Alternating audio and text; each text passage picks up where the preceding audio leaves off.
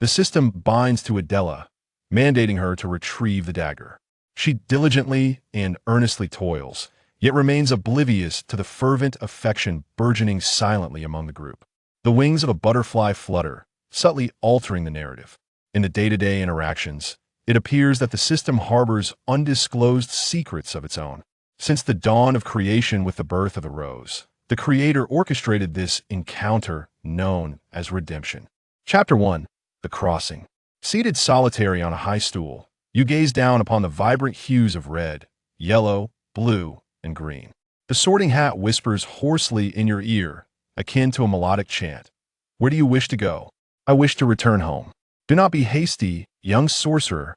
The question I pose requires profound contemplation. I want to go home. Your throat feels as though it is being choked, producing not a sound, leaving you to simmer in impotent rage within your mind. Ah, a clear objective then.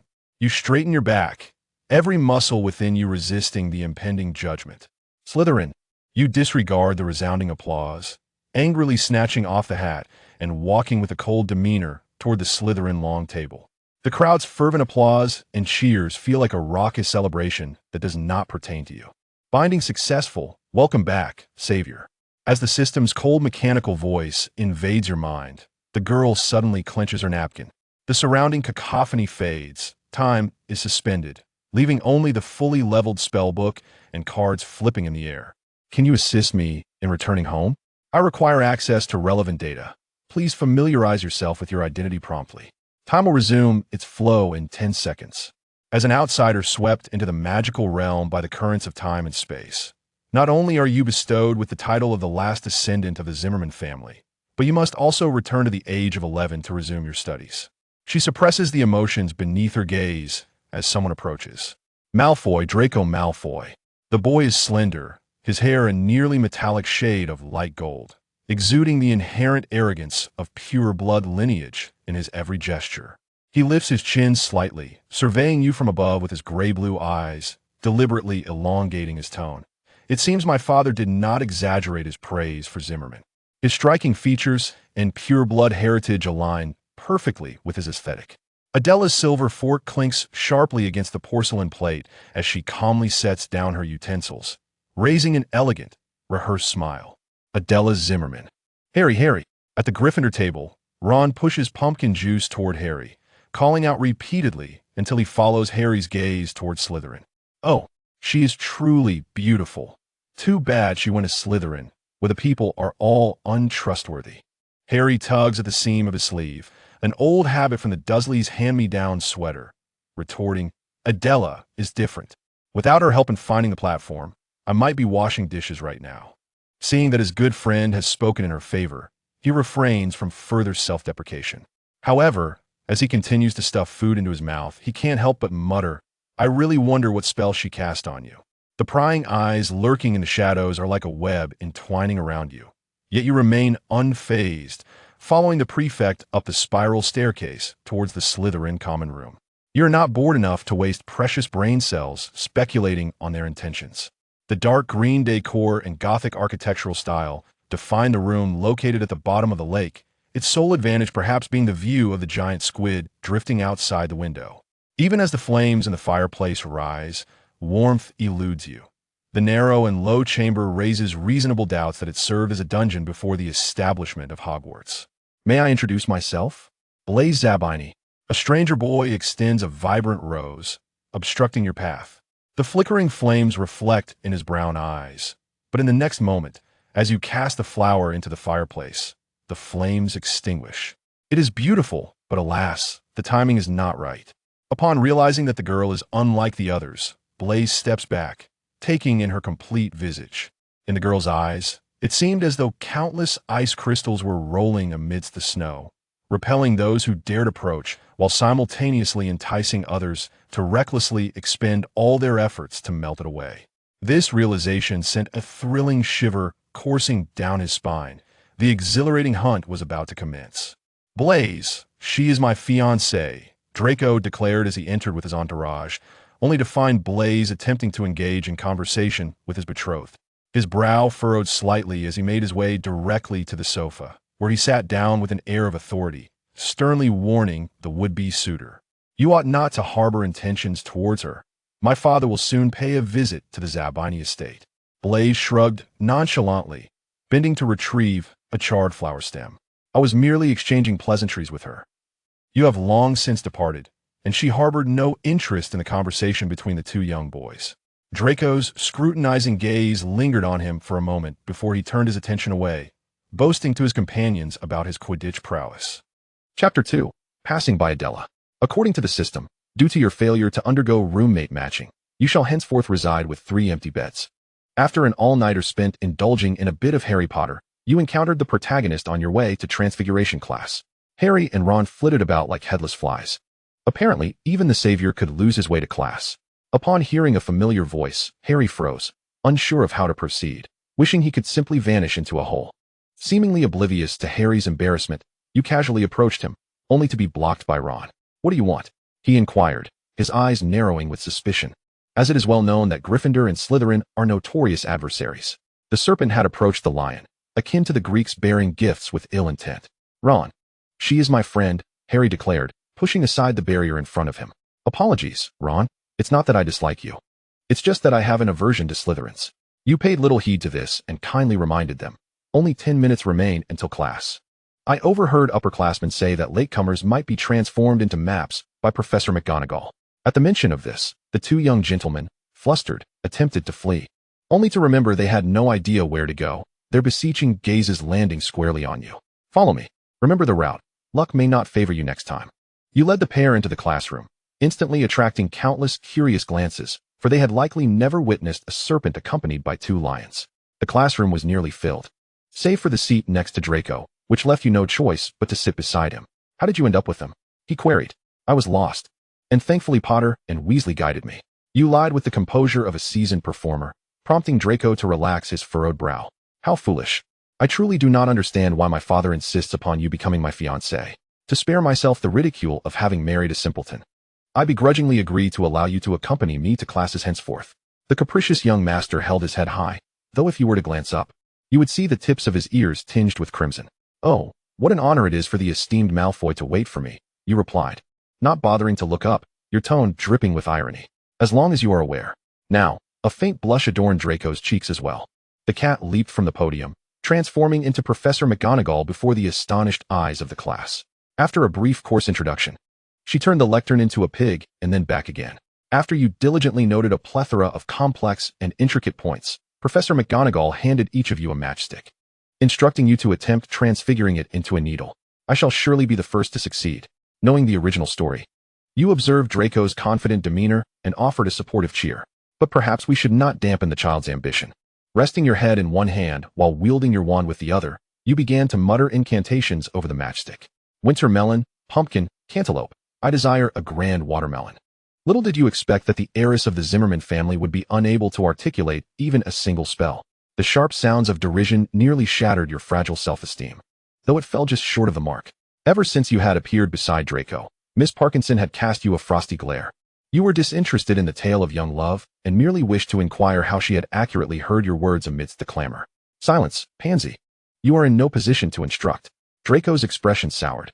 He could tolerate you being spoken to in such a manner, but not by others. Under his penetrating gaze, Pansy Parkinson fell silent, her resentment and fury unspoken. As she resumed her incantations, her tone more akin to a curse. After observing the commotion, Blaise sauntered over, a hint of amusement on his features. Would you like me to teach you? You cast a sidelong glance at him. Teach me what? To transfigure a matchstick? I believe I have already succeeded. The success of rendering Blaise's smile momentarily freeze before Draco pulled him aside to demonstrate the correct incantation, though the matchstick remained unchanged. Gryffindor. +1 point. You pushed through the crowd surrounding you, casting your gaze towards Gryffindor, where Hermione had succeeded. The commotion attracted quite a few onlookers, and naturally, some oblivious Slytherins chimed in, suggesting, how could a filthy mudblood possibly succeed? Surely she employed some underhanded means. You turned and rapped on the desk behind you, your voice laced with unmistakable mockery and derision, as a pure blood, yet outdone by a girl of Muggle origin. What right do you have to criticize? The faces of several individuals flushed crimson. One sharp-eyed Slytherin, realizing you had failed to transfigure your matchstick, seized the opportunity to berate you. The ensuing chaos caught the attention of Professor McGonagall, and with a flick of your wand, You transformed the matchstick into a silver needle with a snake's head, intricate patterns adorning its surface. An impeccable transfiguration spell, Miss Zimmerman. Slytherin gains 3 points. Professor McGonagall's expression reflected her satisfaction. To produce such an outstanding piece on the first day of magic was commendable, and although she was a Slytherin, she valued talent above all. Miss Zimmerman, please visit my office after class. You raised an eyebrow at the group, a smirk playing on your lips. Trash, and they clearly understood your words. Their teeth gritted in silent anger. Subsequently, Professor McGonagall demonstrated how the matchstick transformed into a gleaming needle, its tip sharp. After she announced the end of class, you gathered your books and, as you departed, could not resist turning back to taunt. Pure bloods are rather overrated. Chapter 3, Potions Class. Zimmerman, thank you. Could you teach me the transfiguration spell? I've attempted it numerous times, but have yet to achieve the elegance you possess. Just as you exited the office, you were intercepted by Hermione in the hallway. She believed you to be different from the other self-important pure-blood aristocrats. She had overheard your words in class. Indeed, you were different. Professor McGonagall had assigned you additional work, and you now needed to rush to the library for research. Perhaps ignoring her would dissuade the clever young witch from her relentless pursuit. Yet it was futile. She followed you to the library with an unyielding determination. Miss Granger, considering you are a muggle, I feel compelled to remind you that the enmity between Slytherin and Gryffindor has persisted for centuries. Seeking my guidance in transfiguration puts me in a difficult position. Indeed, Hermione's expression fell, and she chose a random spot to sit and work on her assignments. With that, no one else troubled you. In the afternoon, there was a potions class renowned for its dramatic moments, which you certainly would not miss. The potions class was held in a subterranean classroom, far more chilling than the castle above, with glass jars lining the walls, filled with preserved specimens of animals. No eye sockets or severed fingers, nor human skulls. It seemed Professor Snape was neither an evil witch nor a mad scientist. Perhaps it was mere illusion. But after Professor Snape called your name, his cold, vacant gaze lingered on you for a moment. Once he concluded his brief opening remarks, the class fell into an eerie silence. An incongruous thought flashed through your mind. Oh, Professor Snape's voice is quite alluring. Potter, Snape suddenly called out. What would happen if I added daffodil root powder to an infusion of mugwort? Here it came, the trifecta of deathly queries. Harry blinked innocently, his green eyes wide and foolish, darting between you and Ron. Hermione's arm shot high into the air. What are you looking at? I don't have the answer either. I do not know, sir, Harry replied. Snape disdainfully curled his lip, continuing to question with a contemptuous glare. If I were to ask you to fetch me a piece of dung, where would you go to find it? You caught Harry's pleading glance, silently mouthing the words. In a goat's stomach. Snape, perhaps having discovered your assistance in Harry's deception, swept his robes to obscure Harry's view. Hermione's raised arm began to tremble. This was unfortunate. It seemed the matcha-flavored treats would soon transform into burnt biscuits. I do not know, sir. Although the professor's emotions were obscured from view, his venomous words betrayed his mood. Now, tell me the difference between aconite and wolfsbane. Hermione stood up, her hand stretching toward the ceiling of the dungeon. I do not know, Harry murmured. However, I believe Hermione knows the answer. Why not ask her? You swore, if Snape pressed further, Draco would undoubtedly laugh himself into the infirmary. Professor Snape ignored Hermione's raised hand and barked at her to sit down. Then, with a mixture of chilly disdain and scornful mockery, provided Harry with the correct answer. Potter, due to your insolence towards the teacher, Gryffindor will lose a point. Poor Harry looked as though he might shatter. The potions class continued, and Snape paired you into groups to concoct a simple potion for the treatment of boils. You were grouped with Theodore Nott. You had little impression of him. You had occasionally seen him sitting alone in the corner of the common room engrossed in a book. You had no aptitude for potions, relying instead on the system's support, which ensured that regardless of how you chopped the ingredients, or even if you simply dumped them into the cauldron hole, the final product would always be perfect. I'll help you chop the ingredients. Theodore's gaze flicked toward you, briefly meeting your innocent smile before retreating. The gust of wind from your black robes knocked your scales off kilter. Miss Zimmerman, if you truly had eyes, you would know that the nettles do not need to be packed as densely as the refuse in your mind, Snape stated coldly, standing before you. A snail is faster than you. The water in the cauldron will evaporate before you do. Are you planning to hand it in after graduation? Only after you finish the remaining ingredients did he reluctantly leave, dragging his long robes away to attend to other matters. Now, you were more inclined to view Professor Snape as a malicious stepfather. Host, your task has arrived. Please ensure the safety of the students in potions class. After a countdown of 3 seconds, Neville's cauldron was destined to topple. Seizing the moment while Theodore stirred his cauldron, you quickly locked onto Neville's cauldron. 3, 2, 1. Shielding charm. Your spell was swifter than the potion in the cauldron. You cast a protective shield over it. Neville, startled by the sudden spell, turned to find the source of the voice. The previously quiet classroom turned its attention toward you, all eyes drawn to the scalding potion spilled on the floor. Idiot! Snape roared, brandishing his wand to clear the potion from the floor. Chapter 4. Presenting Roses to Professor Snape. Harry was the kind of white lotus that even a wicked stepmother would trample upon. The unfortunate one, who would be reprimanded for doing nothing, was staring at Adela in a daze. Snape's words went in one ear and out the other. Not just him, the entire class was fixated on the girl, who had just cast a spell that surpassed the first-year level. I've seen this in upper-year textbooks. I never expected it. She's incredible. Do you think she would agree to be my friend? They whispered among themselves, occasionally glancing at the girl, their eyes mixed with a touch of awe. Theodore, who had already brewed his potion and bottled it, couldn't help but glance at his partner a couple of extra times. Silence. Snape barked. It seems Miss Zimmerman enjoys being in the spotlight. I must award you a point for your remarkable spell.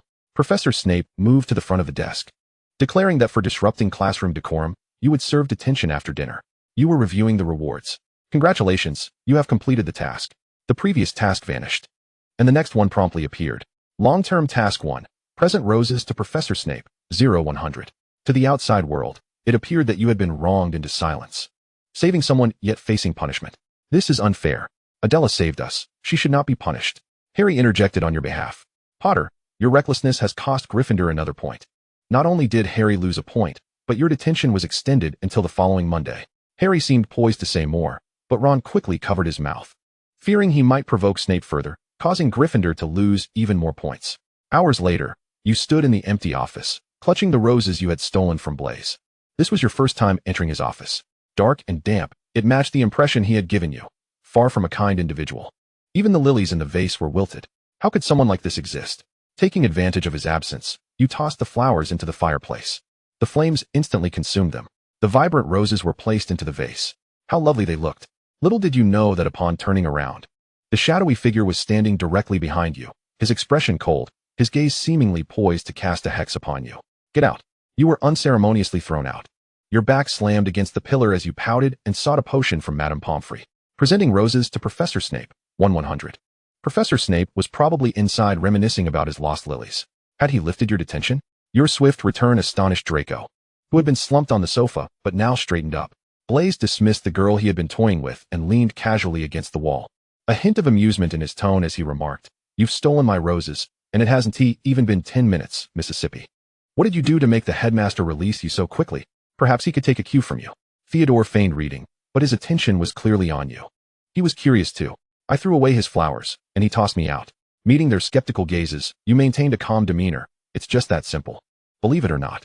After a moment's hesitation, he furrowed his brow and asked, "Does he have a white moonlight wife, childhood sweetheart, or a deceased girlfriend?" Although the others did not understand the term white moonlight, they grasped the latter implication. "No, I haven't heard of any." Well, it seemed the task of delivering flowers to Snape was a long way off.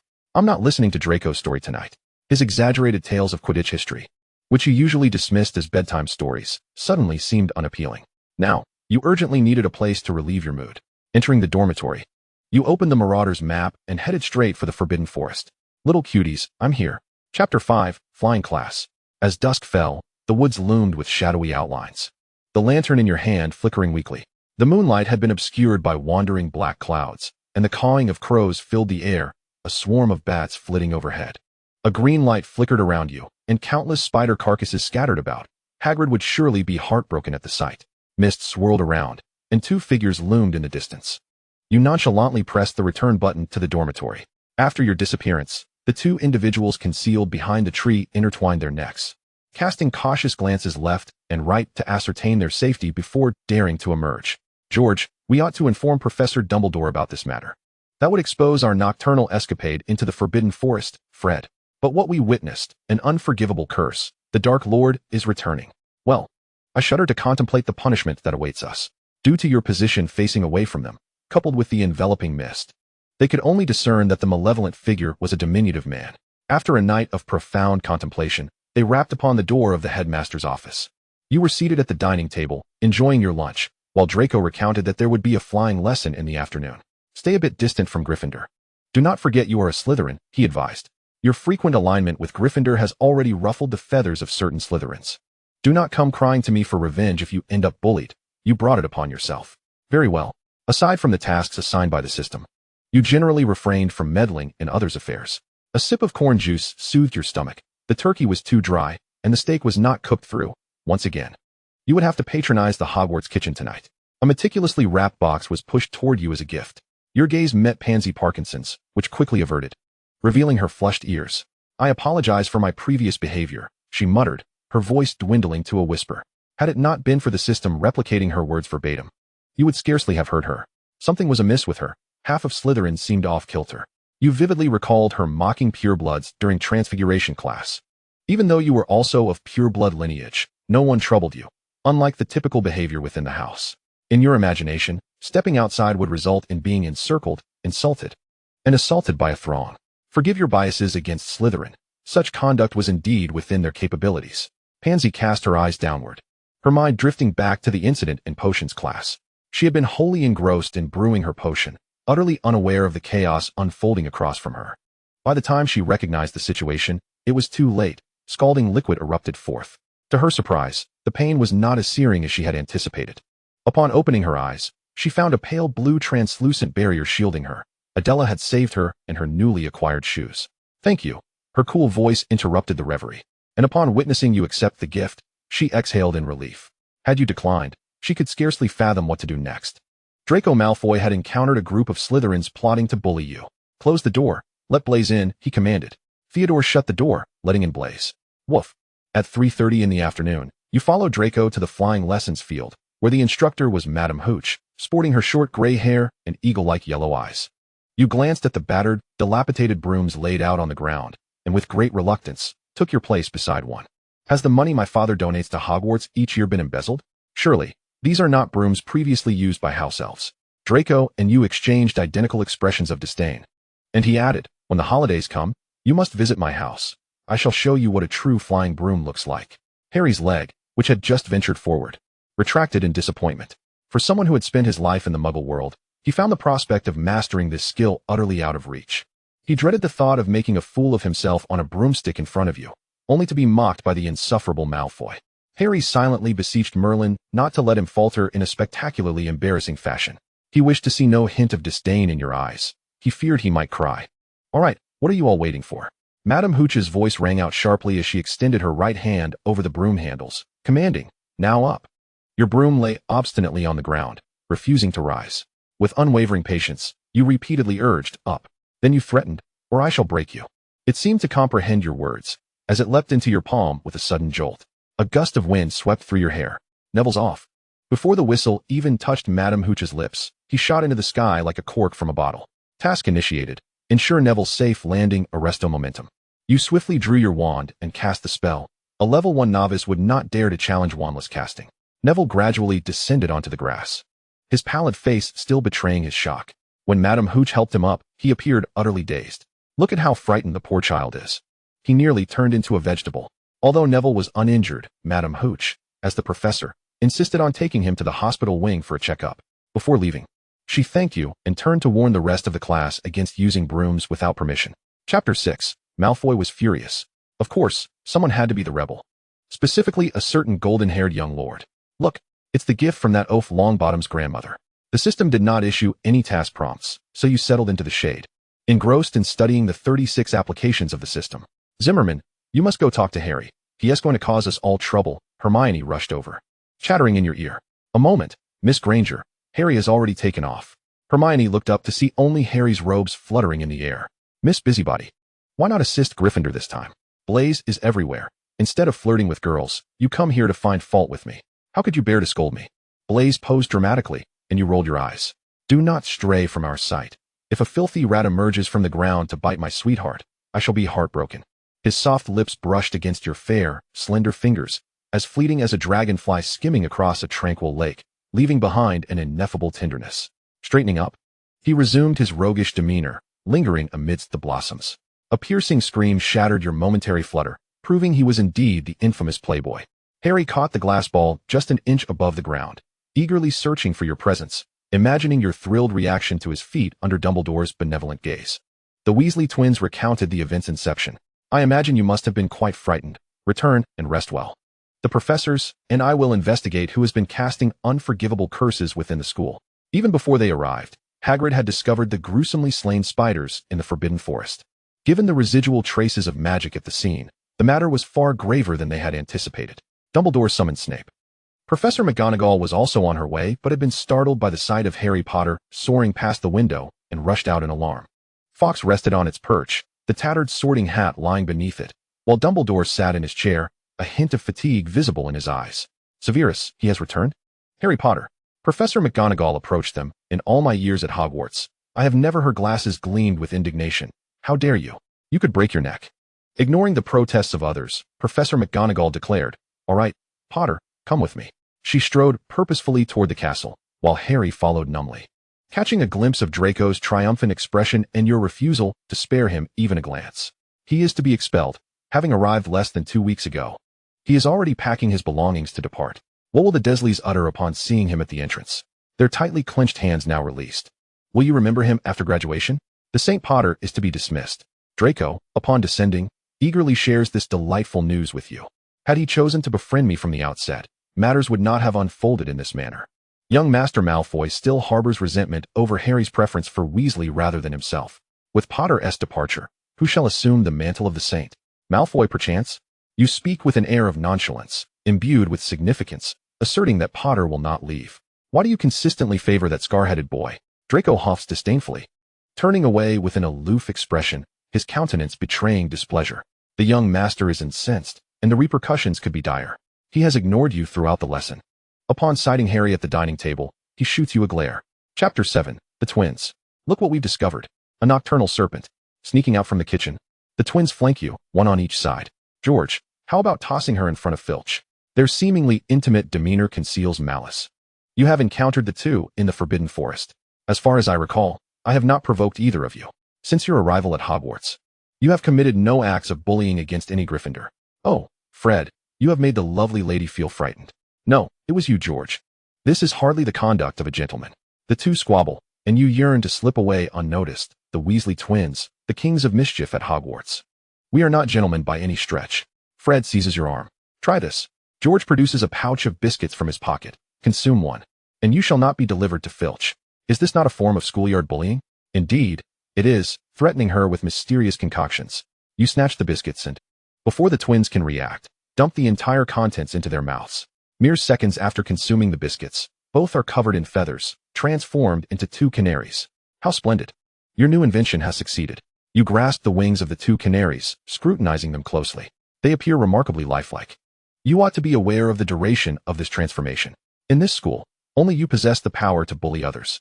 Dear children, do not emulate this. Bullying is a serious offense. The sound of hurried footsteps approaches, and you toss the two chubby canaries into the air, swiftly hiding away. Good luck. The twins have deciphered your silent farewell.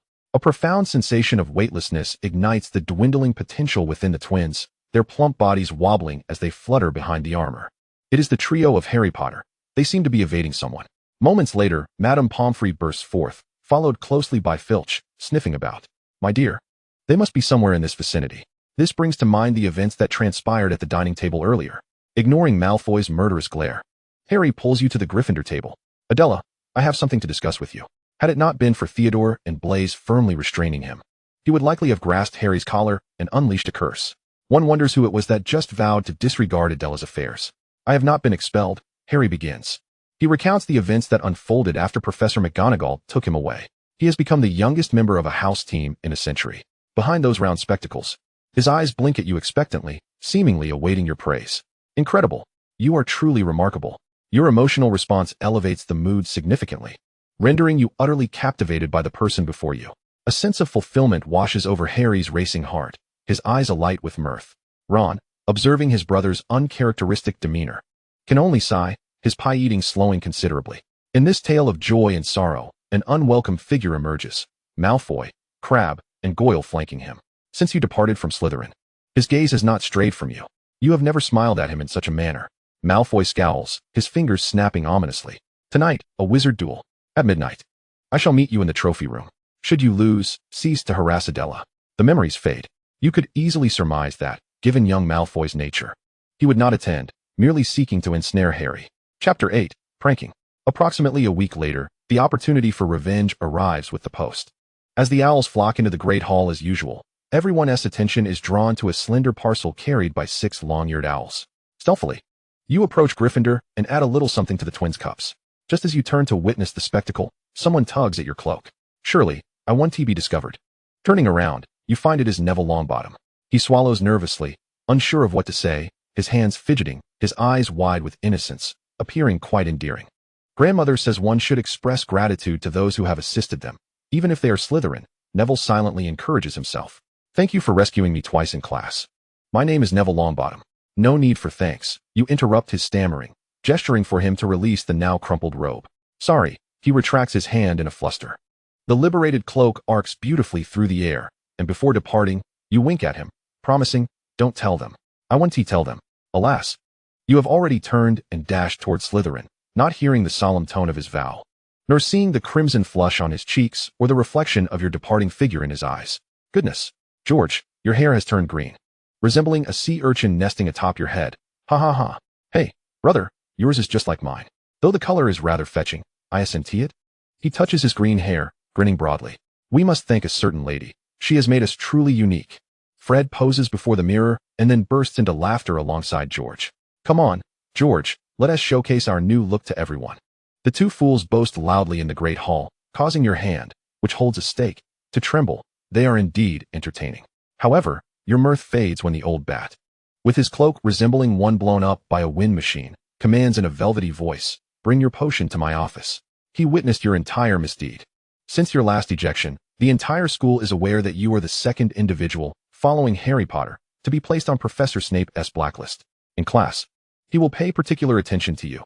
His scrutiny so severe that Draco once doubted whether you had blown up Snape's office rather than merely discarding a useless flower. Were you to channel the energy spent on pranking into your potions class, you might not consistently earn AP. Snape takes the potion you hand over, meticulously assessing its hue and aroma. As for its effects, he has already witnessed them on the two dimwits. It is truly hard to fathom that you concocted a flawless hair gel and dye, typically lurking behind Master Theodore. You are well aware that your unadulterated achievements barely reach AP. Today, in an attempt to prank the twins, I resorted to using a cheat. Alas, what a blunder. I bit my handkerchief in frustration. With Miss Zimmerman's abilities, no partner is required. From now on, you shall work solo during class. How is this any different from receiving a terminal illness notice? You stumbled out of the cellar, dazed and disheartened. The bright sunlight danced upon the ground, piercing your eyes with its brilliance. Hey, you turned to look back, and there they were, the twins, still sporting their vibrantly green hair. Chapter 9, a fresh encounter with Snape in the front row. The charming young lady weeps in this hidden corner. Is she atoning for something? Atoning for our hair? No need. We quite adore our current hairstyles. It seems you have been misunderstood. You blink innocently, wiping away the physiological tears that the sunlight has coaxed from your eyes. Did you know? I realized it long before you slyly poured that potion into our cups. Why didn't you stop me? Fred's arm casually draped over George's shoulder, an eyebrow raised as he praised the prank. Why stop it? It's a splendid prank, I assent it. You're simply delightful. George rummaged through his pocket, producing a handful of candies wrapped in vibrant paper that tantalized the appetite. Perhaps a sweet treat will brighten your spirits. He offered you a candy, his fingers brushing against your palm, tickling you and urging your fingers to curl. After a prolonged hesitation, you unwrapped the beautiful candy, but couldn't bring yourself to pop it into your mouth. What's wrong? George, I have something to discuss with you. As he leaned in to listen, you swiftly shoved the candy into his mouth. I want to be fooled. You made a silly face and dashed away. Snape has wronged you. You must retaliate in some manner, such as presenting him with the roses he detests most. Delivering roses to Professor Snape, 2100. Snape waved his wand and tossed the roses into the bonfire. His hollow eyes revealed no trace of anger. His soul, withered, could not be reborn in love. Besides Professor Bin's dreary history of magic lessons, your least favorite class was Professor Quirrell's defense against the dark arts. Spending a single lesson with him felt akin to being stuffed into a jar filled with garlic, the stench permeating your very being. With a stuttering, he was less competent than I would be as a defense against the dark arts instructor. You muttered to yourself, doodling in your open textbook, which was filled with adorable caricatures of Quirrell, including one depicting him being devoured by Voldemort.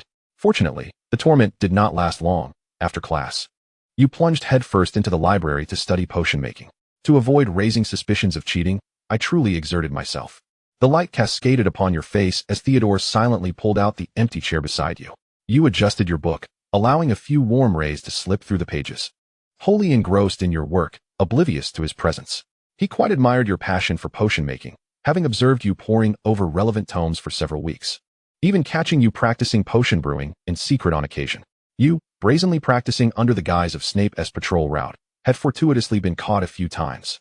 The advantage of this approach was twofold. It granted you legitimate access to his office, where you could receive guidance from the master, and it made it less likely for anyone to suspect you of cheating. The serene atmosphere was shattered by the sound of a chair scraping against the floor. Gathering your belongings, you hurriedly positioned yourself to await Snape's imminent arrival. Theodore's smile faded, his azure eyes coldly fixated on the book before him. His pale fingers rhythmically tapping the table, his presence felt almost ethereal. Despite having hovered around you for several weeks, you remained blissfully unaware of him. He wished to inquire why you hadn't partnered with him in potions class. Without Theodore, who would still regard you as a child? Ever since the last death notice was issued, you could only stand alone, pitifully cradling your cauldron in class, brewing potions, all by yourself. Perfect quality, perfect. Still perfect. Points for Slytherin, points, still points. Your relationship with Snape had become increasingly absurd in the eyes of public gossip. The last time you were in detention, I witnessed Snape gently instructing her on potion making. Oh, you must believe me. I also saw her turn in her assignment.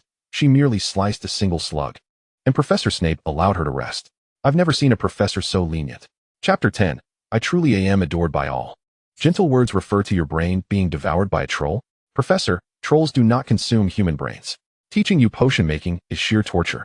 Write a 10-inch analysis on the application of the sleeping draft in the Muggle world and submit it to me by tomorrow. Leniency refers to having sliced 50 slugs and ground snake fangs no less than 30 times. The dark robes billowed like storm clouds, casting shadows wherever they went. Snape appeared to have a tracking device, pinpointing each individual who dared to whisper behind his back. Discussing the professor behind his back, Gryffindor loses a point. Slytherin paused momentarily to write down what you had just said 50 times. You followed behind, exerting great effort to suppress your laughter. As Halloween approached, the plot reached a minor climax. You prepared early, tying your black hair into a neat bun, readying yourself for the feast to come. You even adorned a rose hairpin gifted by Pansy. Being a beauty, especially one whom others have a crush on, easily invites jealousy. Keep your distance from Malfoy, or else you'll have a world of trouble.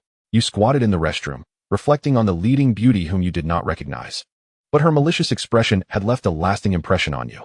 So this is Slytherin. It turns out their prior inaction was merely to build up to something grand. Flies do not buzz around an unbroken egg. Perhaps you should contemplate why you are subjected to bullying, as if. From the adjacent stall came the sound of muffled sobbing. Calculating the timing, you realized that Myrtle was crying a bit prematurely. Dear, why not retaliate if you feel wronged? You pushed the door open to find Hermione, her frizzy hair a disheveled mess. As she caught sight of you, she lunged forward and embraced you tightly. Is it wrong for Adela to excel academically? Is it a mistake to prepare for lessons in advance? Is it wrong for me to strive to learn magic? The pent-up grievances poured forth like a dam breaking. You patted her bouncy hair, whispering, "We're not close enough for that, Miss Granger, and you should address me by my surname." In her sorrow, Hermione was oblivious to your words, tightening her grip around your waist. If you feel wronged, strike back. If you're too afraid, tell me who is bullying you, and I'll handle it for you. You know that Slytherin and Gryffindor are natural adversaries. You pushed her away, but she wouldn't budge, allowing her to cry freely on your new robe. Amidst this somber atmosphere, a foul stench invaded your nostrils. A mingling of old socks and a public restroom that had never seen a cleaning. As the sobbing began to wane, it was evident Hermione had caught a whiff of it too. What is that smell? She lifted her head, her eyes red as a rabbitess, her voice hoarse. Likely from crying too hard. Bathed in the moonlight streaming in, you discerned the creature approaching you. A 12-foot-tall troll, its skin dull and lacking luster, massive and dim-witted. It resembled the one depicted on the card, and you contemplated whether to summon another to engage it in battle. The one in your arms let out a piercing, terrified scream. Dear, be quiet. You should hide inside and not come out. You endeavored to push Hermione into the restroom stall, but her hands clung desperately to the doorframe. No, I cannot allow you to face danger alone. Indeed, when a princess finds herself in peril, a prince is certain to come to her rescue, perhaps even two 11-year-old boys. The giant crashed to the ground, and Harry hurried to your side, inquiring, Adela, are you all right? He scrutinized you from head to toe, exhaling a sigh of relief once he confirmed you were uninjured. Suddenly, a cacophony of banging echoed from outside, and Professor McGonagall burst into the restroom, closely followed by Snape and Quirrell. Snape's complexion was grim. Indeed, it could be described as exceedingly poor. He greeted Professor McGonagall and escorted you back to his office. Chapter 11. Is Snape possessed? Did Miss Zimmerman fancy herself brave enough to confront a troll single-handedly? You stood obediently, head bowed, wearing an expression of remorse. Truthfully, had Harry not arrived, the troll would have met its demise. Professor, if you do not tend to your wounds promptly, I fear tomorrow will bring news of your illness due to infection. Snape's brow furrowed. It seemed he had not anticipated your insight, believing he had concealed it well. Noticing his lack of response, you directly retrieved a healing potion from the cabinet and handed it to him. This will alleviate your discomfort. In a hidden realm, time and space warped, memories began to unravel, and Snape recalled something. Or perhaps it was merely an illusion. Adela. The name escaped his lips like a lover-esque whisper. Stifled affection entwining around you like creeping vines, flourishing in that moment. He reached out, yearning to caress your face, yet his hand lingered in the air, paralyzed. Another gentle call, Adela. Startled, you took a step back. Had Professor Snape finally lost his sanity? Alarm. Alarm. Temporal anomaly detected, initiating emergency protocols. A shrill siren blared in your mind, causing your body to sway as someone enveloped you in their embrace. The air was thick with a distinctly masculine scent, unpleasant. Yet it stirred a sense of trepidation within you. Attempting to repair 1. Attempting to repair 2. Attempting to repair 3. Adela, he called again, his grip tightening as if to meld you into his very being, like a fish struggling upon the shore, greedily inhaling your essence. Attempting to repair 10. You remained locked in this embrace, unable to see his expression, yet intimately aware of the loneliness and sorrow that enveloped him. What spirit had possessed Snape? Only when the progress bar reached 100 did Snape succumb to unconsciousness, allowing you to return to your dormitory before curfew. I must speak with the system. I have erased his recent memories. In due time, you will comprehend. Comprehend what? The system left behind an enigmatic riddle, vanishing once more. Having survived harrowing ordeals together, the trio's feelings for you deepened. They grew close enough to occupy the Slytherin table, debating whether the headmaster was a villain. At times, you couldn't help but admire Gryffindor's audacity. Draco, pushed aside, was exasperated, while Crabbe and Goyle munched on honey-filled pastries, listening as he relentlessly mocked Harry and his friends. Useless. Snape's gaze could pierce them like silver needles, and yet, the trio acted as if nothing were amiss, even cautioning you to keep your distance from Snape. Did I not tell you to steer clear of those 3 foolish lions? Why are you still mingling with them? You placed a piece of roasted pumpkin on his plate. Draco, they saved me. He fell silent, slicing a piece of pumpkin and placing it in his mouth. Regardless, minimize your interactions with them. You belong to Slytherin. It seemed as though overnight, everyone had changed. Harry, if you wish for Adela to attend your match, you can simply invite her. Hermione set down her quill, offering the suggestion.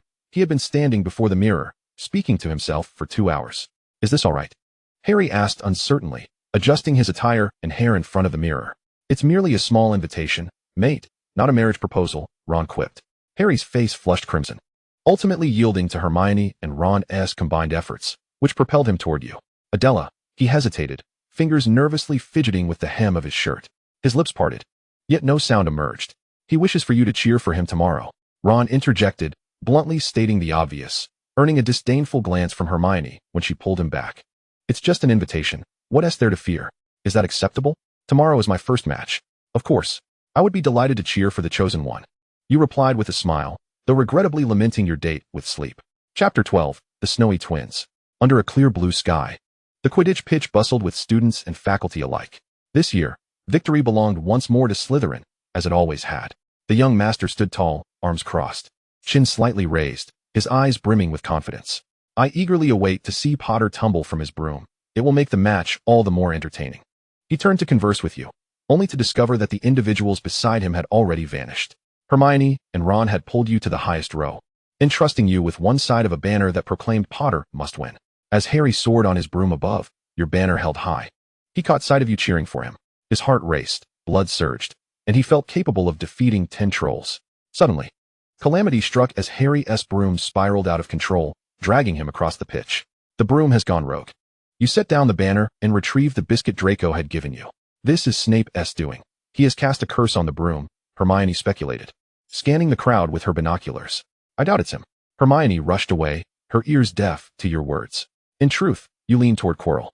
He too was chanting spells. The tale concluded with Harry's rescue and Gryffindor triumphing in the Quidditch match, while Draco whisked you away, leaving no opportunity to join them for tea at Hagrid's hut. In the depths of the water, warmth was a mere illusion. You curled into the embrace of a heavy yet soft blanket, reading the Daily Prophet before the fireplace. Due to the Christmas holiday, most Slytherins had returned home. You too wished to visit the Zimmerman residence and see what it looked like. However, the system insisted you must remain at Hogwarts until the end of your first year, with no chance to return home. Damn system, how is this any different from house arrest? You had attempted to sneak away before, yet each time you stepped outside Hogwarts, you were instantly transported back to your dormitory. Care to join us for a prank? While dining, you encountered the twins, who had also remained behind. They playfully performed a hat tip, placing their knitted Christmas hats atop your head. The two dragged you outdoors, hiding behind a sturdy tree, and when Quirrell appeared, they hurled magically enhanced snowballs at him. The snowballs, seemingly lifted by a ghostly hand, joyfully soared toward Quirrell's scarf. In a sense, you had pelted Voldemort with snowballs. Watching Quirrell darting about, pursued by the snowballs, a smile crept upon your lips, tinged with a mischievous sense of schadenfreude. George ruffled your hair through your hat. If you're bored, come find Fred and me. We are always delighted to bring a bit of joy to a lovely lady. Though she stood amidst the crowd, everything felt detached from her. The girl who once laughed and played with them now found herself consumed by solitude. You were swept up in Fred's arms, racing through the frigid snow, with the radiant George trailing behind, their fiery red hair strikingly vivid against the vast white expanse.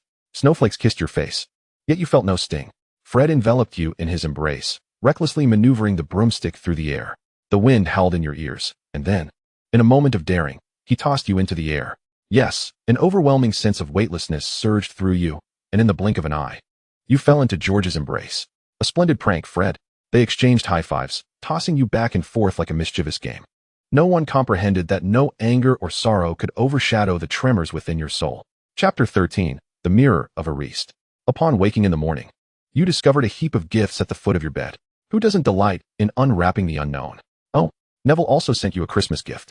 In the recesses of your memory, it seemed you had little interaction with him. You reciprocated with gifts for everyone, and thoughtfully pinned a festive greeting to Professor Snape, enclosing a rose for good measure.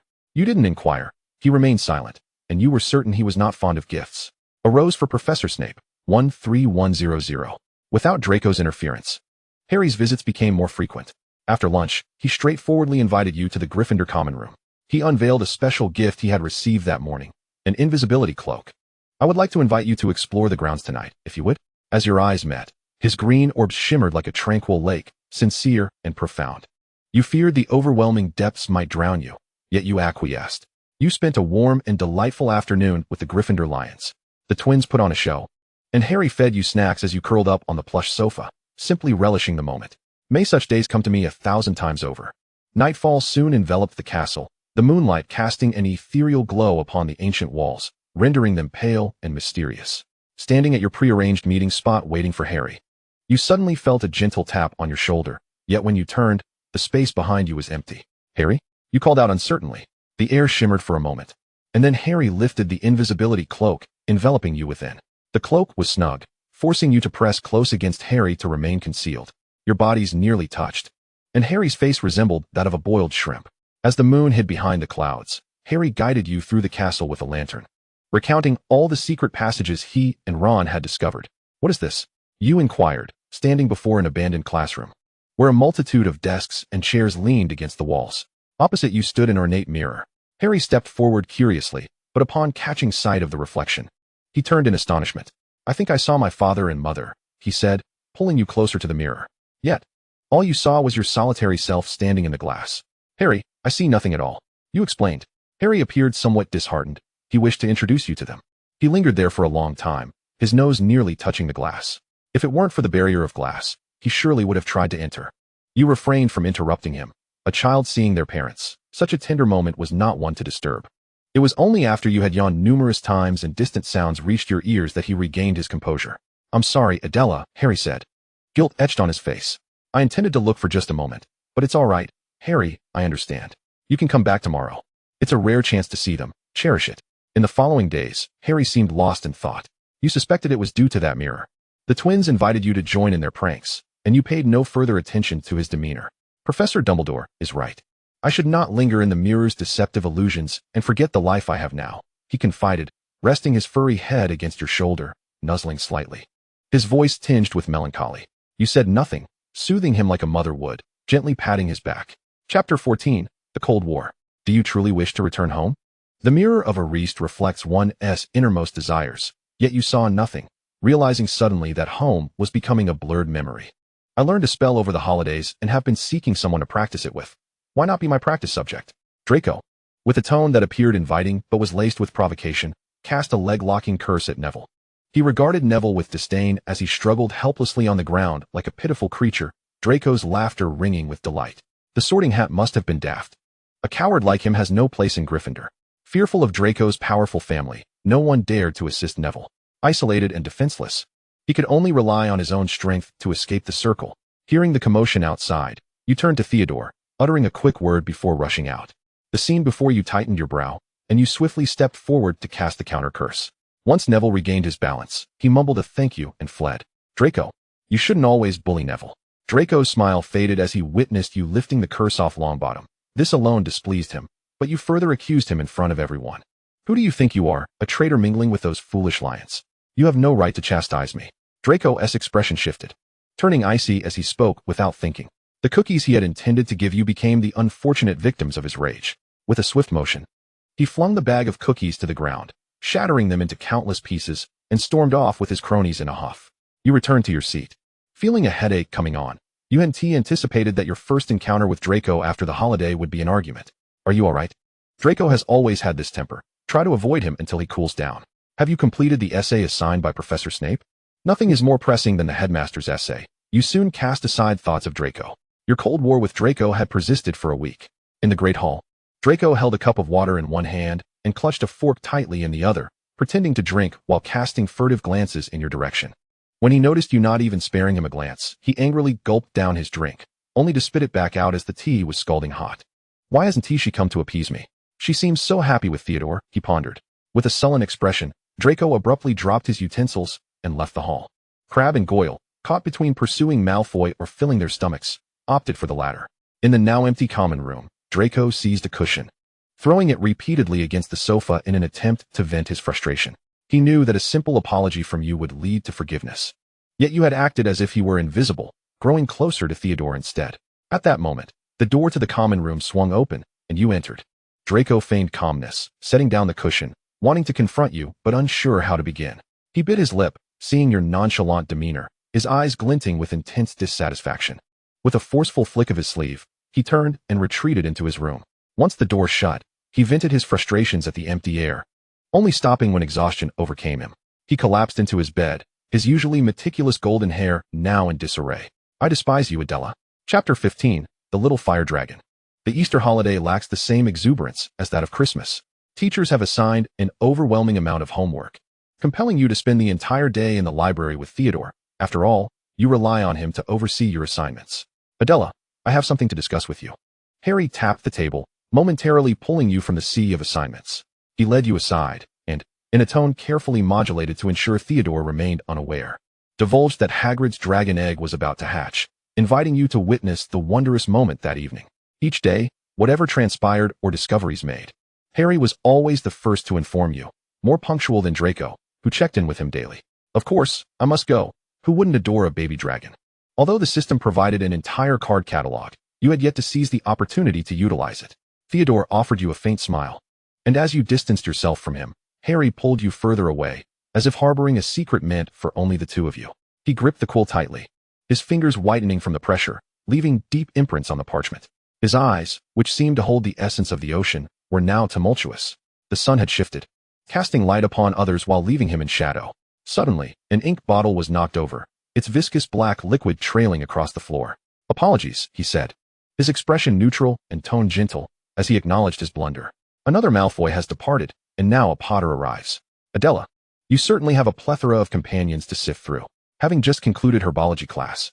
Harry eagerly tugged you along with Ron and Hermione towards the edge of the Forbidden Forest. Hagrid greeted you, his towering frame resembling a wall at the entrance, surveying you with a gaze laced with mistrust. Adela is not one of those detestable Slytherins, I assure you, Hagrid.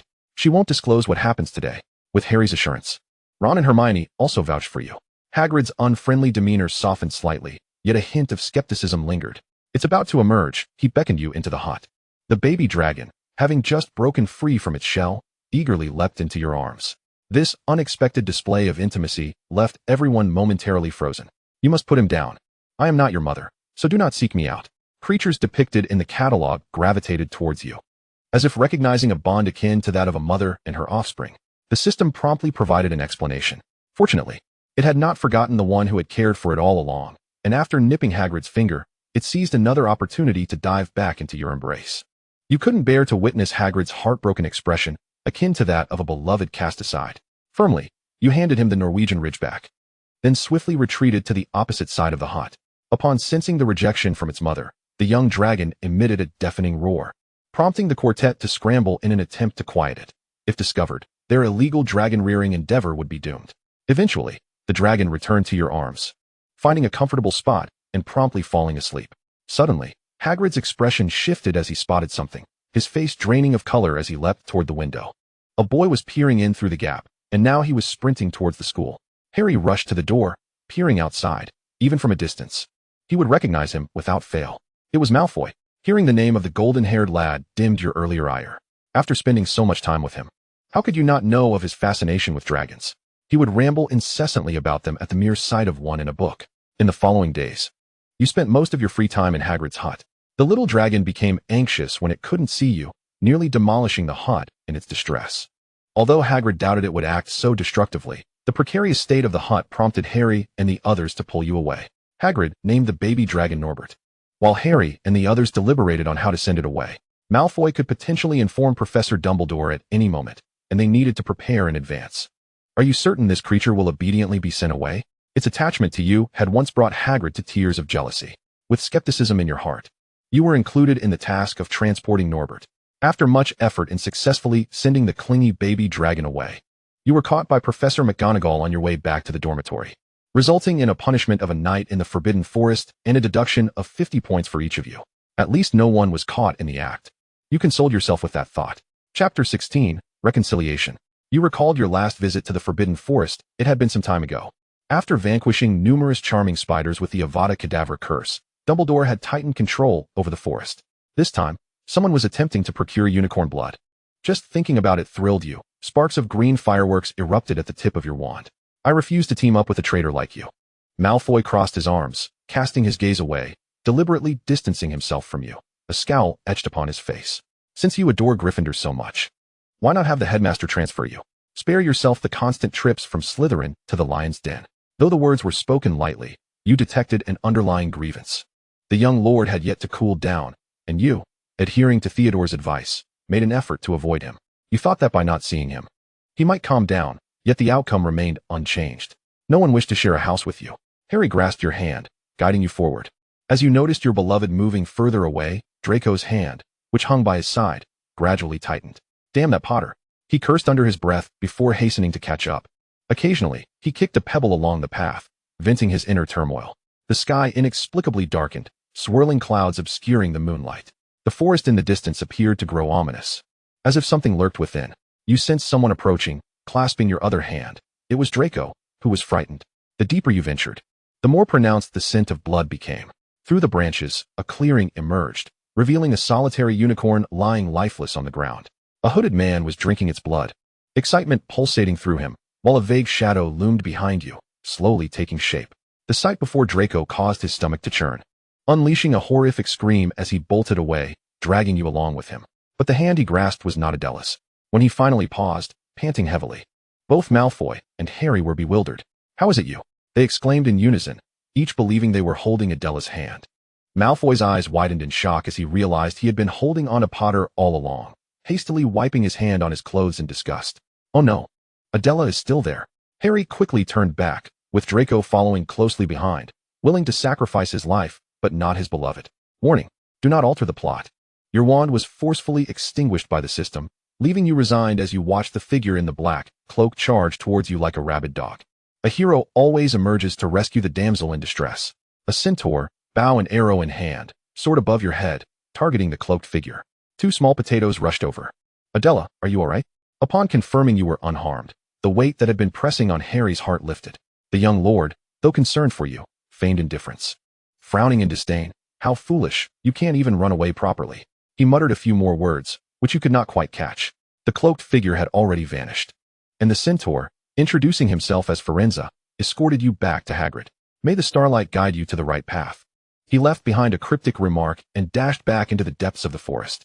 Following this incident, the relationship between you and Draco has significantly softened. You and Draco have reconciled.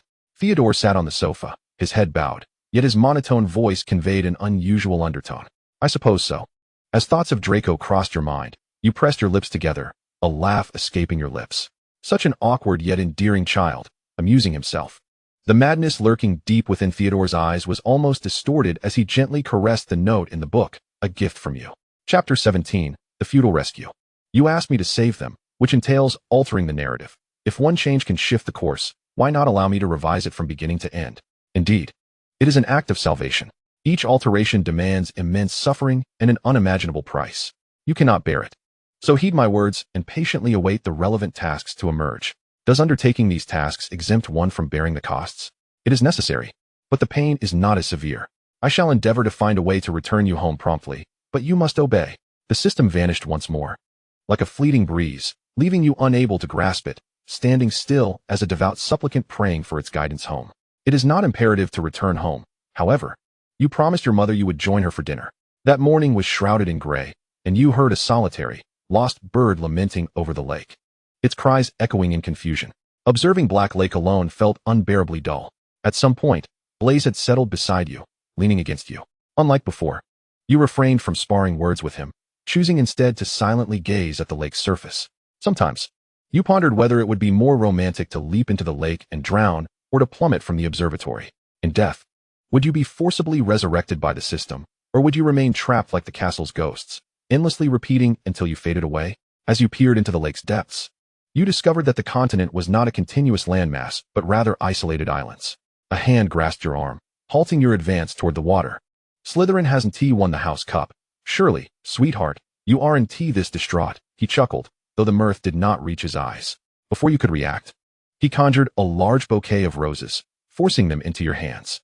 This should last you a while. Stop surreptitiously taking the flowers I give to girls. Yet, Blaze himself was uncertain whether those flowers were intended for a girl or for you. I do not charm people, particularly women. Hence, I always part ways with them before they become sorrowful. Let us go. Those people are waiting for you to return to dinner. He extended his palm toward you, quietly patient, awaiting your response. A faint light streamed through the fractured seams, and you grasped his hand. Each island is embraced by the deep sea. Remember to write to me during the holidays, he emphasized as you parted ways with Draco. Wishing you a delightful holiday. Blaze took your hand, pressing a kiss upon the back of it. In the next moment, Draco, filled with discontent and jealousy, pushed him away. Do not treat my fiancée with your usual methods. It was merely a customary farewell kiss. That is unacceptable. I must inform my father. Amidst their playful scuffle, Theodore approached, giving you a brief embrace before quickly retreating. I will write to you during the holidays. Remember to respond. Thus concluded your first year flawlessly. Congratulations on completing the first year storyline. You did not forget to send a farewell letter to the somewhat disgruntled headmaster, thoughtfully enclosing his least favorite roses. I would like a glass of juice and a copy of the Daily Prophet, please. Finally, you could return and see what the mysterious Zimmerman family looked like. When the train staff delivered your requested items, your vision suddenly darkened as the train entered a tunnel. The air seemed to ripple momentarily before settling into stillness. The raucous commotion from the adjacent compartment shattered the serene atmosphere as you attempted to read the newspaper. Chapter 18, Arrival at the Age of Kin. Bang, bang. A reimagining of Harry Potter as The Shining? The incessant clattering was giving you a headache. You yanked open the door to the opposite compartment, confronting a group of unfamiliar faces. Could you please keep it down? The moment your words left your mouth, the compartment fell silent, all eyes turning to you. I know you. You are Malfoy's fiancé, a supporter of that repugnant pure-blood ideology. The boy with black hair and gray eyes expressed evident disdain. Rude little brat. You thought as your expression soured, casting a tongue-tie curse. Watching him struggle to articulate a response, you chuckled. Don't apologize. Just wait to be a mute for eternity. You polished your wand, brushing off the dust. A boy with subtle scars on his face, witnessing his brother's predicament, anxiously interjected, Sirius, didn't he mean it? I apologize on his behalf. You glanced at him and waved your wand, restoring the boy's tongue. He seemed undeterred by the lesson, glaring at you with malice. Gritting his teeth, you vile woman. It appeared he had no intention of apologizing, so be it. You feigned a dramatic sigh, sealing his foul mouth once more before returning to your compartment. Just as you settled down, someone knocked at the door. Rising to answer, you were greeted by a red-haired girl followed by a dark-haired boy from the opposite compartment. Hello, may we sit here? The girl inquired, Her eyes sparkled with kindness, reminiscent of Harry S., a bright and innocent green. I trust you won't be as impolite as he was, will you? You quipped half-jokingly, stepping aside to let them in. The girl nestled beside you while the boy took a seat opposite her. I am Lily Evans, and this is Severus Snape. Severus, wait. There's a student in the academy with the same name as the headmaster. Why was I not informed? Adela Zimmerman, Lily continued, introducing you to the characters from the previous compartment. A stranger. Next, she exhibited an unusual enthusiasm toward you. Even the faux Snape devoting a fraction of his attention to you, the rest to Lily, as if they had never encountered magic before. You patiently answered her barrage of questions. After all, as a diligent student, it was your obligation to assist those who frequently skipped classes. You must have skipped too many classes in first year to lack even the most basic knowledge. Which house are you hoping for? Silence enveloped the air. Not a single sound, as if you had rendered them mute. Are you asking us which house we want to join? I don't know. But I want to be with Severus, Lily finally spoke after a moment of hesitation. You could sense the faux Snape's mood lifting at her words. Slytherin, the finest school of dark magic. You fell silent. The system finally approached, explaining, you have inadvertently entered a parallel timeline. This year, Severus Snape is just starting his education. The world's consciousness will not permit me to take you away just yet. I wish you a pleasant school life. What should you do if you wanted to curse? So, this boy before you is truly the headmaster. Just then, a knock at the door alleviated your embarrassment. It was the previous group, with Sirius holding a sign that read I'm sorry, flanked by James and Remus, who were tightly gripping his arms. We sincerely apologize for causing you distress. Could you help him lift the curse? Remus implored. The adorable young child gazed at you with sparkling, watery eyes, making it truly difficult to refuse. No. You mustn't rush forward to pet him. He is not a pet. You mentally chastised yourself. After lifting the curse from Sirius, you disregarded his face, dark as the bottom of a cauldron, and promptly closed the door. Had they not hidden quickly, his nose might have been pinched off. You genuinely feared that if you delayed even a second longer, the desire to tease the dog would drown your rationality. Chapter 19, The Fragile You. We have bid farewell before, so it is only natural that we shall meet again. After a lapse of 5 hours, you found yourself once more perched upon the high stool you had occupied previously, donning the tattered sorting hat. Where do you wish to go? It inquired of you. Unlike the other students, there were no cliches, merely a straightforward question. Slytherin, I suppose. You had grown accustomed to that house. Venturing to others would leave you feeling as though something was amiss. Very well, as you desire, Slytherin, it proclaimed loudly. A fervent round of applause erupted from the Slytherin table as you rose leisurely and walked over. As my fiancée, I shall disregard everything else. I simply hope you do not bring shame upon the Malfoy name. Lucius lifted his eyelids and cast a cold glance in your direction. After sipping a few mouthfuls of red wine, he spoke slowly. A few days prior, he had received a letter from the family, stating that he had an unseen fiancée. His father had specifically instructed him to take good care of you. I shall strive to be a worthy fiancé, you replied, wearing a perfunctory smile as the knife for cutting the pie moved with swiftness. The steadfast Zimmerman and the ever-changing Malfoy. Fate was not in your favor. Lily was sorted into Gryffindor while Snape was placed in Slytherin. He chose to sit at the far end of the long table, usually occupied by half-bloods. Despite your deliberate attempt to save a seat for him beside you, you pursed your lips. It seemed the headmaster remained unapproachable, whether in childhood or adulthood. Lucius cast a glance at the boy you were particularly concerned about. Do you fancy someone who doesn't wash their hair? I will make her pay for her actions sooner or later. Sirius sat at the Gryffindor table, glaring fiercely at you, using the steak on his plate as a tool for venting his frustration, cutting it into shreds. Remus observed helplessly, noting that it was his own rudeness that he blamed on others. As dinner concluded, a gaggle of first years, led by your fiancé Lucius, made their way to the common room. The familiar surroundings, the well-known giant squid, and the single dormitory welcomed you back. Your task had arrived, to prevent the Marauders from bullying Snape. 0100. Who were the Marauders? Could the Rose task be completed in this timeline? You would soon learn of them. Tasks across different timelines could not be intermingled, so please complete them promptly. Through these tasks, you would provide the system with energy to help you find your way home. You had no choice. You must comply. When the prodigious figure returned to the novice village, they showcased what it meant to be a genius. Regardless of the subject or content, you consistently delivered a perfect score of 200%. Within a few short days, you had become the darling of the professors, receiving special treatment daily. The only downside was the unavoidable encounters with Sirius and his friends. He despised you, and you reciprocated that sentiment. Every meeting devolved into a battle of wits. Isn't this our genius, Miss Zimmerman? He elongated the syllables deliberately, his tone dripping with sarcasm. Far from the admiration he pretended to convey. You chose to ignore him, attempting to walk past, only to find your path obstructed. The previously mild expression on his face turned icy in an instant. Since you seek your own demise, do not blame me for my lack of compassion. You fell to the ground, your sparkling eyes brimming with tears, hands clenched to your chest, appearing as a startled bird. A few strands of your black hair fell delicately upon your cheek, swaying gently, evoking an instinctive wave of sympathy in those who beheld you. I didn't mean to. You stammered, your voice trembling, compelling anyone who heard it to soften their heart. Your eyelashes fluttered as you continued in a quivering tone, "Please, don't hit me." Who said anything about hitting you? He stared blankly, unable to comprehend the situation for some time. The person who appeared so fragile that a single punch could end them was indeed the rival who had bested him in recent days.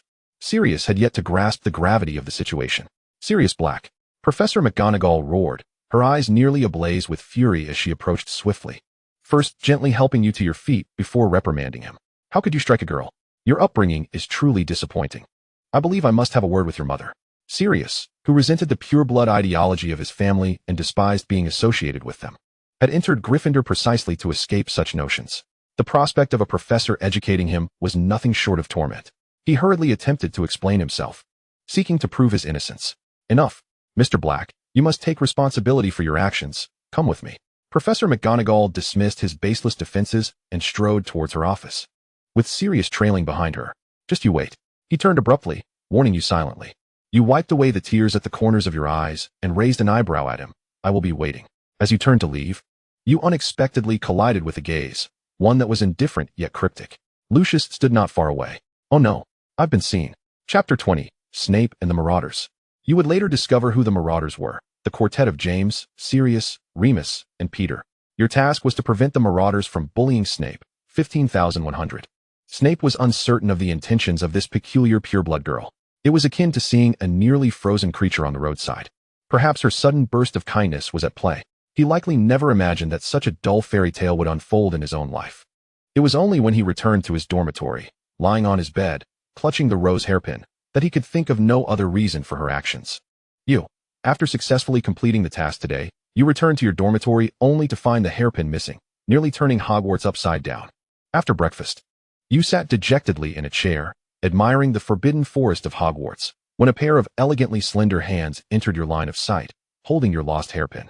You dropped this in class yesterday. You looked up slightly. It's you, headmaster. Thank you. You accepted the hairpin and placed it in your hair. Why help me? His voice was deep, like the twilight between dawn and dusk, both awakening and seductive. His probing gaze circled above your head. I made a bet with Lily. The wager was to assist you 100 times. You averted your gaze, tilting your head to look at him, continuing. That leaves 85 more times. Save your gratitude for her. The tip of his quill touched the paper, producing a soft rustling sound as Snape stared at you for a considerable time, expressionless. Before uttering a single word, boring. Once he departed, you set down your quill, raking your fingers through your hair in frustration until it fell into disarray. He and his friends were not good people, despite your placement in Slytherin, the infamous birthplace of dark wizards. Yet Lily, the red-haired, green-eyed witch, unabashedly sought you out to play with Snape. I believe you are different from them. Lily intertwined her fingers with yours, strolling along the edge of the Black Lake, with Snape trailing behind, his face betraying no emotion. You were uncertain how you had ended up in their company, yet you had indeed become friends with them. A warm breeze brushed against the world, and the bright sunlight illuminated the dancing red hair. You nudged Snape. Look, Lily is glowing. He followed your gaze momentarily before quickly returning it. Turning away, he focused on a tree not far off, seemingly more attractive than Lily, perhaps hiding his own fluster. Adela, I have woven a garland, and Lily is waving her arms, proudly displaying the crafted wreath to you. Suddenly, a shadow darts by. It's James, who snatches the garland and flings it to the ground. A clumsy attempt to garner attention. Snape, already harboring disdain for him, immediately brandishes his wand and charges forward. The two become entangled in a scuffle, while Sirius exacerbates the chaos from the sidelines. Remus grapples with the decision of whether to intervene, while Peter nonchalantly spectates from the rear. You retrieve a bag of biscuits from your pocket and beckon Lily to sit beside you. I wager a biscuit that James will emerge victorious. As you observe the unfolding scene, you engage Lily in casual conversation. Although Severus appears disadvantaged, he possesses the potential for a formidable comeback. Should we intervene? Lily's anxious gaze lingers on them. You, unfazed, dismiss her concerns with a casual assurance, promising that they will not be missing any pieces of the puzzle. Lily, who do you think will win? You inquire, munching on a biscuit with unabashed curiosity. Adela. Lily's voice, though gentle, carries an undertone of frustration. Oh dear. You hastily cast a spell to separate them. The three boys' bodies inexplicably swell, as if inflated like balloons, gradually ascending into the air, their faces etched with astonishment and helplessness. Remus and Peter anxiously chase them from below. You produce a magical camera, wrapping an arm around Lily as you laugh joyfully. Lily, smile for the camera. Thus, the first photograph of you and the prominent figures of your era is born. Chapter 21, Lucius. Now, I bear both good news and bad news. The good news is that the task has been accomplished. The task of thwarting the Marauders from bullying Snape, 100100, has been completed. Congratulations on your achievement. You have reached level 3. It is no small feat that the Marauders have aided you in meeting your objectives within just a year. The bad news is that you have not returned. With the conclusion of first year, you remain here, the whereabouts of the system shrouded in mystery, a wave of unease surging within your heart. A heaviness settles in your chest as your fists rest upon it, the other hand trembling slightly at your side. Despite your efforts to maintain composure, Lucius senses your distress. You are about to succumb to your ailment again. During the holiday, Lucius penned an invitation for you to stay at Malfoy Manor for a few days. Upon hearing of such an opportunity, you hastily packed an empty suitcase and made your way there. The Zimmerman family estate appeared grand from the outside, but was, in reality, a dilapidated shell. Thick layers of cobwebs adorned the corners, and the dust in the air was suffocating. This manor had likely lain vacant for a century. The wallpaper peeled away, the walls cracked severely, and through the fissured windows, you could see the skeletal branches of dead trees swaying in the wind. The empty villa was overrun with cockroaches and mice. Just as you were preparing to make the ground your bed and the heavens your blanket, an owl flitted through the drafty window and dropped a letter into your hands, akin to a parched traveler stumbling upon a glass of water after wandering in the desert. And then, the aforementioned events unfolded. I am fine. Please, allow me a moment alone. You curled up, burying your head in your arms, muffled sounds of discontent escaping you. Lucius could not possibly allow you to remain here alone. The boy who had never cared for anyone was clumsily offering you a tissue, suggesting that you could share your troubles with him. You lowered your head, your fingertips trembling as you struggled to suppress the imminent collapse within you. If you don't mind, may I borrow your embrace for a moment? You clung to Lucius, burying your head against his chest. He attempted to push you away, but upon seeing your fragile demeanor, he let his hand fall back down, permitting you to hold on. A solitary traveler discovers a ray of light, desperately seeking more, yearning for illumination to dispel the solitude within. Sometimes, I dream that I am not human, but rather a machine, mindlessly following a preordained program. He pondered the meaning behind your words. Did you despise the arrangements of your family? Did you resent the betrothal? He refrained from voicing the questions. I loathe that he shares nothing with me. I feel as if I am merely walking a predetermined path. The system detected the host's despondency and began to erase negative emotions.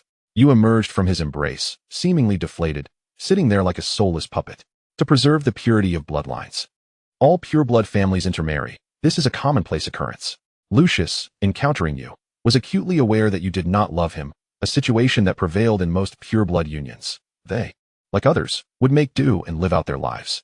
Time marched on, and Malfoy Manor hosted a grand banquet.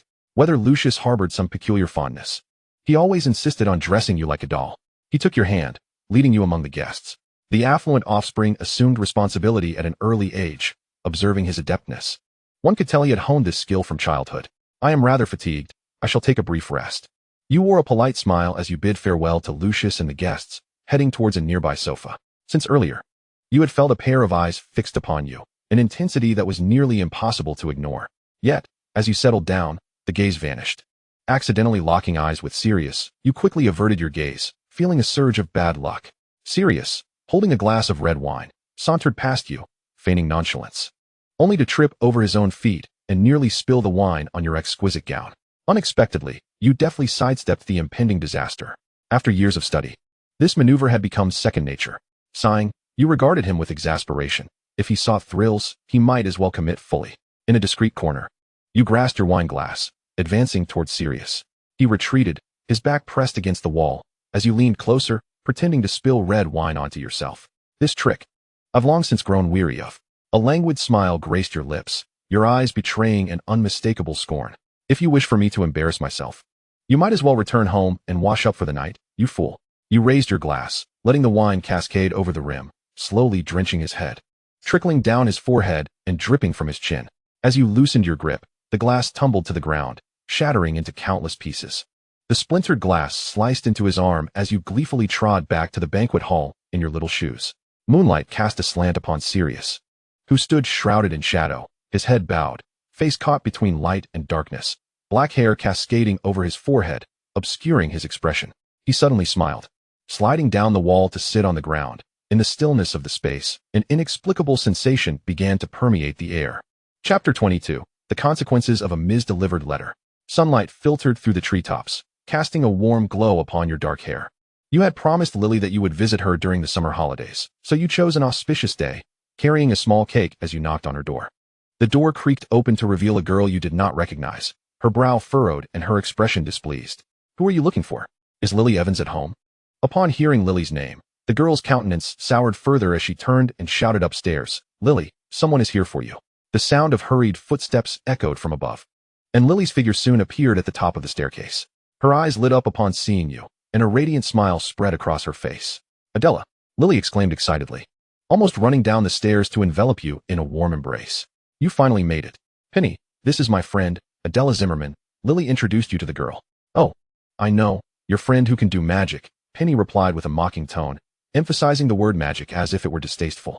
"Penny, please don't be like that," Lily implored, her voice tinged with desperation, wishing to avoid a standoff. Penny rolled her eyes, impatiently shooing you both away. "Freaks, take your friend and leave. And it would be best if you never returned." Lily wished to articulate something further, yet Penny had already slammed the door with a resounding thud. Turning around, Lily wore an expression of regret. "I apologize, Adela. My sister is perhaps in a foul mood today. Allow me to treat you to some ice cream as a token of my contrition." Lily linked her arm with yours. "I presume you have yet to savor the delicacies of the Muggle world. Come, it has been my sustenance throughout the summer." The ice cream Lily recommended was indeed delectable, though the summer sun bore down with an intensity akin to potent spirits, casting an inexplicable discomfort upon you. You frolicked with Lily throughout the day, and after ensuring her safe return home, you donned your Dobby disguise and apparat to Snape's residence. Strangely, the headmaster, who typically trailed Lily, was nowhere to be found. This was unthinkable, entirely out of character. Naturally, you could not enter through the front door. Instead, you utilized your broom to ascend to the second floor, carefully opening the window and climbing inside, only to find yourself face to face with the headmaster. Snape's tone was flat, devoid of inflection as he queried, "Are you here to pilfer something, or is there a Dementor lurking at the front door?" You stood obediently, fingers entwined and fidgeting. "I hadn't seen you today and feared something might have transpired, so I came to check." He suddenly scoffed. If something had truly happened, the body would have long since cooled. "Are you here to collect it?" The headmaster issued an eviction order. Yet, were you the sort to heed such commands? "I've been worried about you all day," you lamented, noticing his indifference, and slowly made your way over. "Are you brewing potions?" Snape remained silent, merely continuing to prepare his elixirs before tossing a letter in your direction. "Dear, I will visit you tomorrow. Please await my arrival at home. Yours lovingly, Adela." Your heart raced, akin to a gopher squealing in delight. This was the letter you had penned to Lily. How could it be in his possession? Your hands trembled, and nervously you touched your nose. "I hope you won't be angered if I claim this letter was not intended for you." You studied Snape's expression, summoning your courage to speak. Snape offered no response, regarding you with a cold glare before shoving you out the door, the entrance slamming shut behind you, leaving you with a face full of dust. How unfortunate. The headmaster was indeed irate. "It's all right, Adela. Consider what he cherishes most," you consoled yourself inwardly. Chapter 23. An Extended Stay. "Dear, you truly need not depart so hastily. Lucius's mother fervently urged you to linger at Malfoy Manor a few days longer, and you had no inclination to return to your own estate, where even beggars were required to leave 2 nuts before departing." You feigned a look of concern, though inwardly you reveled in the delightful absurdity of your situation, establishing your rightful place within the manor. With the lady's permission, you transformed the backyard into a sprawling rose garden, meandering there whenever the mood struck. The roses, vibrant beneath the sun's gaze, flourished in splendid glory.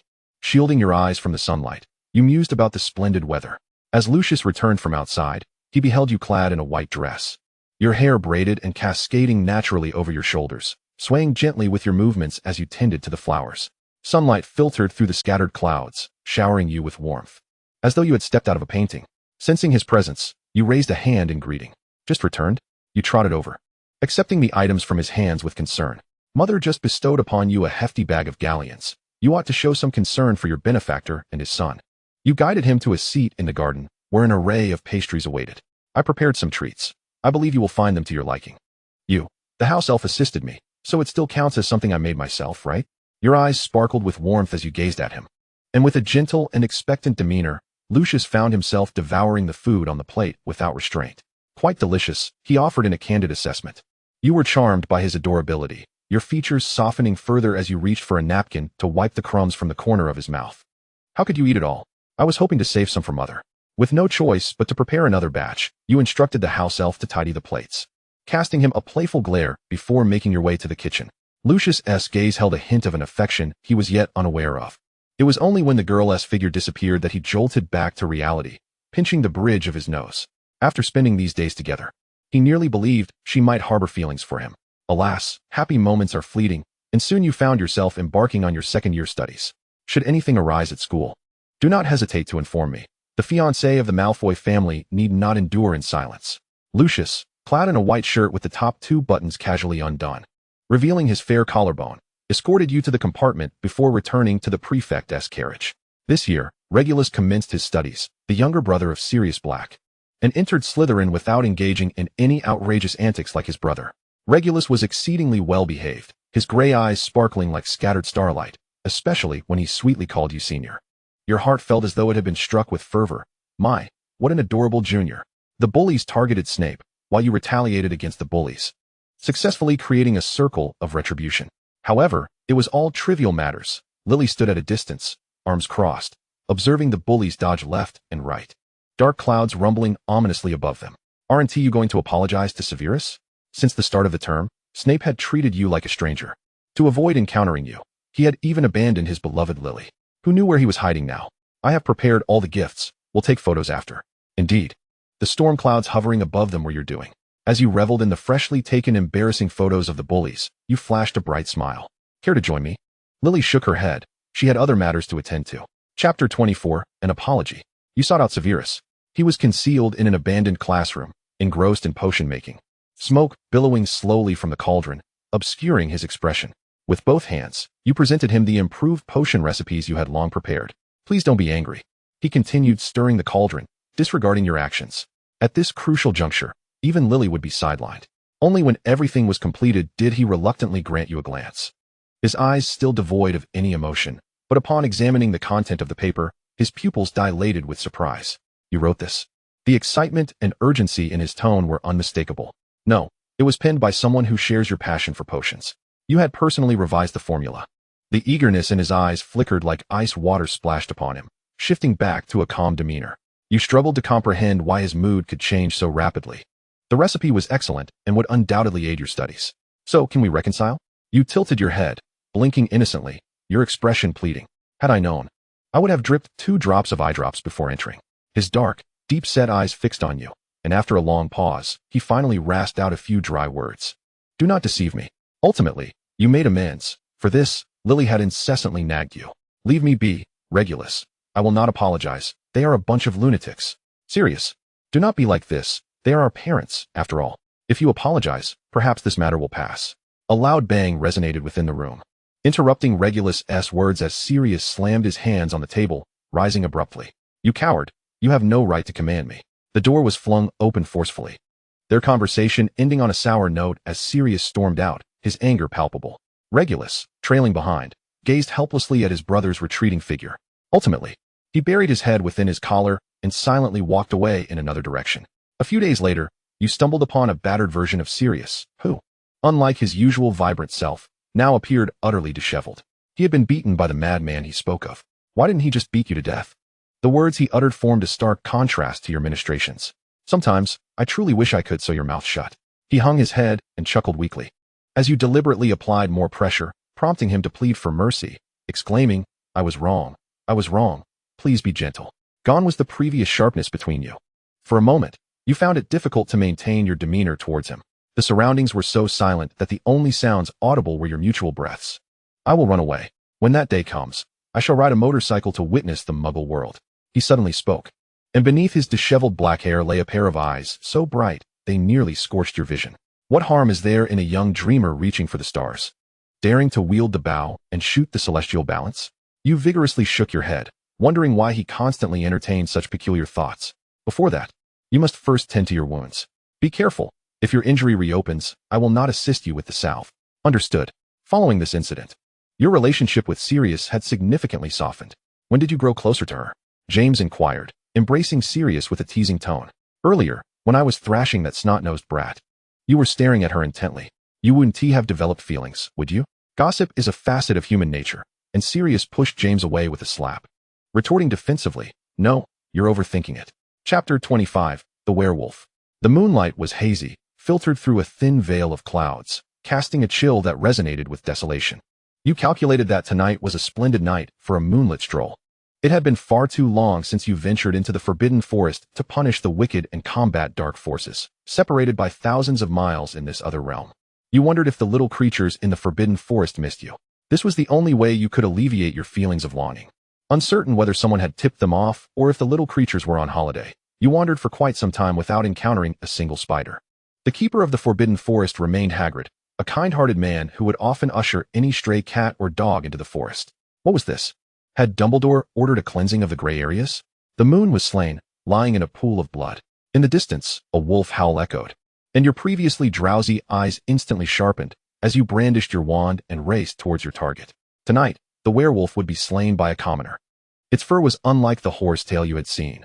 Though it was still hair, the tail of the creature named Felser was glossy and sleek, while the one before you appeared much duller and even emaciated. Numerous claw marks marred the nearby trees, including those on its own body. Was this a werewolf with self-destructive tendencies? Upon seeing you, it lunged at you like a famished tiger pouncing on a sumptuous feast. Perhaps a hint of humanity lingered in those crimson eyes, cloaked in remorse and guilt. Yet, in a heightened state of tension, who could afford to ponder such things? With a swift motion, you sent it sprawling to the ground. No one could conquer you in your domain. Seizing the opportunity while it was dazed, you struck with a piercing spell, a deep green light emanating from your wand. The werewolf writhed on the ground, howling in agony until it succumbed to unconsciousness. You had half a mind to bestow a large surprise upon it. As the convulsing werewolf reverted to its original form, you nearly knelt before him. Oh no! The system had automatically matched him to a certain plum blossom. Snowflakes fluttered, and the north wind howled. How could this werewolf be Remus? Oh, Merlin's beard. How absurd and terrifying a mistake you had just made. Look at the boy lying on the ground, his complexion so pale and helpless. How could you not recognize him as your esteemed classmate? No amount of regret could alter the facts, with tears in your eyes. You cradled Remus's frail body and clicked the button to return to the dormitory. After carefully laying him on the soft bed, you clasped your hands together, praying to every deity you could recall, asking Remus to forget the events of the night. Would a devoted believer fast for 3 years or just 3 minutes? You implored the Supreme Laojun, the Jade Emperor, Guanyin Bodhisattva. Anyone would do, please. The only true deity of the magical world, Merlin, quipped, "Why don't you ask me? Was your presence already so feeble?" You used your wand as an offering, bowing 3 times to the sky. Though the sky was invisible beneath the lake's surface, sincerity sufficed. Fortunately, the system had lazily copied from the game. Otherwise, you would have had to venture out in search of a cauldron. Freshly brewed potions for healing. You pried open Remus's jaw and poured the entire bottle down his throat. After 3 bottles, the system reported that his vital signs were stable. You hesitantly helped him wipe away the potion that had spilled from his mouth due to the hasty gulping, pondering why it seemed he was inhaling more than exhaling. The night grew weary of the day and, leaving a final kiss, departed before dawn. Remus opened his eyes, his awareness gradually sharpening as he surveyed his surroundings. This was not his dormitory. The decor resembled that of a girl's room. His gaze fell upon you, asleep by the bedside. His freshly awakened mind momentarily malfunctioned, his face flushing crimson as he attempted to rise, only to be forced back down by the searing pain in his body. You're awake. Do you remember what happened last night? Remus recalled that yesterday was a full moon night, during which he had hidden away in the forbidden forest as per usual. His memory ceased after transforming into a werewolf. Typically, once he became a werewolf, maintaining lucidity was exceedingly difficult. He had merely lain there throughout the night, lamenting the worth of his own waste. You muttered, rubbing your back, inadvertently capturing Remus's attention. He unwittingly leaped to inappropriate conclusions, wondering if he had done something unspeakable to you last night. Just as the absurd thought crossed his mind, he extinguished it. You must have seen everything last night. I am a... He hesitated for a long time before uttering a word he loathed, werewolf. Surely, this would make him detestable. No one wished for their classmate to be a werewolf. Remus curled himself into a ball, lost in his thoughts while daring not to meet your gaze, fearing to see fear reflected in your eyes. I caught you by the tail, a werewolf classmate. Remus couldn't recall the events of the previous night, and you secretly rejoiced. Grateful for the assistance of the deities, you could never repay such kindness. A pair of soft hands cradled Remus's dejected face, and he could perceive no emotions within those dark pupils. So what? What will you offer me in exchange for keeping your secret? It felt as if a grand firework had exploded in his mind, bursting forth waves of color. Don't you fear attending school with a werewolf? Perhaps one day I might bite you. He still questioned, perhaps awaiting an affirmative response. In my heart, you are simply Remus Lupin, you whispered, your forehead resting against his, your eyes gleaming with mirth. Suddenly, an inexplicable wave of sorrow overwhelmed him, tears streaming from his eyes as his frail back convulsed violently, as if he were releasing all the pent-up helplessness and pain. You sat there, at a loss. The books had claimed such actions could soothe emotions and foster trust. But why was he crying? You had swayed 2 members of the quartet. Only one remained a fence-sitter, swaying with whichever side had greater numbers. Now, it was just James and Snape in a one-on-one showdown. You had prepared a picnic, pulling Lily down to sit and chat while enjoying the food. Behind you, the 2 men, James and Snape, were entangled in a silent struggle, each striving to overpower the other. Lily, this cake was made by Remus and me. Do give it a try. And this is the pie that Sirius baked. Though slightly burnt, it's still edible. A heap of food was laid before Lily, and you reveled in the joy of introducing her to the handiwork of various individuals. The 2 individuals beside you. Would they like to sit down and partake in a bite before continuing their altercation? You called out to them. Perhaps they were too engrossed in their potential brawl to hear your words, so you decided to disregard them. Thus passed your entire 3rd grade year, until, with the onset of the holidays, you unexpectedly returned to your original timeline. Chapter 26. Return. Standing at the entrance of the crowded bookstore, you felt somewhat dazed, as if your mind had been tossed into a washing machine and spun around. Adela, Draco appeared behind you, arms crossed. Where have you been? I didn't receive a single reply from you all summer. He looked somewhat annoyed, his handsome brow furrowed. Mind your manners, Draco. The elder Malfoy tapped him on the back with his serpent-headed cane, clearly pleased to encounter you, Miss Zimmerman, with your light, golden hair neatly cascading over your shoulders. Your gaze fell upon the middle-aged Lucius before you, yet your thoughts drifted back to the promise you made to the youthful version of him to visit Malfoy Manor. You attempted to reboot your brain, and after a considerable pause, you managed to muster some semblance of rationality. Good afternoon, Uncle Lucius. The disparity felt so pronounced that you hesitated before uttering the term uncle. Arthur Weasley. He brushed past you, a mocking smile gracing his face. What benefits are there in being a disgrace among wizards if you can't even collect your dues? A wave of disorientation washed over you. The impression he left now felt akin to that of a most familiar stranger. Adela, did you go on vacation this summer? Harry squeezed through the crowd. He wrote so much, yet I received not a single reply. It was more excruciating than staying at the Dursleys. Those familiar green eyes remained unchanged, but this time, you thought of Lily. You began to search for echoes of the past within them. Draco interjected. Potter, have you found yourself a girlfriend? He raised an eyebrow at Ginny, who was clutching a stack of books, and remarked with ill intent, You 2 are a perfect match, 2 paupers destined to produce a brood of beggars. Harry clenched his fists tightly, struggling to suppress the urge to pummel Malfoy. The smug grin on Draco's face was truly irksome, but the priority was to explain things to you. No, that S nodded. Adela, I have no relationship with her, Harry defended, anxious about your possible misinterpretation. Harry's restraint stemmed from his character, while Arthur could not contain himself simply because he was Arthur. He directly confronted Draco, and chaos soon ensued. Draco, Harry, will you not take a moment to glance at your father and your best friend's father? I believe you, Harry. So go and tend to those who deserve your attention. Do not linger here squabbling. Little did you know that this statement ignited Draco's fury. You trust Potter over me. You are infatuated with him. Draco, am I to become the unrequited third party? Uncle Lucius seemed injured. You scanned the crowd, furrowing your brows, your voice trembling slightly. Seeing the genuine concern etched on your face, Draco immediately panicked and dove into the throng to search for his father. Yet in truth, you hadn't seen the elder Malfoy at all. Adela, I'm currently staying with Ron at his home. Would you like to visit them? I mentioned you often during the holidays. In fact, it wasn't just me. George and Fred did as well. Aunt Molly and Uncle Arthur are eager to meet you. Observing his pitiful expression, you nearly felt your resolve soften. The twins emerged from nowhere, pushing Harry aside. Fred seized your hand and showcased his remarkable singing voice. Oh, heartless Adela, abandoning her loving brothers. George draped his arm over your shoulder, bending slightly to whisper, We thought you had been captured by some ferocious dragon. We were planning a rescue mission. Just like in those Muggle fairy tales, where knights save princesses, Fred chimed in. There was no opportunity to escape until Mrs. Weasley arrived. And you finally broke free from their clutches. If not now, then when? Your second-year textbooks and supplies awaited your attention, and the troublesome system was no help. Only a source of annoyance. Chapter 27. Love at First Sight. A gentle breeze swept through the bustling crowd, guiding the young lad into a starry night. Cedric discovered the answer to how angels descend upon the earth when he encountered the young lady. He endeavored to present himself as a gentleman as he approached her, who was selecting books from the shelf. "Hello, do you need assistance?" His greeting was rather awkward, but fortunately, the girl did not seem to notice as she blinked her dark eyes at Cedric. "Your eyes are truly beautiful." "Ahem, you are a student at Hogwarts, aren't you?" Her eyes shattered the sunlight, a blend of black and gold within. His heart raced. Butterflies danced in his stomach as he caught a glimpse of his reflection in her eyes, and gradually, he bent down. "Yes. I cannot seem to locate the textbooks required for second year." "Do not fret, I know where they are." Cedric led her through the labyrinth of shelves, navigating to the depths where he gathered all the necessary books for her second year. He felt grateful for his good memory, relieved not to embarrass himself before the girl. He spent an entire morning accompanying her through Diagon Alley, completely forgetting about Lee Jordan, who was waiting for him at the Three Broomsticks. When he finally recalled and rushed over to apologize to Lee, the latter asked, "Do you know her name?" Cedric froze, having realized he had not inquired about her name, nor had he shared his own.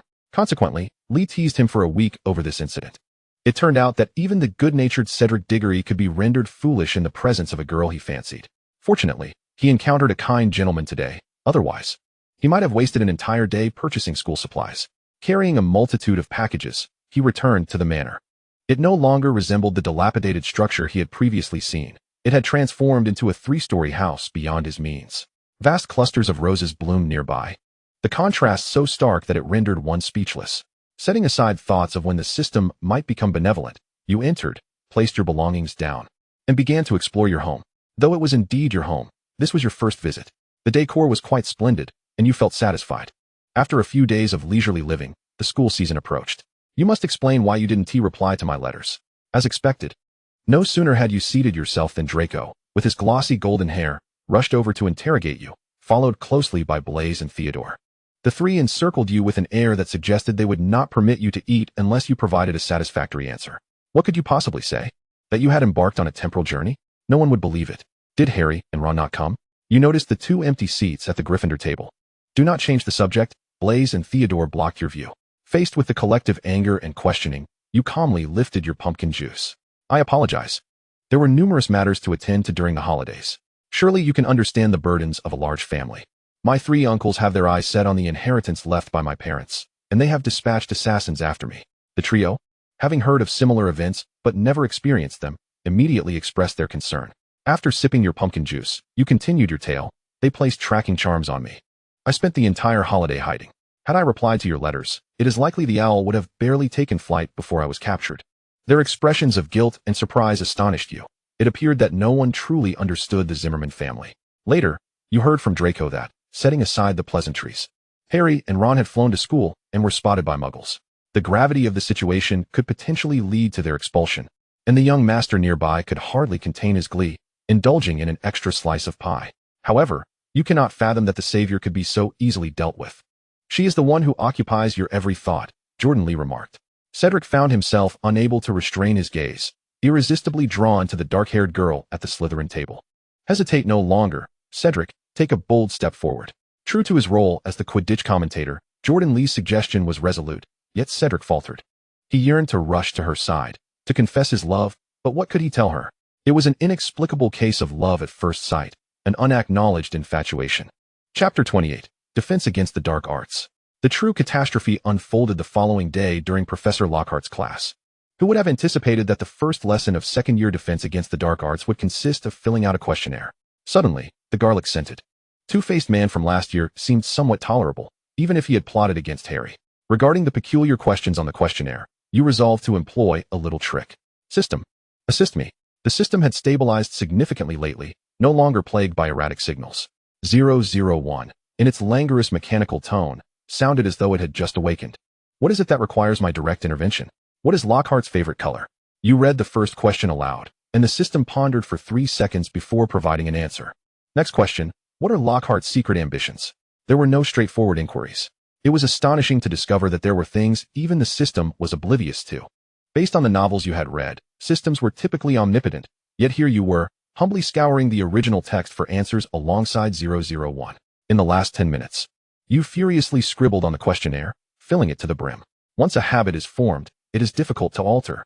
Stemming from your high school teacher's insistence that no blank spaces be left on exams, this principle was etched in your mind.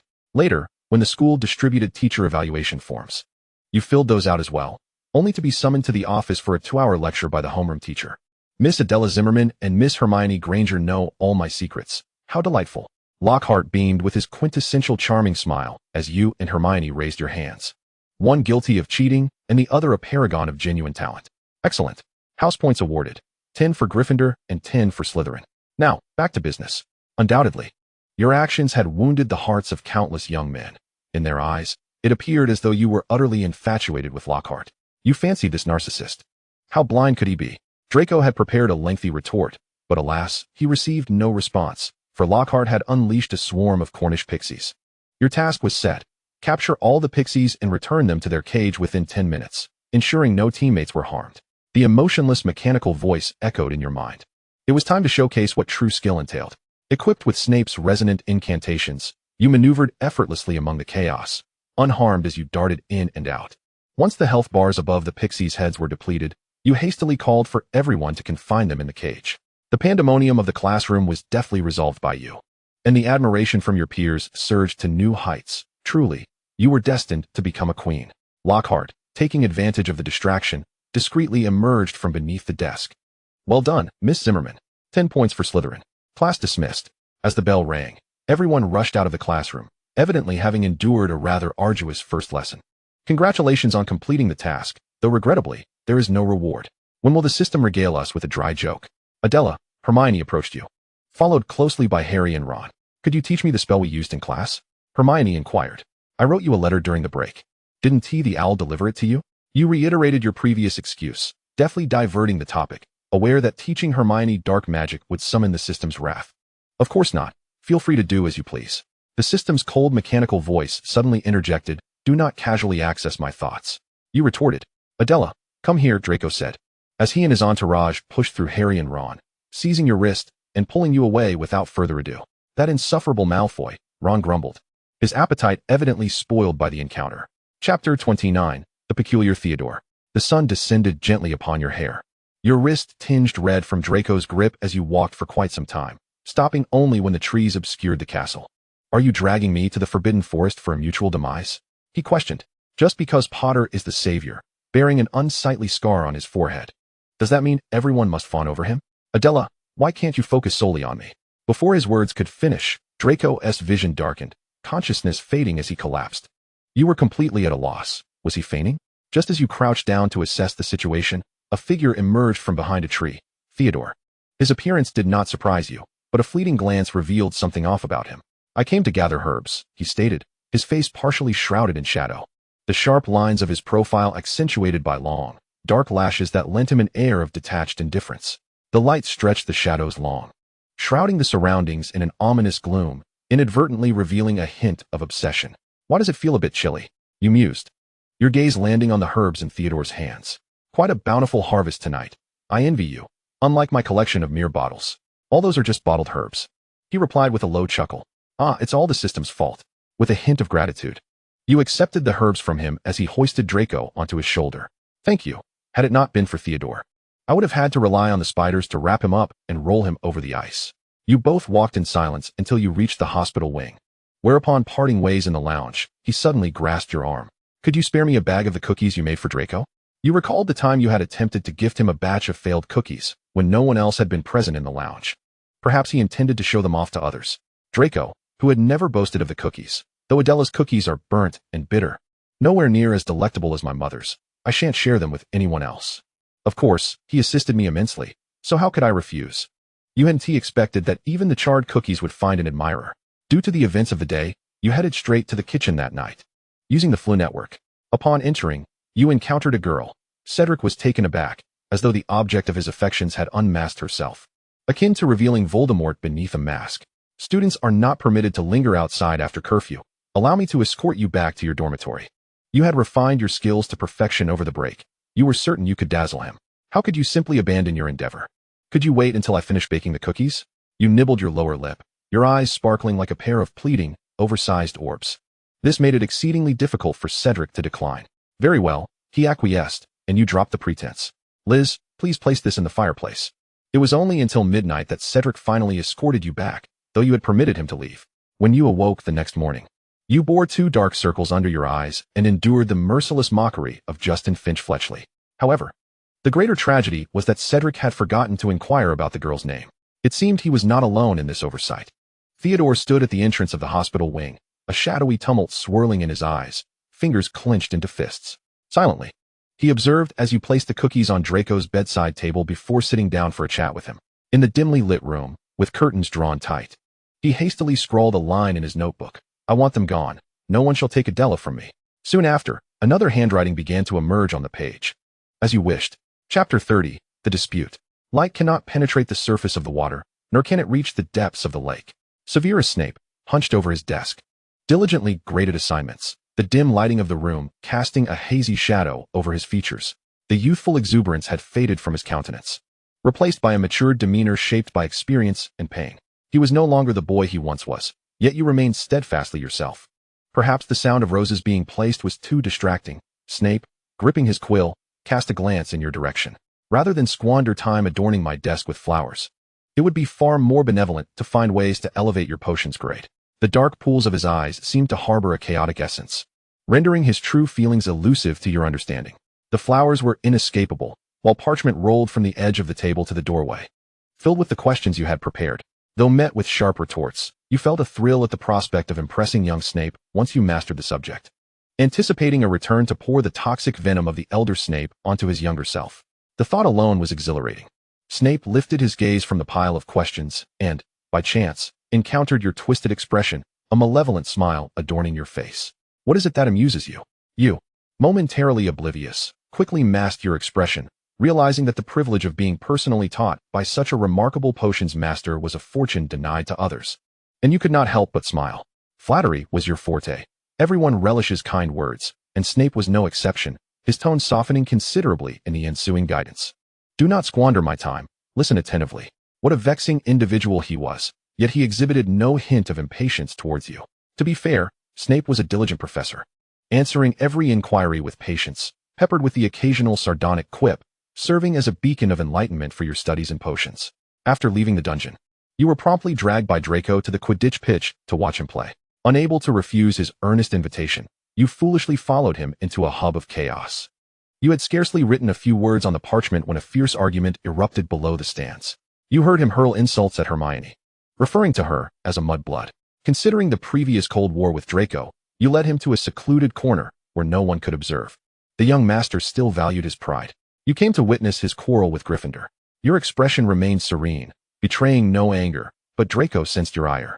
This was the Malfoy way, elevating oneself through the belittlement of others.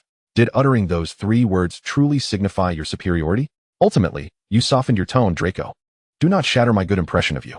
He stood quietly, allowing you to finish your thoughts. His golden hair seemed to have lost its luster, a few strands hanging down, his eyes filled with a sense of grievance.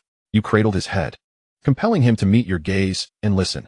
Should you lose to Harry in the next match between Slytherin and Gryffindor, do not blame me for cheering for him in the future. It would be your own failure.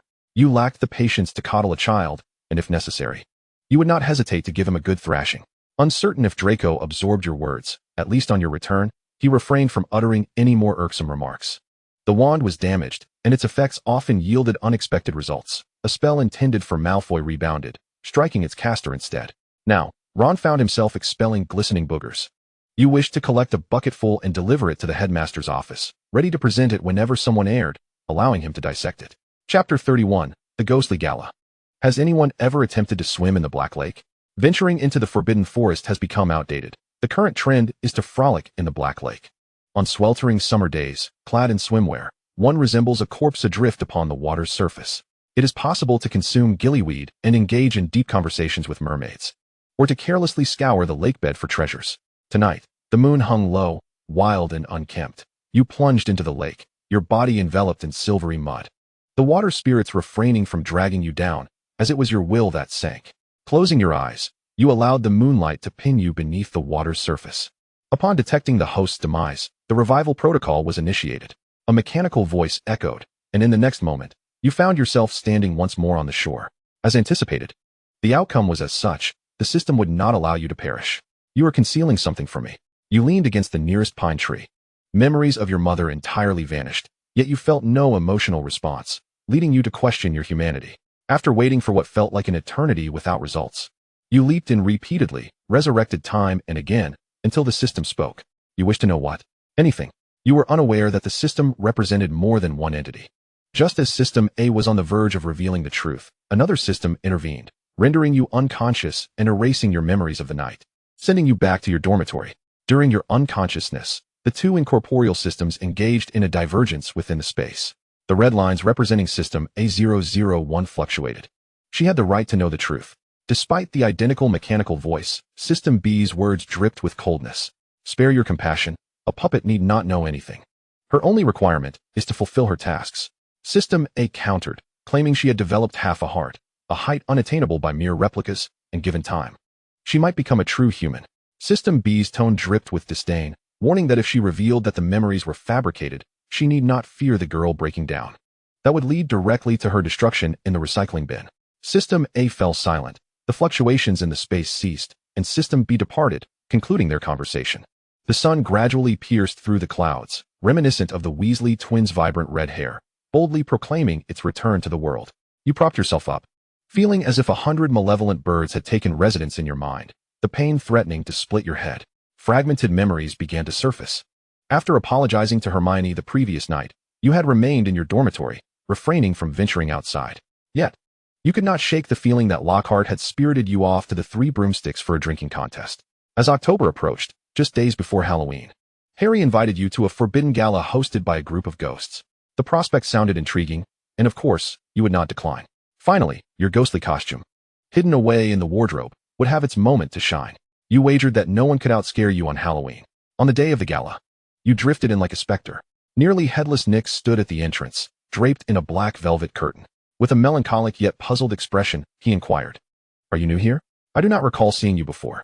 You squinted your eyes, grinning mischievously. "Indeed, I forgot to bring my body before leaving today." "Oh, then you should get along splendidly with Binns. Do come in, the gala is about to commence." He removed his feathered hat, bowing to invite you inside.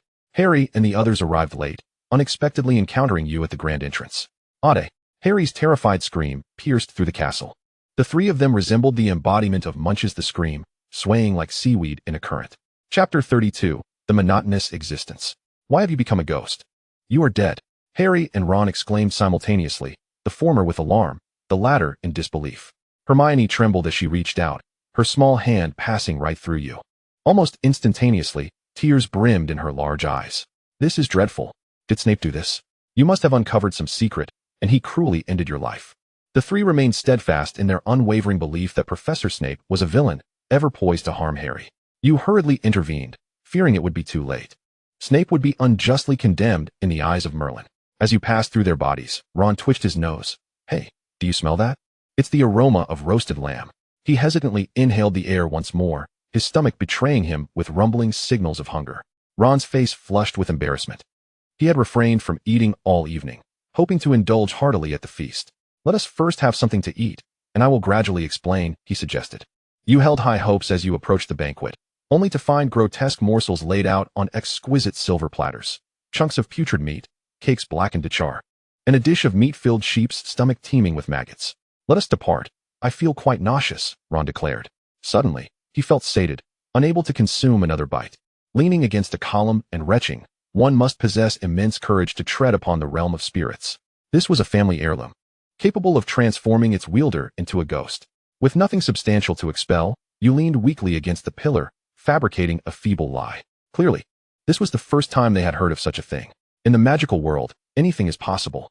You raised the putrid apple juice, feigning an air of mystery. As they glanced around, you hastily pinched your nose and set it down, pretending it was merely a prop. For there was no need to risk your life tasting its vile flavor. The music ceased abruptly, and a hunting horn blared. A headless horseman's entourage, comprised of 12 ghostly steeds, surged forth from the walls. Surely, the effects of the magical cards would not pale in comparison to theirs. You declined their request to return to the hall, choosing instead to linger and admire the ghostly steeds, while inadvertently matching them to a spectral red legend. The following day, as you threw back the covers, you were met with the shocking news that Filch's cat had been petrified. The history of magic class remained as monotonous as ever. You rested your head on the desk, savoring a delightful slumber while Professor Binns droned on in a dry, low monotone, reading from the textbook. It was not that you were disinterested, but rather that the class lacked any semblance of passion. Even Voldemort would need to take a nap amidst such tedium.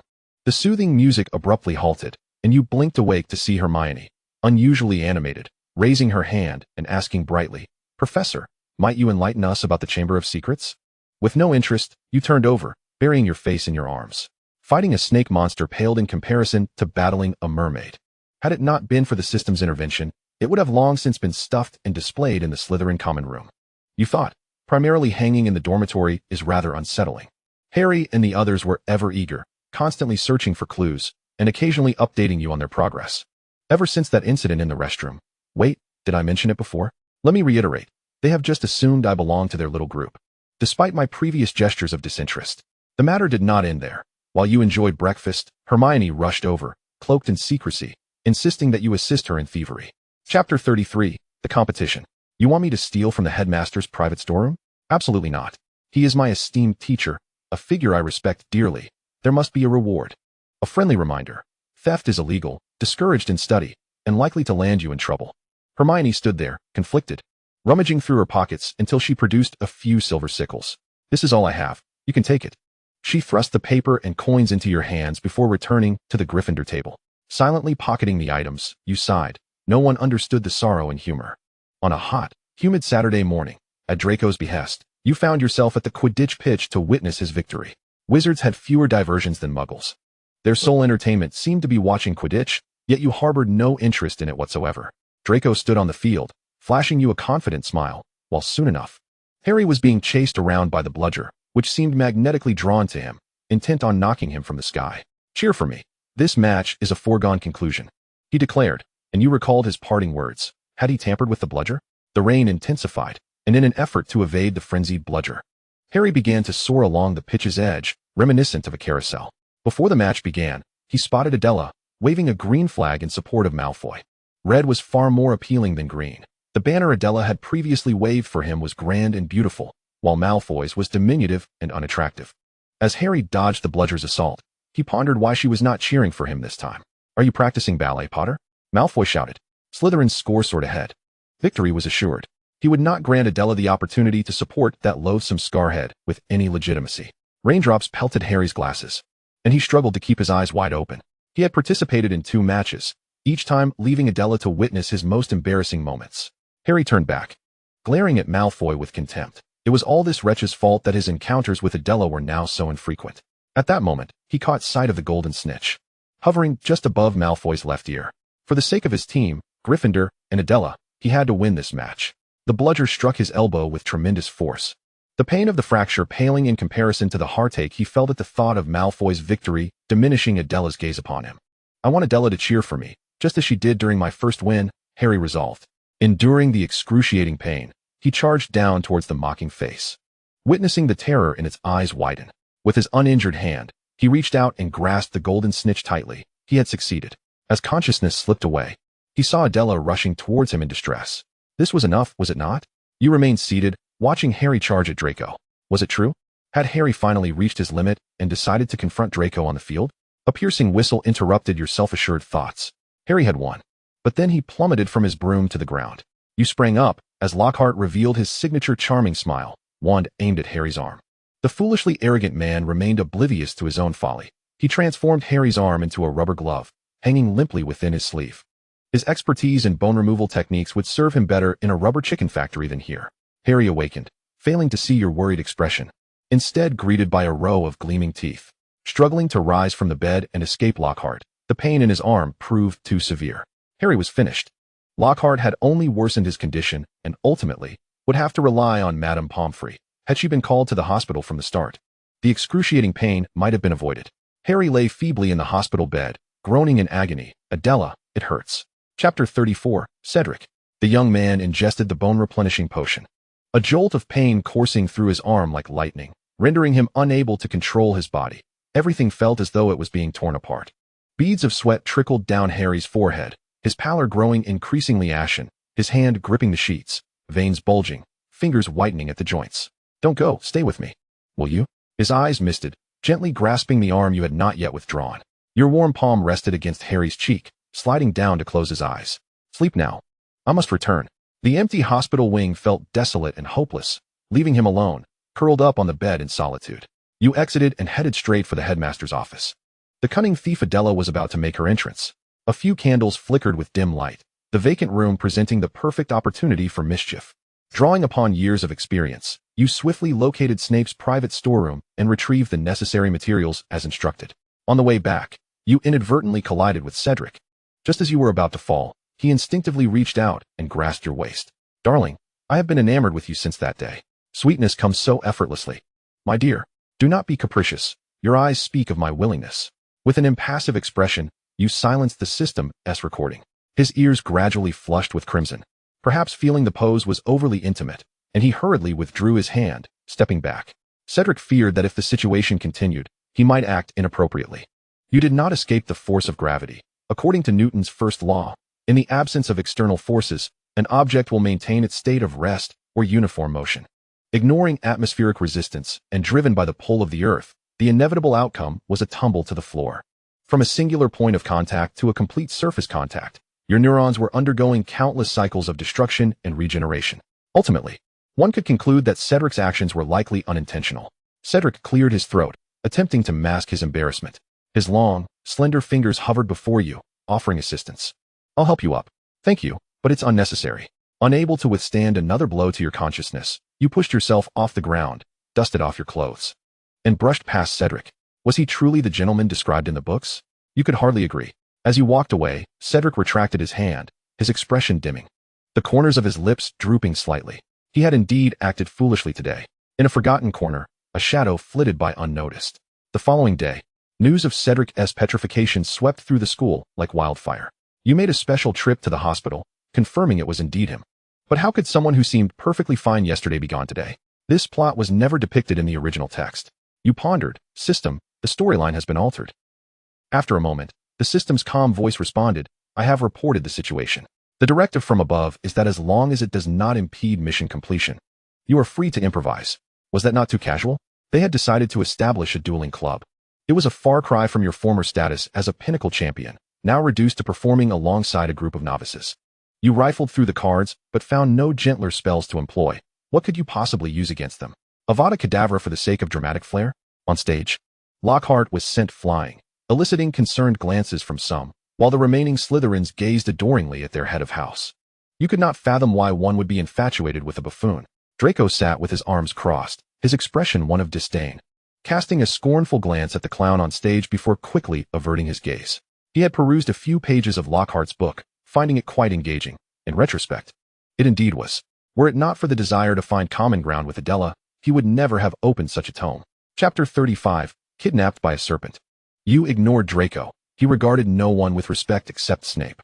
Lockhart had paired you in twos for practice, and you were saddled with Blaise. Under the envious gazes of nearby girls, you felt as if you were sitting on needles. To some extent, Blaise and Lockhart were rather similar. You raised your wand, feeling caught between a rock and a hard place. "Come now, darling, please do not hold back in your attack." Blaise blinked, his attractive eyes knowing just how to allure. His chocolate-colored irises sweet and tempting, as if you wished to collect them. Meanwhile, Draco was hoisted by Snape like a chick to the dueling arena, facing none other than Harry. Rivals indeed. Harry nervously fixed his gaze on Draco, praying he could evade his curses swiftly. Out of the corner of his eye, he caught your excited expression, palms damp with sweat, dreading the humiliation of being sent flying like Lockhart. "Unexpected trouble," Draco shouted. Suddenly, a black snake appeared on the floor, hissing and preparing to strike. Draco smirked, relishing the spectacle. Lockhart waved his wand, intending to make the snake vanish before the audience, showcasing his extraordinary prowess. However, the snake did not comply. In fact, it soared to a height of over 10 feet with his assistance. The enraged serpent coiled its tail around the unfortunate Adela Zimmerman amidst the crowd. When not in the limelight, one becomes mere cannon fodder. The snake bared its fangs, poised to inflict symmetrical punctures upon your fragile form. Considering the audience comprised the future of England, such an act would be detrimental to their well-being. So you promptly sought to extricate yourself. Should the worst come to pass, you would have to perform a dramatic resurrection, leaving them to question the very fabric of science. Draco had not anticipated that the snake would abduct you, and panic seized him. He wished to rescue you, but feared the snake might act erratically. Why summon a snake at all? Even if it were merely a rooster pecking at Potter's behind, you would not find yourself in peril. Among the two adults present, one remained calmly ensconced in the corner as if invisible, while the other lazily remarked, "Do not move. I shall handle it." Harry, oblivious, foolishly shouted at the snake. "Let her go?" Miraculously, the snake obediently set you down on the ground. Did you not think to flee? You stood there, allowing it to seize you. At this rate, even the snake would consider you nutritionally inadequate. As your feet touched the ground, a throng rushed toward you, amidst which Draco's toxic concern pierced through. The young master likely remained oblivious to how hurtful his words were. The worry and fear reflected in his eyes were profound. "I assure you there will be no next time." You vowed to the heavens, and only then did they reluctantly relent. In the past, you had not realized the value of strength. Now, following this incident, they must fortify themselves. Blaise and Theodore shared the sentiment, the sense of helplessness and standing by. Unable to assist, gnawed at them incessantly. Harry looked up, expecting to see relief, gratitude, or admiration, but not terror. Aside from your sparkling eyes, he scanned the crowd, noticing everyone whispering, sensing that the words were not kind. Even Snape regarded him with an expression he could neither comprehend nor appreciate. Afterward, you found yourself summoned to Snape's office for a reprimand. Chapter 36, Polyjuice Potion. The unfortunate soul now petrified was Blaise Zabini, and you circled his stone form, scrutinizing it. Your thoughts were as tangled as a ball of yarn. Who had the diary now? Initially, it was Cedric, and now it was Blaise. Did the holder despise purebloods? The discussions surrounding Harry within the house grew increasingly fervent. Some claimed he had commanded the snake to attack you. Others speculated he was the heir to the Chamber of Secrets, asserting that those petrified must have angered him. Whispers suggested you might be next. The insubstantial rumors sent waves of anxiety through the students. Draco watched you more closely, severing any ties you had with Gryffindor. Hermione invited you to the girls' restroom, but he suspected her intentions were dubious, possibly collaborating with Harry to eliminate you. How to put it? His vigilance was commendable, yet his intellect failed to keep pace. Otherwise, how could he not discern that Harry and Ron were masquerading as Goyle and Black? Beneath the exquisitely carved mantelpiece, a fire crackled merrily. You sat in a chair close to the flames, the common room colder than usual during winter.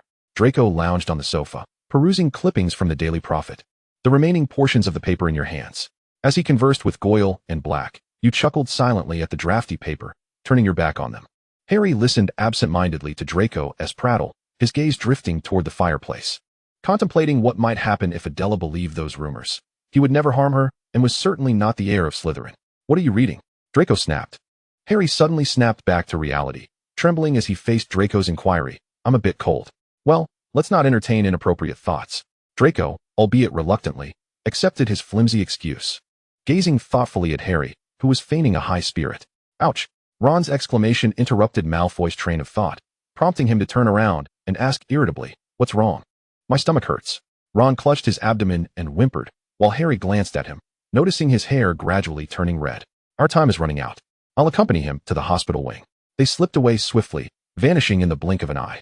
Once they were gone, laughter bubbled forth from you. "What has gotten into you?" Draco's peculiar gaze fell upon you, noting the oddness of those around him. "I just witnessed a rather amusing spectacle. You would never forget this day."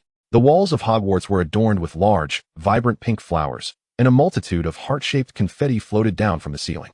Gilderoy Lockhart had devised yet another scheme for torment, hiring 12 gloomy dwarfs with golden wings, each carrying a harp, to roam the halls creating romantic chaos. As one of the victims, you had been honed to sit on the bench with a stoic demeanor, enduring their music and the reading of love notes written by ardent suitors. "Enough. Leave her be." Draco angrily shooed them away, though he himself was not spared from their harassment. "I'll write to my father and have him remove that fool Lockhart from his teaching position." All the houses were equally vexed, with corridors often seeing 4 or 5 dwarfs chasing after individuals, loudly reciting love letters. Typically, it was the confessors who felt embarrassed. But now it was the recipients of those confessions who were far more mortified, their faces flushed with a mix of shame and social embarrassment, wishing they could dig a hole and hide. Chapter 37, Love Letters. In such moments, what kind of effect would a love letter to the headmaster have? Of course, no one dared to try. You stuffed a whole piece of pumpkin pasty into Draco's mouth, listening to them continue reading the 108th love letter. The insipid poetry made one's gums itch. Who could conjure such a talented metaphor? "Your hair is like the black kelp that wraps around my ankles, with a gentle tug. I drown in the depths. You are like the golden snitch. The moment you appear, You seize all my attention. I am willing to pursue you until the end of my days. You lifted a dark green, gold-trimmed teacup, sighing. It seems the line of admirers stretching from here to France is endless, my wretched, unplaceable charm. The noble young lord let out a cold laugh. And as you sipped your red date and goji berry tea, you shot him a glance. Is it so difficult to acknowledge the merits of others? I can understand your jealousy.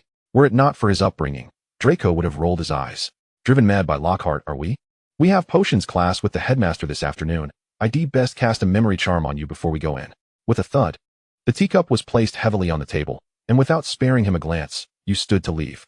I never expected you to be this kind of person. Draco panicked, chasing after you to explain, only to be surrounded by a cluster of dwarfs. One of them clung to his leg, beginning to read poetry, and seeing you grow ever more distant, he grew frantic. Why do you stop me and not her? I'll tell my father. The lively commotion in Slytherin was, of course, a source of amusement for their rivals. Ron, witnessing Draco in a state akin to a lost dog, doubled over with laughter. Ha! Harry, look at Malfoy. Does Adela like the poem I wrote? Ron's laughter ceased abruptly as Pudding rolled off his fork onto the floor. You wrote her a love letter. At that moment, the great hall buzzed with excitement, reminiscent of a time when Snape had finally left his position and no one heard Ron's astonished outburst. Harry's heart raced as he quickly clamped a hand over Ron's mouth, casting a furtive glance at Slytherin. You had already departed. Shoo, I don't want her to know. I'm not sure if she likes me as I like her, Harry mused, wholly oblivious to Ron's feelings. You wrote her a letter too? How coincidental. So did I. Hermione approached, evidently having overheard Ron's earlier words. I didn't sign my name. Do you think she'll know? Harry released his grip, and he and Hermione fervently debated whether Adela would discover their unsigned letters amid the pile that could bury Hedwig. Poor Ron, with his swollen lips, looked rather comical as he implored, please tell me this isn't real. No one paid him any mind. As Harry and Hermione had moved on to the next inquiry, if she discovered their letters, would they confess or deny? And what would be the subsequent procedures for confessing or denying? Come on, no one cares about that. Did you hear me? Ron's frustration peaked as he tugged at his red hair in despair. Perhaps I should write a letter too, to keep the formation. Thus, you received your 109th letter, boldly labeled love letter, with a small line written in black ink at the bottom, which you examined with a magnifying glass to blend in with my friends. All were compelled by Lockhart's antics. During potions class that afternoon, you discovered a peculiar similarity. The dwarfs mirrored Professor Snape's usual expression perfectly. The image of Snape reading love letters with a cold demeanor made your mouth hang open in disbelief. Chapter 38. The Twins of Love. The mischief-laden Gryffindor twins kept a respectful distance from Cupid. Just as you exited class, two red-haired heads popped out from behind a wall, peeking at you. They intermittently scanned the surroundings, full of mischief. As you approached, they flanked you, and you took off running. Those winged little imps are far too enthusiastic. We barely escaped that pile of pink stationery. The twins exaggerated their movements as they spoke. You have my sympathy. Lockhart is a true nemesis. Look at our latest creation, Fat Tongue Toffee, George proclaimed, presenting the candy to you with pride. Neville has already helped us test the effects, Fred added, leaning closer to you. His arm draped around George's neck. Once consumed, your tongue will swell to an enormous size. Care for a taste? Whoever eats it is a fool. George caught your signal, abruptly withdrawing, causing Fred, now without support, to comically tumble towards the ground. You're quite heartless. Fred rubbed his nose, nearly flattening his prominent bridge. The ruckus attracted a certain Cupid, who flapped its diminutive limbs and fluttered its wings, approaching you with a bouquet of roses. Someone asked me to deliver this to you, it said, leaving the flowers behind without revealing the sender's name, swiftly moving on to the next unfortunate soul. They're far more entertaining than you lot. Effortlessly turning the entire school upside down. As you walked away clutching the roses, you decided to present them to Professor Snape. Hey, brother, she's declaring war on us. Let her see our prowess. The twins, in perfect unison, plotted, and with their assistance, the school grew increasingly lively, prompting the professors to congregate in the headmaster's office to lament to Dumbledore. Valentine's Day passed, and unexpectedly, the twins fell victim to an attack. Despite maintaining their smiles, they appeared no different from their usual selves. Ron had secretly visited them, though Professor Sprout had assured that those petrified after the mandrakes matured would revive. He couldn't help shedding a few tears.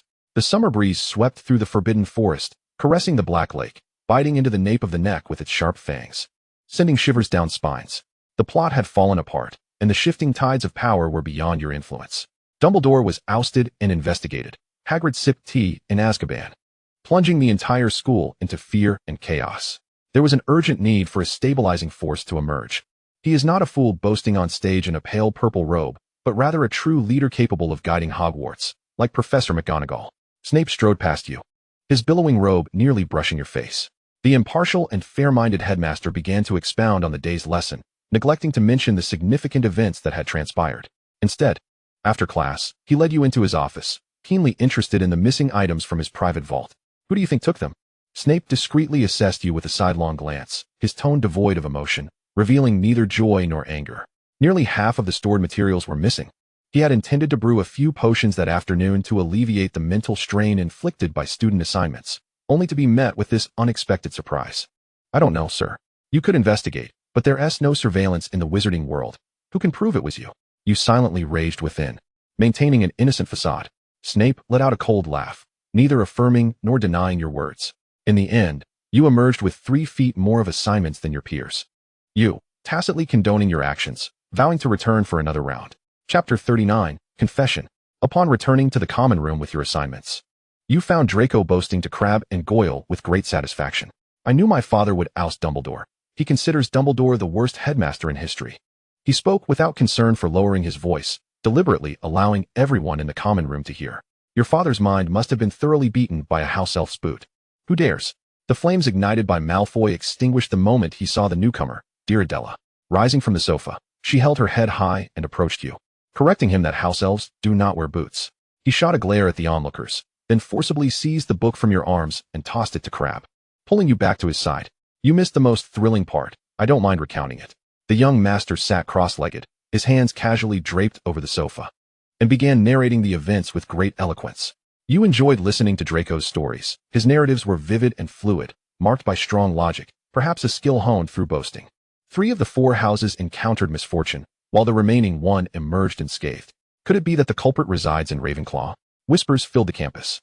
That night in the dormitory, you received an anonymous letter. Forgive me for writing to you without permission, but I cannot contain my longing for you. Your visage is the balm that soothes my restless heart. I do not mean to criticize your friends. Heed my words. They are not good people. Cedric Diggory is gentle with everyone. He may not love you, but he could be secretly plotting to deceive you. Blaise Zabini has always been a playboy. He will not change his ways because of you. Do not be fooled by his facade. As for the Weasley twins, they merely see you as a target for their pranks. No one truly loves you. Only I am steadfastly loyal to you, willing to do anything for you, even to eliminate those who stand in our way, permanently. You, ever oblivious, finally realized that those petrified had all interacted with you, and the one who penned this missive was lurking nearby, observing everything. You help me, please. I am so frightened. Woe is me. System. First, take down the red lantern. I'm even more terrified looking at it. The dark green dormitory, adorned with a bright red lantern, rendered everything increasingly bizarre. You destroyed the letter, realizing why it had been so chilly of late. It was the work of a coward. The price of success is often a necessary path. To draw out this ghost, you resolved to pursue Oliver Wood, the captain of the Gryffindor Quidditch team. You could not let your frail friends, Draco, Harry, and Theodore, remain in danger. Wood was the most suitable candidate. Besides his robust physique honed from years of Quidditch practice, an unnamed source claimed he was not interested in women, most likely devoted solely to his broom. The perfect man arrived, a scapegoat. After relentless effort, you caught Wood just after his training session. In his bewildered gaze, you deeply bowed. I'm sorry, but I truly need you. Immediately, Wood felt something being pressed into his palm. Looking down, he saw a delicate love letter. The bashful girl fled, her dark hair trailing behind her, as he seemed to catch a glimpse of her shy face and flushed ears. The cheers and whistles from those around him jolted Wood back to reality, coincidentally locking eyes with Harry, who wore an expression of disbelief. Chapter 40, Jealousy. After class, you were cornered by Draco, who braced himself against your sides. Struggling to suppress his fury, in a tone that could only be described as restrained, he asked, "Have you forgotten your identity?" He was closer than ever before. When you looked up, your lips nearly brushed his chin. You knew he would undoubtedly go mad, yet his calmness was unexpected. Yes, I love Wood. He occupies nearly all my thoughts. If I don't see him for even a day, my day becomes bleak. To ensure the plan's success, you decided to keep this secret from everyone. He reacted as if he had heard the most absurd joke, a slight smirk forming on his lips, a twisted smile born from rage. He must have slipped you a love potion for you to utter such words before your fiancée. Come with me to see the headmaster now. He yanked you toward the exit, but you wrenched free. Draco, I am perfectly sane. I simply like Oliver Wood. His face blanched like a sheet of paper, and as he met your gaze, A flicker of realization seemed to dawn upon him, his eyes turning red. Long-buried emotions erupted like a volcano. You would truly abandon me for him? His lips trembled slightly, each word choked with a sob, each syllable tinged with a faint crack. Please don't make a scene. I've had enough of this. When did you become like this? You had forgotten the generational gap between you and them. Draco stared at you in shock, his eyes motionless, visibly deflated and despondent, like a frostbitten plant. Just as you contemplated how to explain. A series of knocks shattered the thick air. Theodore stood at the door, his expression cool and unyielding. Professor McGonagall is looking for you. Though puzzled by McGonagall's seemingly arbitrary summons, it was difficult to resist the opportunity to escape. Didn't he give you a hard time, did he? You walked alongside Theodore as he continued. You don't have to accommodate Draco. He is spoiled and throws tantrums at the slightest inconvenience. You nodded, agreeing wholeheartedly. The books say that temperamental individuals are likely to exhibit tendencies of domestic violence after marriage. Sensing that you bore no discontent, he proceeded, Am I talking too much? But I believe in Draco. He is not that kind of person. Theodore's unwavering support for Draco touched you, yet you still cautioned him. One can know a person's face, but not their heart. Upon reaching the astronomy tower, you belatedly realized he had deceived you. I was so worried about you that I had to borrow Professor McGonagall's name. He stood there quietly, his icy blue eyes reflecting the brilliant starlight. He knew precisely how to soften one's heart. You could hardly muster any anger. You were the first to relent. There shall not be a second time. In the ensuing days, you frequently visited the Quidditch pitch, bringing Wood food and drink, ensuring he felt at home. Wait a moment. Wood halted, watching as the girl approached him step by step, lowering her voice. The girl's tone was gentle, and he found himself instinctively bending down. He sensed her drawing nearer, as if all his senses were enveloped by an overwhelming scent of roses emanating from her. A wave of inebriation seemed to wash over Wood, despite his abstention from alcohol, leaving him with an inexplicable sense of dizziness. Chapter 41, The Secret Chamber. She never explicitly expressed her affection for you. Yet every word you uttered was filled with my willingness. The vintage gramophone, marked 001, began to whir into life. To his surprise, Wood acquiesced. Upon hearing this news, your jaw nearly unhinged in shock. It was an audacious act to treat him as a mere tool without his consent, and soon, emotions would be invested in this arrangement. A pang of conscience struck you. Once the ordeal concluded, a formal apology to Wood would be in order. Often, I ponder the notion that if I could excavate your heart and bind it with chains to my side, would you then remain by my side eternally? Another letter arrived. A tiresome ruse. The paper crumpled and discarded into the wastebasket. The following day, both Theodore and Wood vanished, with a note left by the unseen puppeteer directing you to the very secret chamber.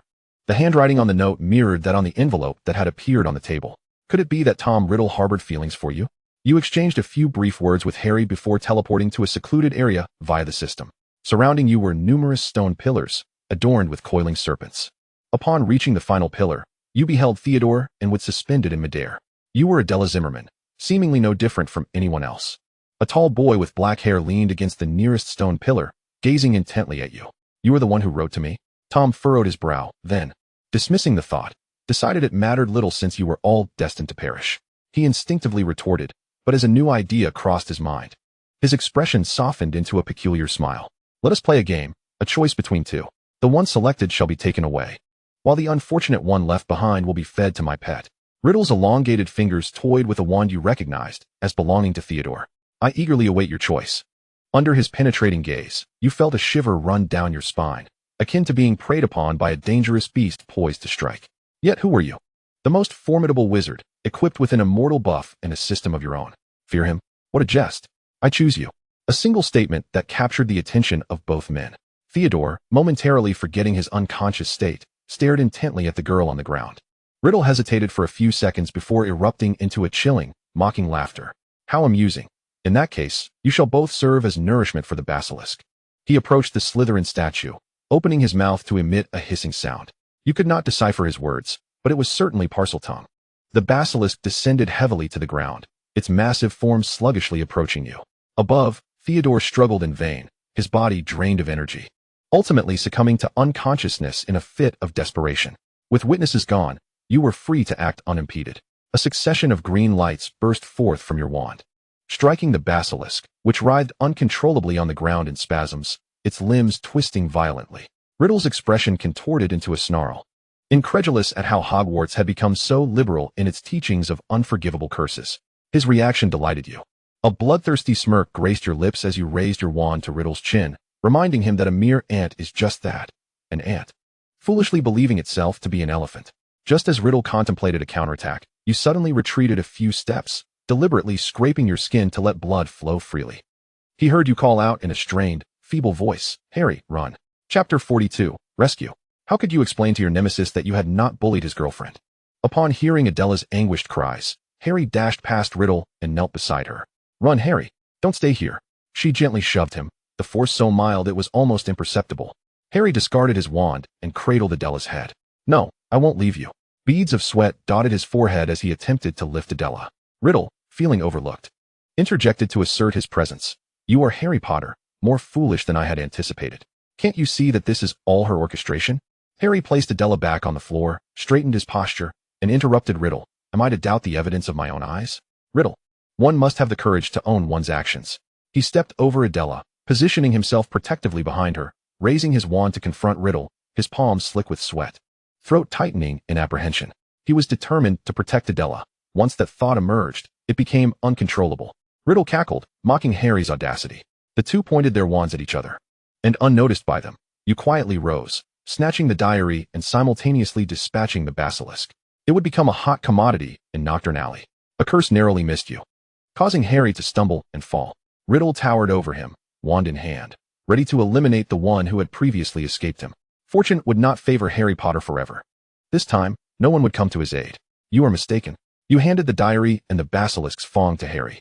He had defeated Riddle once. He could do it again. Forming 3 layers of shields, you taunted him. Without hesitation, Harry plunged the basilisk's fong directly into the center of the diary. Riddle let out a roar of defiance, and before vanishing, bestowed upon you a beautiful flash of green light. "Harry Potter, your fate will be even more tragic than mine." With a billow of black smoke, he disappeared. Theodore's wand fell to the ground, and you rescued the two who had been suspended like a pendulum for over an hour. The levitation charm had its myriad uses, but the combined strength of you and Harry would not suffice to reach the exit. Each of you grasped a person-shaped balloon, with Harry trailing behind you as you followed the enormous white arrow of the system. Harry pondered Riddle's cryptic last words. Truly, the savior lived up to his reputation. You gave him a thumbs up, disrupting his train of thought. "Had you not arrived in time, I might have perished here. Harry, you are my hero." He raked a hand through his already messy hair, dismissing Riddle's strange statement amidst your praise. Until now, you had yet to ascertain who had previously possessed the diary and who had written the letter, although it bore Riddle's handwriting. Through your experience in the secret chamber, you were convinced it was not he. The trail of clues had come to an end. Theodore and Wood were sent to the hospital wing, and Harry was called away by Dumbledore. What greeted you was not the triumphant cheers of victory, but rather Pansy, who enveloped you in a tight embrace. Her eyes red from crying. "They all said you were dead, but I refused to believe it. Thank heavens, you are back." After a while, she released you. Wiping her tears away, Draco stood with his back to you, chatting with 2 lackeys, seemingly indifferent to your fate. Pansy rolled her eyes and took your hand, leading you towards the dormitory. She had grown weary of her infatuation due to the issues in potions class, and had finally turned to you for solace. Did Draco not care? Quite the contrary. He had been restless while you were away, his expression more sour than usual. A volatile dinosaur spewing fire. The unfortunate lackeys murmured, "Go ahead and act up. In the end, you'll be the first to apologize." Chapter 43, The Pressure of the 3 Houses. Having failed to catch the desired fish, you prepared to reel in your bait and head home. Severus Snape, having learned of your confession, thanks to Draco's snitching, made it so that every time you approached Wood to explain, you would be swiftly dragged to his office by Snape, emerging as a laborer. "Professor, I assure you that Wood and I are innocent." You grind the turtle shell, crying out your grievances. He continues to mark assignments, impartially inscribing large PS on each parchment. 12 feet, concerning the function and significance of the turtle shell. "I require silence, Miss Zimmerman. The chaotic essays are already more than I can bear." Recalling Draco before him, throwing a tantrum over a girl who does not love him, Snape felt that Slytherin was destined for ruin. You pouted, applying more force as your pestle occasionally struck the mortar with a resounding thud. The 4 who had been freed from petrification were met with the shocking news that Adela had confessed to Wood. They suspected it was a prank. Even though others assured them it was true, they remained skeptical. Harry was so disheartened that he could not muster the enthusiasm for Gryffindor's victory in the House Cup. His abnormal demeanor drawing Dumbledore's attention. "Severus." He stroked his snowy beard, lifting his goblet to face Snape. "Are you intent on driving the other 3 houses to despair?" Clearly, Snape misunderstood Dumbledore's intentions, believing he sought another reason to award points to Harry. Dumbledore. Harry is neither arrogant nor impatient. An additional 50 points. Snape. Potter makes faces at the headmaster, deducting 100 points. No, how could you think that? I merely wish to inquire about Harry's recent well-being. Snape cast a condescending glance at the forlorn figure below, responding curtly, well, he uttered, the toad wishes to consume swan meat. He dares to pursue my prized pupil. Harry, distracted, was consuming the roast on his plate, his gaze frequently drifting towards Slytherin, suddenly feeling a chill down his spine. He turned to find himself locking eyes with Snape's venomous stare. Startled, he quickly averted his gaze, feigning busyness as he frantically served Ron. Only when the icy gaze above him faded did he exhale in relief. Dumbledore paused momentarily, then recollected something. His cerulean eyes curved into crescents, darting between Harry and Adela. Let it be, Severus. That is a matter for the young. We should refrain from interference. Snape snorted coldly, tightening his black cloak as he departed from the table. He still had some research to complete. The sun emerged from the clouds, casting its rays upon the pitch, the air fragrant with freshness and the scent of earth. Wood, once again on his broom, dodged the bludger. He must have consumed the twins' unfortunate candies. Otherwise, why would he have faced such peril for several consecutive weeks? In the friendly match against Slytherin, the blonde imp opposite seemed intent on directing the ball towards his face. His teammates appeared to be under a curse, utterly indifferent to his plight. Even Cedric had abandoned his usual demeanor, playing with such ferocity that he could easily knock Wood off his broom. Every match seemed to conspire against Wood alone. He had sought out Professor McGonagall, but her reply was, Oliver, this is quite common in matches. I do not believe anyone is out to harm you. Wood sat on the grass, head bowed, stroking his beloved broom. The peculiarities did not end there. It seemed they were not favored by Merlin, as if an invisible hand thwarted his attempts to meet Adela. Chapter 44. Spoilers. Sunlight filtered through the leaves, transforming into dappled spots of light upon your face. You reclined lazily against the trunk, your fair hand shielding your eyes from the blinding glare. Lost in reverie as you gazed skyward. With the semester drawing to a close, you had not seen Wood, and the opportunity for explanation would likely have to wait until third year. The surroundings suddenly darkened. You lowered your shielding hand to find Sirius Black approaching. He sat on the ground, leaning closer, his cascading hair brushing against your cheek, provoking a ticklish sensation. Your eyes met his, where a tumult of complex emotions resided, perhaps concern, perhaps worry, or perhaps an ineffable sentiment. He pulled you up, his broad hand enveloping your fingers as he hurried towards the Whomping Willow. Where have you been? I've been searching for you for ages. Hurry, you are the last one we need.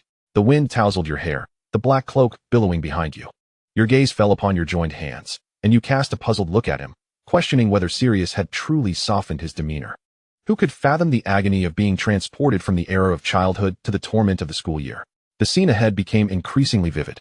Variously colored checkered tablecloths spread across the grass. As usual, Snape was embroiled in an argument with James over Lily, while Lupin and Peter arranged the desserts and cutlery.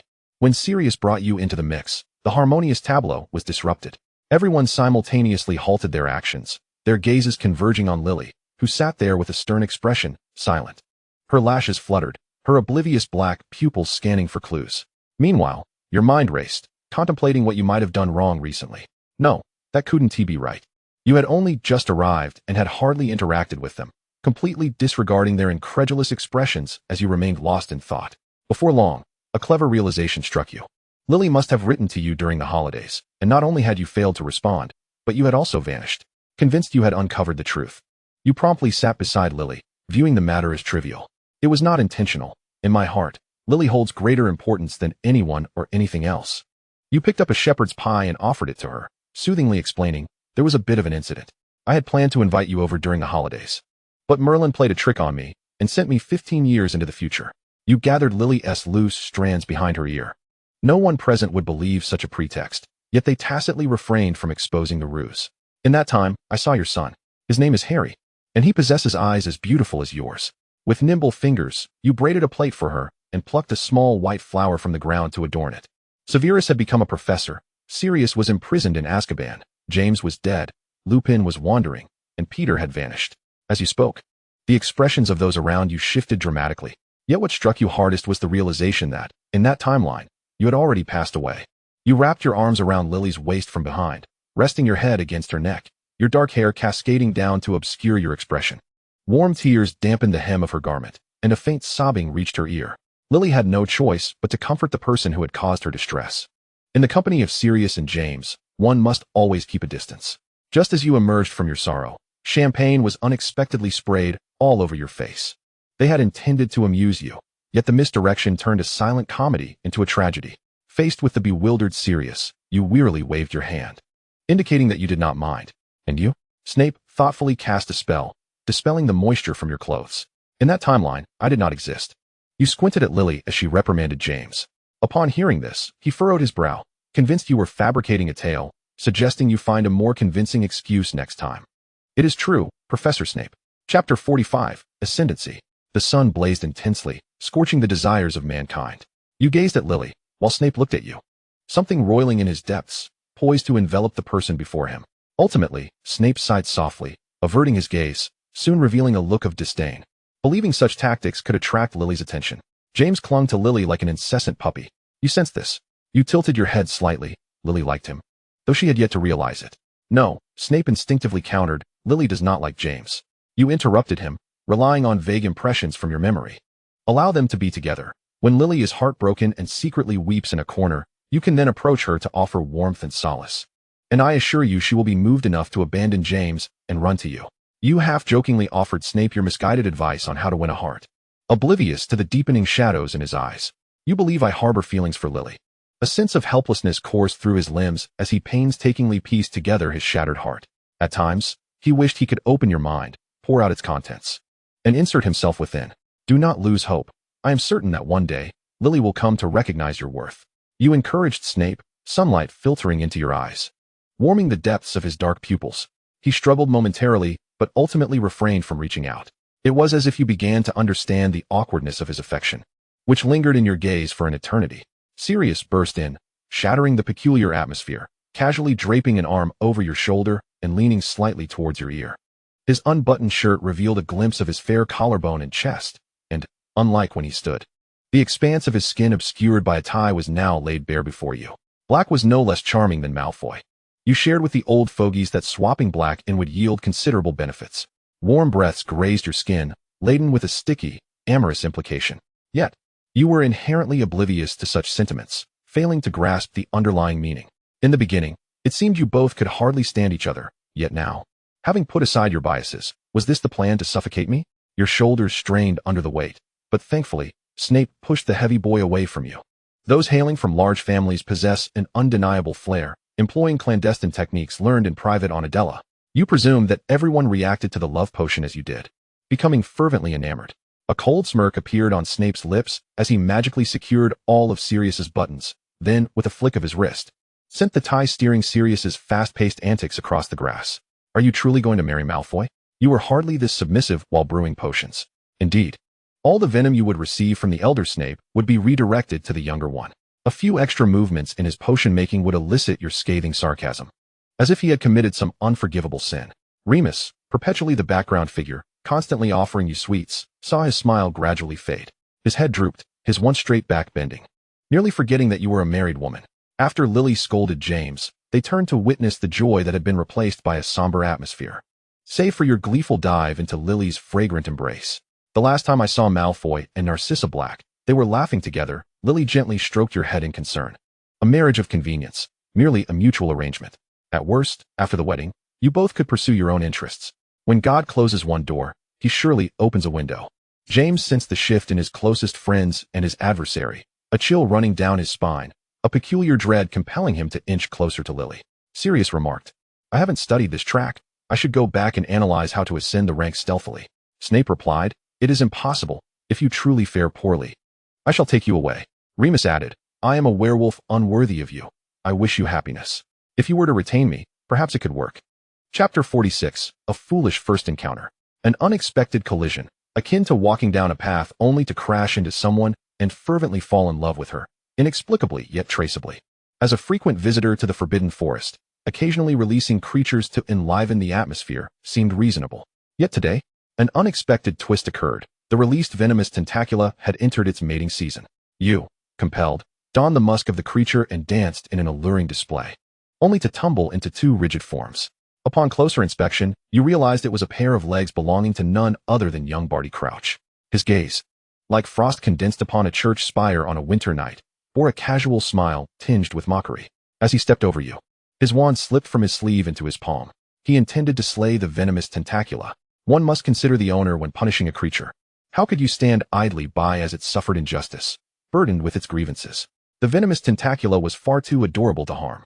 You restrained his eager hand and pulled him out of the forbidden forest. Once the creature was obscured behind layers of dense foliage, you felt at ease, allowing it to return to its card to slumber. Should I admire this naivety? Keeping danger close at hand, unafraid of repercussions. A serpent flicked its tongue and brushed against you, sending a chill down your spine, leaving you momentarily startled. He chuckled, a sickly madness gleaming from his hollowed eyes. You remained oblivious, even if you had noticed, choosing to disregard it. You departed, perhaps to have your mind examined in the infirmary. Your encounter with young Barty Crouch stemmed from an unfortunate accident. It was your fault for not paying attention while walking, distractedly selecting an outfit, and inadvertently tripping over Barty as he descended the stairs. He tumbled down, as smooth as silk, crashing directly into the door of the Slytherin common room. "My apologies, sir," you called out, guilt-ridden, waving from the top of the spiral staircase.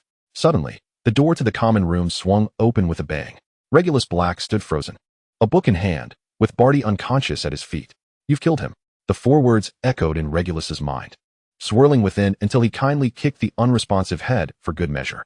As you leaped over the railing to the ground, you saw Regulus hoisting Barty's legs, rushing toward the infirmary. You would not disturb this bonding activity among housemates. Instead, you took out your camera to capture the moment. Donning white gloves, you began to clean the crime scene.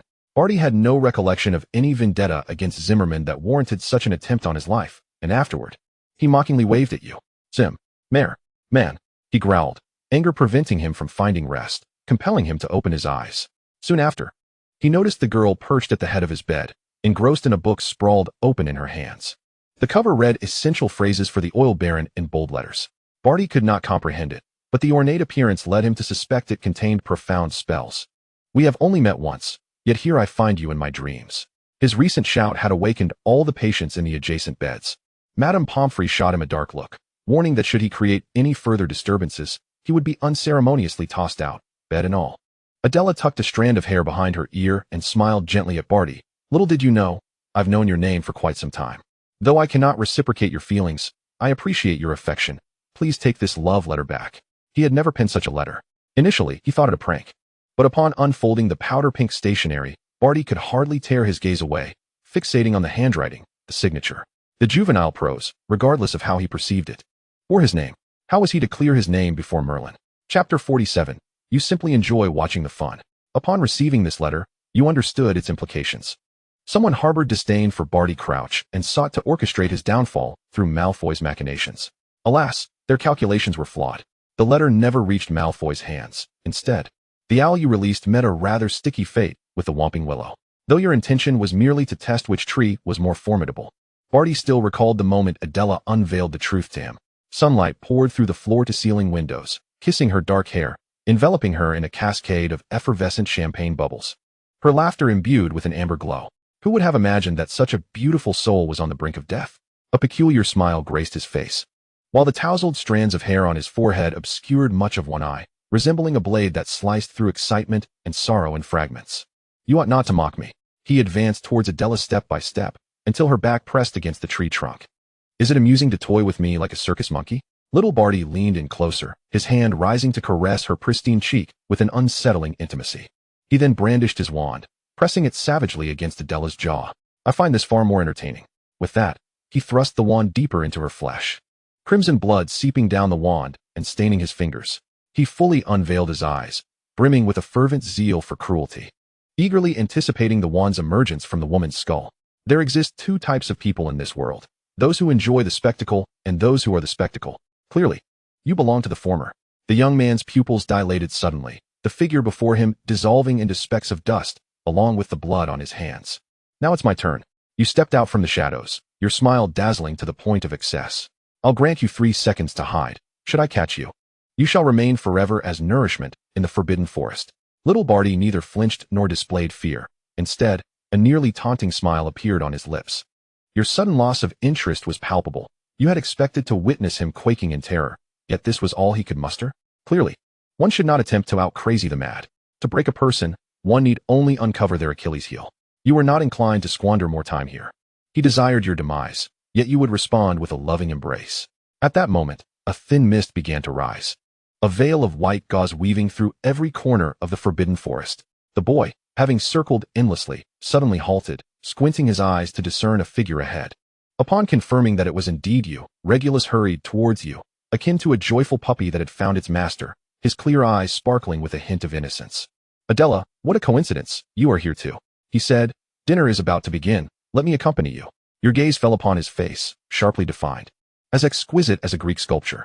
Attending a magical school was indeed delightful. The bruise left by little Barty's earlier encounter with Madame Pomfrey had already vanished by today. As you entered the great hall, your heels barely touching the ground, Lily seized your wrist, pulling you towards the Gryffindor table. You often indulged Lily's whims, and over time, she had developed this habit. With a hint of resignation, you allowed her to thrust a slice of pumpkin pie into your hands. Regulus, trailing behind, could only catch a fleeting gust of cold air brushing against your hair, as your dark locks slipped through his fingers, leaving his palm empty. Chapter 48, Madness. A brown owl circled above Slytherin, failing to spot its master, and promptly darted towards Gryffindor. Unfortunately, it mismanaged its wing controls. Akin to a bolt of black lightning diving down, crashing into a juice barrel. In an instant, it erupted into a myriad of orange-yellow sparks.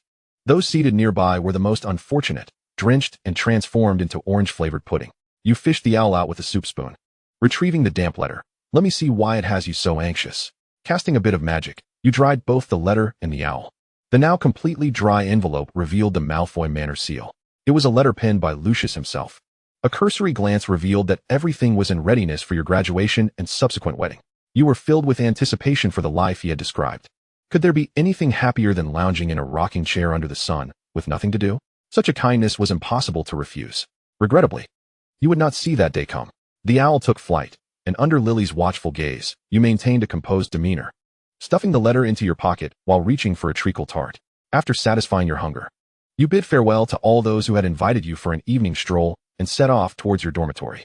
Suddenly, a hand reached out from behind, grasping your arm and dragging you into the profound darkness. Slivers of light filtered through the curtain seams, casting a long shadow of the young man before you. It dawned upon you that you were now in the library. In the dead of night, the solitary woman was yourself, while the lone man was none other than little Barty Crouch.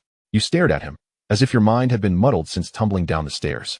He pulled you along for what felt like ages, weaving through countless bookshelves, before coming to a halt before a particular tome. He cast a spell that bound your hands and feet, then opened the book. This incantation will induce excruciating pain, perhaps even driving one to madness or death. With an uncontrollable fervor, your excitement surged, threatening to consume him. My dear lady, the game is far from over. You certainly would not become the plump fish on the chopping block. Effortlessly breaking the spell, you swiftly switched positions with him. In a duel with me, you stand no chance. It appears today is the day you will meet your end.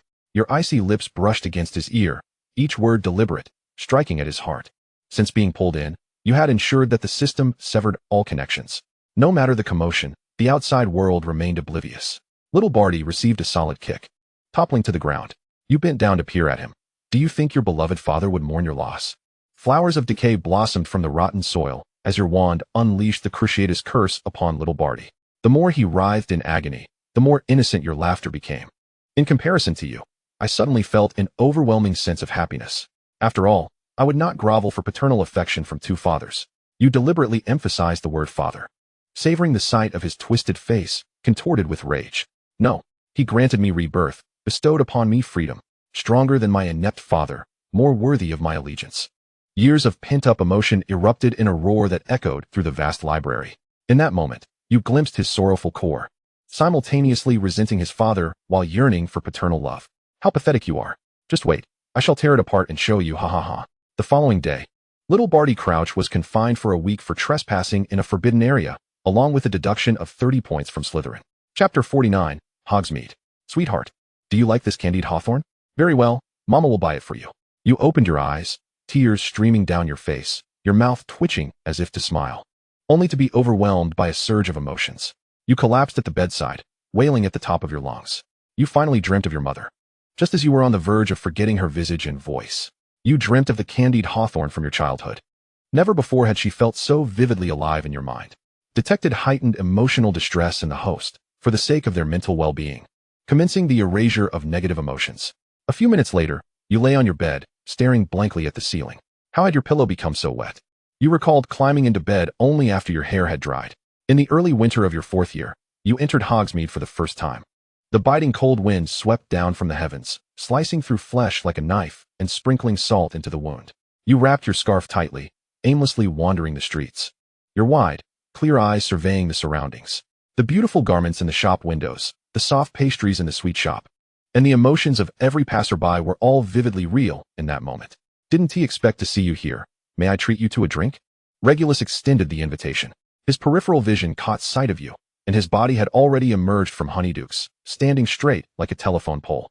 The path is obstructed, and as you lift your gaze, you behold Regulus, who has noticeably grown taller in just a few days, transforming from a slender sprout into a robust sugarcane. His once soft and cherubic visage has vanished, replaced by a lean and angular countenance. Noticing your prolonged silence, Regulus's previously upturned smile gradually falters, extinguishing the flame of expectation he had harbored. I have overstepped. My brother is at the Quidditch shop. A cryptic statement leaves you in a state of suspicion. What does Regulus's invitation to dine have to do with Sirius? Could it be that he wishes to use you as a conduit to ease the tension between him and his brother? Ah, how astute of me to discern the truth. This revelation elucidates the myriad of encounters with Regulus. He requires you as an intermediary to alleviate the strained atmosphere with his brother. You go to the 3 broomsticks and wait for me, he instructs, and with that, you hasten towards the Quidditch shop. Regulus, once again ignited with hope, beams radiantly. Striding with a buoyant step towards the 3 broomsticks, his joy palpable, as if he might wag a tail in delight if he had won. Before long, you return with Sirius in tow. The two sit across from one another while you occupy the space between them. The ambience shifts palpably, cradling a mug of hot cocoa. You observe the deep, poignant gaze exchanged between them. Regulus' sorrowful longing and Sirius' icy indifference. Once, many years ago, they had been a pair of brothers deeply in love. Yet, at some point, an irreparable fissure had formed between them. He and I are not of the same ilk. We never were and never will be. Keep your distance from him. Do not be deceived by his outwardly docile demeanor, Sirius warns, his eyes brimming with disdain. Perhaps still harboring a sliver of fraternal affection, though it is faint indeed. Brother, Regulus suddenly raises his voice, drawing the attention of others. Lowering his tone, he implores. Can we talk? The Dark Lord is not what you think. Sirius dismisses him, rising and making his way towards the exit. You are pulled along, following him outside.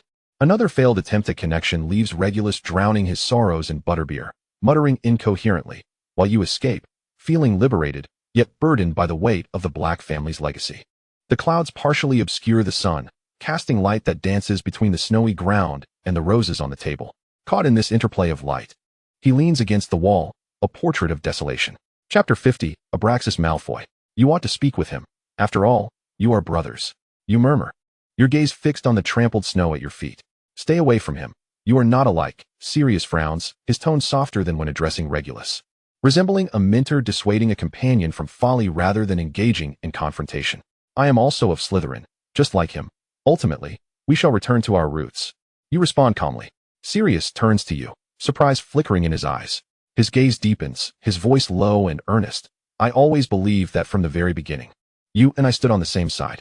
No one is ever entirely aligned with another, but I hope you do not regret your choices in the future. As the sun sets over Hogsmeade, you walk in silence on the path back to Hogwarts. The dank air of the dungeon is laden with the acrid scent of potions, and the vapors rise languidly from the cauldron. Seated on a low stool, you quietly observe Snape as he brews his potions. What troubles you? Why the sighing? He inquires. His focus on the cauldron, though you notice a slight delay in his stirring rhythm. If I were to say I wish to transfer to Gryffindor, would you acquiesce? The clatter of an added herb disrupts the moment, turning the potion into a murky gray-black, signaling its failure. Snape flicks his wand to clean up the mess and sets a new cauldron in place. You have the freedom to choose, if your decision is resolute. He pauses. First, annul your engagement with Malfoy. The thought of relinquishing the betrothal to Lucius, with its mountain of gleaming galleons, tugs at your heart. Yet, remaining engaged to Lucius is fraught with peril, as he has already stepped into the Dark Lord's circle. I could kill Voldemort. No, you must not. The system firmly quashes your audacious notion. You sigh. Must they truly follow him, all for the sake of so-called overwhelming power and ephemeral ideals? Such might, indeed, could alter everything. Ah, the master paints grand visions, and they believe it. The Malfoy estate is perpetually eerie in its silence. The portraits along the corridor cast scrutinizing glances as you pass. You had intended to discuss the dissolution of your engagement, but unexpectedly encounter someone else, Abraxas Malfoy, Lucius's father. You have heard Draco mention him, that his grandfather succumbed to disease and dragonpox. This is your first encounter with him. He seems to have been away on business until now. Abraxas Malfoy stands by the fireplace, his silver hair tied back. As he turns upon hearing your footsteps, his eyes, a mirror of Lucius S., widen in surprise. Before you can utter a word, you find yourself enveloped in a near suffocating embrace, his bony frame pressing against you painfully. I have awaited your arrival. His voice is soft, yet imbued with profound melancholy. Do we know each other? You attempt to retreat, but he grips your wrist tightly. In that moment of connection, you discern nostalgia, excitement, and affection. A bouquet of roses falls into your palm, your fingertips brushing against his trembling hand. Take them, he insists. They were meant for you. Stunned, you accept the flowers. These roses are unlike any cultivated in the estate. They exude a certain clumsy fervor. Why not come inside and sit? Lucius's voice calls from further down the corridor. Today, he wears an unusual Muggle-style suit, his golden hair cascading over his shoulders, enhancing his aristocratic aura. Noticing the flowers in your hands, he raises an eyebrow. You met my father. You place the bouquet on the table, replying. Did you inform him I would come? Abraxas Malfoy has already departed. Lucius pulls out a chair for you, explaining, I have never spoken of you to him. Every year on this day, he returns alone, donning his old suit to pay homage to his first love at the cemetery. He pushes a cup of Ceylon tea toward you, continuing, pure-blood family unions follow a similar script. Seldom does love blossom post-marriage. Had that lady not passed, he would not have wed my mother. You glance at the flowers. You have no recollection of Abraxas Malfoy, perhaps merely resembling his first love, prompting him to gift you the roses. Ultimately, you swallow back your proposal to annul the engagement. Some choices cannot be altered by mere words. They are all the same, opting to descend into the abyss, and you are not prepared to pull them back. Some lessons must be learned through experience. During this time, you choose to remain by their side. Chapter 51, Wood, Epilogue. A continuation following Chapter 39, a glimpse into a moment after the confession. Wood returns to the dormitory, unsealing a letter adorned in soft pink. Though he has received love letters before, they were all discarded, for they would only hinder his performance on the field. This time feels different. His mind, filled with Quidditch, races with anticipation. The letter reads, Oh, your dark hair is like seaweed entwining my ankles. With a gentle tug, I find myself drowning in the lake. Your silhouette on a broomstick, chasing the golden snitch, haunts my dreams. Because of you, I have fallen in love with Quidditch. Such eloquence. Wood places the letter alongside his trophy. She likes him. How can she possibly like him? Harry paced restlessly in the common room, relieved that no one was around at this hour. Were he to be seen by those adoring the Chosen One, the illusion would undoubtedly shatter into a myriad of fragments. Ron, unfazed, was engaged in a game of wizard's chess, his two pieces exhibiting a frenzied demeanor. Hermione was poring over the guide to thwarting lovebirds, searching for solutions. Flanked by a stack of eclectic titles such as How to Make Your Crush Like You and The Fundamental Rules of the Other Woman, Harry joined the ranks of the bibliophiles, muttering to himself that there must be a way to dissuade Adela from her infatuation. Ron, accustomed to such antics, captured his opponent's king once more, playing against himself, speculating on why Adela had chosen Wood. Perhaps she was drawn to his maturity, his substantial winnings, or the prospects of inheritance. This remark struck a chord with Harry, who possessed a fortune ample enough to rival any mountain, and as the Chosen One, he was far less likely to meet an untimely end than Wood. I shall simply tell Adela that I am wealthier than Wood and shall depart this world sooner. Ron, taken aback, swiftly intervened, realizing that his friend's romantic plight was even more dire than he had imagined. Perhaps Oliver had slipped her a love potion. With a snap, Hermione closed her book, exclaiming, I can't believe I didn't think of that. I'm off to the library for research. Before storming out, Ron returned to his seat, having been too preoccupied with stopping Harry to notice he had just lost a game. To add insult to injury, he now found himself saddled with an unexpected homework assignment for potions, thanks to Harry pilfering herbs from Snape's private stash for a love potion antidote, which Snape mistakenly attributed to Ron. He was also forced to down a vile concoction of a potion that shimmered in a kaleidoscope of colors, courtesy of Hermione and Harry. Afterward, Harry, in a fit of rage, lunged at Ron, shaking him like a rattle, insisting that Adela had not even consumed a love potion. Ron's outstretched hand toward Hermione was his final act of defiance. Hermione, save me. Unfortunately, Hermione was too engrossed in her quest for answers to heed him. Checkmate. Ron exclaimed in frustration. Adela, striving to transcend the barriers of house prejudice, ran toward Wood, stirring the hearts of the Gryffindor players. Wood frequently found himself the recipient of teammates' impassioned pleadings, coaxing him to accept Adela's affection, with two girls even shedding tears in the throes of emotion. In such moments, Harry's advice to break up stood out as particularly poignant. She does not truly care for you. She is merely toying with your affections. Unbeknownst to Adela, Harry had unwittingly cast her as a heartbreaker. In the throes of adolescence, boys are often rebellious, and the more Harry implored, the more Wood became enamored. Ultimately succumbing to agreement, Wood acquiesced. Harry seethed with indignation, returning to the dormitory to vigorously shake Ron. What does this make me? What am I? His body felt on the verge of collapse, and unable to contain his irritation, Ron tossed Harry a copy of the fundamental rules of the other woman. Chapter 52, Remus. The Prefect. The fleeting years of 4th grade had passed in a blur, now marking the transition to 5th grade. James took Lily's hand. Sirius pulled you along, and you, alongside Lily, reached for Snape, as the 7 of you skived off to the 3 broomsticks to celebrate Remus Lupin's appointment as prefect. The clinking of butterbeer glasses resonated with clarity as you shoved aside the fawning James, laughing and joking with Lily. Snape still wore his characteristic morose expression. It would be more merciful to be rid of him than to let him linger with the Marauders. Remus, you will make an excellent prefect. You toasted with a beaming smile. He shyly pressed his lips together, muttering his gratitude. Unbeknownst to the others, you discreetly levitated a camera, posing with a peace sign toward the lens. The shutter clicked, capturing the moment for posterity. The dilapidated boards of the shrieking shack creaked in agony as the winds howled. Each full moon, Remus Lupin stood against the night, yearning for dawn, concealing himself within the shrieking shack, awaiting the transformation to subside. In this regard, the unfortunate Remus was bestowed with the honor of Gryffindor Prefect. He had to rely on his friends to fulfill his duties during his time as a werewolf. Do not worry, James said, clapping a reassuring hand on his shoulder. We will uphold your responsibilities. Indeed, Sirius chimed in, draping an arm around Remus's neck. Just rest. We will handle the rest. You narrowed your eyes, harboring 100% skepticism toward their fervent promises. Marauders managing discipline? What a jest. As it turned out, your instincts were correct. From that day forth, Gryffindor's ruby gems began to dwindle. This caused the students of Gryffindor to lose sleep, fearing they would awaken to find their precious stones vanished, now congregating around the hourglass, vigilant for the thief. Is it possible that Slytherin feels inadequate compared to us? Sneaking in at midnight to tamper with the scorekeeper? Pondered a Gryffindor student.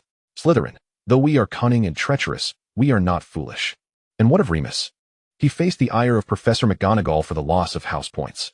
At times, you felt he was like a saint, stirring the emotions of James and Sirius with his camaraderie. One day after class, Sirius pulled you into an empty classroom.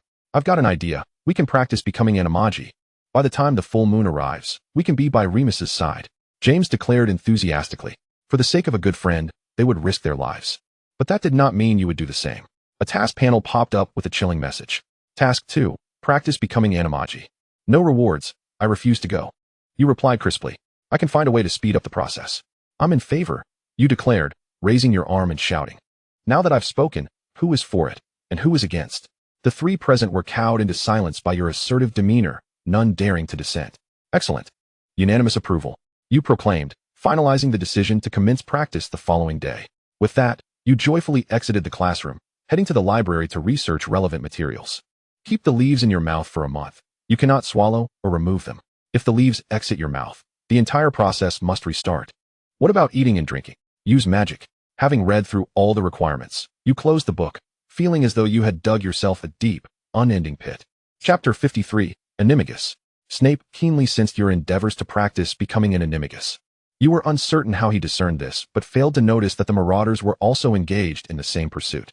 He stood before you, emanating a somber aura of oppression.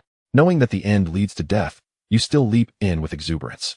Should I commend your intellect or report you to the headmaster to spare you from a wretched fate? You blinked innocently. I merely read about it. I wanted to try. Try? He scoffed. Let me tell you, you possess no talent. Continuing will only lead to demise. Tell me, who taught you to play this deadly game? It's just curiosity, you replied innocently, stepping back. Professor McGonagall's cat form is adorable. I want to transform too. You are lying. He suddenly advanced, his dark eyes locking onto you. I know you. You are not the type to be driven mad by mere curiosity. The atmosphere grew tense, and you sought for an escape. Just then, someone passed by, and fortuitously, it was Lily. You swiftly darted behind her, tugging at her sleeve, feigning a pitiful and helpless demeanor. Lily, he's threatening me. Lily frowned, her eyes darting between Snape and you. Severus, what is going on? Snape replied, if you're fortunate. Perhaps in a few days you can lay flowers at Adela's grave. That is excessive. You peered from behind Lilia's shoulder. I am not seeking death. I am confident in my success. After all, there exists a system to provide support. Snape gazed at you, as though he could see through some lamentable farce. Did you truly believe you could control everything? I shall unearth those who incited you. With that, he abruptly turned and vanished into the shadows of the corridor. The conditions for practicing as an animagus were nearly cruel, requiring one to wait for the tempest to arrive. You have attended school for 2 lifetimes, yet have never encountered a storm. Surely, you are not meant to remain in this state until your return?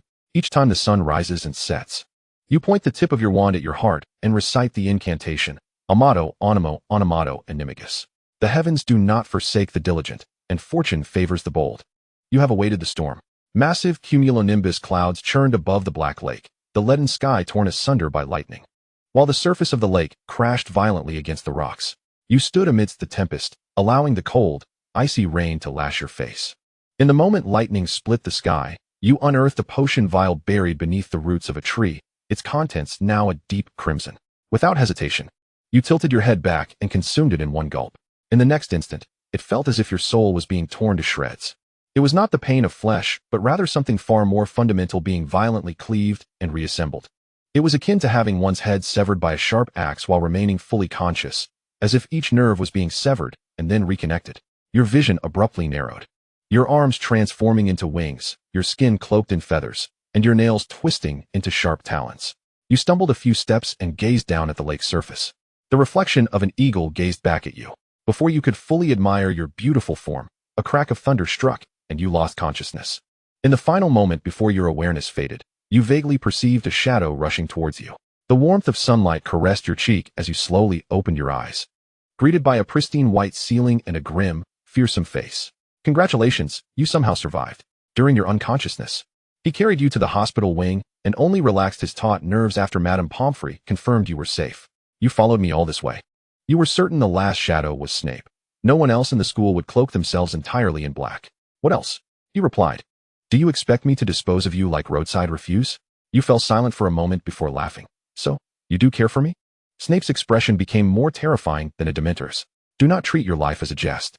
He hissed through clenched teeth, turning to leave. After guarding you for an entire night, Snape required rest. Chapter 54, Confrontation. You do not visit the Forbidden Forest every day. Too frequent an appearance would inevitably raise suspicions. You merely let the small creatures from your cards out occasionally for some fresh air and to stretch their limbs. However, tonight, illuminated by the moonlight, you spotted a familiar figure, one you would never expect to encounter at this hour. Snape approached the Whomping Willow and successfully entered its concealed passage. This was decidedly amiss. Had the Marauders divulged the route to the Shrieking Shack to Snape? Had their relationship advanced to the point of sharing secrets? The very next day, you heard rumors that James had rescued Snape from a creature. The most unresolved incident in Snape's life. I told him that a simple poke with a stick would suffice to get inside. Sirius leaned against the wall, a casual smile gracing his lips, as if he had no idea he would actually go to drive us out of the school. He was even willing to gamble with his life. When he rushed over to share this as a joke, the truth finally dawned on you. So, you are boasting about your cleverness? You interrupted him, your tone icy. Or do you find this amusing? He was taken aback, the mocking expression on his face freezing in an instant. Are you angry? He furrowed his brow, gazing at you in confusion. It was merely a prank. He had emerged unscathed, had he not? A prank? You slowly straightened your posture. Sirius Black, have I overestimated you? His brow furrowed even deeper. Did you consider Remus at all while orchestrating this? When you plotted a murder, did you spare even a second to contemplate what would happen if Snape were to perish in the Shrieking Shack? Remus is a werewolf. You met his gaze directly. If Snape were to die there, the wizarding world would immediately learn that Hogwarts harbors a werewolf. What sort of attacks and accusations do you think Dumbledore would face? He could lose his job over this. Sirius's complexion darkened further. Your plan, if it had succeeded. You scoffed. Remus would find himself in the Wisengamot's courtroom. The ministry would brand him with a lifelong mark of disgrace, and he could even end up in Azkaban. What do you think his life would look like afterwards? Sirius's lips quivered slightly, as if pricked by some unseen pain. Is this your idea of friendship? This is the bond among Marauders? Sirius's face turned pale, yet a stubborn, twisted smile crept onto his lips. I never thought that much. You never think at all. You raised your voice suddenly. You only consider the present, never the consequences.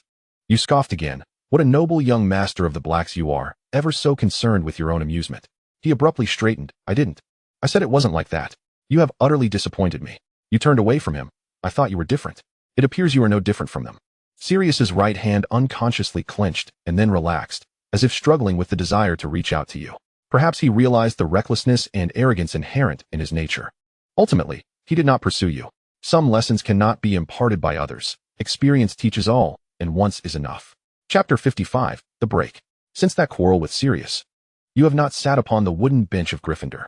Even after he stammered an apology, and even with Remus mediating, you remained cold and indifferent, treating him as if he were air. Has something happened between you and Black? After the OWL exams, Lily walked beside you on the lawn, inquiring. Lily was unaware of the truth, but could sense the tension between you and Sirius. Just a minor disagreement, you replied, noticing your reluctance to discuss it. Lily kindly shifted the topic. A few days ago, I had another argument with Severus. You descended the slope by the Black Lake, the evening breeze tousling her red hair. Those fellows Avery and Mulciber. Her voice grew somber, especially Mulciber. He nearly used the Cruciatus curse on Mary MacDonald last week. But Severus insisted it was merely an innocent prank. In a fit of frustration, Lily picked up a stone and tossed it into the lake. As if that stone were Snape. She wished to submerge his head in the lake and cleanse it thoroughly. He is ever so eager to embrace the dark arts. He must be itching to become a servant of the Dark Lord. The pain of not having a steadfast friend is excruciating. In this era of Voldemort's resurgence, the relationship between Slytherin and Gryffindor has reached unprecedented tension.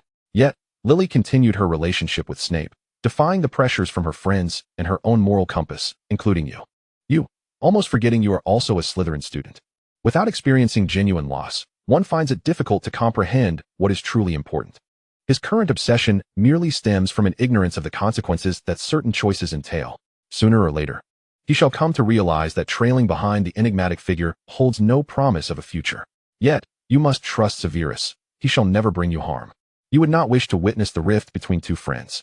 The commotion from behind drew the attention of the surrounding students, some rising to converge towards the source. I must see, Lily declared, asserting her duty as a prefect to maintain order should it be yet another instance of Slytherin bullying Gryffindor. However, as she pushed through the crowd, the scene that unfolded before her was far more distressing.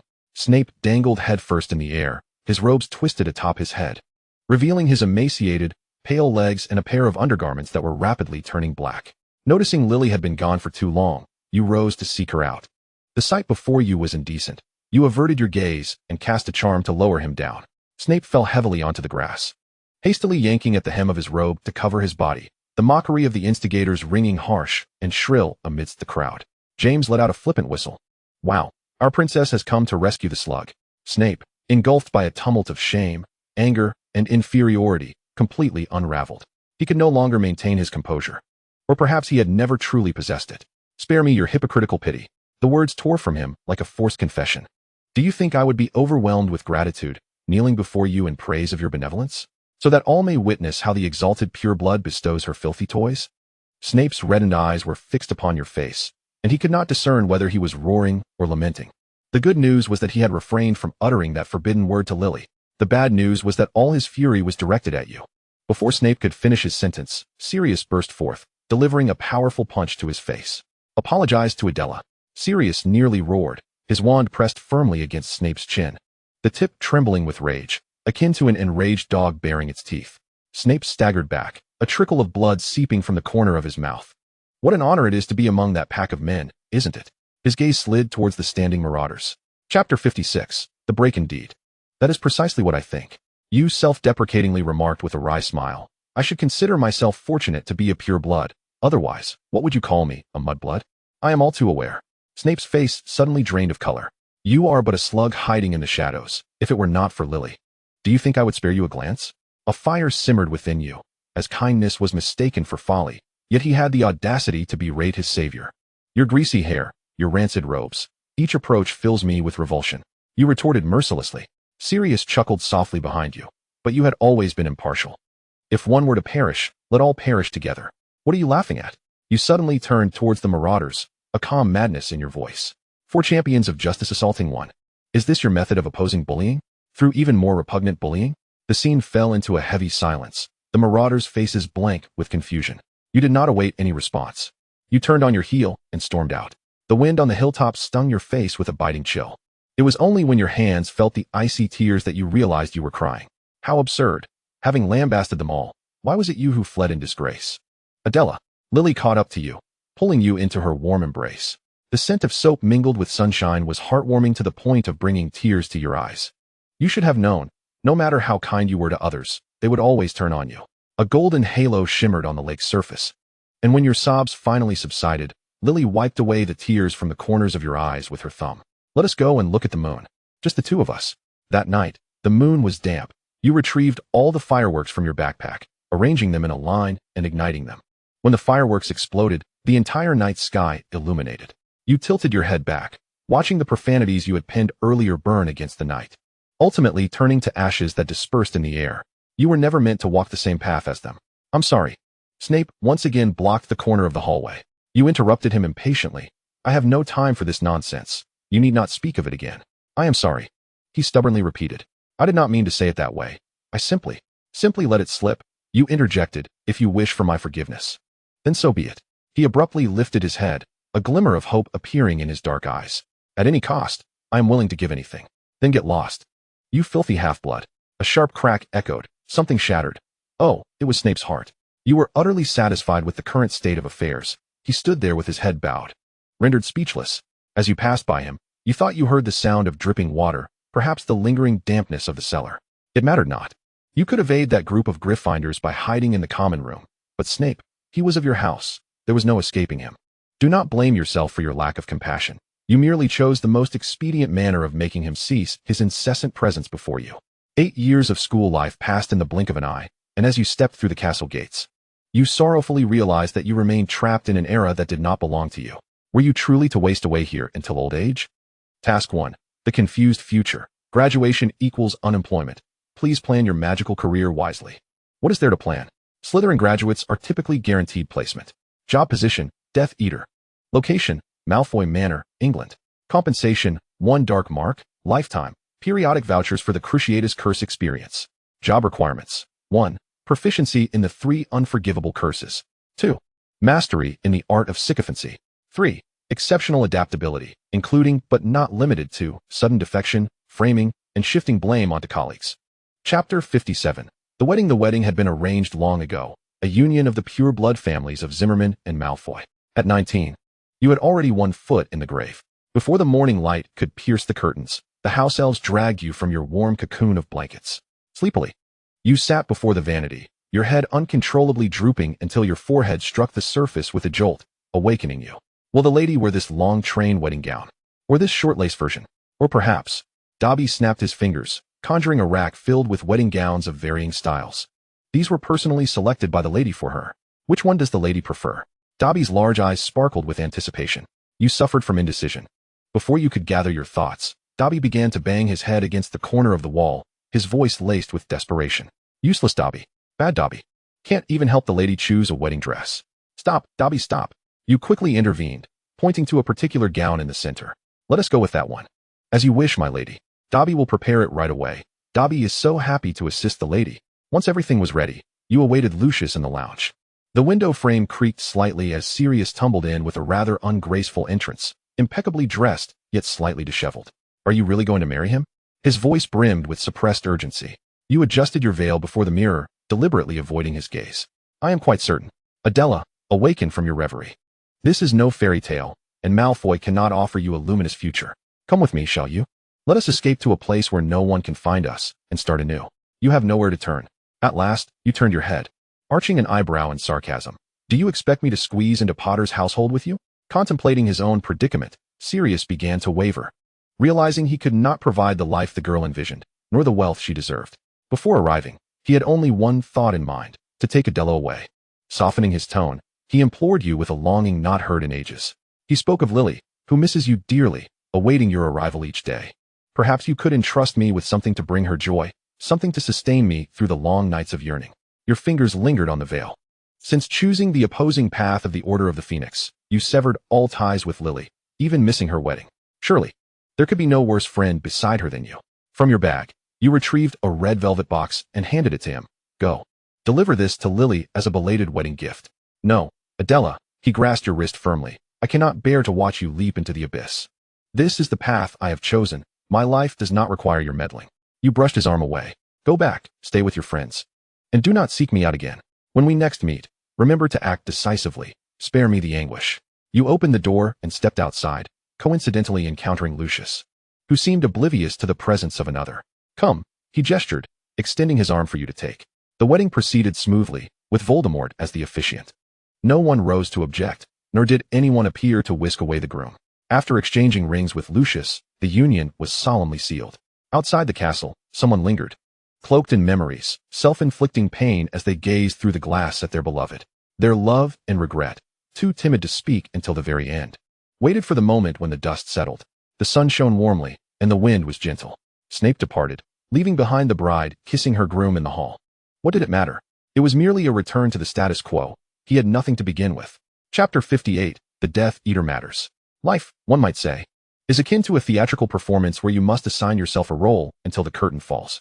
Your husband, Lucius, was already a core member of the Death Eaters.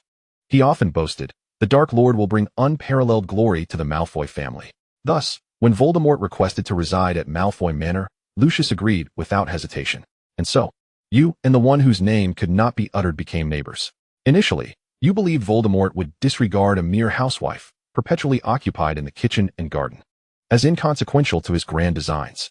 However, your notoriety was too pronounced. A fervent Death Eater suddenly knelt during a gathering, proclaiming, "My lord."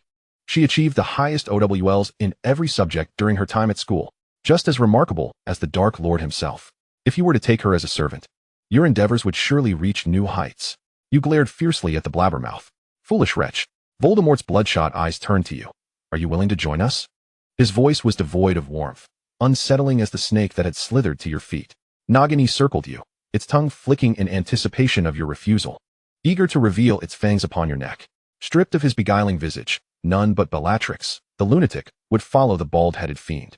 The core Death Eaters sat at the long table, each cloaked in black and masked. A slight stir rippled through the crowd, quickly settling again. Was this scene any different from a wedding vow? "I swear by Merlin's name, my lord, I kneel before you, in good times and bad, in wealth or poverty, in health or sickness, I shall remain loyal to you until death." "Excellent," Voldemort exclaimed with delight, raising his wand. "As a reward, you shall receive my special favor." He commanded you to step forward, his cold fingers gripping your left forearm. The tip of his wand searing an evil mark into your skin, a skull with a snake protruding from its mouth. "Congratulations. You have received the accessory dark mark, removable at will." After the wedding, it was only natural for you to become a Death Eater. The spring sun filtered through the heavy curtains, casting bright patches on the gloomy hall floor. Voldemort sat in a chair, his black robe swaying slightly with his gestures, his icy gaze sweeping over all present. You sat quietly in a black cloak at Voldemort's left. Opposite you was Bellatrix, her once flowing hair still unruffled from her time in Azkaban, now gazing with rapture at her master's pale profile. Suddenly, a scream pierced the air. The black veil swirled around the long table, settling behind you. "Why is this ghastly thing always around you?" A Death Eater could not help but inquire. Initially, they believed it to be a new spell of the Dark Lord, only to realize the veil constantly hovered near you. "Perhaps it's due to the multitude of souls I have slain," you replied, the veil swaying at the tip of your wand as you revealed a dangerous smile. "These restless spirits seem to enjoy clinging to me." You would never disclose the truth. It was a rare vengeful bat, akin to a Dementor, that delighted in delivering the kiss of death. You raised your hand slightly, and the bat immediately lunged at the loquacious man. The veil enveloped his face, cutting off the air, and he clawed at it in terror, emitting a hoarse whimper from his throat. As his struggles intensified, they gradually morphed into feeble convulsions. "Enough."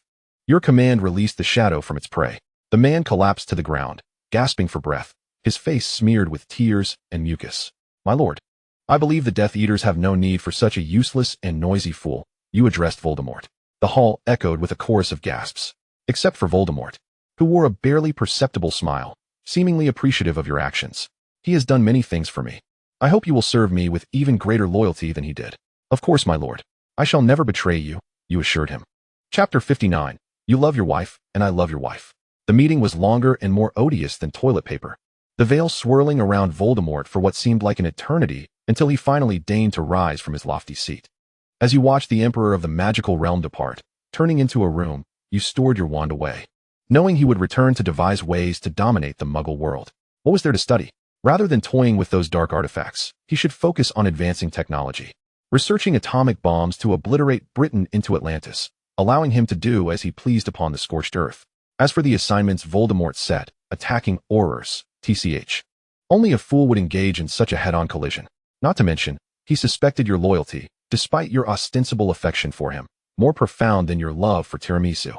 Madam, your tiramisu. Dobby presented the dessert, and you indulged in a spoonful. Behind you, a house elf was replacing the freshly picked flowers in a glass vase. Lucius stood before an easel, his golden hair casually tied back, a few strands cascading down the side of his neck.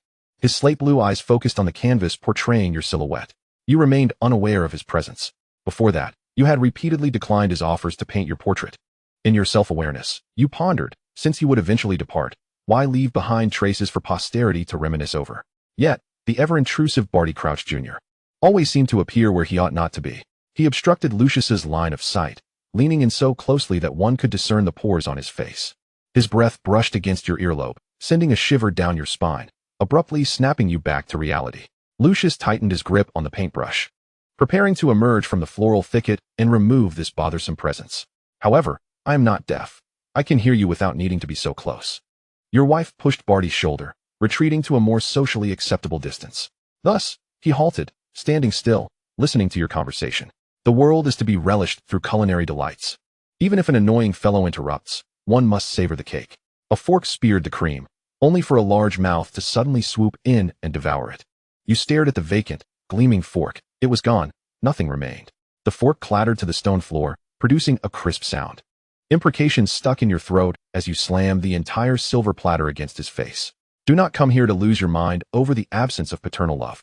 He wiped the cream off his face, unperturbed by your words, and sat beside you. Following Voldemort, you seem to have little promise. Expect to be confined to Azkaban in the future. If I were you, I would have long since aligned myself with Dumbledore. You cleared the remnants of food from the table. Barty, infatuated, was utterly devoted to Voldemort, ignoring the weary tongues of others. My master shared his secrets with me. He claimed he had never confided in anyone else, that he trusted me above all. He is different with me, Barty boasted. You elegantly sliced a piece of bread, noting that you both shared the same name as your fathers, both unappreciated, both loathing them. Barty was taken aback, not expecting your awareness. You continued, oh, by the way, he must have mentioned to you that he is half-blood. He told me as well. It seems you are not held in as high regard by him as I imagined. Offering him a slice of bread smeared with butter, you suggested that proving one's worth could take many forms, such as ascending to a position higher than your father's, and then rightfully exploiting and tormenting him. You are sowing discord regarding my trust in the master. What do you think? Barty caught you off guard with a light kiss on your cheek. I only desire true love, love that belongs to me. You, bewildered, dabbed at the spot he had just kissed with your handkerchief. Lucius, with a sullen expression, emerged from behind, rarely angry, but his gaze was fixed fiercely on Barty. I need to speak with Mr. Crouch. He pulled Barty away to a place where you could not see, delivering a punch to his jaw. Barty wiped the blood from the corner of his mouth with his thumb. I love her. What concern is it of yours? You cannot blame me for all the grievances. Lucius discarded his cane, removed his coat, and meticulously rolled up his sleeves before delivering another blow to Barty. She is my wife. Barty licked his upper palate, defiantly retaliating. The two became entangled in a scuffle. You love your wife. I love your wife. Are we not on the same side? Lucius remained silent, intent only on delivering punishment. Chapter 60, A Few Matters Regarding Death Eaters. You did not eavesdrop on their conversation. For a long time afterward, Barty Crouch Jr. was nowhere to be seen. When can I go back? You sat before the vanity, applying lipstick while gazing into the mirror. Soon, the system's cold, mechanical voice resonated in your mind. The remainder of the story will be delivered to you. It may serve to pass the time when boredom strikes. At that moment, Lucius entered. My dear, are you ready? His hand rested on your shoulder as he leaned in to place a kiss on your cheek, his light golden hair briefly mingling with your dark locks. He straightened, gently brushing his chin against the top of your head, his gray-blue eyes observing the reflection in the mirror. Very beautiful, he remarked. However, Lord is pressing. I must head down first. Another kiss, but this time you turned your head to evade it. Stop it, I've just finished my makeup. You feigned annoyance, nudging him. Go on now. He seemed to realize something, his lips curling down slightly, but quickly regained a polite smile. Do not keep Lord waiting. As he exited, Lucius resumed his usual proud demeanor, neck slightly elevated, the silver-green serpent-headed wand twirling in his palm as he made his way to the hall. The atmosphere in the hall was somewhat tense. Voldemort scanned the faces before him, a cold glint in his eyes. It seems some wizards no longer fear my summons. He spoke calmly. Is my prestige not what it once was? Everyone instinctively stiffened their backs, their gazes averted from him. Except for Avery, who eagerly interjected. She has no regard for the master. she must face severe punishment. Avery sought vengeance for the last time you nearly choked him. My lord. Lucius stepped forward to defend his wife. Please forgive her. You know she has sacrificed much for the cause. Sacrificed for the cause? Avery interrupted. Which of us has not risked our lives for the master? Why should she be an exception? Where was she during the recent skirmish with the Aurors? This cowardly disgrace ought to be punished. He sounded like a pea shooter, incessantly spouting accusations. Snape, hidden beneath his mask, rarely displaying emotion, now exhibited a rare flash of anger. Indeed, Mr. Avery is greater than all of us combined. Not only must he demonstrate bravery in battle, but he can also count heads while doing so. Such admirable focus, Snape remarked. Mr. Avery, I believe I saw you in a rather amicable discussion with the Minister of Magic last week, Regulus leisurely added. Is that so? Voldemort's blood-red eyes fixed on Avery, who felt ensnared by an unseen serpent. In truth, Nagini had turned Avery's delusions into reality. My most beloved lord. The doors swung wide, and you, clad in Auror attire, pressed your hand to your chest, your brows furrowed, striding towards Voldemort with a melodious intonation, kneeling on one knee, and delicately kissing his robe. You have shattered my heart. How could you doubt my loyalty to you? You lamented. Becoming an Auror is a betrayal to the master. A few Death Eaters in the crowd, incited by Avery, protested. Master, she must face the consequences. Such a fitting display of cannon fodder. You rose and approached Avery from behind, your finger, encased in leather, resting on the tip of his wand at his left shoulder. Dear Avery, it is those like you who shout for death that thin the Lord's grand ranks. Yet, I understand. Without fools, how could I prove my worth? You tossed your hair back. A crow flew in through the window, landing on your hand. I have successfully infiltrated the Auror ranks. It will not be long before I am appointed Minister of Magic. Master, I will have them crawling at your feet. Everyone can spin a grand tale. Look at this one. It is both large and round, surely delicious to consume. Voldemort seemed pleased with your words. His gaze lingering on your face. I look forward to your report. Do not disappoint me. You will never be disappointed in me. You curtsied and stepped aside. It was time for Mr. Avery to conclude his failed existence. Chapter 61, Struck by Lightning. Regulus sacrificed himself. Lily and James are dead. You stayed up late reading novels, so infuriated that you sprang from your bed. What's wrong? Lucius, stirred by your movement, groggily inquired. Nothing, just had a nightmare. Great endeavors demand sacrifice. The system proclaimed, this is an inevitable outcome. Do you wish to alter it? You sensed the whiff of a conspiracy. Ah, so this is what awaited me. The system. To save or not to save, the choice lies with you. The method shall be executed by your own hand. You are an anomaly to this world. When you eliminate the original NPCs, the world's consciousness will activate its self-defense. While it exerts its utmost to annihilate you, it will remain oblivious to my resurrection of those who were meant to perish, yet you must find a place to conceal them. Why must I be killed? The system. In its eyes, you are an undetected virus. Rest assured, once you are gone, it will quiet down, and at that time, I shall resurrect you. When will those I have slain awaken? The system. After you depart from this world. Let us place them at Zimmerman Manor. Many obstacles cannot be surmounted by mere effort. Upon receiving the news, as you shifted into the cave, Regulus had already consumed the majority of the potion. His skin had turned nearly translucent due to the potion's effects, his pupils dilated, and life was swiftly ebbing away in agonizing pain. His will teetered on the brink of collapse, yet his soul clung desperately to its obsessions. Accepting the forged locket box from Creature's trembling hand, you cautioned him, promising to return his master home, but Creature must not speak of this to anyone, under any circumstance. Creature understood. He was meant to be dead. Creature should have perished. Pleading for the small master's salvation, he bowed deeply, his forehead nearly touching the ground, and vanished with a snap of your fingers. Regulus's plan was to exchange counterfeit for authentic, allowing Creature to take the Horcrux back to be destroyed. Creature relayed this to you, the moment he laid eyes on you. Astonishment widened his gaze. Yet, that expression quickly morphed into a terrifying calm, a serene acceptance of death, a willing release. I'm sorry, you cannot prevent my demise. He knew his actions betrayed his parents and his family, yet he could not bear to live with the condemnation of his conscience. He was wrong, and he must pay with his life to reclaim the path he had forsaken. Regulus knelt, his body on the verge of collapse, yet stubbornly persisting, attempting to finish the potion in the vessel. Once I am gone, retrieve it for destruction. He strained to discern your features, but his eyelids were too heavy to lift. Hurry, or when the shade drags him into the water, you shall have no chance. I'm sorry. You raised your wand, Avada Kedavra, a flash of green light, and he fell like a withered leaf. What is there to mourn? We shall meet again. I will take him away, and in mere moments, the world's consciousness will pursue. So I wish you luck. Before the system claimed Regulus, you instructed it to swap the positions of the two locket boxes. Regulus's efforts should not go in vain. You squatted on the ground, drawing circles for nearly 2 hours, adding GG and AD, and in between, a slanted heart. Your legs grew numb. Yet the world's consciousness failed to manifest. Curse system, are you mocking me? You discarded the twig and rose to return. A bolt of lightning, as thick as an arm, surged through the water, coursing through your body, blood spilling from the corner of your mouth, staining the sand beneath. Health bar, 999999. Damn. Why did the system not provide a pain shield? Let your consciousness awaken to feel it.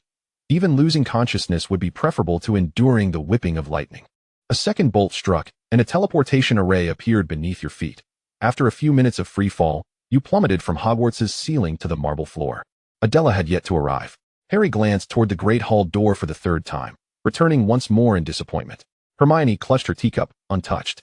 Only Ron, chewing on buttered toast, mumbled indistinctly. Perhaps she, like us in second year, crashed a flying car and nearly flew into the forbidden forest.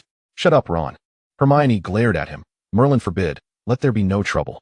She clasped her robes tightly, praying. Adela's absence cast a pall not only over Gryffindor, but also Slytherin. Once she breaks up with that blockhead, I can forgive her previous foolish decisions, Draco remarked. Am I being unreasonable? She hasn't replied all summer.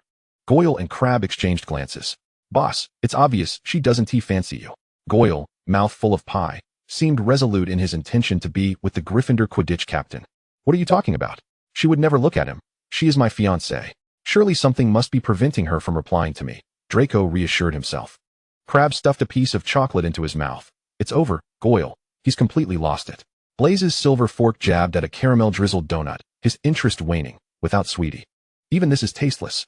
Theodore shot him a sidelong glance, continuing to eat from his plate. Their focus was truly on the door, awaiting her appearance. If she did not show after dinner, they would have to seek out Dumbledore. Chapter 62, Return. However, someone at the staff table had already noticed the anomaly. Dumbledore. If you persist in feigning ignorance, at least send someone to the edge of the Forbidden Forest to search for her remains, Snape urged. Oh, do not be so pessimistic. Severus, some children simply prefer unconventional entrances to school. Dumbledore leisurely poured Snape a cup of mead. Perhaps it will ease your anxiety. Snape's lips tightened, ready for retort when a shadow plummeted from the ceiling. You fell into this very scene. Everyone was left in shock. Blood seeped across the floor, horrifyingly creeping toward the shoes of those nearby. It was uncertain who first let out a short scream, but soon the entire hall erupted in chaos. By Merlin's beard. Quickly, get her to the hospital wing. Various frantic voices echoed around you. You could not open your eyes or utter a sound, unable to inform them that, in fact, you were unharmed, merely needing to refresh your state. When you finally sensed your limbs again and managed to open your eyes, you found yourself in an empty room. A breeze fluttering the sheer curtains. Outside, an endless forest stretched forth, a few snow-white birds circling in the azure sky. Your gaze swept over the floor-length mirror beside your bed, and you were thoroughly startled. Who could tell me? Who was that pale mummy in the mirror? You did not believe your injuries warranted such extensive bandaging. Your entire body was swathed in bandages, resembling a poorly returned mummy. Quickly lie back down. Be careful lest your wounds reopen. Madame Pomfrey rushed over, insistently pressing you back onto the pillow. Honestly, I feel fine. You attempted to move your fingers. It shouldn't be that serious. Madame Pomfrey's expression deepened with sympathy. Merlin, her cognition is even muddled. She murmured, I must report to Dumbledore immediately. After their discussion, she exited, leaving you alone with Dumbledore. I am glad to see you awake. Dumbledore regarded you kindly. Perhaps you can explain why you fell, covered in blood. From the top of the castle? You blinked. Oh, that. You hesitated, then lightly replied, I was struck by lightning on my way back to school. Indeed. Hard to imagine, a 1 in 1. 75 million chance, and here I am, the lucky one. Perhaps I should buy a lottery ticket. Clearly, the jest did little to lighten the atmosphere, prompting Dumbledore to summon help in the form of Snape. I've been estranged from Snape for many years. Summoning him will be of no use. He arrived, dragging his robes along. Snape's wordless gaze fixated upon you, wielding a terror more potent than any spoken threat. At least he did not strike me down. You added dryly. The soul-sucking spell proved ineffective. After a brief moment, he shook his head at Dumbledore, indicating, I cannot penetrate her thoughts. They are now undoubtedly convinced that you have secretly mastered the art of mental occlusion, and with remarkable success. For even Snape cannot breach your mind. The system had long since altered your brain, rendering certain thoughts unsuitable for external expression. Meanwhile, within the timeline of the parent generation, memory erasure protocol activated. Timeline correction in progress. Mission concluded. The world was reshaped like a sand table. The traces of Adela Zimmerman gradually erased as if she had never existed. Do not forget our wager. System B remarked to System A before departing. Chapter 63, Deception and Lies. You reasonably suspected that Dumbledore, unable to extract information himself, had dispatched this group of children to interrogate you. Had it not been for Dumbledore's guidance, Madame Pomfrey would not have permitted so many to intrude upon the patient. I truly was merely struck by lightning. You explained repeatedly with exasperation, yet no one present believed you. How could an ordinary person be inexplicably struck by lightning? What are you concealing? Hermione stepped forward, kneeling beside the edge of the bed, her brown eyes swirling with concern and agitation. Tell us the truth. We can resolve this together. You met the roomful of piercing gazes with a wry smile. Harry had also drawn closer, his green eyes glistening as if you had wronged him. Among them, you favored Ron the most, for he brought you delectable food that filled your empty stomach. In truth, sharing this matter was somewhat humiliating. You lowered your gaze, revealing a hesitant and embarrassed expression. You know about my 3 uncles, right? Last semester, they attempted to seize the inheritance left by my parents, but fortunately, I managed to evade them. You continued to fabricate your tale in a trembling voice, pausing intermittently, as if struggling to extract each word. But this year, they somehow acquired dark magic, and I could only flee for my life. The most troublesome part is, you deliberately inhaled sharply. They placed a tracking charm on my wand. As long as I use magic, they can instantly locate me. Hermione covered her mouth, Ron's face turned pale, and Harry's fingers clenched tightly around his wand. They were entirely deceived by your convincing performance. Thankfully, you managed to muster a forced smile. I'm clever enough. I paid a small price and ultimately escaped. You glanced down at your bandaged body, yet at least now, at Hogwarts, with Dumbledore present, they dared not intrude. The entire infirmary seemed frozen for a few seconds. Merlin's beard. Ron was the first to exclaim. This is outrageous. Hermione trembled with anger. Harry gritted his teeth. They won't lay a finger on you again. You feigned a pleading expression, silently musing. Indeed, children are easier to deceive. Later, Hermione tearfully revealed to Dumbledore your fabricated tragic backstory. Soon, the entire school was abuzz with the news that you were being hunted by your uncles. Why didn't you tell me? Draco rushed into the infirmary upon hearing the news, his annoyance at your secrecy mingled with concern for you. You can come to Malfoy Manor. I can protect you. Oh dear, it seemed this young master had entirely forgotten the Cold War between you. The situation was too complicated. I didn't want to involve Malfoy Manor, you clarified, fully aware of how to placate the children, and indeed, his expression softened somewhat. He awkwardly averted his gaze, muttering, Next time, don't get yourself into such a mess. Theodore remained silent throughout, merely placing a bouquet of pristine camellias on your bedside. Blaise dramatically clutched his chest. I couldn't bear a single second without my sweetheart, his tone rising with a playful wink.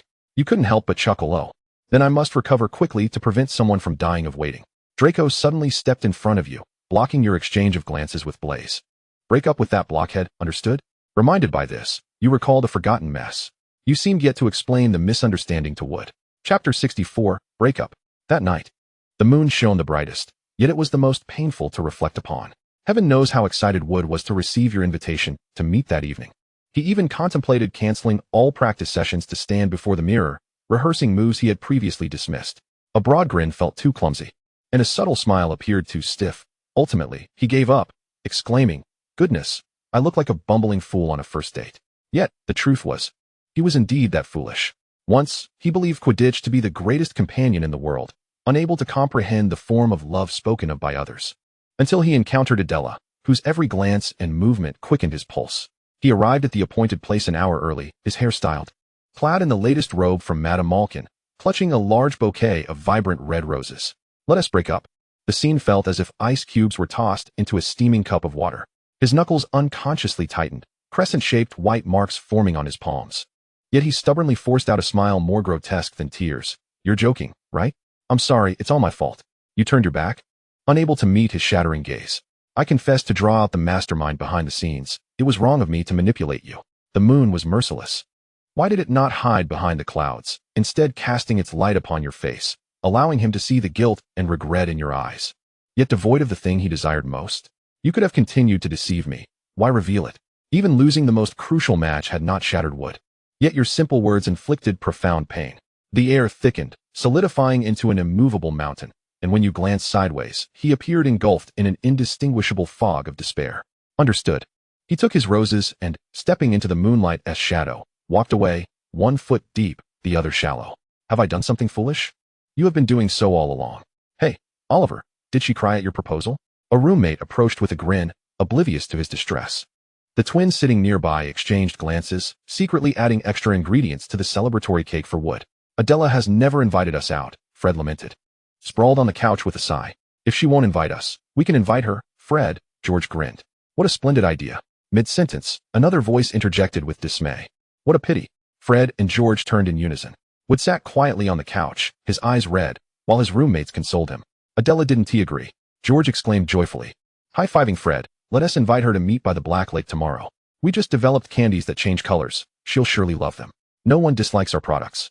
Fred added with a whistle. Yet, what awaited them was not a bright tomorrow. Wood, too heartbroken, ramped up the training intensity to a frenzied level, forbidding anyone from taking a day off. Thus, the next day, you waited by the Black Lake until the flowers wilted, as they never showed up.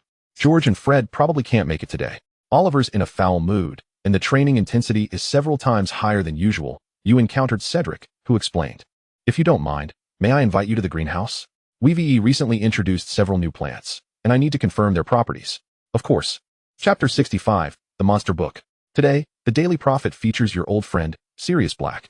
The front page headline reports on his prison break, accompanied by a photograph of a man whose haggard visage and unkempt, long hair make it difficult to reconcile his current appearance with the dashing figure etched in your memory. Even more incredulous is the fact that 12 years ago, he used a curse to kill 13 innocent muggles. Oh, what a wretched world we inhabit. The trio often gathers at your place. Hermione, with a stack of books cradled in her arms, sits at your bedside, tutoring you on the lessons you've missed. Ron and Harry share tales of their holiday adventures. At times, Harry confides in you about the injustices he faces at his aunt's home, and you comfort him with a gentle stroke of his head. The Slytherin F4 are equally present, treating the infirmary as a secondary common room. Occasionally, when the two houses collide, the trio and the F4 stand firmly divided, exchanging barbs. Typically, it isn't long before Madame Pomfrey ushers them all out. After your discharge, you orchestrate a vibrant campus life for yourself. Draco eyed your meticulously filled timetable for quite some time, and in a bid to remain close to his fiancée, he copied it, despite his disdain for some of the subjects. You attend your first divination class. Professor Trelawney, with her oversized glasses amplifying her eyes several times, adorned with an array of bangles and rings that glint in the sunlight, possesses a distinct personality. The rules of tea leaf reading are straightforward. Sip a few mouthfuls of tea, invert the cup onto the saucer, and then observe the patterns left at the bottom. Unlike others, this course incorporates a playful mimicry of drawing from the images. Is this a book? Draco's eyes brim with astonishment. It was merely a casual sip. Yet your pattern appears so vividly alive. He begins to ponder whether he has made an error in his approach. Do you discern anything? You inquire. You suspect that you lack the innate talent to uncover any meaning from the cup. The system, however, bestows an excellent evaluation on your drawing. Oh my. A wavering voice interjects. Professor Trelawney has somehow appeared behind you, her magnified eyes brimming with sympathy. Poor child, your entire life is steeped in deception. With that, she melancholically shakes her head and returns to the aisle. Ignore this madwoman. Hogwarts has a penchant for admitting eccentric individuals. Draco's expression darkens, but sensing your displeasure, he quickly offers comfort. You contemplate the potential of her prophecy, responding, yet, her predictions are occasionally accurate. At least part of them holds truth. After lunch, you have a Care of Magical Creatures class. Everyone clutches their creature compendium, trailing behind Hagrid, while you stand at the end of the line, hands empty and pockets stuffed, glancing about as if on a leisurely outing rather than attending a lesson. She doesn't even bring a textbook. Who does she think she is? I heard her uncle wants her dead. She must be no good. Each year, a swarm of flies and mosquitoes descends upon you. What can you do but retaliate? Ah! A scream startles the birds from the trees, and the two individuals who were previously tormenting you are now frantically pursued by the creature compendium across the grass. Hagrid waves his arms anxiously. Stop. Please stop. Yet, the book skillfully evades his massive frame. Sorry, you say? After the chaos subsides, the book returns to your hand. Nuzzling your wrist in a bid for affection, it can be quite disobedient at times. Beneath Hagrid's bushy beard lies an expression of unsaid words, but ultimately, he merely bellows, next time, there will be consequences. The two students, now covered in grass clippings, dare not utter another word. Chapter 66, Buckbeak. Time task, protect Draco. In 3 minutes, he will be clawed by Buckbeak. Why should I save this fool? Draco, be polite, you remind him, giving his shoulder a pat. Buckbeak has already bowed to Malfoy, yet Draco strikes its beak with his hand, exuding an air of arrogance. "This is easy," Draco's voice booms. Loud enough for Harry to hear. "I knew it would be like this. If Potter can do it, I can certainly do better. You're not in any danger." "Are you? You ugly beast." His words elicit a wave of snickers from the surrounding Slytherins. You lower your head in exasperation. What a stubborn individual. Buckbeak reveals its claws, using a pre-prepared key to teleport Draco to safety, swiftly restraining him. Ropes are thrown to bind the enraged hippogriff. A thud resonates from afar, followed by Draco's frantic shout. "I nearly got bitten. I'm telling my father." "Quiet," you scold, smacking the creature compendium against the back of his head. "You provoked it first. Hagrid's trying to kill us." Draco, pale-faced, continues to rant, trembling fingers pointing at the astonished half-giant. "They're conspiring to murder me." In silence, you mute Draco manually. In response to his wide-eyed stare, you turn to Hagrid and offer an apologetic smile. "I'm sorry, Hagrid. Draco just had a bit of a scare and is somewhat disoriented. Please, continue with the lesson. I'm quite curious about what hippogriffs primarily consume." Hagrid's beard quivers as he becomes immersed in his explanation about hippogriffs. You release the spell on Draco, who grumbles as he squeezes closer to you. "You didn't even care that it nearly hurt me, and you sided with that big oaf." You gently touch his fingertips, reassuringly. "Calm down, after class. I'll take you to Madame Pomfrey for a checkup." The tips of Draco's ears flush a delicate pink, and he quickly turns his head away. Yet his pinky remains tightly entwined with yours, the corners of his mouth curling into a triumphant smile, akin to a cat that has successfully stolen cream, its tail nearly reaching the heavens. Harry, Hermione, and Ron each grasp one of the furious savior's arms. "Don't be rash." He is just pretending. Harry's chest rises and falls violently, his green eyes nearly ablaze. Buckbeak, didn't he even touch a single hair on him? "We all know," Hermione whispers, gripping Harry's sleeve tightly. "If you want to hit Malfoy, I fully support you, but not now, not in Hagrid's class." Ron leans in. "Count me in. I've been itching to land a punch on that insufferable face of his." The three of them huddle together, heads close, whispering while casting furious glares toward the Slytherin side. Just then, Pansy Parkinson squeezes her way in. "Adela," she sweetly smiles, linking her arm through yours. "That binding charm was absolutely spectacular. Could you teach me how to do it?" She doesn't even meet your gaze, her dark eyes rolling toward Draco. As he is about to explode, Theodore and Blaise seize his shoulders, pulling him aside. They engage in hushed conversation, but you can't hear them. You merely observe the smug smile lingering on Draco's pale face. Chapter 67. The Boggart is Lily. In the newspaper, you can glimpse Sirius, while in reality, you can see Lupin, another old friend. No one informed you that Lupin has become this semester's defense against the dark arts professor. He appears even more haggard than the last time you met, clad in a tattered wizarding robe with several patched areas, carrying a battered suitcase in his left hand. It seems that these years have not been kind to him, even bordering on the precarious. Most people despise werewolves. Even Dumbledore can only keep it under wraps, let alone Lupin, who must find a way to make a living after graduation. You withdraw your gaze as he leads you through the corridor and around a corner into the staff room. Within the confines of the classroom, only one instructor remained, Severus Snape, who was seated in a low armchair. As he rose to his feet, his gaze momentarily faltered upon encountering yours. According to the schedule, this lesson was designated for Gryffindor's exclusive instruction, and thus, Zimmerman, elucidate the reason for your presence here. A palpable sense of oppressive tension radiated from him, causing the students to instinctively retreat, quickly creating a vacuum of space beside him. You met his eyes directly and offered a conciliatory smile. "Professor, I wish to acquire some knowledge in advance, especially since Slytherin has no classes this afternoon. Surely, Professor Lupin would not mind having an additional auditor?" Professor Lupin did not dismiss you. "I cannot turn away a diligent student," he stated. Snape departed, slamming the door behind him. "All right," Lupin remarked, gesturing for the students to proceed to the far side of the room. There, only an old wardrobe awaited. As you approached, it suddenly began to shake violently, producing a series of loud thuds. Several timid students retreated to the walls, with one girl even hiding behind Ron. "There is no need for concern," Professor Lupin said calmly. "There is a Boggart within. It was precisely this creature that had allowed you to infiltrate Gryffindor. You longed to witness it transform into Snape in his grandmother's attire." Drawing a camera from your sleeve, you aimed the lens at the wardrobe. Neville, with trembling hands, raised his wand, stuttering the incantation. And from the billowing gray-black smoke emerged the figure of Professor Snape, clad in a long dress adorned with lace, topped with a high hat featuring a moth-eaten vulture, and carrying a large red handbag. "What a splendid ensemble. Your efforts have not gone unnoticed. This photograph could undoubtedly win the award for the year," you remarked. "Adela, would you care to give it a try?" Lupin inquired. Almost every student in the classroom had taken their turn, and as you nervously approached, wand in hand, you pondered your fear. Was it the oblivion of your mother, or something deeper? Soon, the answer revealed itself. The boggart quivered before you, twisting into a mass of black mist.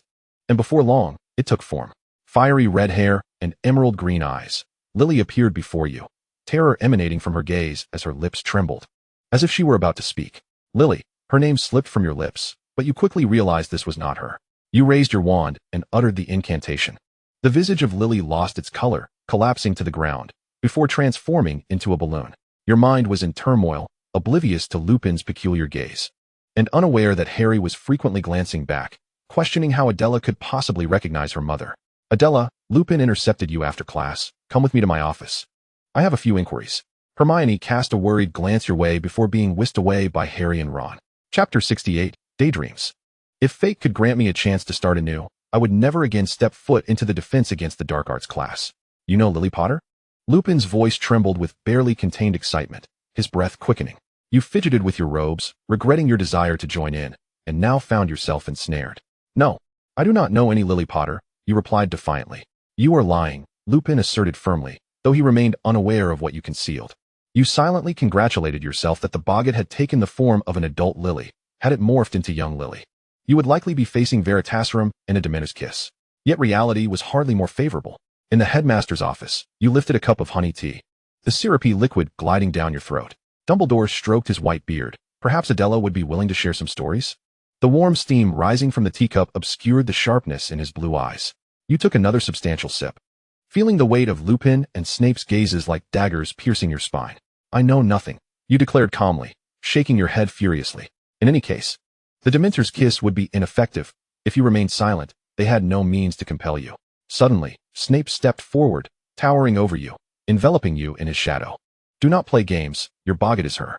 You fear her death, why?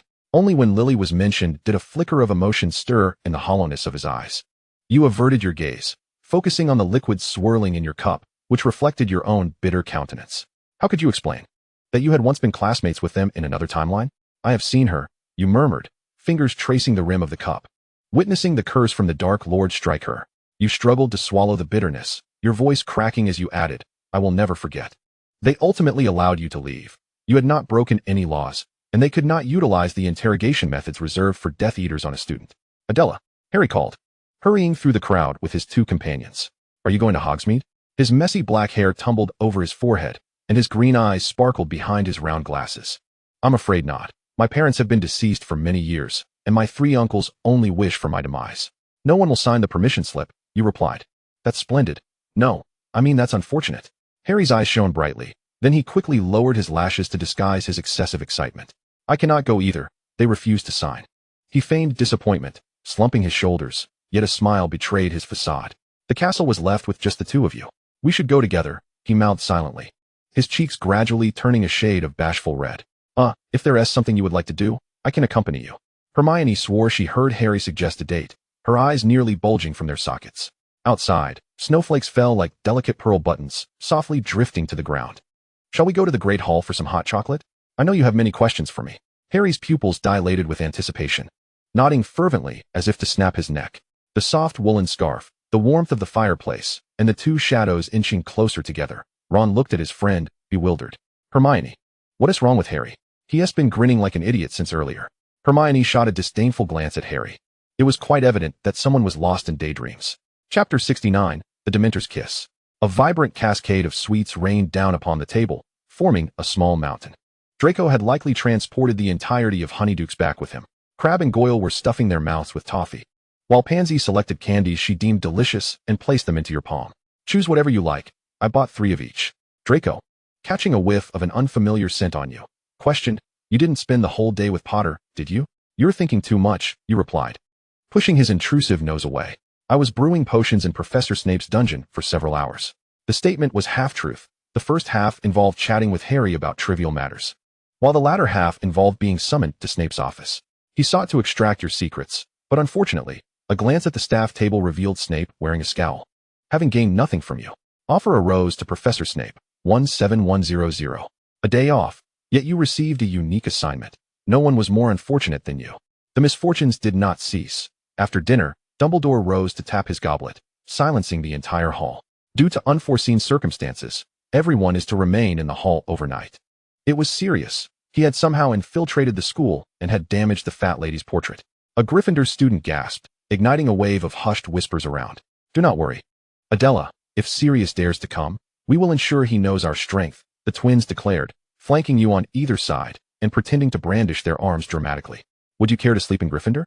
One red-haired boy leaned in, stating that the knight must protect the princess from the wicked dragon. What are you all thinking? I wish to remain in Slytherin. Should they discover my absence, it would undoubtedly incite unnecessary panic. Very well. The two golden retrievers turned around, looking dejected. The following days passed in tranquility, devoid of any news regarding Sirius. You might surmise his whereabouts, the former secret lair of the Marauders. Awakened by the distant rumble of thunder outside, you glanced at the sky from the corridor, where ominous clouds loomed, soon to unleash a torrent of cold rain. Cedric approached from the Hufflepuff long table, his housemates behind him wearing smug smiles, some gesturing animatedly in his direction. Will you come to watch my match? A flush of warmth surged to his cheeks. He didn't need a mirror to know his face was surely crimson. The Slytherin table was typically desolate, and today, fortuitously, Draco and his cohort were absent, sparing him an unwarranted altercation. Are you certain? The downpour could not extinguish their fervor for Quidditch. He faltered for a moment, the glimmer of hope in his eyes dimming. Will you not come? The self-deprecating humor in his voice suggested he had already anticipated the answer. Who could refuse the melancholic Cedric Diggory? All right, fine. I'll come. He seemed fearful of mishearing, confirming once more, really? Indeed. In that instant, all his frustrations evaporated, as though he had been ignited. Thank you. He turned with a radiant smile, dashing back to the Hufflepuff table, his figure reminiscent of a joyous bloom.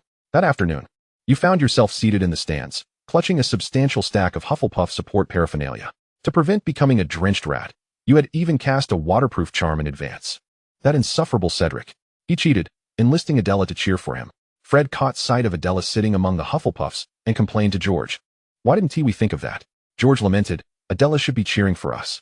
The discontent among the team was palpable, not only among the twins, but also on Harry's and your former boyfriend Wood's faces. Thoughts of sending Cedric tumbling from his broom danced in their minds. Meanwhile, Cedric himself appeared invigorated, exerting tremendous effort throughout the match. Suddenly, a torrential downpour erupted, disrupting the game. The Dementors hovering above seized the opportunity, bestowing their chilling kiss upon those below. Harry was fortunate enough to catch sight of the golden snitch. Had it not been for Dumbledore's timely spell, the boy who lived might have met an untimely demise. One particularly indiscreet Dementor attempted to bestow a kiss upon you, yet such an unwanted advance was far from sweet, serving only to grant you a pair of dark circles beneath your eyes. Oh my goodness, did you not sleep well last night? Hermione exclaimed upon seeing your appearance. You waved dismissively. It's nothing serious, merely a kiss from a Dementor. A kiss that would take several days to fade, yet you found the dark circles amusing. However, the expressions of those around you suggested that your time was limited. I have never seen such symptoms. Madame Pomfrey, having examined you, was astonished to find no underlying ailment. Snape concocted several potions in an attempt to remedy your dark circles, all to no avail, which evidently bruised the professor's ego. If you desire, I could secure a matching pair for you, you quipped, tilting your head. It might accompany you for a lifetime. Yet your ability to jest indicates my concerns were indeed unwarranted. He dismissed you, and as you composed yourself and stood, brushing off your robes, the events of fifth year made it difficult for you to face him naturally. But he was not the same person. You had to train your mind to discern the distinction. Chapter 70. Sneaking out of the castle with Harry. In her third year, Hermione acquired an orange cat named Crookshanks, who took delight in catching Ron's pet rats. This is Scabbers, Ron said, lifting the hem of his school robe to reveal the creature, a legacy from Percy. The old, homely rat curled into a ball, its coat a mottled gray-yellow, missing a toe from one of its front paws. You squinted. It bore an uncanny resemblance to Peter's animagus form. Is it missing a paw? You inquired, feigning casualness. It's always been like that, Ron replied nonchalantly, poking the rat's head. Percy claimed it was bitten off by a cat. Suddenly, Scabbers began to tremble violently, its tiny claws desperately clawing at Ron's sleeve, attempting to burrow deeper into his pocket. You discreetly took a step back. Was it having a seizure? You frightened it, Ron exclaimed, cradling the agitated rodent, his light brows furrowing in concern. Apologies, may I take a closer look?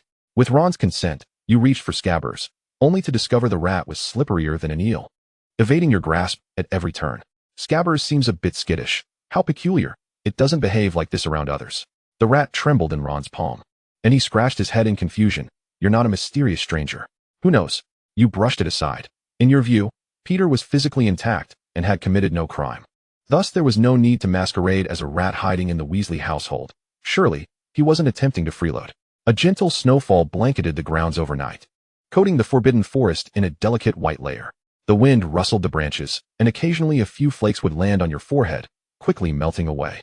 "Look at this," Harry exclaimed, producing a large, well-worn sheet of parchment from under his cloak. "It's the Marauders map," you recognized immediately. Having traversed between the dormitory and the forbidden forest using it, a beloved artifact known to all. "Harry, if you're facing financial difficulties, you can certainly confide in me." You sympathetically offered him a bag of coins. Harry remained motionless, fully aware of your misunderstanding. This was a map. He raised his wand, tapping the parchment lightly, declaring, "I solemnly swear I am up to no good." Ink lines erupted like a spider's web, spreading across the parchment's surface. "Wow," you exclaimed dramatically, your admiration unabashed. "What a treasure. Where did you acquire it?" "Fred and George gifted it to me. We can head to Hogsme," he said, seizing your wrist and dashing towards the statue of the one-eyed witch. A thrill of exhilaration emanated from him, a radiant fervor for freedom. "Ron mentioned Honeydukes has an array of delightful sweets, and they've introduced a new kind of milk fudge. We should try it. Afterward, we can relax at the Three Broomsticks with a butterbeer." He chattered incessantly along the way. You pushed open the heavy trapdoor in the damp, earthen passage, crouching low as you stealthily emerged from behind the Honeydukes counter. The shop was brimming with Hogwarts students, none of whom paid you a second glance. "We're free," he whispered with joy. The assortment of candies dazzled the senses. Harry curiously surveyed his surroundings, snatching a handful of jelly beans from a box on the left, then eyeing the jumping toffees on the right. This was infinitely more entertaining than your previous solitary visit. The snow had yet to melt, and children had built snowmen at the roadside, adorned with scarves and hats, their button eyes watching the wizards passing by. The butterbeer at the Three Broomsticks was frothy with creamy bubbles, and Harry, in his eagerness, spilled a ring of froth above his lip. Such unguarded joy radiated as if all the sunlight in England had pooled into his cup. "I am so happy you chose to sneak out with me." Sneaking out from Hogwarts felt like a monumental affair. Judging by Harry's expression, it seemed as though you had just whisked him away from a wedding. Spatial temporal instabilities may occur. Please prepare for unexpected situations. The system finally acknowledged your existence, leaving a cryptic message before abruptly cutting off. Chapter 71, The Fugitive Sirius Black. The sky loomed like a heavy veil of pitch, shrouded in dense clouds, devoid of any crevice. It felt as though someone had drawn the curtain on the world by hand. As you strolled, you found yourself a witness to the unfolding of a murder, the entire scene arriving with an unexpected abruptness. From the thicket emerged a large black dog, baring its formidable fangs, sinking its teeth into some unfortunate soul. The distance was too great to discern his face, but the agony was unmistakable. Opposite the great black dog stood two figures, a man and a woman. Was it conspiracy, passion, or vengeance at play? The thought emerged in your mind, settling in like an unwelcome guest. "Ron," a sharp female voice pierced the air, upending the fragile peace of your surroundings. It was the trio indeed. Your heart raced, and you gripped your wand tightly as you hurried towards them. But you were too late. They had already dashed into the Whomping Willow to rescue a friend. What to do now? Suddenly, a prompt appeared. Hogsmeade area unlocked. With no time to ponder, you transported yourself to the front of the shrieking shack. Inside, the sounds of struggle and various shouts echoed, for the safety of the protagonists. You swiftly pushed open the door and struck a blow at the unfamiliar man with your wand. The physical impact caused him to grunt in pain, loosening his grip. Just then, a beam of moonlight filtered into the small room, illuminating his face.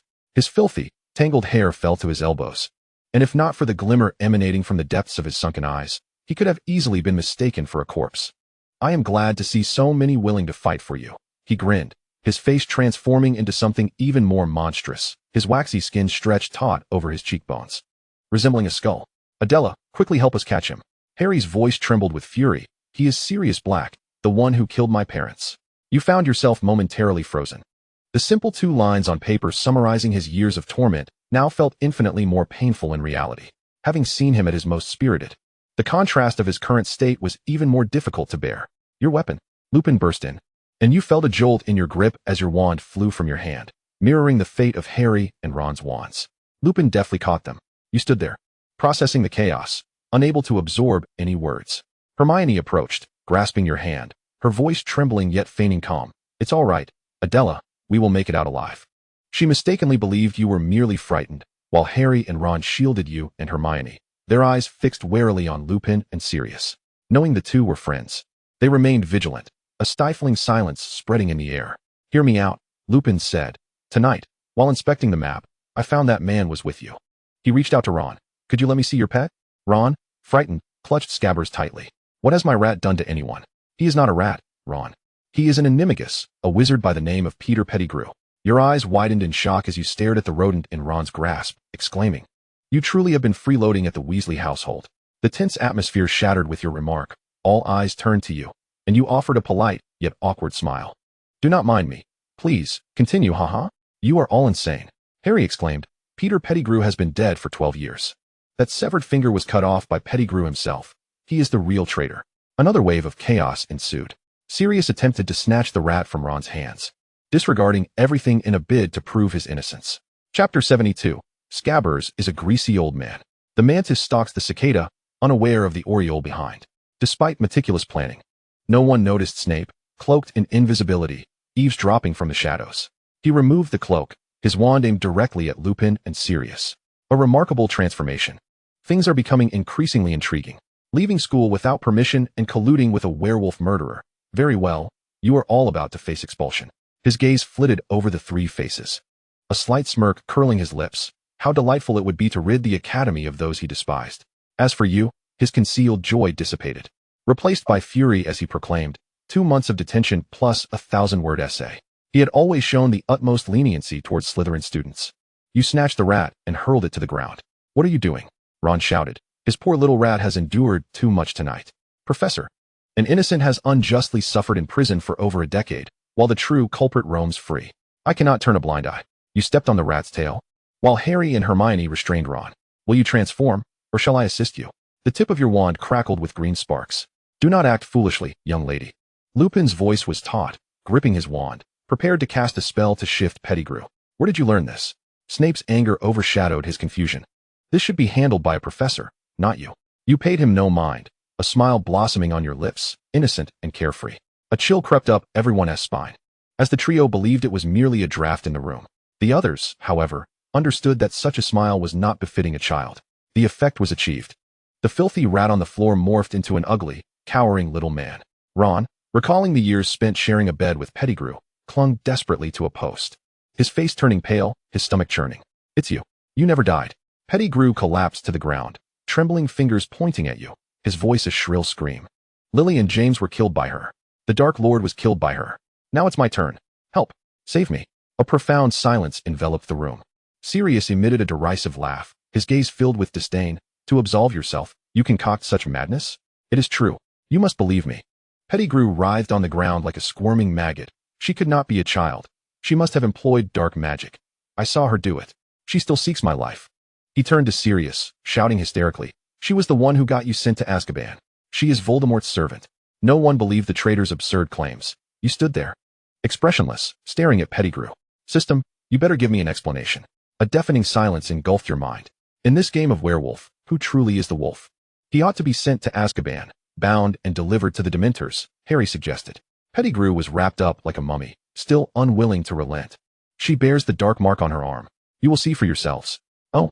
You leisurely rolled up your sleeve, revealing your smooth forearm. "Look closely. There is nothing there." Beneath the moonlight, your fair skin was laid bare. You three fancied her at school. Now that you know the truth, you still intend to shield her? "I demand to see Dumbledore." Sirius, Lupin, and Snape exchanged glances. "Merlin, how did they not notice this lunatic back then?" Noise erupted. You casually tore a strip of cloth and stuffed it into Pettigrew's mouth, leaning close to whisper in his ear, "Had I known you betrayed her, I would have ensured to cast the unforgivable curse on you before I departed." Pettigrew struggled more violently. Has he been intellectually deficient since childhood? You stood tall, questioning. Lupin wearily rubbed his forehead. Back then, he disguised himself well enough that no one suspected. Chapter 73. The True Form Revealed. Clouds drifted across the cold moon, and you unexpectedly collided with a halted Snape, the scent of herbs and ink flooding your nostrils, slightly bitter. You peered out, and Lupin, under the moonlight, transformed into a beautiful warrior. No, a great gray wolf. "Run!" Sirius shouted. Ron was hindered by his leg injury, stumbling onto the gravel ground. Harry, who had been running ahead, turned back, but Sirius grasped him, pushing him away. "Leave it to me," he said. Snape stood before them, becoming a shield for the students even before the walls of Hogwarts could. Lupin's fangs dripped with saliva as he and Sirius engaged in a mutual biting frenzy. "Need assistance?" The system suddenly interjected. You gazed at the werewolf, experiencing a myriad of emotions each time you witnessed Lupin's transformation. Previously, there was a serene harmony in your coexistence. Now, he was ready to consume human flesh with his gaping maw. Why not first explain why Peter remembers that world? You must unravel that for yourself. Focus on dealing with Lupin for now. The system cheerfully exited the conversation. The waning of the wolfish transformation was unnaturally swift. Both Snape and Sirius found it astonishing. Their gazes simultaneously drawn upward. The moon remained glaringly full, barely past midnight. This is abnormal, Hermione stated. The books say a werewolf's form lasts until sunrise. Indeed. It defies scientific reasoning, you added. Lupin stared blankly at his trembling hands. Remnants of bloodied splinters lodged beneath his nails. Suddenly, a realization dawned upon him. He lifted his gaze, fixing it upon you, tears streaming down unexpectedly. Sirius oscillated between you and Lupin. Moony, what is wrong with you? In the next moment, Lupin, with his frail body, embraced you, his warmth seeping into your neck. I thought I would never see you again. Every cell in his body trembled at the reunion. His fierce embrace drawing you in like a tide, the rhythmic thumping of his heart resonating in your ears. You allowed him to hold you, your mind racing. Snape, with a darkened expression, attempted to pull you away but found no success. Try again. Seeking solace in that dog-s embrace is preferable to treating my student lightly. He cast a spell, sending Lupin flying, but fortunately, Sirius caught him just in time. I pray to Merlin, he truly hears me. He returned you to me, Bigfoot. Adela is back. Lupin wiped away his tears, reaching for your hand, enveloping it with both of his. Snape took a deep breath, adjusting his mindset, striving to control his impulses. You should find him a she-wolf, he remarked, kicking Lupin back. Sirius could not refute that it was indeed Lupin who had acted first. Moony, what is wrong with you? Have you forgotten me? I told you, when we meet again, do not hold back. You should have killed me. He is already dead. Lupin replied. We can start anew. Why won't you let go of yourself? Beneath his heaving chest, his heart felt as though it might burst forth. Once I chose that path, there was no turning back, you asserted. Lupin clutched his head. Something was tearing painfully at his psyche. He staggered back 2 steps, his knees crashing heavily to the ground. Before succumbing to darkness, his lips moved, yet only a breathy whisper emerged. Adela. Harry mused. Foes steal from each other. Friends steal from each other, and now professors are getting in on the act. You cheated. You actually restored his memory. A dispute erupted between the two systems within the virtual space. System A, you were the one who first altered everyone's memories. I merely set the story back on its original course. System B, the wager must be fair. From now on, direct interference with character memories is prohibited. System A, very well, I hope you adhere to that. Chapter 74, off we go again. The office was serene. As you entered, dust danced in the sunlight. Remus Lupin was carefully placing quills, ink bottles, and other items from his drawer into a worn leather case. Snape had revealed Lupin's werewolf identity. And under pressure from numerous parents, he was compelled to resign from his teaching position. No one wished to entrust their children to a werewolf. Are you leaving? I believe they are correct. Given last night's events, I could very well harm you. He handed you a piece of chocolate, moving to the door to close it behind him. About last night. Lupin turned back, a familiar, gentle apology etched upon his face. I am truly sorry you had to witness me in that state.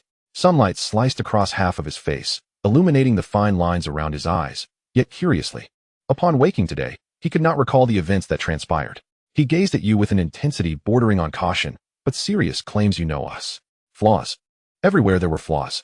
You needed to explain now, for soon all words could reach Dumbledore's ears. An excuse was necessary to gloss over it.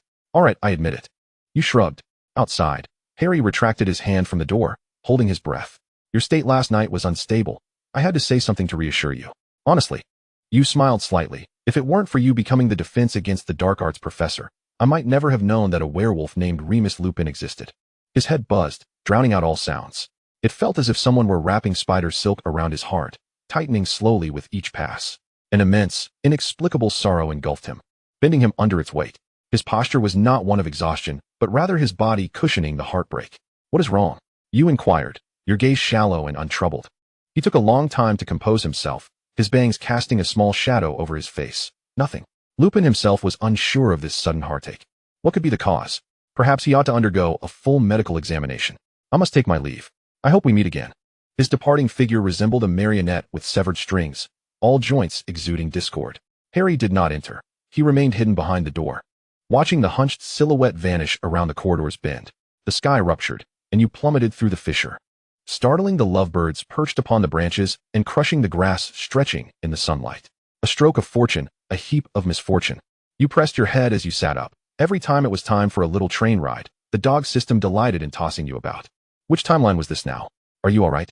The voice was like the trilling of a mountain sparrow in a secluded valley. When you looked up, sunlight streamed through her cascading golden hair, which was not the platinum of the Malfoy lineage but the hue of ripe wheat. Regrettably, her eyes resembled an unfinished oil painting. Too much innocence blended into the blue pigment.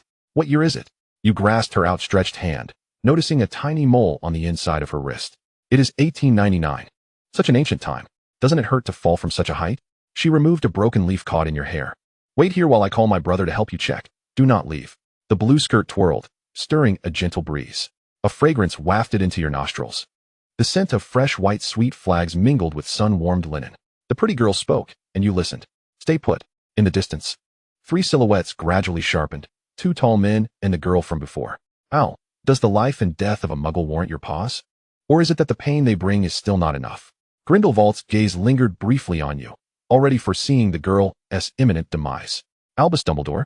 Now you understood which time and space you had fallen into. The young, red-haired man, his eyes devoid of the kindness of a century later, lacking the tolerance accumulated through the years. Do you know me? Albus inquired, perplexed.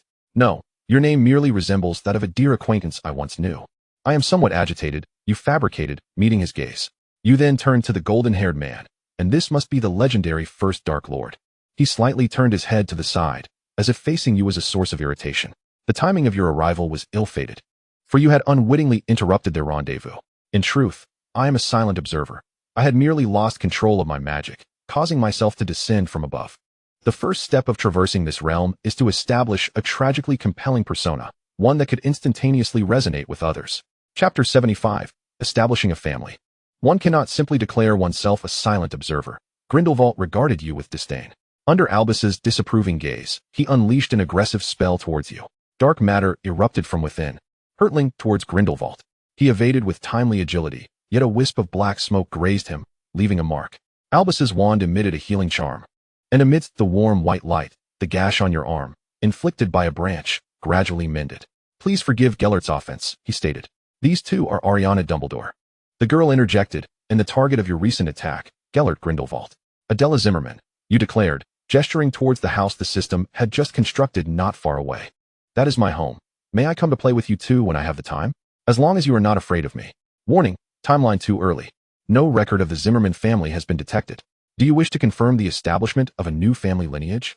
Note, after clicking the confirmation button below, the data will be permanently locked and unalterable. Final confirmation. Shall Zimmerman serve as the family name? Is modification permitted? You decisively clicked the button. A name is merely a moniker. You could scarcely recall who you truly were, so why concern yourself with a surname generated at random by a system? Congratulations, Adela Zimmerman. On becoming the inaugural head of the family, you would disengage from the Death Eaters and join a more authoritative circle. At that moment, you sat beside Ariana, assisting her in folding origami cranes. She imitated your movements with colorful paper, yet her creations always fell short of beauty and perfection. The room echoed with the sporadic discussions of 2 17-year-old boys, deliberating their plans for world domination. We need to establish a new order, Grindelwald stated calmly, as if discussing what to have for dinner. Wizards should no longer live like rats in the sewers, concealing themselves in fear. It must be gradual, Albus countered hesitantly. Violence only breeds further opposition. It seemed even Headmaster Dumbledore had his rebellious youth. All men are born equal. No one should be above another. You suddenly interjected. The origami crane sprouted 2 additional legs under your hands, and Ariana picked it up for closer inspection. Adela, do cranes look like this? A moment of silence enveloped the air when Grindelwald pushed open the door, leaning against the frame. His mismatched eyes glinted with coldness under the sunlight. You have granted it the power of freedom, he chuckled lightly, flicking his wand. The crane ignited spontaneously, its ashes drifting onto the floorboards. Ariana gasped, and Albus entered, deftly folding another crane, its wings unfurling, devoid of any superfluous legs. Fear arises from the unknown. This is entirely natural. You extracted another sheet of paper, your fingertips deftly creating another crane with legs. If one day I were to enter the wizarding world wielding a Gatling gun, slaughtering wizards, would you not seek to end my life? Albus's brow furrowed ever so slightly. You poked the crane's head, and it awkwardly spun around. Then what wrong is there in muggles fearing wizards? Only by standing atop muggles can wizards truly be free. Grindelwald's displeasure was palpable, his gaze growing increasingly fierce. You surmised that were it not for Albus's presence, he might have cast a curse upon you. Everyone harbors their own ideals, some soar high in the clouds, while others are buried in the mud. Chapter 76, Grindelwald and Albus. Even the sweetest summer must inevitably come to an end. I have matters to attend to and cannot accompany you and Ariana to Diagon Alley. Enjoy yourselves. Grindelwald waved farewell to the two departing figures, a gentle smile gracing his lips. Once they were gone, the facade of his smile crumbled entirely. He drew his wand, his eyes reflecting a profound indifference to death. Initially, he regarded this as a dull cleanup. Ideological differences were mere stumbling blocks, much like the previous group, destined to disappear silently. Yet, upon casting his first spell, he realized he was mistaken. You evaded with a speed far greater than he anticipated. The fiery spell grazed your ear, leaving a charred mark upon the stone wall. Quick reflexes, he mused, a flicker of interest igniting in his eyes. What followed was a deluge of spells, cutting curses, shattering hexes, binding charms, each one coming in rapid succession, overwhelming in their intensity. You retreated 2 steps, one beam of white light grazing your cheek, leaving a small cut. Blood splattered forth. Your dark eyes bored down on the man, wary of his next move. Good reaction, he smiled, a pure blue-white brilliance suspended on a stark white canvas, enticingly profound. He approached leisurely, elegantly raising his arm, relishing the final struggles of a caged beast, yet you wondered how many spells you could endure. Gellert, Albus interjected. Blocking a fatal blow, his red hair swept up by the wind, falling silently like a whisper as their gazes locked across the distance. Grindelwald had never anticipated that eliminating an inconvenient obstacle would prove so arduous. Albus had always been acutely aware of the inherent danger within Grindelwald, that summer night at 18. When he first touched upon Gellert's thoughts, he should have comprehended the tempest of violence and destruction simmering beneath the blonde youth's calm exterior. Yet, people often deceive themselves, willingly immersing themselves in the comforting illusions of warmth. Love had rendered him selectively blind. Albus, your abilities far surpass those of anyone else. Grindelwald stood there, his wand slowly lowering. He extended his hand, that long, pale palm hovering in the air, much like countless times before, reminiscent of every starry night in Godric's Hollow, where he reached out to Albus with a smile. Do not remain trapped in this secluded valley. Help me, and together we shall overthrow the decaying order for a greater cause. Grindelwald's voice was almost beguiling. Albus gazed at him, his throat tightening. He could hear his own heartbeat, echoing within his chest. He remembered the warmth of that hand, how Gellert's fingers had glided over his wrist, clasping his palm on that summer night in the meadow. He recalled the blood pact, the scorching sensation of skin against skin. He remembered how many times he had uttered the word good. And this time, that hand still lingered there, awaiting his response. Gellert's smile faltered. He was all too familiar with every one of Albus's reactions. So much so that he could hear the suppressed wildness within him, silently howling, yet stifled by the burdensome chains of morality and responsibility. He had laid himself bare, resolute in his intentions. Albus hesitated. You clasped Ariana's cold fingers, the girl trembling. It's all right, your brother will handle everything. The blonde wizard suddenly softened his tone. A tenderness that existed solely in moments of infatuation with Albus. Has not Ariana's plight made you see the muggles clearly? Those filthy, brutal, and foolish inferior beings. Do you truly believe her suffering was merely an accident? Albus's breath caught in his throat. Grindelwald took a step forward, his wand hanging limply at his side. His posture almost one of submission. We are born superior to them. It is an inevitable outcome to rise above them. Your trifling pity is unnecessary when it comes to them. Albus truly lifted his foot. At this very moment, Albus Aberforth made a timely intervention, forcefully inserting himself between the two. The youth's face was a mixture of sweat and dirt, having rushed back from Hogwarts upon receiving the news. You intend to leave with him? Abandon Ariana? Forsake your vows? Just for this? Aberforth's wand was aimed squarely at Grindelwald. You leave. He will not accompany you. The mask of Grindelwald shattered completely. In that fleeting moment of green light, Albus abruptly pushed his brother aside. The killing curse narrowly grazed Aberforth's ear, exploding the stone wall behind him. The fury in Grindelwald's mismatched eyes burned with the purest rage. He sought to incinerate all obstacles. He aimed to strip Albus of every concern. He desired to monopolize his very soul. Chapter 77. You have killed her. If you wish for Ariana to survive, now pick up your wand and kill her. The system prompted. 3 distinct magical energies tore through the air, colliding, creating a torrent of magical turbulence that lifted fragments of stone from the lawn. Meanwhile, Ariana knelt upon the ground, dark mist seeping from her mouth and nose. Silence was consuming her. Her body was being torn apart, grotesque black veins spreading beneath her skin. The girl curled in agony. Yet her final moments of clarity were directed toward her two brothers. She feared their concern more than her own demise. In that instant, you raised your wand. The green light pierced her chest, and the world froze. Ariana fell slowly to the ground like a feather, her golden hair unfurling upon the grass, gradually losing its luster. You discarded your wand and knelt beside her.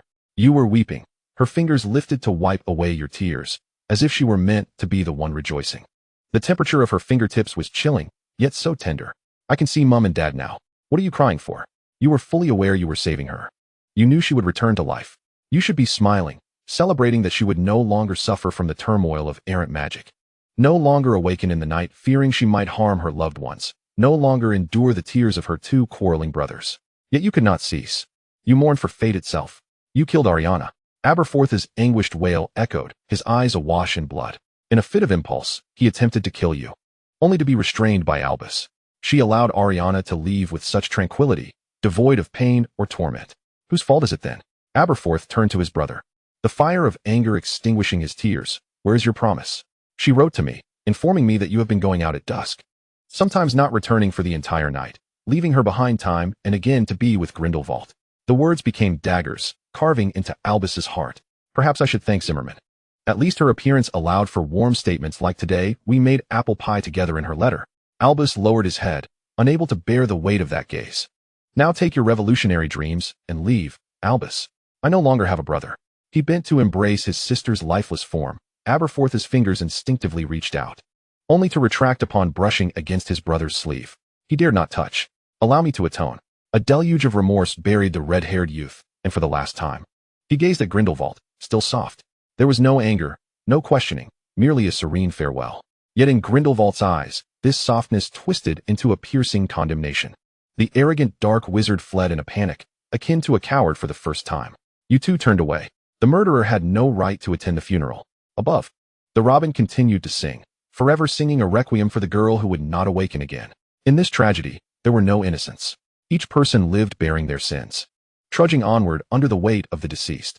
Go, remember to retrieve Ariana. I will handle it, have no worries. In 1899, in Godric's Hollow, two girls passed away. When your death reached the ears of the Dumbledore brothers, they were struck with shock, undoubtedly intensifying Albus's guilt and self-reproach. He believed he had indirectly caused Adela's demise.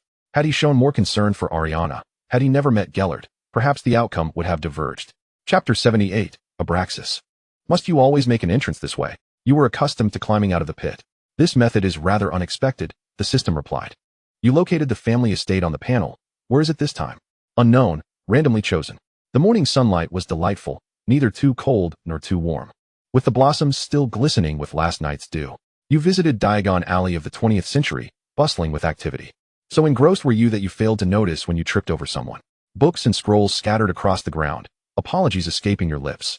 As you bent to gather them, a pale, bony finger picked up a fallen pocket watch before you. The man was clad in a black coat, his platinum hair cascading beside his ears, and he brushed off the sleeve you had touched, as if dismissing some filth. His gray-blue gaze swept over you, silent. Before he departed, with that head of hair, you could only speculate he must be a Malfoy. Your entanglement with the Malfoys was indeed inextricable. Days later, an owl tapped at your window, delivering a letter emblazoned with the Malfoy family crest. I hope he won't become my fiancée. You mused to yourself while opening the envelope. Just a gathering at the estate, the system stated calmly, a routine event for pureblood families. Yet I can't shake the feeling that a Malfoy with a face plastered with I want a marriage alliance will be waiting for me. You sifted through rows of dresses. What do you think about me cosplaying as Draco? Not a good idea. The system would surely have jumped up to smack you had it possessed a physical form. You pouted, holding up a green dress in front of the mirror. Just as you thought the system had been rendered speechless by your antics, it suddenly spoke. What about cosplaying Voldemort? Just think. As you walk into the hall with that face. Absolutely not, I refuse. The thought of Voldemort in a dress attending a banquet was horrifying. Behind a cluster of withered purple blooms, the outline of Malfoy Manor loomed ominously under the moonlight. Within the banquet hall, goblets clinked and most pureblood families engaged in essential socializing. You threw yourself onto a corner sofa, a small silver fork piercing a raspberry cake. If you dislike banquets so much, why come? The system queried unexpectedly in your mind. Lucius once mentioned that I resemble his father's first love. So I came to see for myself. The system had no retort for your macabre sense of humor. Not far off, several pureblood young men raised their glasses, laughing frivolously. Abraxas, you wouldn't be interested in her, would you? The man named turned his gaze away, exuding an air of indifference. She was somewhat attractive, but not captivating enough to stir my heart. Love never adheres to reason. When it arrives, it disregards whether you are pureblood, ignoring your pride in rationality and worldly wisdom. It scorches through your elegant, aloof facade, leaving you searing from within. The sunlight was lazy, clouds languidly sprawled across the pale blue sky, everything as monotonous as ever. The sound of thin-soled shoes crunching over gravel was faint. Abraxas's signature half-lidded eyes glimmered with a detached disdain. When his gray irises met yours, the reflection of your face appeared blurred. The cacophony of arguments and idle chatter on the street crashed into his ears, all excruciatingly dull and nauseating. Perhaps Merlin, weary of his arrogance, decided to play a jest upon him. He was tripped by a girl passing by, her books and pocket watch tumbling to the ground. I'm sorry. Realizing he had been staring at her with a hint of distraction, he quickly averted his gaze, feigning calm as he brushed his sleeve. Thump, thump, thump. For no apparent reason, his heart raced uncontrollably. Chapter 79. My gardening skills are adept. After returning, Abraxas dispatched someone to inquire about the girl's whereabouts. He did not even know her name, yet he could not shake her from his mind. He suspected he had fallen victim to a love potion. But the results of his examination rendered him speechless. He was simply besotted. The news finally arrived. The system, with intent, had leaked it, revealing that the girl was named Adela Zimmerman, residing in Godric's Hollow. However, her modest means would not yield any advantage for Malfoy. Seated in his study, ink from the quill dripped onto the parchment, creating a dark blot as he stared at the half-written invitation, hesitating before ultimately sending it off. On the night of the ball, Adela donned a modest yet impeccably fitting emerald green gown and sat upon the sofa. Abraxas's gaze was glued to her, as if ensnared by a mousetrap. His pureblood friends swiftly noted his unusual demeanor. Hey, Abraxas, Royer nudged him with his elbow, casting a teasing glance in Adela's direction. You can't be serious? Taken with that Zimmerman girl? Abraxas found himself at a loss for how to articulate this nearly uncontrollable emotion. She was certainly not his preferred type of lofty elegance, and he could barely pinpoint what made her special, yet she rendered him restless. She's somewhat pretty. Abraxas heard himself reply stiffly, insincerely, but not enough to captivate my heart. No sooner had the words left his lips than the girl cast him a fleeting glance. As the ball progressed, she suggested, let us step out onto the balcony for some fresh air. The moonlight is the finest adornment tonight. It coldly clung to the gnarled branches, while the brisk night breeze carried an unfamiliar fragrance, gently brushing against her hair. Abraxas Malfoy leaned against the railing at the far end, the moonlight casting a silvery sheen upon his chiseled jawline.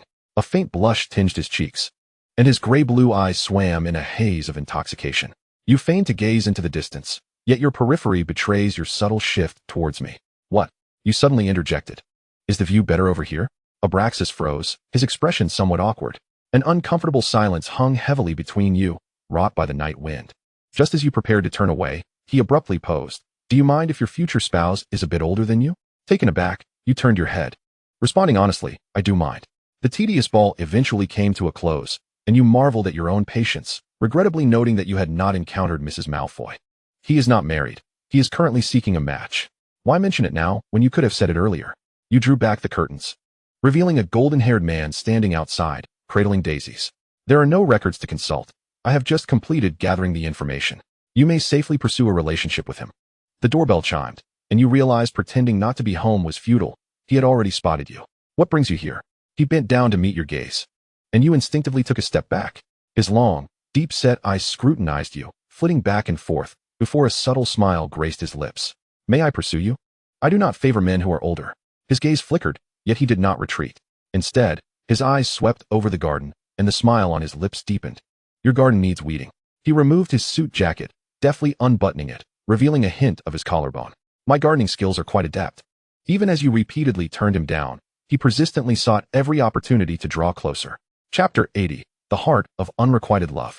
Water droplets cascaded from his damp, golden hair, tracing the curve of his neck, pausing briefly in the hollow of his collarbone before disappearing into his shirt. His white blouse was thoroughly soaked, clinging to his skin, outlining the contours of his abdomen. May I use your bathroom? You maintained a stern expression, gesturing towards the direction. This man was undoubtedly deliberate in his actions. The garden was immaculate under his care, each bush trimmed into perfect heart shapes. He is a wizard. He could easily dry his clothes with a spell, yet insists on emerging from the lake, as if he had just crawled out. I recall there being nothing in the garden that could soak anyone. The system chimed coolly in your ear. This is his charm.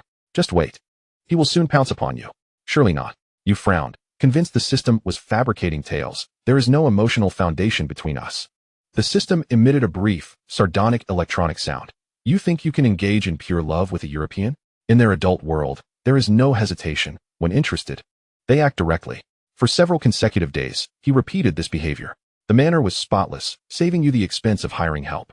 Eventually, you grew accustomed to it. The once polite owl, which would knock gently on the window, had grown bold enough to shatter the glass to enter. First arrogantly dropping the letter on your desk, before haughtily pecking at the owl feet. Abraxas had returned, at an inopportune moment, with his stubbornness. Adela.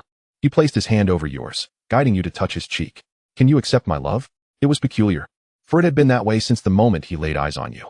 You allowed him to guide your fingers along his jawline, resting upon his wildly beating heart, which was racing beneath your touch. It's not strange, you replied softly. You simply have a heart condition. Then you wriggled free from his grasp.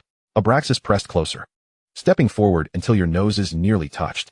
His warm breath intertwined with yours. A mere lean forward would bring his lips to yours. Whatever you say is fine. Just do not impede my advance. Outside, a flash of lightning split the night sky. In his pupils, you saw your reflection, cold, placid, like a still pond, devoid of ripples. Will you feel something? Will you? You did not sense the surging flames within your chest, nor the tremors of being consumed, not even a flicker of annoyance. I do not love you, you stated with calm finality, as if declaring a simple fact, and you would not love anyone.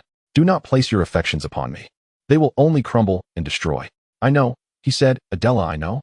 Yet I must, and can only, continue to love you with this tormented heart.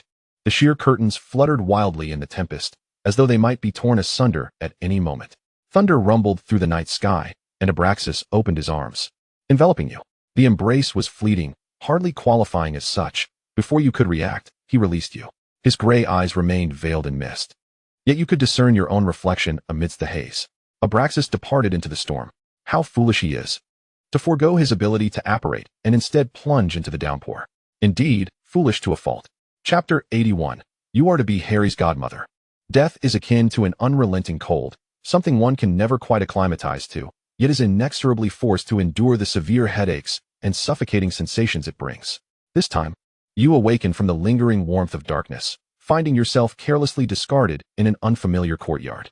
The winter snow accumulates silently, while a few stout and squat goblin sculptures stand scattered about. Through the frost-laden glass window, you catch sight of Lily. She is enveloped in the warm glow of orange light, cradling an infant in her arms, gently shaking a toy that elicits delightful giggles from the little one. Lily, the pie seems burnt, comes James's voice from within the house. She tenderly places the baby back into the crib and steps outside. You stand in the shadows, gazing at her retreating figure. Lily remains as beautiful as a dream, evidently well cared for by James. Turning your head, you find the little one in the crib staring intently at you. His emerald green eyes shine remarkably in the dimly lit room, reminiscent of a fawn emerging from the forest. Noticing your attention, he breaks into a toothless grin, his rosy gums glistening with droplets of saliva. Lily's child, how adorable. In an instant, your heart sinks, melting into a warm pool of liquid, seeping through the window. Santa Claus seems to be considering a career change to child snatcher tonight. The wand spins in your palm, conjuring a bouquet of vibrant red roses. Young Harry, far from being frightened, excitedly waves his chubby little fists, reaching out for you to hold him. You casually place the flowers in the vase on the bedside table and lift the sweet, soft bundle into your arms. Unable to resist, gently poking his chubby cheeks with your fingertip. Call me godmother, you declare, self-appointed, requiring no one's consent. Mission: eliminate Lily Evans and James Potter before Voldemort arrives. What a spoilsport. You pout, reluctantly placing Harry back in the crib. The little fellow immediately pouts, his eyes welling with tears, his pitiful expression tugging at your heartstrings. Be good, wait for your godmother for just 2 minutes. You turn and disapparate. So, how much did Voldemort pay you to go clean? I'll double it. Stop your prattling, get to work. After assassinating Voldemort, you disguise yourself as a Death Eater and ring the doorbell of the Potter residence. Who is it? James, shuffling in his slippers, comes to the door, and Lily runs out with Harry. You patiently wait for James to finish speaking before unleashing the green light. His body crashes to the floor with a dull thud, killing your best friend's husband, a task you had long wished to accomplish. James! Lily's scream echoes from upstairs. You ascend the stairs slowly, hearing her trembling sobs, the baby's incoherent babbling, and the frantic rummaging of drawers. It is too late. As the red-haired witch turns while holding Harry, your spell has already ignited. You catch her falling body, gently laying her down on the ground. You adjust her appearance, awaiting Snape's arrival. Harry in the crib winks at you, astonishingly. He does not cry. What a peculiar little one. You poke his tiny nose with your finger. Does he know that his godmother is deceiving him? Good boy, be obedient. And I shall visit you again. Just before facing divine retribution, the system transports you back to your original world. This little trick did not fool it. Your coordinates have been exposed, and a will that transcends all rules is hot on your trail. You barely have time to observe your surroundings before a bolt of lightning, as thick as a bowl, descends from the heavens, striking directly at the crown of your head. If the monks saw you getting struck by lightning every day, they would surely envy you. The system quips from within the space. They toil for a century to seek a single lightning tribulation. While you are in the midst of it daily, you collapse in a charred pit, your entire being emitting wisps of smoke. Your hair resembling a dandelion in full bloom. You seem to have missed the point. You exhale a puff of black smoke. This is no tale of immortal cultivation. I might as well find a gnarled tree to crash into. At least that would be more exhilarating. Chapter 82. An Unbreakable Curse. You could not find an appropriate gnarled tree. The thunderstorm was too loud, the target too obvious. Wizards nearby watching the Quidditch World Cup all gathered around, having never witnessed a live lightning strike. Adela. 7 exclamations erupted from the crowd. Actually, you could pretend not to see me. I need to save face too. Being in such a state in public is utterly embarrassing, a disgrace to your image. The world's consciousness detected its destined child lingering in the sky, hesitating, yet ultimately sparing you from its wrath. The clouds gathering above dissipated, sunlight poured down, and the sweet melodies of birds filled the air. You raise your middle finger at it. Ha, coward. Hermione supports you, while Draco wishes to assist but finds no place to intervene. You enter the Weasley family's tent, surrounded by several people. Father, they are stealing my fiancée. Draco protests, while Lucius looks down at his foolish son from a height. You cannot even handle such a trivial matter? I should question your intelligence. Draco is filled with indignation. Just moments ago, you passed right by him. His fingers had brushed against your clothing, yet you ignored him for that crowd. Unforgivable. Your legs, more honest than their owner, step into that shabby shelter. How can Adela stand to stay in such a rundown place? He mutters. What are you doing here? The Malfoys are not welcome. Ron stands up, brimming with indignation, glaring at the unexpected guest. I have come to retrieve my fiancée. Draco crosses his arms, tilting his chin slightly, directing his nostrils at Ron. This environment, reeking of poverty, is certainly not fit for her. Only you lot would enjoy it. Ron's red hair appears even more vibrant as he furiously draws his wand. Mrs. Weasley emerges to interrupt the two. Thank goodness she is not gravely harmed. Now, please allow the patient to rest. She ushers everyone out. A crowd surrounds Adela, making the room feel suffocating. The twins certainly do not abide by the rules. They sneakily slip in. 2 red-haired heads pop up from behind the sofa. Surprise. Fred beams, producing a chocolate frog from his pocket as if by magic. We figured you might need this. They sit beside you, one on each side. We saw that cloud chasing after you. It seems it wants to strike again, but something is stopping it. Fred tears open the chocolate wrapper and holds it to your mouth, his expression unusually serious. Is this a curse? You swallow the sweet dark chocolate, following their train of thought. Indeed, a damned curse. My 3 uncles are responsible. They have lost their reason and conscience for quite some time now. The twins simultaneously furrow their brows, remembering vividly the bloodied state you were in last semester in the hospital wing. That despicable Zimmerman. They mutter under their breath. Oh, we weren't referring to you. I know. Perhaps only when I die will the curse be lifted, you say. There's always a solution. Just like in Muggle fairy tales, Fred's eyes light up. A true love's kiss can break all curses. He leans closer, lowering his voice slickly. Or perhaps your dear brother Fred could bestow upon you a sweet kiss. Double the effect. George chimes in, both of them pouting their lips in a comical manner, their fish-like expressions causing you to burst into laughter. Stop, I am not a princess. You push away their increasingly close jaws with your finger. I have researched extensively and found no solutions. Then we shall continue. We will definitely find a way for you. This is a promise from 2 knights to their princess. George asserts. Chapter 83. Harry's Fantasies. Where am I to find someone to play your 3 damned uncles? Do you have any idea how much energy I expended last semester to deal with their inquiries? The system complains. There's no choice. One must have a plausible excuse to gloss over the situation. You remarked. Rarely do you indulge in a brief respite. A holiday devoid of traversing realms and taking lives. Theodore not offered you a serving of raisin pudding, suggesting, if there's something on the table that you fancy, do let me know. His gaze lingered on the small expanse of skin revealed at your collar. Only he understood how, when he drew near, That elusive fragrance stirred a tempest within his otherwise tranquil blood. Theodore's need for Adela stemmed from habit, akin to an addiction. He tugged at his cuff, concealing the unhealed scars beneath, remnants of his nocturnal struggles, where each time he battled the urge to embrace you, he resorted to pain to subdue desire. Deep down, he was acutely aware that you would never reciprocate such feelings and might even recoil in distaste. The doors to the hall were flung open, and a man, leaning on a cane and limping, made his way to the head of the guest table. Each step he took resonated with a hollow echo. Every inch of his facial skin bore scars. His right eye was small and dark, resembling a bead, while the left was astonishingly large, the bright blue iris swirling within. A flash of lightning illuminated the ceiling, casting his face in stark relief, resembling a villain from a cartoon. Oh, he is truly malevolent. You are aware he has transformed into Barty Crouch Jr., correct? The system manifested an entity, floating in its spatial realm while munching on seeds. Now I know. You squinted, scrutinizing the individual. It was difficult to discern his original form, for Barty's disguise was masterful. I found the flaw. He hasn't altered the habit of licking his lips. Draco nudged you with his elbow, prompting you to meet his gaze, which flickered with a familiar discontent. What was so captivating about him? Draco's fork plunged forcefully into the pudding before him. Don't you think his eyes are striking? You turned back, only to collide with the false Moody. Not at all. Draco unceremoniously turned your face back, insisting, now, focus on your meal. At that moment, Dumbledore rose, clearing his throat. It is with immense pleasure that I announce the Triwizard Tournament will be held at Hogwarts this year. This declaration incited a tremendous uproar. The tension that had filled the room upon Moody's entrance dissipated, and nearly everyone erupted into laughter. Yet your attention remained fixed on Dumbledore. He appears to have aged considerably. Did their revolution fail? It faltered on the day Ariana passed away. Harry's mind involuntarily conjured a myriad of brilliant images, all previously unseen. He had defied the confines of age, emerging as a champion of Hogwarts. The cheers of the crowd were deafening, Hermione tugging at his sleeve in a fit of excitement, while Ron's voice boomed above the rest. I knew it. He is the youngest Triwizard champion. Harry raised his hands, the trophy of the Triwizard Tournament glimmering with golden brilliance.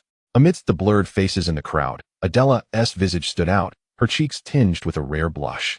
Filled with admiration and appreciation, Ron lifted his head from the bustling table, regarding him with confusion. Harry, what's the matter? Is your scar hurting again? Snapping back to reality, Harry replied, no, it's nothing. He was acutely aware that he could not deceive the age line, had never intended to enter, let alone win. Chapter 84. This year's surprise. The door closed automatically behind you, producing a dull thud. In the room, Mad-Eye Moody's form began to shift, his skin shedding like a serpent's, revealing his true self beneath. Last year it had been Peter, but alas, he slipped away. This year's surprise was none other than Barty Crouch Jr. I'm so pleased you remember me, darling. However, as I circled you twice, I nearly failed to recognize your current appearance. He effortlessly resumed his true form, seemingly unafraid of your potential betrayal. Are you still serving the Dark Lord? You inquired. From the day I heard of your demise, I defected, he whispered, as if sharing a secret. He was furious and wished to kill me, but alas.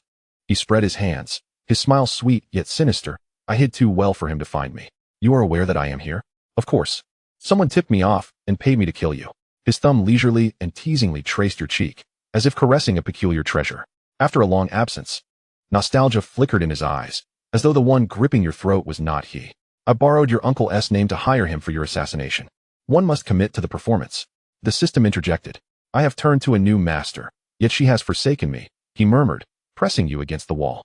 Now, what will you offer in exchange for your life? You met his gaze unflinchingly. I have nothing of value to barter with. If you wish to strangle me, do so. Cast my corpse into the Black Lake and allow me to become a wraith. He locked his eyes onto yours, laughing, as if he had heard an exceedingly amusing jest. Such a heartless creature. Barty leaned in close to your ear, whispering softly, you know well I cannot bear to do so. Suddenly, he opened his mouth and sank his teeth into your shoulder, his canines breaking the skin. Although not razor-sharp, they were sufficiently fierce. You could feel his breath upon the bloodied bite, and a shiver coursed through you as his wet tongue brushed against the wound. Release me, Crouch. In response, he bit down harder, prompting you to grasp the nape of his neck and thrust him toward the ground. Madman, you retaliated with 2 swift kicks. Barty curled up in pain, yet inexplicably exhilarated, almost bursting into laughter. I am so glad you remained this brutish with me. The traces of your entangled struggle were messily stamped upon one another. A button from his collar had come undone, leaving his shirt gaping open. Your own garment had been torn asunder, blood-stained bite marks adorning your shoulder. You lunatic. You cannot go out looking like this. Come tomorrow. There will undoubtedly be bizarre rumors circulating. You had grown weary of conversing with Barty. With a flick of your hand, you teleported back to your dormitory. You certainly know how to trouble me. Where's the real Moody? He made a small transaction with Moody. He is likely plotting how to kill the Dark Lord now. The original narrative has been disrupted. Had Barty not disguised himself as Moody and followed the Triwizard Tournament throughout, Cedric Diggory may not have perished in the depths of the maze. My task could have been much simpler. Theoretically speaking, that is correct. The system added, but I still recommend eliminating him at the timeline juncture. Why? Because I have just discovered a means to send you home. The knot of anxiety within your chest dissipated, replaced by an almost searing euphoria. You finally had the opportunity to escape this world. A spark lit in your eyes, and a smile radiated from the corners of your mouth to your brow. What must I do? You asked eagerly. The condition is, the system paused mischievously. You must be killed by the protagonist. Chapter 85. The task not forgotten. You may choose to remain. The system suggested. Remain? I was forcibly dragged into this unfamiliar world. Now you expect me to develop a sense of belonging here? No matter how tragic their lives may be, they are ultimately just passers-by to me. You stated, I can feel pity and extend a hand. But that does not mean I will lay bare my heart. Scalding tears overflowed from your eyes. Who will show me pity? A person stranded in an alien time and space is sustained solely by the yearning to return home. If even that final thread of hope is stripped away, does the soul within this vessel still count as living? The cellar, perpetually shrouded in darkness, exudes a chilling and oppressive atmosphere. Severus Snape remains ensconced in his black robes. Resembling a long-sealed chamber, its curtains tightly drawn, with tomes gathering mold. Your sun has been extinguished by your own hand, he quips, a morbid jest. Brewing potions demands unwavering focus, not aimless distractions. With his gaze fixed downward, greasy strands of hair cascade over his gaunt visage. While the black quill glides across the parchment with a whispering sound, should it stray, it might mar your lovely countenance. Yet, you pay him no heed. The potions he concocts are never burnt.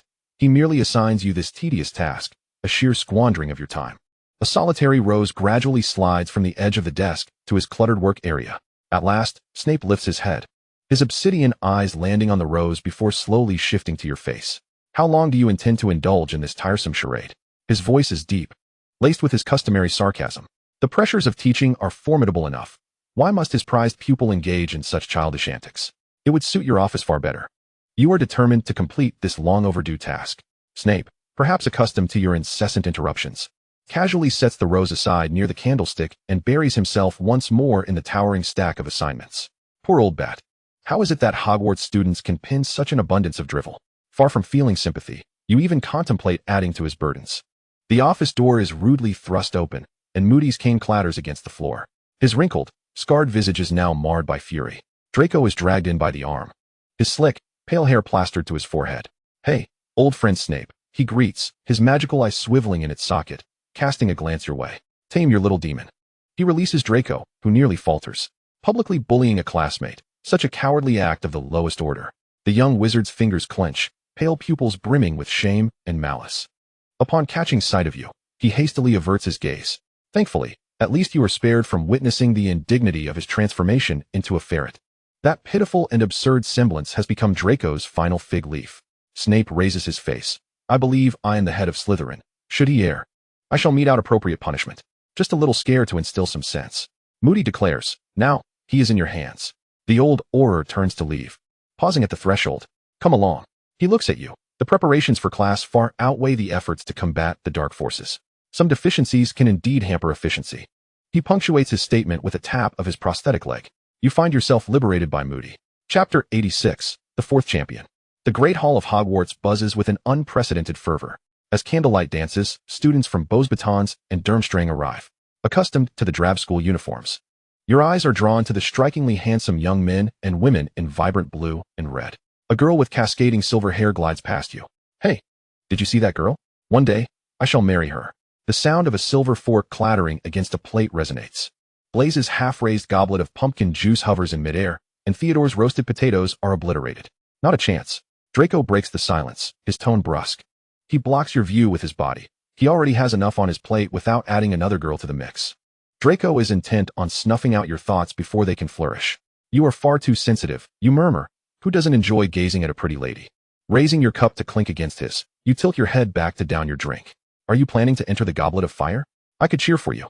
The systematized black and white cat curls upon your lap, its furry paws nibbling on a fish treat while its tail swishes against your wrist. I would be taking advantage of the small. Without a doubt, I would emerge as the ultimate victor. Are you allowing Harry to play in the mud next to you?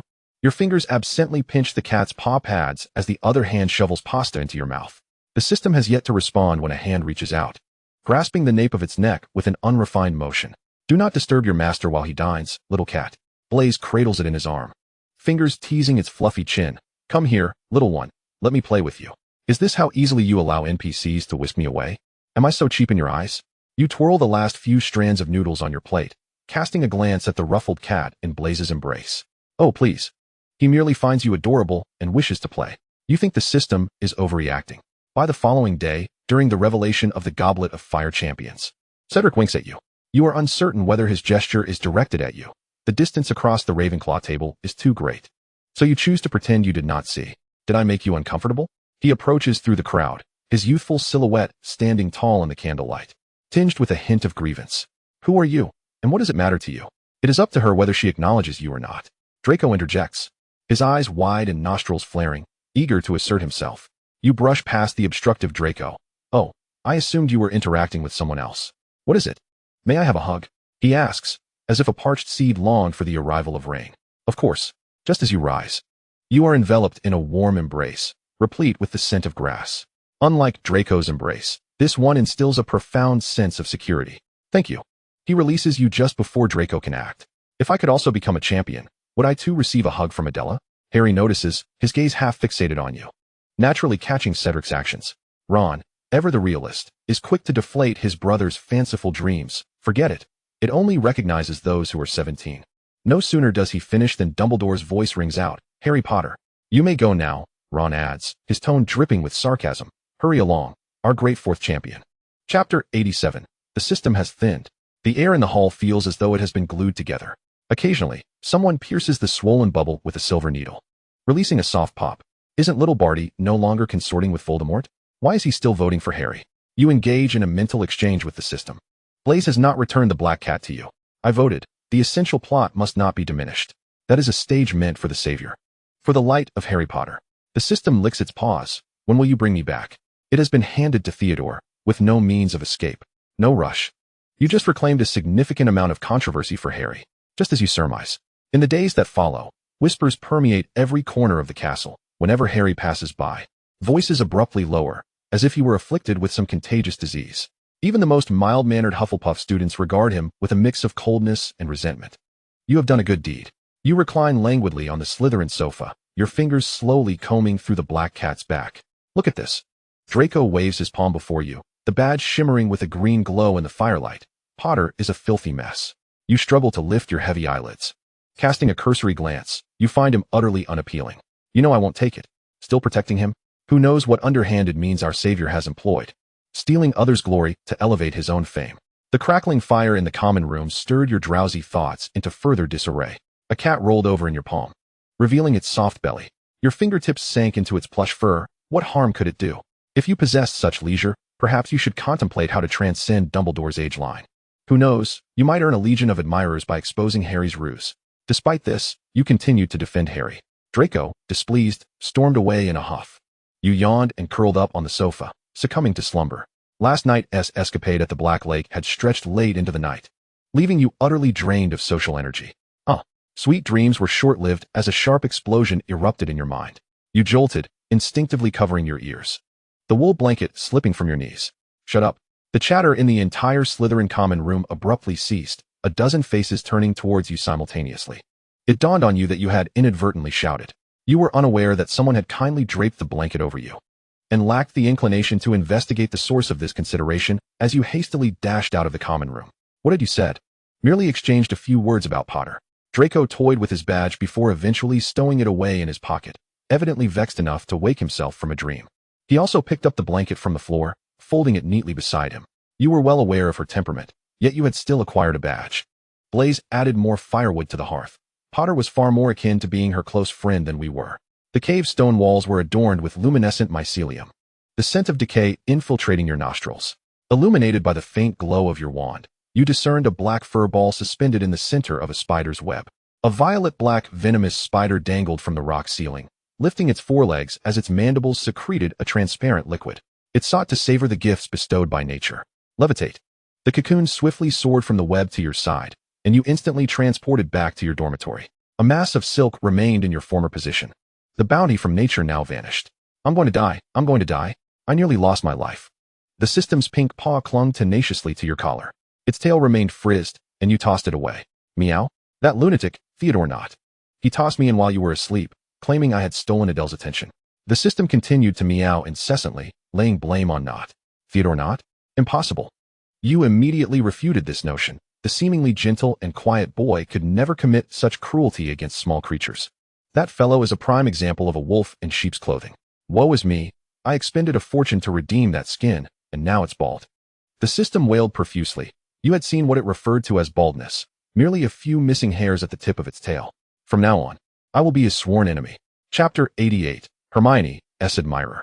The system continued its relentless tirade against Knott's transgressions, buzzing around your ears like summer mosquitoes. You felt the system was overly animated at present. Previously, it had been elusive, rarely engaging in conversation beyond 3 lines. Now, it seemed to be growing increasingly loquacious. Could the system be experiencing a split personality? You shook your head, dismissing the absurd thought. There were far more pressing matters to consider. Perhaps pressing was an exaggeration. Harry had been frequently appearing in your line of sight lately, merely casting a quick glance in your direction before hastily departing. He never paused to engage in any dialogue. Were you dodging me? You lay in wait on his usual path after class, grasping at his robes to prevent his escape. The concerns of youth were unmistakably etched on his face. He hesitated for quite some time, extracting words from between his teeth, like squeezing toothpaste. I didn't enter my name. He presumed everyone was thinking, oh my, Harry Potter, how shameless, stealing the glory of others and expressing discontent through a badge. But you hadn't He had passed by you 4 or 5 times, and indeed, you hadn't worn it. Harry's taut demeanor relaxed a fraction. Whenever someone passed him, they invariably paused to whisper and point at him. The content of their conversation he could recite by heart.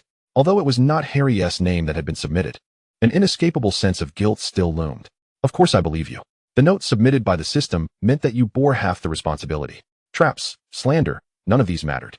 What was significant was that, at this moment, you stood before him, your gaze resolute, uttering those words. Harry could scarcely believe his ears. He felt momentarily adrift. His mind a blank slate. Your name being chosen by the Goblet of Fire was proof of your strength. The goblet acknowledged you. It permitted your participation. So why not give it our all to complete this competition flawlessly?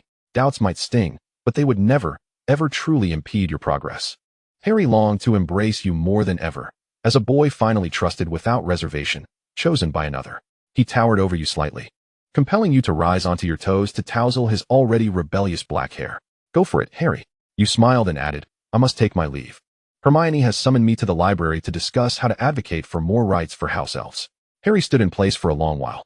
Long enough to assure himself this was not an illusion. He raised a hand to touch the ends of your hair where you had brushed against it. A brilliant, radiant smile blooming on his face like the rising sun. Freeing house elves? I wholeheartedly support your idea. You closed Hermione's promotional pamphlet, recognizing it as a commendable start, yet acknowledging that this endeavor would require a gradual approach. Not all house elves had awakened to self-awareness like Dobby. Oh, him again, Hermione said irritably. Victor Crumb entered, casting a glance your way before settling into a corner with a stack of books. In a few minutes, his fan club members would arrive, chattering incessantly, making it unbearable. You rested your chin in your hand, grinning at Hermione. Perhaps he fancies you. Hermione closed her book, a blush creeping onto her cheeks. Isn't that obvious? You nodded towards Crumb. What good soul would be so persistently invested in tracking your movements? He neither divines nor employs a tracking spell. How else could he appear so punctually wherever you are? Just as Hermione was about to retort, footsteps echoed from the entrance. Cedric entered, surveying the room before settling his gaze on you. He merely nodded and smiled before making his way to the opposite position from Crumb, where they soon engaged in hushed conversation. Oh, really? Hermione crossed her arms, an eyebrow raised at you. And what does Cedric count as? This isn't the first time I've seen him glance our way. You immediately raised your hands in surrender, mimicking a zipper motion across your mouth. I concede. Lady Hermione, I shall never again dare to tease you. She rolled her eyes, yet her lips could not conceal a smile. Let us go. It's too noisy here. We should return to the common room. Chapter 89. The Forbidden Romance of the Slytherin Princess and the Gryffindor Prince. You nestled within the drapes of your 4-poster bed, your fingertips pinching the edge of the newspaper, trembling with laughter. The bedposts echoed with your delighted thumps. Breaking news. The Savior's forbidden romance. Accompanying the article was a large photo of you and Harry. Harry had finally found his first love at Hogwarts. His close friend Colin Creevey remarked that Harry often gazed at a girl named Adela Zimmerman. Miss Zimmerman is extraordinarily beautiful, hailing from a pureblood family, and is a top student in Slytherin. When questioned about the romance that transcended the animosity between the houses, Mr. Potter's ears turned red and he fled in embarrassment. Ha! You buried your face in the pillow, stifling your laughter. Rita is truly talented, perfectly suited to penning third-rate novel clichés, such as the forbidden love between a Slytherin princess and a Gryffindor prince. The front page of the newspaper was inundated with stories about Harry, his romantic escapades overshadowing the imminent and genuinely significant Triwizard Tournament. While you might find the content a joke, others do not share that sentiment. Draco was on the verge of exploding with fury, determined to write to his father. The weather has turned cold. Let the Daily Prophet face bankruptcy. Too much laughter can lead to tragedy, and you were summoned to Moody's office. When will you return the true soul of little Barty and exchange this counterfeit for me? The system fell silent, offering no response. I perused today's newspaper. Moody, or rather the wolf in sheep's clothing known as little Barty, regarded you with his magical eye. The writing was truly captivating. I simply wonder what your husband Lucius would think upon seeing it. I seem to have forgotten. He limped into the room, his wooden leg dragging, crumpling the newspaper in his grip and tossing it to the floor. They have all forgotten you. Apart from me. There is no one left in this world who remembers you. His voice dropped to a low murmur, the normal human eye narrowing with a sickly delight. The people you care about, who among them still thinks of you? He chuckled softly. Yet, as he gazed upon you, that laughter gradually morphed into something sinister and menacing. Why not try me instead? Those who profess their love for you are not nearly as genuine as I am. If they were, how could they forget your very existence? You sat composed in the chair opposite him, leaning back slightly. Do you not find it strange? You inquired, your heart untroubled.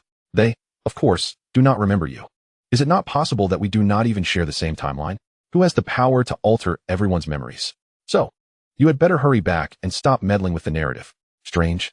No, this is a divine opportunity granted to me. No one can snatch you from my grasp now. Little Barty leaned his arms against the armrests of your chair, confining you within the cramped space. Knock, knock. 2 abrupt raps on the door shattered your thoughts. You had yet to decide whether to bind him and give him a good kicking or to torment him with the Cruciatus curse. In any case, armed with a healing potion, you would strike him down as much as needed. Little Barty paused, straightened up, and casually grabbed the curved bottle on the table. Taking a swig, he swallowed the potion, a polyjuice potion, wiped his mouth, and cast a dark glance toward the door. Come in, he growled impatiently. The door swung open, revealing Snape, whose gaze flickered momentarily between you and little Barty. I need to speak with Zimmerman, he stated. Little Barty's lip twitched, clearly reluctant. But after all, he was moody now, and ultimately, he simply waved his hand impatiently, indicating that Snape could take you away. Chapter 90, Feeding the Kitten Fish. What business does our dear Professor Snape have with you? Of course, it pertains to the tale recounted in the Daily Prophet. The office remained as lifeless as ever, surrounded by jars and vials of potions, resembling a tortoise shell. Having been trapped in this world for too long, your nerves had long since become unhinged. Harry and I share no relationship, not even a half silver sickle's worth. Do not believe the paper's fanciful and baseless tales. Snape summoned you not to witness your theatrical performance. As the head of Slytherin, his post-class duties, aside from grading assignments and deducting points, also included monitoring early romances.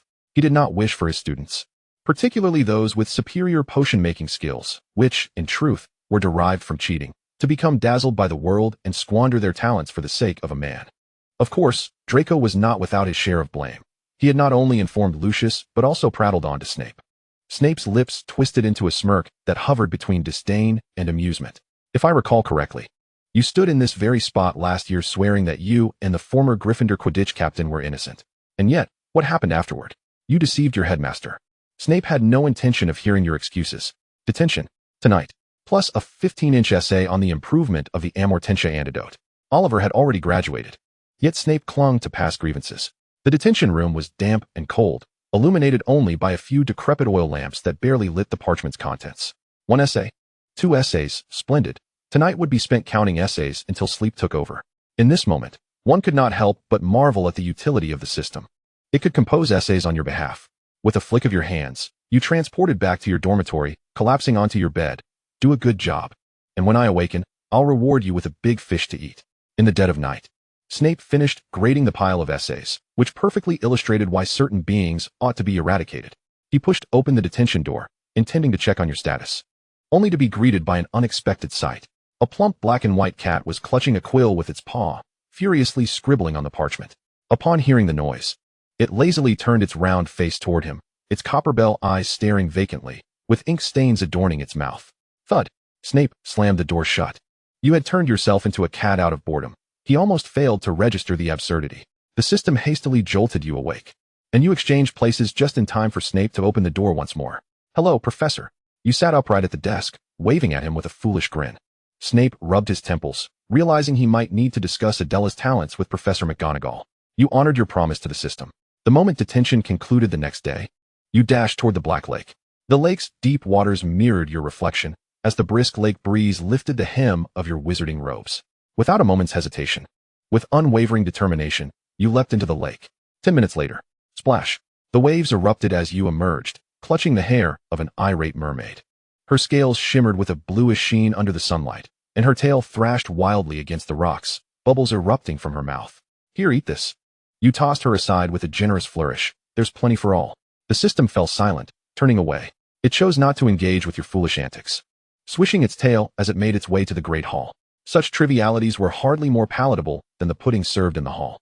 Chapter 91. The Fire Dragon insists on giving you the golden egg. You completely forgot about your unique constitution, sitting in the stands of the Triwizard Tournament like any ordinary spectator. When the first Swedish Shortsnout was released, it disregarded the designated route entirely, flapping its wings and hovering directly before you. Its massive form aligned perfectly with your line of sight. The audience members nearby panicked and fled their seats, while professors brandished their wands to drive the dragon away, fearful that the unfortunate students might be swallowed whole. Dragon tamers frantically threw ropes, attempting to lasso the dragon's neck and pull it back, amidst the vigilant gazes of onlookers. The Swedish Shortsnout placed the golden egg in your hands and affectionately nudged your cheek with its damp snout. Oh, you adorable creature. You smiled as you patted its nose. Yet the competition demanded your focus, leaving no room for frivolity. With a somber expression, you firmly placed the golden egg back into its claws. The Swedish Shortsnout flicked its tail reluctantly, and finally, under your piercing gaze, bowed its head and slowly returned to the arena. Before departing, it could not resist giving you a rough lick, leaving your cheek glistening with moisture. A close call indeed.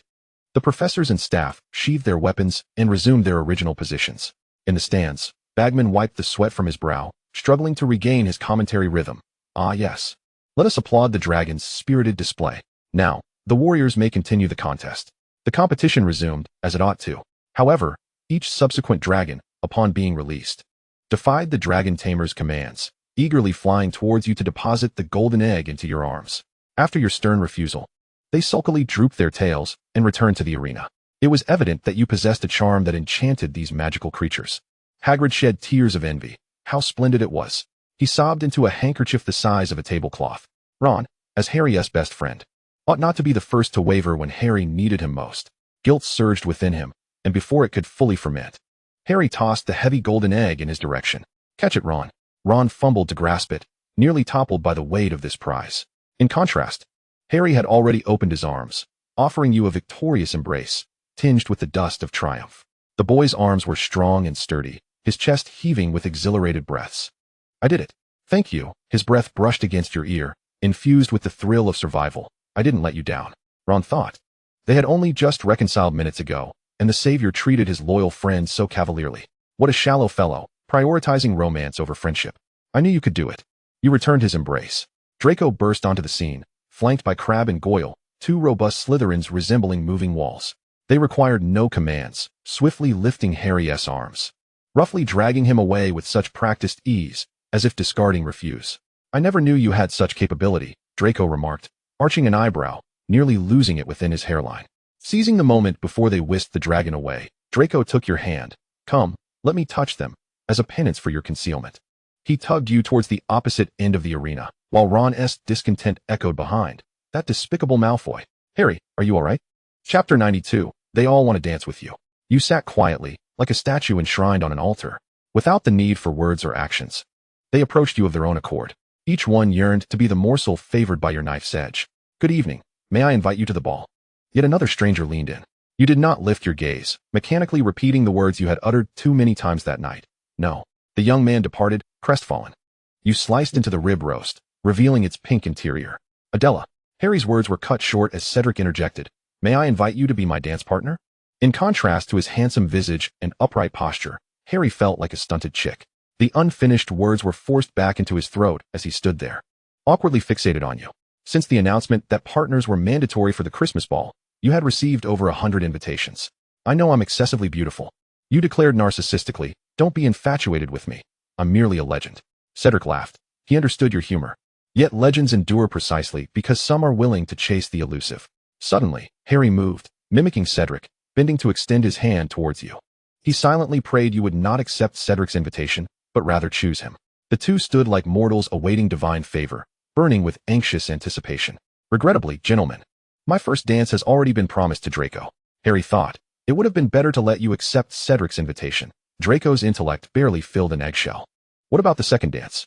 Cedric asked, unruffled. He believed himself no less than Malfoy. If he could not be first, he would be the one to persist the longest. Of course, with a promise secured, the gallant left contentedly, leaving only Harry standing there, nervously swallowing. For the third dance, may I? Certainly. Who would refuse the Savior's invitation?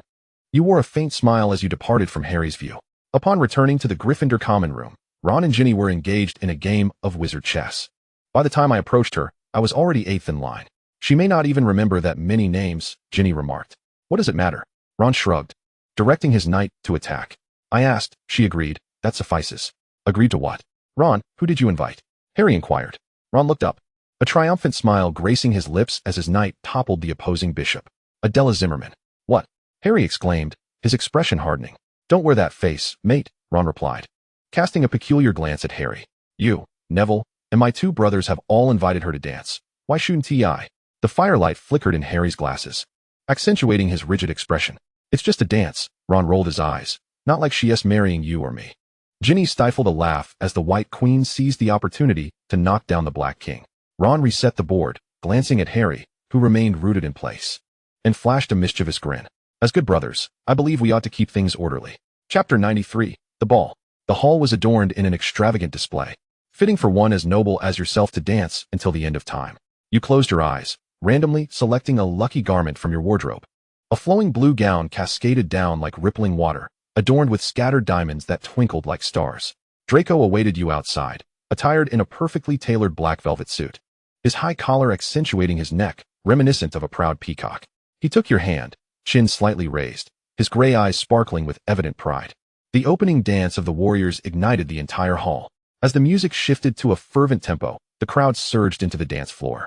You released Draco's hand, only to be swept away by the next partner. Fred twirled you through a foxtrot before tossing you to George. Time for a change. Blaise seized the opportunity to take you into a flamenco, but before he could revel in the moment, Cedric whisked you away with a deft step. Round and round. The dance continued without pause, until you encountered Theodore. Initially, you paid little heed. For you, dancing was a delight, and the atmosphere between partners rarely concerned you. Yet this time felt different. Under his deliberate approach, the distance between you exceeded the norms of social dance. When he grasped your hand, it was not tentative, but bore an unspoken claim. You should have retracted your hand, yet he offered you no choice, pressing your palm against his waist. As he guides you to turn, you can distinctly perceive the taut lines of muscle beneath his shirt.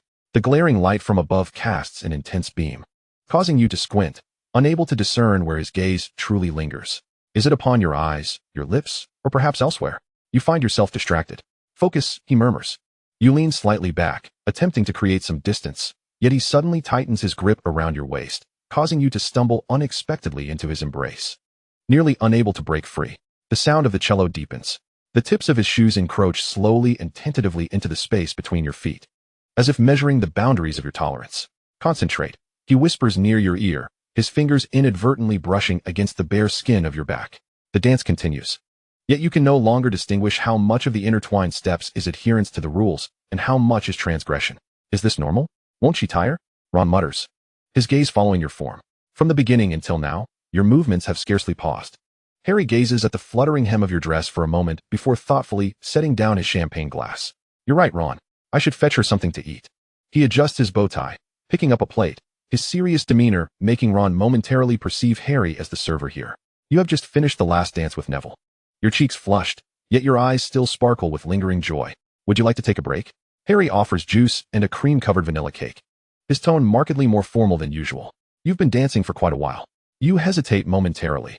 Although you could continue dancing, the allure of dessert seems far greater. Thank you. Aside from Theodore, everyone else has calmed considerably, especially Neville, who, when dancing with you, turns beet red from head to toe. And you can see him making an effort not to step on your feet, his earnestness both endearing and amusing. Chapter 94, Correspondence of GGAD. A letter from Gellert Grindelwald to Albus Dumbledore. Dear Albus, I must inquire, have you ever thought of me? During those rain-soaked days and nights, do you find yourself, as I do now, ensnared by memories of the past? As the dampness seeps through the stone walls of this prison and into my bones, I often ponder whether our love has ultimately been reduced to mere regret. I imagine you must rue every kiss and every word from that summer, lamenting the affection you once bore for someone who later caused you profound hurt. This incessant rain has persisted for 3 weeks, I count, for there is little here worth counting. This wretched old bed creaks with every shift, and I suspect even it mocks my plight. I wish the rain would intensify, submerging the whole of Nurmengard. Do you recall that afternoon in Godric's Hollow? I held you against the oak desk, sunlight filtering through the slats, casting fragmented shadows upon your skin. The more beautiful the memory, the more abhorrent it becomes in this moment. You selfish, shameless scoundrel. For the sake of your reputation and the accolades of the wizarding world, you have condemned me to rot here forever, when you walk freely in the sunlight. Do you ever think of the person you left to languish in eternal darkness? Now all of Europe sings the praises of the greatest white wizard. How ironic, Albus, that you have ascended to the highest heights upon my back, while I can only wrap myself in a moldy blanket. Reliving our summer in Godric's Hollow on every rainy night. As I write, the rain pours even heavier. I hope this frail owl can deliver this letter to Hogwarts amidst the storm. I hate you, yet I loathe myself even more for still yearning for a line from you, even if it is a pitiful lie. Write back, Albus. Yours eternally, Gellert. A letter from Albus Dumbledore to Gellert Grindelwald. Dear Gellert, I often ponder whether I should allow this rain to fall upon Hogwarts as well. At least then, our skies might share the same hue. Your letter arrived, crumpled and damp from the rain, and I smoothed it by the hearth. You say you think of me. Yes, I too often reflect upon you, not out of regret, nor out of resentment, but simply because that past truly existed, and I have no desire to erase it. I have never felt shame for our love, Gellert. I loved you, even though I later had to confine you to Nurmengard. This is not betrayal, but rather a different kind of loyalty I was compelled to face. The weather in England has been pleasant of late, with sunlight streaming through my office window, illuminating the glass jar of lemon sherbet. If you were to see it, you would likely mock my penchant for sweets. The owl that delivered your letter is weary. I fed it some food and fresh water, and it now rests on the perch beside Fawkes. The affairs of Hogwarts are more intricate than I anticipated, with the responsibilities of the headmaster consuming far too much time. But I assure you, my delayed response is not a form of evasion. I have simply been contemplating how to write this letter and in what tone, so that you do not interpret each word as sarcasm or pity. Regarding your bed, I have spoken with the guards at Nurmengard. They will provide you with a new one. Additionally, I have sent some books with the owl, hoping they may offer you some solace within your stone confines. When the owl returns, it will likely have to endure another arduous journey through the storm. But I trust it has grown accustomed to such flights. Please understand that it was never I who left you in darkness. It was the younger, prouder, and more foolish versions of ourselves. Yours, Albus. Chapter 95, A Dance All His Own. Blaise Zabini leans casually against the column, waiting for you to emerge from the restroom. A deep red rose casually held between his lips. Noticing your gaze, he raises an eyebrow and smiles. For my most enchanting sweetheart. With a flick of his wrist, the flower arcs gracefully through the air, landing at your feet. You do not accept it, but rather brush past him, dismissively stating, "It's dirty." He swiftly grasps your wrist, pulling you back. How cruel. Other girls would appreciate it, yet you always leave me at a loss. His words are laced with mock complaint. Yet the smile at the corner of his mouth deepens. May I, the beautiful princess, be granted a dance that belongs solely to one of my many admirers? He bows slightly, extending his right hand, both solemn and gentle. We have already danced, you remind him. I know, but I desire a dance without any interruptions. A dance where no one else is present. His plea is treated as a gift you bestow upon him. The setting sun filters through the corridor windows, casting Blaise's shadow, resembling a knight in armor before you. I mistook that for the shadow of the suit of armor in the hallway. Very well. You dance in the deserted corridor, devoid of a band, an audience, or even the music existing beyond imagination. The twilight light tints the air with a honeyed hue, while your skirt unfurls like a beautiful dream as you twirl. His palm rests lightly upon your waist, both near and distant. With every spin and retreat, he deftly draws you back. Have you broken up? He suddenly pulls you into his embrace mid-dance. You remain still, merely leaning against his chest, gazing toward the darkening horizon outside. Close enough. His response melted into a sigh amidst the twilight. The girl he admired, whether through veiled hints or overt gestures, the ambiguous tests and the almost imperceptible touches, you ought not to remain so oblivious. Either his allure had waned, or it was simply your nature to never be proactive, responsible, or committed towards the men who openly expressed their affection. Blaise dismissed the former possibility. He never doubted his own charm. As well as the latter, he had faith in your character. What, then, was the source of the problem? The sun retreated into the forest, leaving a faint crimson hue in its wake. Only when the first star appeared in the sky did you both release each other. On your way back to the hall, you encountered Moody. His magical eye spun around, fixating on you. He let Blaise pass, yet detained you. This old fellow, devoid of plot progression, was merely seeking to assert his presence before you. You had grown weary of his aged visage long ago. So, you decided to flee. Merlin would absolve you. You skirted around him, your skirts swirling, ascending the stone steps, and darting into the swaying rose bushes on either side. The startled flower fairy scattered, petals flying beneath your feet. However, in your haste, you collided squarely into the black cloak saturated with the scent of potions. He appeared utterly disheveled, possibly from your collision, or perhaps due to a few pairs of young lovers who had scrambled hastily from the thicket. See, you said, Snape catches couples with impeccable precision. Points deducted from Ravenclaw. He gritted his teeth, points deducted from Hufflepuff as well. Snape was a relentless point deduction machine. His mood was far from pleasant, and you felt no obligation to remain, lest you also incur penalties. With a hasty retreat, you dashed away, leaving Snape with only the fleeting glimpse of your receding figure. Chapter 96, Playing Poker Underwater. After the splendid ball, the time for the second task swiftly approached. 4 brave souls were to select their closest and most cherished individuals to be submerged in the depths of the lake, to be guarded by the grotesque Grindylow. A prince saves a princess, a cliché fairy tale reimagined. You browsed through the details of this chapter. Just as you were about to delve deeper, a box popped up. To foresee future events, please pay 30 galleons. The professors found themselves at an impasse regarding the candidates. It was revealed that Potter and Diggory both held the same individual in high regard. The rules could not be broken, and the professors decided to draw lots authoritatively. The outcome of the draw placed you with Cedric, while Ron was paired with Harry. That seemed quite satisfactory. However, you disclosed to no one that you had already established your dominion beneath the Black Lake. When you were cast into the water, a throng of merfolk was sent into a frenzy. Those iron gray-skinned, seaweed-haired creatures recognized you, especially the one you had once pulled ashore by hand, almost leaving it sun-dried. After it fled, it spread exaggerated tales of your exploits throughout the waters. Thus, as soon as your eyes opened, the merfolk surrounding you vanished in haste, fearing that they might end up in your stomach. A few screamed as they fled, their shrill voices ringing painfully in your ears. What was this? Showcasing vocal prowess better than mine. The resistance of the water was too great. Kicking them was merely a nuisance.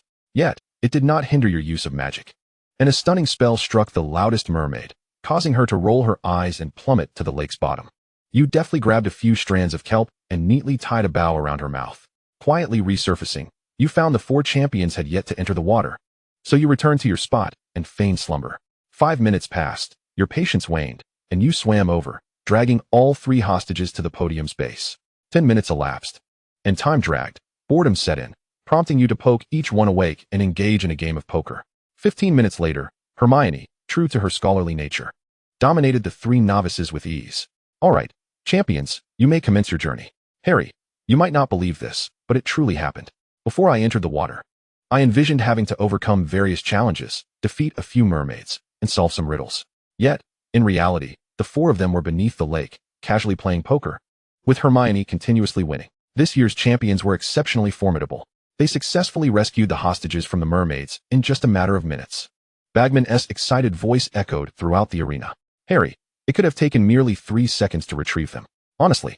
But Ron and the Beauxbatons girl got caught up in the game, insisting on winning a round from Hermione and Adela, which prolonged the ordeal.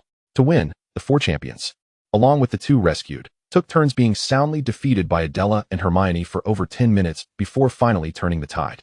They certainly cheated. I'd wager your firebolt on it, Ron whispered to Harry. Hermione overheard, and wasn't he upset? Was it so difficult to acknowledge others' prowess? Being a genius often invites scrutiny, and she no longer felt the need to defend herself as she once did. Hollow words paled in comparison to the brilliant victory that silenced her detractors. Well, there was a slight bit of cheating involved.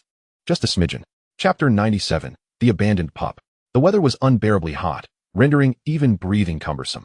It felt as though one had been thrown into a barrel of potent wine, rich enough to induce dizziness. Just before the third task commenced, you were suddenly knocked over by a large black dog, its warm tongue unabashedly licking your cheek, leaving a sticky residue.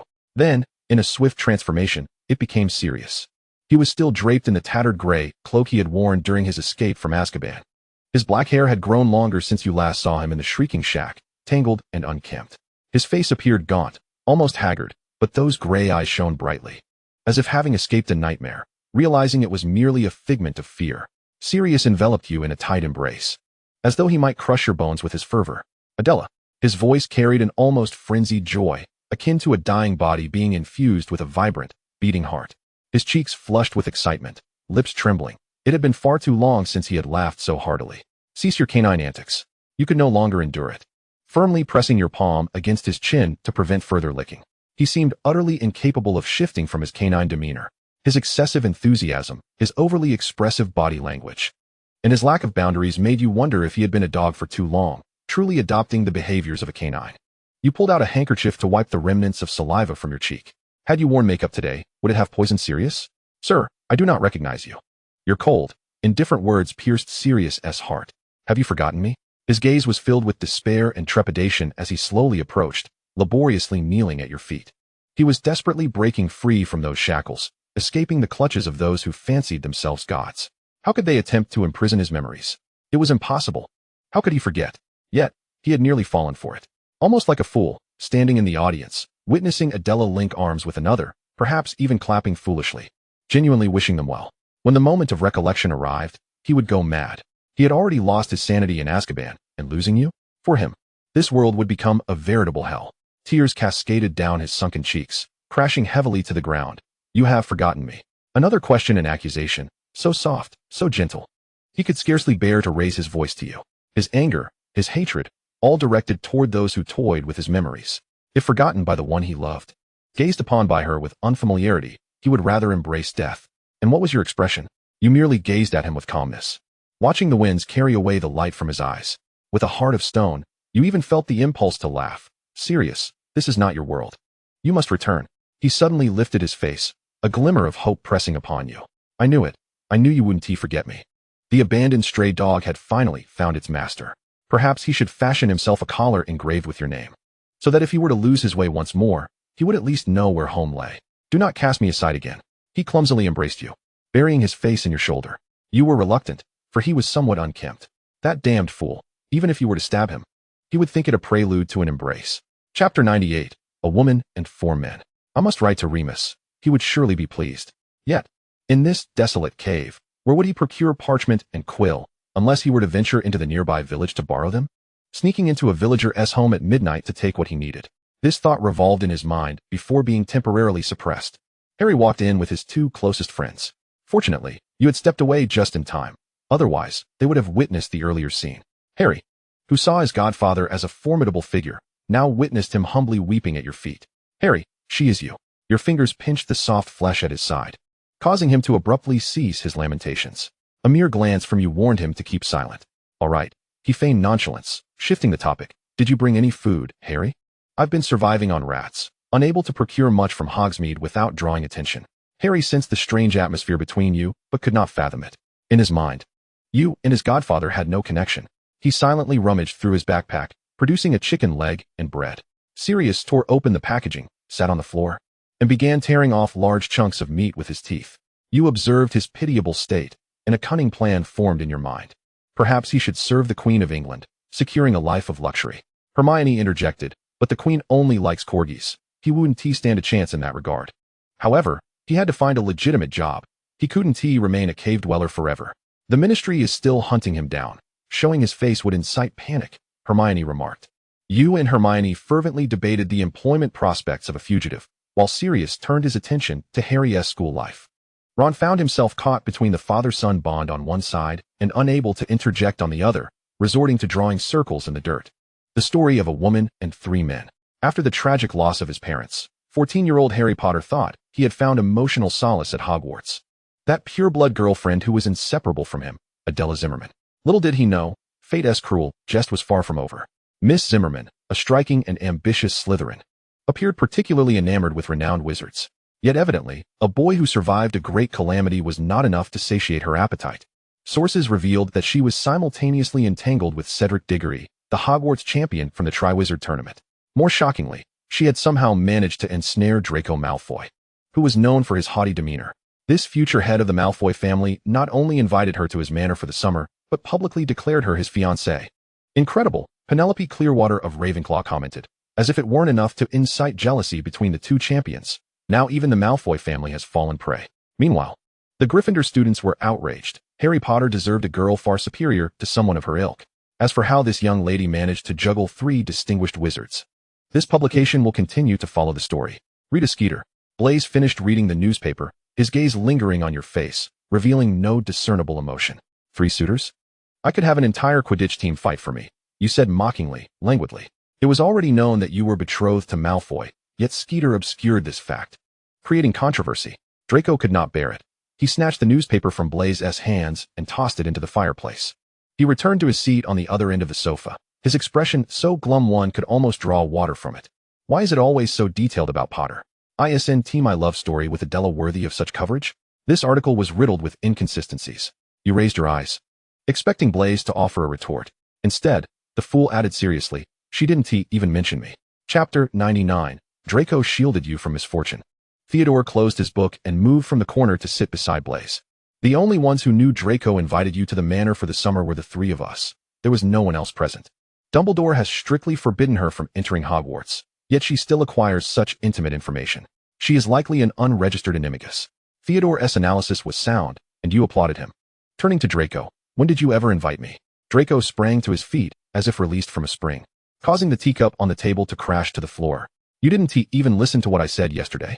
Did you dismiss everything I mentioned? He demanded. Are you always thinking of how to brush me off? Or is it true what that loathsome article states? That you are merely nodding to be Malfoy's fiancée for the money? Oh, you recalled that yesterday you had been preoccupied sneaking off to the cave to meet Sirius. And Draco had indeed attempted to speak with you in the common room. But at that moment, your mind was consumed with the need for secrecy, leaving no room for his words. Seeing you silent, Draco assumed your silence was acquiescence, his anger swelling as he transformed into a puffed-up pufferfish, storming into the dormitory. I didn't say anything, you remarked incredulously to the remaining 2. Why is he so infuriated? It's incomprehensible. Blaise and Theodore exchanged knowing glances as they occupied the spots Draco had just vacated. Draco still hadn't learned to control his emotions. He always unleashed his bad temper on those around him. Adela, do not take these articles to heart. Leave them to me to handle. Thank you. You withdrew your fingers from the almost imperceptible grip of Blaise's hand. Between you and me, there is no need for gratitude. I am more than willing to assist you with any issues. Theodore tilted his head slightly, his smile unwavering. His gaze was dark, as if no light could penetrate it. And even that seemingly gentle smile bore a hint of eerie distortion. Just sit here and accept everything calmly, Theodore spoke, his words always carefully considered. Each syllable carrying undeniable weight, yet deliberately suppressing his true emotions. Though his words felt somewhat off, you felt too embarrassed to reject someone's goodwill. Upon returning to the dormitory, the system provided answers to the issues raised yesterday. Blake's spirit is currently irredeemable. The host must prepare for emotional soothing. This system will continue to seek an opportune moment to eradicate him. An unpleasant incident transpired the following morning. Dozens of owls swooped down during breakfast, each clutching letters in their talons. Yet, you had never penned a letter to anyone. Could it be your admirers who wrote these missives? You had yet to unravel the ornate language contained within. Draco, who had quarreled with you the previous day, swiftly seized all the envelopes. Upon tearing open one, a noxious yellow-green liquid splattered onto his hands, emitting a pungent gasoline odor, and yellow blisters immediately began to form upon his skin. The unadulterated pus of a bubotuber. Blaise remarked that you should seek the hospital wing. He cautiously opened the remaining envelopes, discovering none contained love letters or tender words, only vile smears and venomous curses. His countenance darkened, yet as he lifted his gaze from the paper, it transformed into a cheerful demeanor, stating, some advertisements. Allow me to dispose of these. You had never received advertisements at Hogwarts before, and judging by Draco's state, it was likely the handiwork of those disgruntled individuals, sending you razor blades. Ultimately, it was not you who bore the misfortune, but rather the young lord who dashed out of the hall. Chapter 100. Hedwig becomes Voldemort's exclusive owl. An ancient house stood resolutely upon a desolate slope, its brick walls entwined with dense ivy. The surrounding lawn was lush yet chaotic, nearly ankle-high, as if long neglected. Or perhaps, for years, no one had dared tread upon this land. Following the system's guidance, you arrived here, traversing a narrow, pitch-black corridor. At the end of the corridor, a door stood ajar, emitting a faint, dim light. Pushing the door open, you found the room's windows sealed with heavy wooden planks, the sole source of illumination emanating from the flickering flames of the fireplace. A solitary high-backed chair and a wooden table occupied the space. Wormtail knelt before the chair, trembling as he softly spoke. Your presence startled both individuals. Before Wormtail could act, you bound him with rope. Master, I have finally found you. You knelt on one knee, your voice reverent and fervent beneath the mask. You intended to perform the act of kissing his robes, but Voldemort was now reduced to merely a head. To put it bluntly, he was a mass of decaying flesh. Lacking features or limbs, he existed only as a grotesquely maintained ball of tissue. Voldemort turned what was scarcely recognizable as his head, contemplating. Despite his fragmented soul, he retained a keen perception. He could sense the essence of magic. Indeed, you bore the dark mark and were a loyal follower. Yet, he had not summoned you. How did you find me? He inquired, his cold voice resonating in the stillness. It is remarkable that a mere mask can wield a wand. You deserve your punishment, Crucio. Wormtail immediately shrieked in anguish, writhing in agony. Master, I am utterly devoted to you. I swear I have never revealed your whereabouts to anyone. He was innocent. He truly did not recognize this Death Eater. You waited until the moment was ripe before calmly stating, Master, it is little Barty Crouch. I firmly believe you still live. I implored him to tell me. Pleaded for a long time. Now I finally see you. The body of little Barty has already defected, now wholly devoted to researching how to kill you. Your three uncles will not let you off so easily. The remaining plot must be unraveled by you alone. Evidently, Voldemort had not anticipated hearing this name. He fell silent, seemingly reflecting on who you were. Remove your mask. Despite being merely a mass, the innate sense of oppression you exude still sends chills down the spine. Allow me to see who is worthy of my future rewards. Please allow me to temporarily retain this guise. You swallowed your subsequent words. The fragments of Voldemort's soul resided within Harry's body, now exposed. You feared to frighten Harry. Perhaps a gradual approach would be wiser. Hiding within is the best way to serve you. You whistled, and Hedwig swooped in. You exchanged 10 mice for her cooperation in this charade. She is my most loyal messenger. You caressed her smooth feathers, recalling how she had delivered messages to Death Eaters under the watchful eye of Horus. Should you require anything, you may contact me through her. Time elapsed, and the mass slightly inclined, signifying tacit approval. You, in the future, should matters arise, please connect directly with Harry. I would prefer Voldemort to connect directly with Dumbledore, but Fawkes is too unique. Harry. Harry opened his eyes. He lay on the floor of the dormitory, his hands covering his face, the scar burning fiercely, drawing tears from him. The pain was genuine. Ron knelt beside him, appearing terrified. Are you all right? Ron asked. I saw Hedwig betray me. Chapter 101, Stupid Bipedal Beasts. What? Ron's small head was filled with great confusion. I must find Dumbledore. Harry had already risen from the floor, the lightning-shaped scar on his forehead still smoldering. Without waiting for Ron's response, he seized his outer robe and dashed out. The walls of the headmaster's office were adorned with portraits of Hogwarts' past headmasters, all slumbering, their chests rising and falling gently. The tattered, patched sorting hat rested on a shelf. Albus Dumbledore sat quietly, his blue eyes behind half-moon spectacles calmly observing Harry, seemingly unperturbed by his late-night intrusion. Professor, I saw Voldemort and Wormtail. Then there was a woman, cloaked entirely in black. Voldemort appeared not to recognize her and demanded she remove her mask. Harry swiftly recounted. The woman refused, saying she could better serve him from the shadows. Harry paused. Then what happened, Harry? Dumbledore inquired softly. After a lengthy hesitation, Harry steeled himself to reveal to Dumbledore. Hedwig betrayed me. The woman whistled, and Hedwig flew directly to her arm, affectionately nuzzling her. She is my most intimate companion, the woman said. What am I then? He resembled a husband betrayed by his wife, wholly absorbed in sorrow, momentarily overlooking the terrifying reality of Voldemort's revival. Harry pondered whether his recent neglect of Hedwig, his indifference, had led to her betrayal. Dumbledore's brow furrowed slightly, but it was but a fleeting moment. His voice remained gentle. Harry, are you certain that Owl is Hedwig? Harry felt as though someone had struck his head with a mallet, then thrust the mallet into his thoughts, stirring them. Perhaps it was not Hedwig. Perhaps it was another owl that bore a striking resemblance to her. Harry bid Dumbledore farewell and rushed out of the office, heading straight for the Owlery. You were feeding Hedwig mice. Harry's sudden arrival startled her, causing her wings to spread defensively until she recognized her intruder and resumed eating. Yet, Harry did not grant her that opportunity. Without a word, he grasped Hedwig's body, forcing her to meet his gaze. Have you allied with the Dark Lord? At times. I can scarcely find you. Have you been delivering messages to him? I trusted you so completely. Why would you betray me?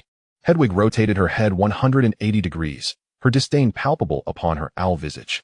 Foolish bipedal beast. Speak, have you betrayed me? Why are you silent?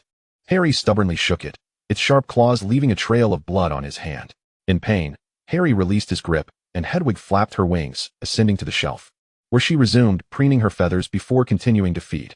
By nature, she was not one for conversation. Why force her? What transpired?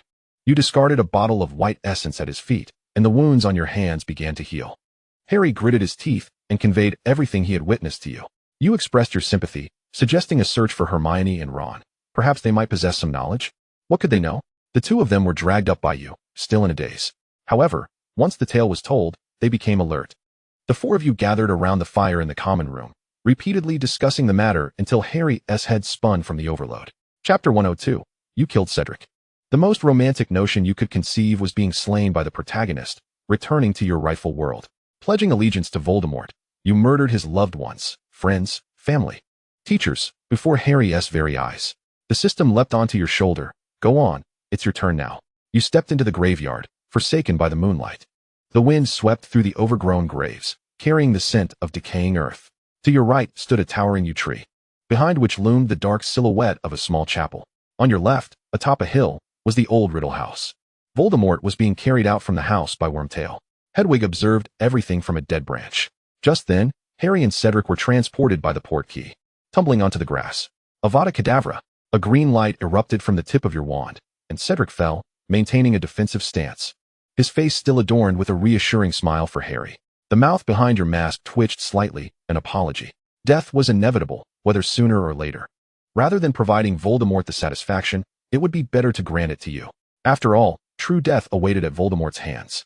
A throng of Aurors suddenly appeared. Don't move. The leader, Moody, commanded the others to encircle you. Harry. Moody yanked the limp boy from the ground, his gaze sweeping over Cedric's lifeless body. A flicker of dull pain crossing his eyes. Take him back. We will handle this. Harry, in a daze, hoisted Cedric's corpse, once so vibrant, now a cold, rigid shell. He barely had time to register his grief. Death arrived too swiftly, rendering sorrow a hasty affair. None of you would escape. Moody raised his wand, aiming at you. Surrender, Wormtail. You felt bewildered by the unfolding events. That was not how the story went. Remember what I told you before? Moody and little Barty made a deal.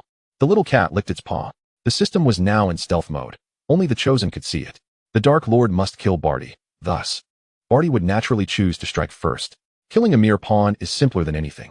Congratulations, host. You have triggered a special mission. Protect the Dark Lord and assist in his resurrection. The Aurors encirclement was tightening. Not even a fly could escape. Wormtail trembled. Master. What do we do? Silence, you snapped. Quickly, you conjured a shield for yourself, tore the black cloth hanging from Wormtail's neck, and kicked him in the back. He stumbled forward, caught off guard, and you seized the opportunity to disapparate with the Dark Lord. You arrived in the cave where the Slytherin locket was kept. It appeared no one had been here before.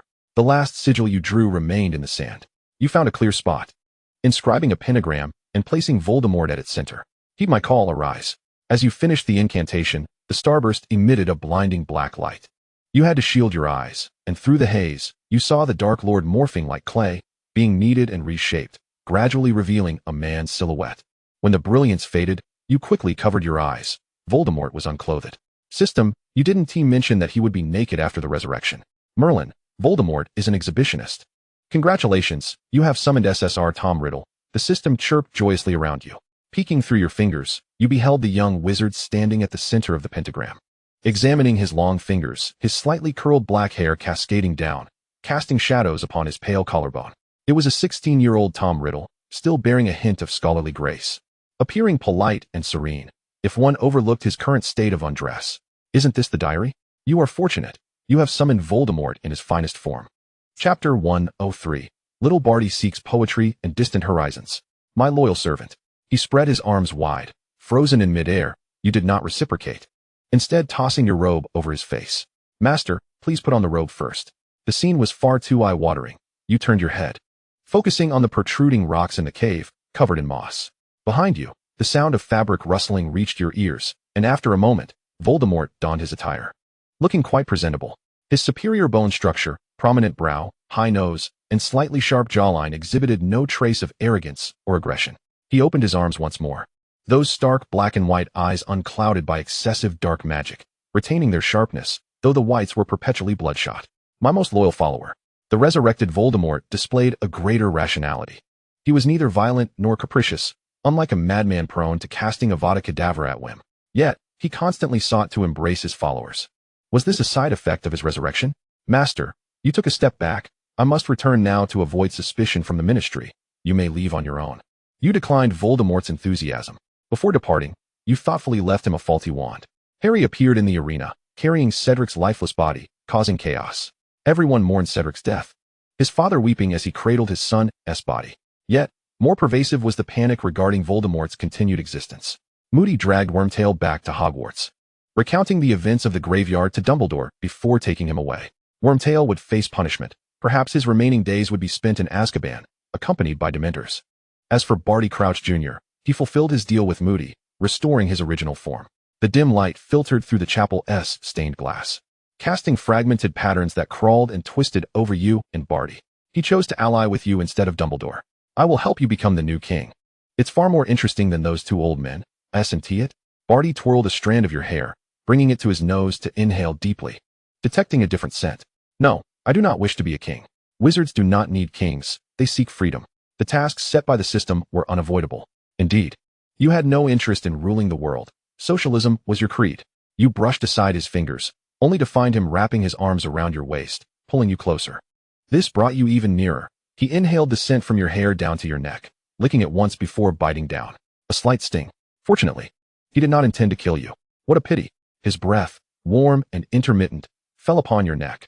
I had planned to personally crown you with that beautiful, sparkling crown of the Queen of England. Little Batty did not abandon this notion. He merely concealed it deeper within. You won't kill me?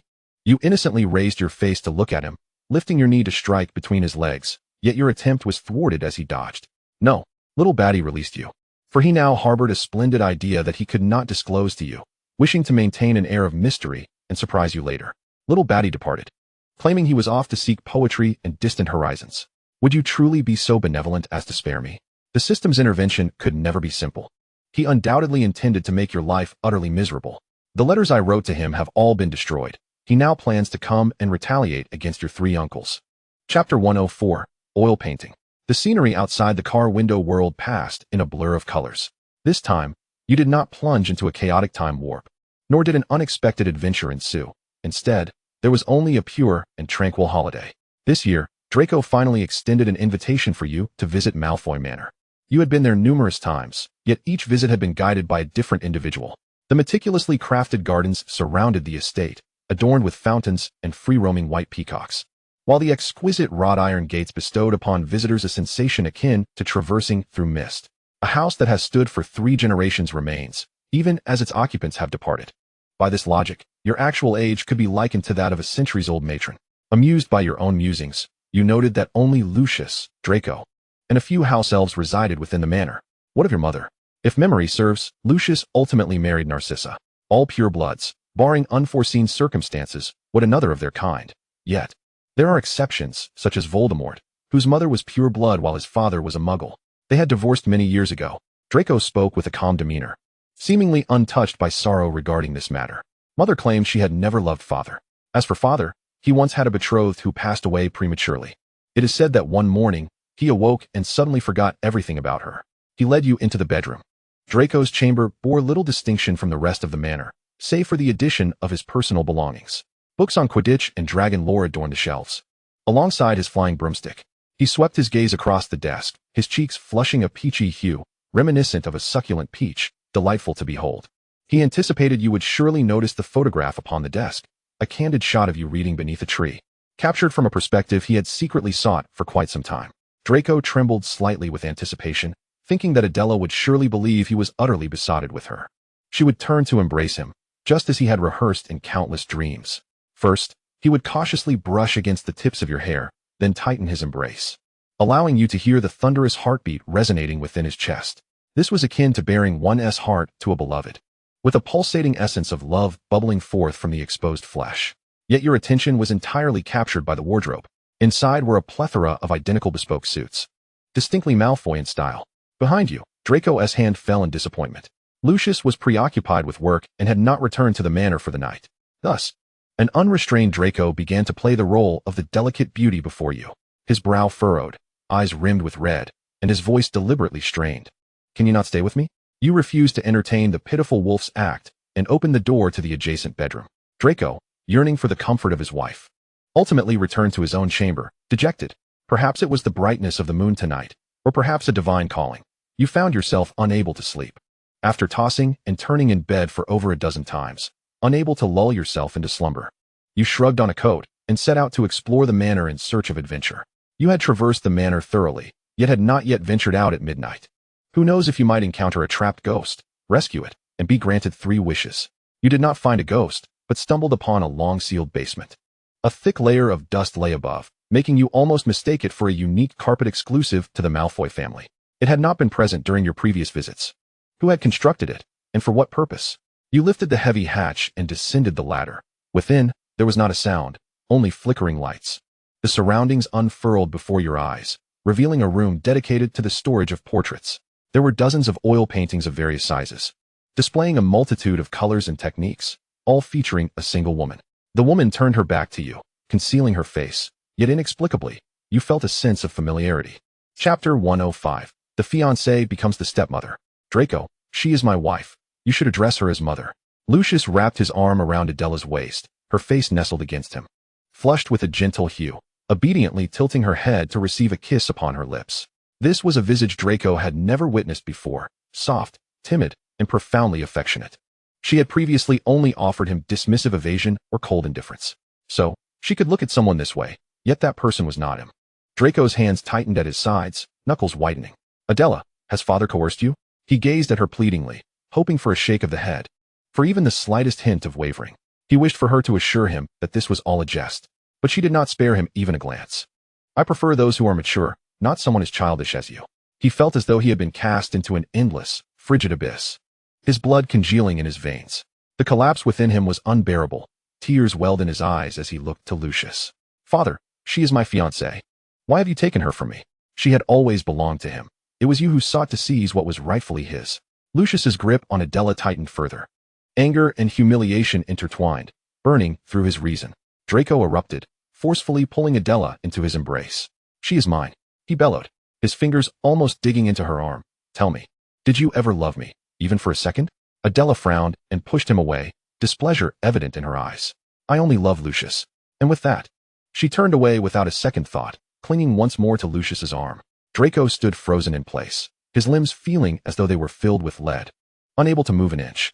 Something within his chest was violently crashing against his ribcage, not anger, nor jealousy, but something far more terrifying, the hollow echo of despair. So, she had never loved him. All this time, he had merely been a ridiculous jest.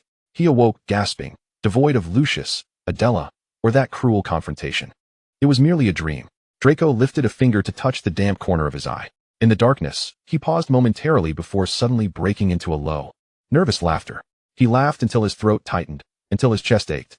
The heavy curtains obscured all light, and as you opened your eyes, Draco's face loomed closely. He had entangled himself around you like an octopus, his legs resting upon your knees. Don't go. Even if you love father, don't abandon me.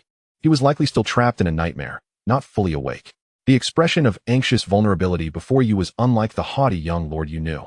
He muttered incomprehensible words while pressing closer to you. If this continued, you both would tumble to the floor. Draco, let go. I need to get up. No. If I release you, you will seek out father again. His weak stubbornness echoed. You only love him. You don't love me at all. Those eyes appeared as though they had just emerged from water, threatening to overflow and drown you. You were perplexed. Had the young master not heard a bedtime story last night? Was his sensitive and suspicious nature flaring up once more? Regardless of the performance he was putting on, it was best to first soothe him. You are aware of my affections for you. You reach out to tousle his light golden hair, half teasing, half persuading. We are betrothed. Do you recall? Would you kindly release me? Draco, in a moment of mischief, smacks a layer of saliva across your face. Very well, the negotiations have collapsed. One wonders what whimsical notion has possessed him today. You find yourself too weary to engage further, seizing the collar of his shirt and tossing him onto the carpet. Chapter 106. Draco's Imaginings. Once you have composed yourself, a plump owl hurtles into your wash basin like a projectile, splashing water everywhere. Its head collides with the brass faucet, rendering it momentarily dazed.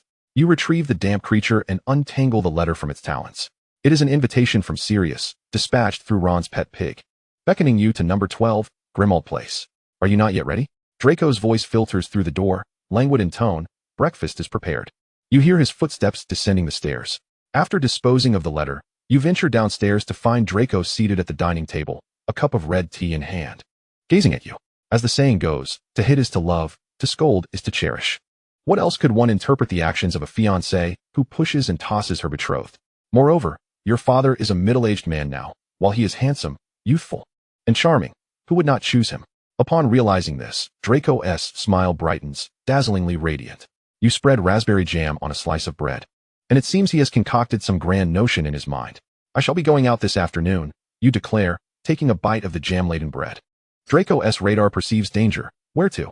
Who is it, Theodore or Blaise? Harry has invited me to the Weasleys, you reply, withholding your true destination. For the location of the Order's hideout is not something you would divulge to him. Draco's fingers tighten around the spoon, a subtle sign of his restraint. A wretched den of red-haired gnomes, clad in tattered garments, smelling like moldy bread. Stay at the manor. Do not go there to tarnish yourself. I have instructed the house elf to prepare your favorite dishes, or we could visit the newly opened candy shop in Hogsme. You merely need to inform him of your plans. His attitude is of little concern to you. I have already agreed. Draco abruptly sets down his cutlery, rising from the table in a fit of indignation. I do not consent. Why is it always Potter? What does he possess beyond the title of a broken savior that warrants your repeated visits? Can his vault, his estate, or even his name not hold you? He has come to terms with the fact that he does not mind if your agreement to be his fiancée is motivated by wealth. I require social interaction. Are you to confine me within this gilded cage, severing all ties to the outside world? You meet his gaze, arching an eyebrow. Draco remains silent. He will not act against you, yet he wishes for you to avoid seeking out Potter. He fears that one day you might turn to him and say, "Did you believe I loved you? I merely used your wealth to support Harry. I have emptied your vault, and now I intend to elope with him. Would you still love me upon your return?" Such thoughts seem absurd. How could an outing be equated to love or lack thereof? You place your hand over his, offering a gentle smile. My love for you shall remain unwavering. Liar, he whispers internally. You have spun too many tender falsehoods, and yet he willingly indulges in them. Your eyes never reflect the fervor he yearns for. Your father is right. True affection is rare among pure blood unions, yet he cannot resign himself to it. He cannot bear the thought of you in Potter's embrace, nor can he accept being the most humble beggar in this marriage. Return promptly, he advises, a smile gracing his lips as he smooths the wrinkles in your sleeves. It matters not. Your lack of affection is inconsequential. At least he can still deceive himself into believing that as long as you are willing to weave lies, it signifies his continued worth. Chapter 107, The Black Manor. Following the instructions in the letter, you ignite the parchment, and a house materializes between numbers 11 and 13. The paint on the door has peeled away, revealing numerous scratches. The silver door knocker is twisted into the shape of a serpent, and there is no keyhole. You draw your wand and give it a tap. The sound of metal clashing and chains moving fills the air as the door creaks open. You cross the threshold into the darkened hallway. A damp, moldy odor mingles with a sickly sweetness, as if something long dead has festered within the house's bowels, unattended. You illuminate a row of vintage gas lamps on the wall, casting an unsteady, surreal glow upon the curling, peeling wallpaper and the carpet riddled with holes. Above, a webbed chandelier flickers with dim light, while crooked portraits, darkened by age, hang askew on the walls. You hear something scurry hurriedly behind the skirting board, pulling back the curtain, riddled with moth holes. The house seems to regain a semblance of life. You've arrived. You look up to see Sirius leaning against the railing, his long hair slightly disheveled, his gray eyes sparkling with a long-lost brightness in the dim light. He waves and descends the stairs in a couple of swift strides. His arms envelop you tightly, his warm, dry palms pressed against your back, as if he intends to infuse this embrace with years of absence. Yet, he quickly notices your gaze scanning the room, and with an awkwardness, he releases you, raking a hand through his messy hair. Well, I admit this place is rather untidy, but give me time. I shall breathe life into it, at the very least, transforming it from this ghastly state. Before the words have fully escaped his lips, he ushers you toward the dining room. Inside, a number of people are gathered, including Harry, and all appear surprised that Sirius hurried out to greet a young wizard. Is this the very important person you mentioned? Remarks Mrs. Weasley. She recognizes you, the name spoken daily at her dining table by her 3 sons. And as someone who has been there, she understands their sentiments. An exceedingly clever girl, Sirius interjects lightly. Trust me, Molly. She is more formidable than most of the adults here. He shares a knowing glance with Remus, who merely nods, though he is entirely unclear about your significance. Indeed, he adds, a hint of resignation in his smile, welcome. You feel like a jester, exposed to the scrutiny of others. Unable to endure it, you tug at his sleeve, signaling him to follow you. The subtle exchange between you does not go unnoticed. Most at the table speculate about the nature of your relationship with Sirius. I am a Death Eater. You want me to assist you in defeating Voldemort? Are you not concerned I might reveal your location to him? You cast a silencing charm over the room, ensuring no one can eavesdrop on your conversation. You will not, he asserts with unwavering certainty. Oh, what makes you so confident? You do not genuinely follow him. You stand with us, Sirius insists. He speaks with such conviction that you cannot fathom its source. I am eternally loyal to him, unless you kill me. You either kill me, or I kill you. Once you embark on this path, there is no turning back. Listen, he has returned, you say, your tone chillingly cold in the silence. Next time he inquires about the location of the order, I shall be the first to inform him. You step closer, your fingertips pressing against his chest, akin to a knife poised at the heart. At that moment, they will all perish. A cruel smile curves your lips, and you will have become the rightful traitor. You are compelling him to confront the harsh reality, forcing him to acknowledge the undeniable fact that you are ultimately adversaries. Sirius's expression darkens suddenly, his gaze towards you becoming increasingly inscrutable, a stark contrast to his usual demeanor. You have always had a choice, whether it be a forced marriage or becoming a Death Eater. Enough. You pivot, flinging open the door, the cold wind ushering in faint voices from downstairs. They constantly fantasize about being saviors, yet no one ever inquires whether the one plummeting into despair desires the rope dangling above. Chapter 108. A Grave Misunderstanding. You close the door, noticing a retractable ear that had yet to be withdrawn. Thankfully, you had previously cast a silencing charm in the room.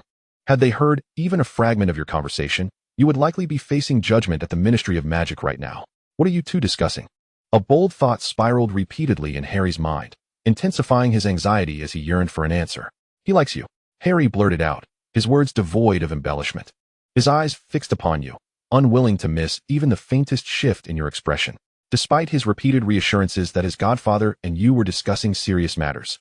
His mind could not help but recall the narratives portrayed on Muggle television.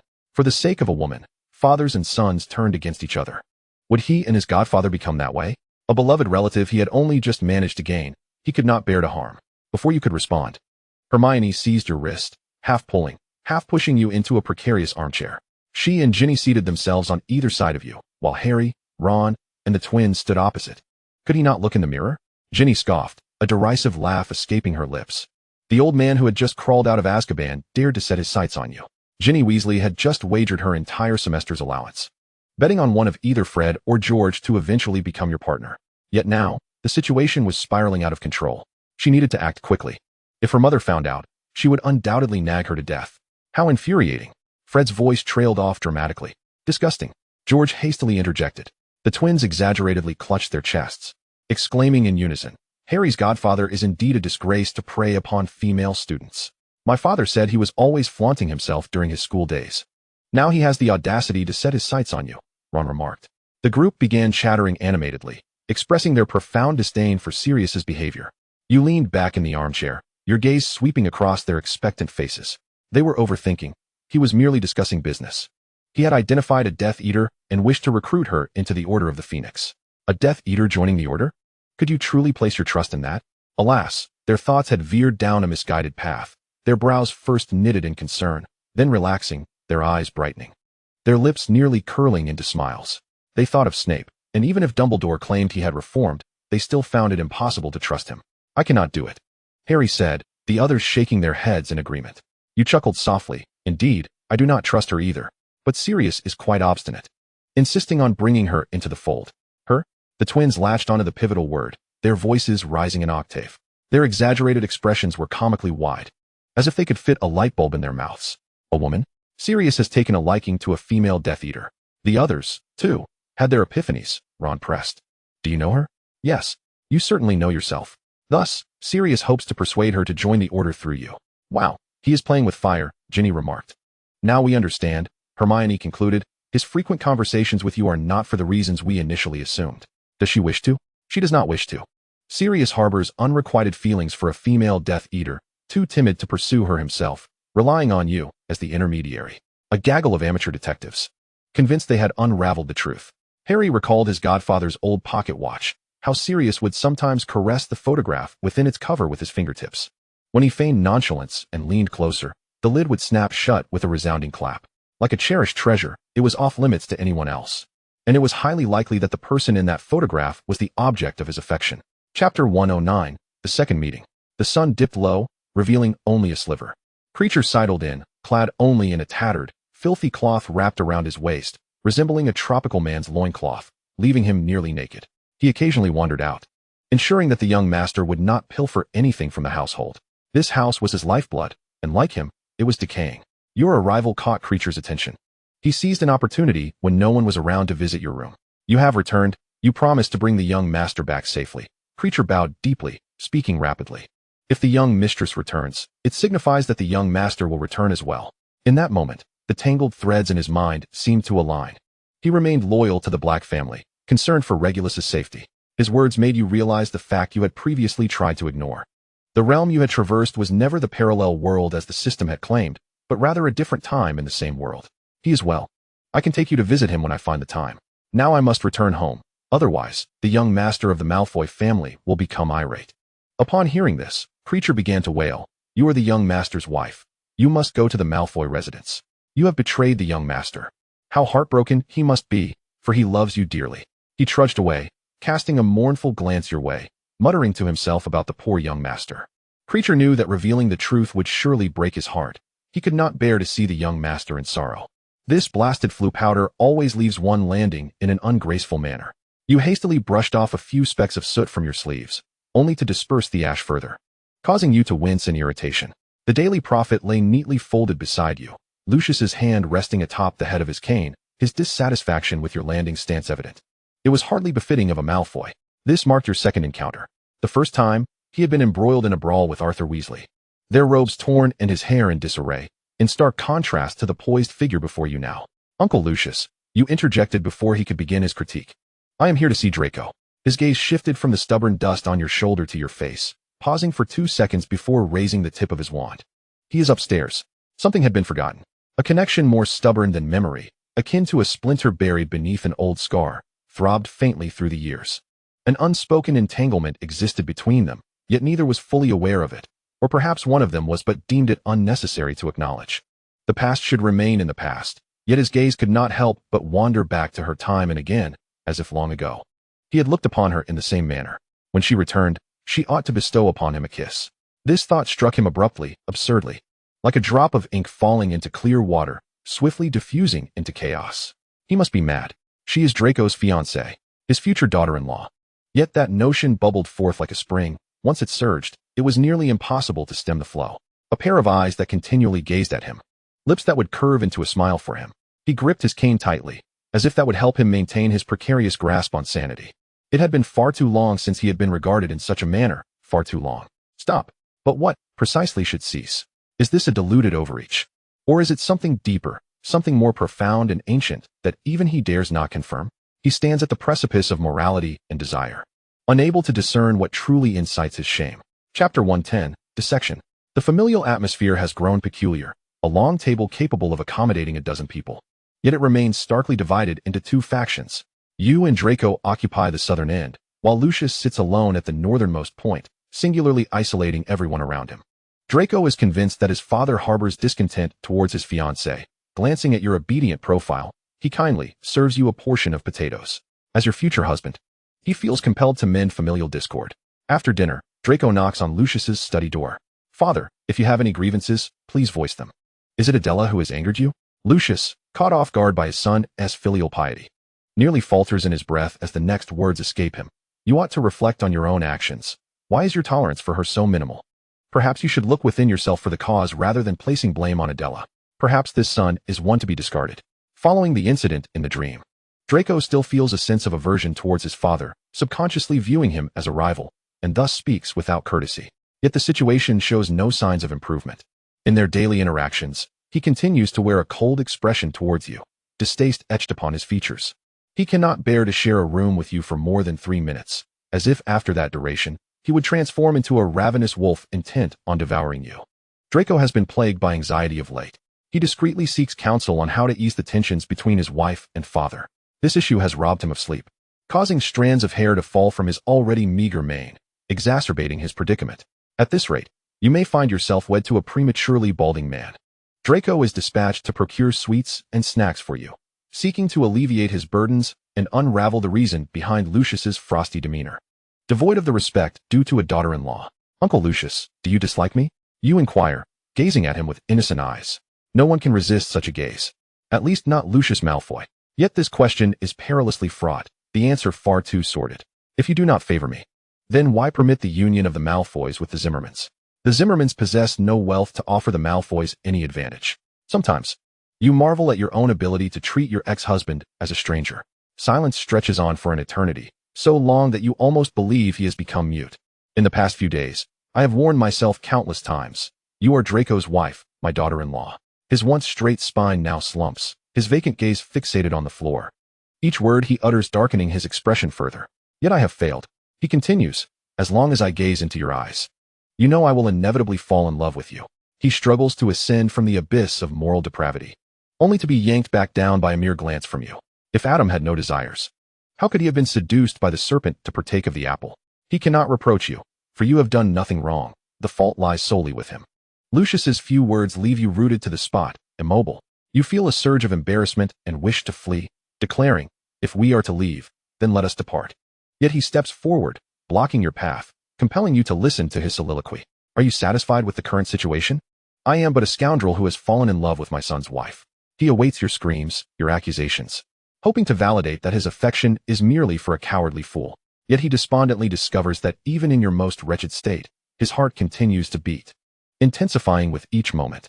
Listen, if you wish to keep this from Draco, do not come to pressure me again. He departs, leaving you alone in the hall to engage in a tempest of thoughts. You are certain he has not regained his memory. Yet it is astonishing that he can still harbor love for you. You cannot remain in this household for another moment. You must gather your belongings and return to your own abode. Chapter 111, Espionage. Beneath the moonlit sky, the night envelopes the world in warmth. Through the narrow window of the room, the heavens are visible, a full moon hanging above, stars twinkling brightly. A beetle slips through the window's crevice, its delicate wings buzzing, eventually settling upon the wooden floor. In the next moment, the black and red patterns transform into a skirt as Rita Skeeter rises, brushing the dust from her robes. She appears more haggard than last semester, yet her calculating eyes remain as sharp as ever. What intriguing intel have you brought? The dim light obscures the youth's features, faintly outlining a cold, exquisite profile. His voice is crisp and detached, seemingly laced with a hint of anticipated mirth.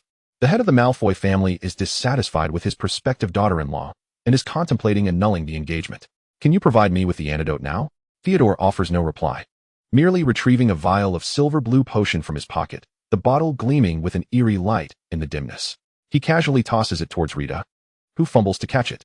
If that poor girl knew her closest friend was surveilling her every move, she would surely be sickened. She uncaps the vial and unhesitatingly drinks the potion. A mixture of hatred and amusement flickers in her eyes as she awaits any sign of wavering from Theodore. However, the boy simply smiles nonchalantly. Rita huffs in frustration. Spending every day fixated on a girl who either eats or sleeps feels like a gross misuse of her talents. Her body begins to contract, reverting to the form of a beetle. She prepares to unearth a story that will send ripples through the wizarding world.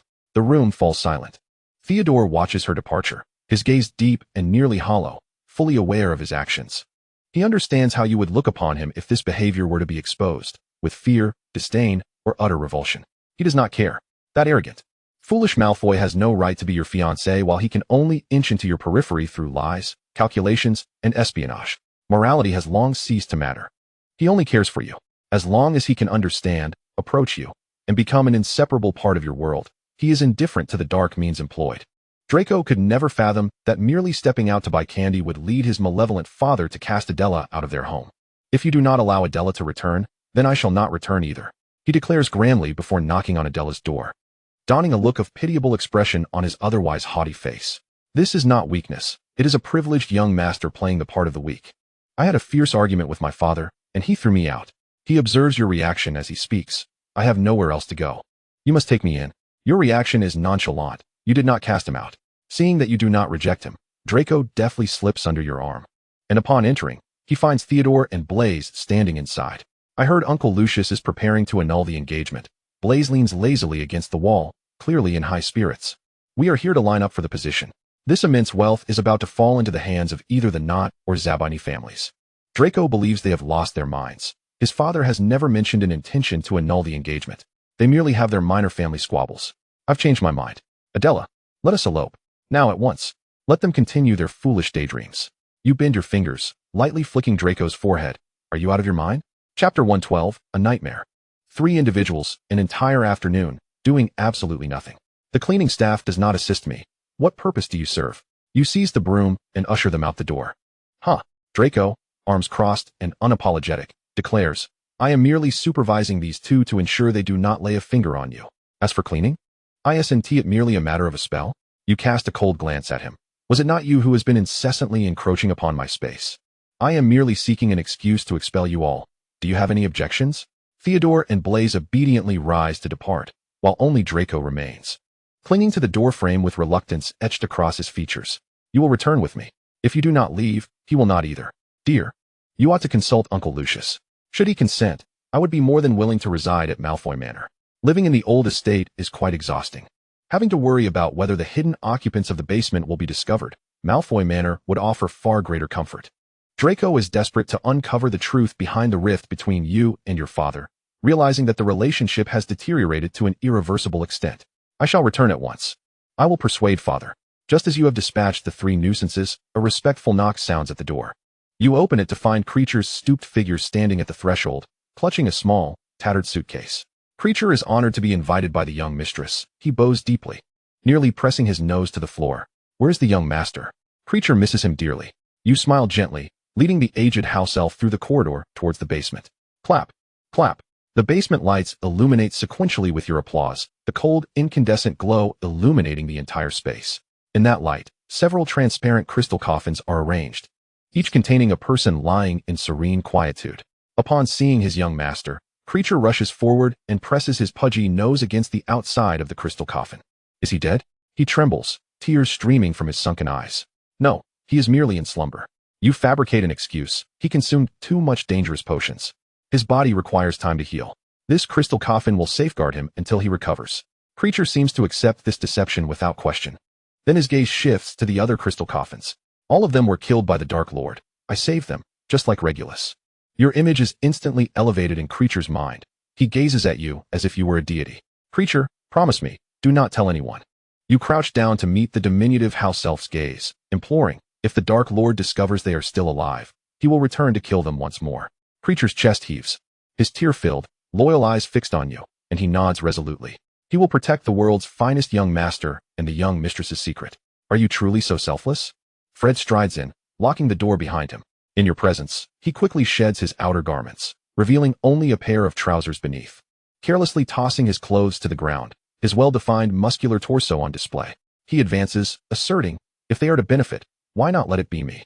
You step back, your back meeting the edge of the desk, as he cages you within his arms, the warmth of his breath grazing your flushed earlobe. Am I not appealing as well? Please, do not.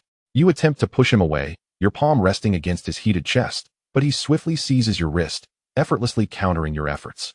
He has no intention of granting you an escape. Is one not enough? Fred raises an eyebrow, a dangerous yet alluring smirk gracing his lips. Do you desire a sandwich? Without waiting for your response, he suddenly turns and calls out, George. The door swings open with a bang, and George steps in, removing his coat. Okay. Although you may be a bit fickle, he feigns disappointment. For the sake of brotherhood, let us do this. With that, he leaps onto your bed, sprawling out in a starfish position and patting the space beside him. George, what are you doing? Get up. You rush over and pull him up. But then Ron bursts through another door, exclaiming, count me in. His face flushed, he shouts, though I mind the 3 of us together, since they have agreed. I will concede to you.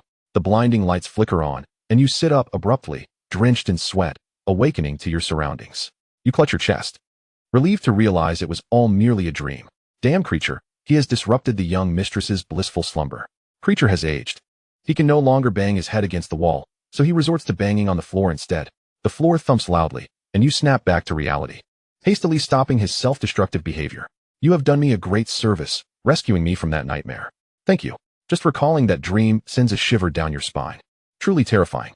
Chapter 113. The holiday comes to an end. Some things have quietly vanished before you even come to your senses. You expect them to wait in place, to linger until you tire of idleness, to hold on until you accumulate enough guilt, and to remain until you finally decide to cherish tomorrow. Yet, by the time you realize it, it has already left. Such is the nature of holidays. Just the day before, it generously unfolded before you, like an endlessly extending parchment, allowing you to scrawl your most careless thoughts, laziness, neglect, and isolation. It didn't even grant you a chance to bid farewell. You merely slept a few times, read a few idle books, and dawdled for a few days. Then came the dreadful news. The holiday was extinguished by the onset of school. Without time to weep and wail, you drag your empty mind and deteriorating limbs toward the embrace of the perpetrator, amidst the decaying remains of your beloved. There is one more matter. You have become the head girl of Slytherin, while the head boy is undoubtedly Draco. He has reveled in this for quite some time, especially upon hearing of Harry's exclusion, walking with a face so aligned with the ceiling that it could be mistaken for a peacock. At times, you find yourself hoping to see him collide with a pillar, yet it never happens, leaving you disappointed. If Draco is not tethered, he is like a hound, sniffing out Harry and unleashing his ridicule with his two loyal companions. How does it feel to have lost to a Weasley, Potter? He cackles mischievously, puffing out his chest to ensure the head boy badge blinds Harry's eyes. Upon witnessing this scene while patrolling the corridors, you cover your face and sigh. It is already 5th year, and Draco remains as juvenile as ever. You must devise a strategy to keep him away from Harry. Spare poor Harry any more troubles. He has faced enough misfortune throughout the holiday. To run straight to Potter upon exiting, completely abandoning your fiancé. Draco, do you truly harbor feelings for me, or for him? You bite your lip, tears glistening in your eyes, recently applied eye drops, yet stubbornly refusing to fall. A deliberate turn of your head only serves to highlight the redness at the corners of your eyes. Draco is momentarily flustered, disregarding Potter entirely. No. You interrupt him before he can formulate a complete sentence, denying him the chance to respond. For how else could you continue your act? You've been deceiving me. Haven't you? The one you truly love is Potter. Uncle Lucius is aware, which is why he hurriedly expelled me from the manor, correct? The compartment falls into a suffocating silence, Luna peering in from behind singing the blues, while Ron's chocolate frog makes a daring leap out the window. Hermione keenly picks up on the key phrase about being expelled from the manor, casting a worried glance your way. Meanwhile, Harry remains sluggish, still processing why you addressed him by his surname. If I hadn't stumbled upon this today, how long did you plan to keep deceiving me? I never wish to see you again. Without waiting for Draco to defend himself, you turned away in a tempest of sorrow and fury, rushing into the nearest empty carriage and locking the door behind you. If you lingered any longer, your tears would surely run dry. Oh dear, what a clever little darling I am. Wiping the slick remnants of sorrow from your face, though that eye drop stung quite a bit. System, sometimes, I truly do not know how to respond to you. Then don't say anything, just be silent. The compartment door was knocked upon repeatedly, and you heard Draco calling out, Adela, let me explain, just one sentence. Outside, the cacophony of voices rose in a tumult. And for the sake of the tranquil atmosphere of the carriage, you opened the door just to utter one phrase. Are you going to listen to those 2 sentences? The door slammed shut against his handsome, yet foolish face. Go spend your days with Potter. Chapter 114, Umbridge has arrived. The professors take turns. And next year it will be at my house. Hogwarts welcomed yet another professor for the defense against the dark arts class. Each year, a fresh face arrives drawn to Harry, only to leave because of him. The vacant seat at the teacher's table was filled by a woman named Umbridge. Her corpulent form swathed in a pink cardigan, her visage reminiscent of a toad, and her voice a high-pitched, grating sound, akin to nails scraping across a chalkboard. She prattled on incessantly, her words a torrent. The hall was a cacophony of chatter, students whispering amongst themselves, utterly disregarding her lengthy monologue. Dumbledore had been dismissed by the Wisengamot and the International Confederation of Wizards. Draco deemed it necessary to enlighten the younger students about the unreliability of their school's headmaster. The malice did not cease. He continued, they should have done this long ago. With the Dark Lord's return, that old lunatic insists on opening the school. Is one death not enough? Must we all perish for him and Potter to be satisfied? The younger students' faces were etched with terror. Half of them would write home that night, requesting to transfer schools. My father supports the Ministry of Magic entering Hogwarts. They can ensure our safety. It was poorly articulated. You did not endorse Draco's assertions. His mind often struggled to distinguish right from wrong. Speak less. No one considers you mute. As a prefect, it is not your responsibility to spread rumors. Draco's brows furrowed into a single line. He opened his mouth, then sullenly closed it.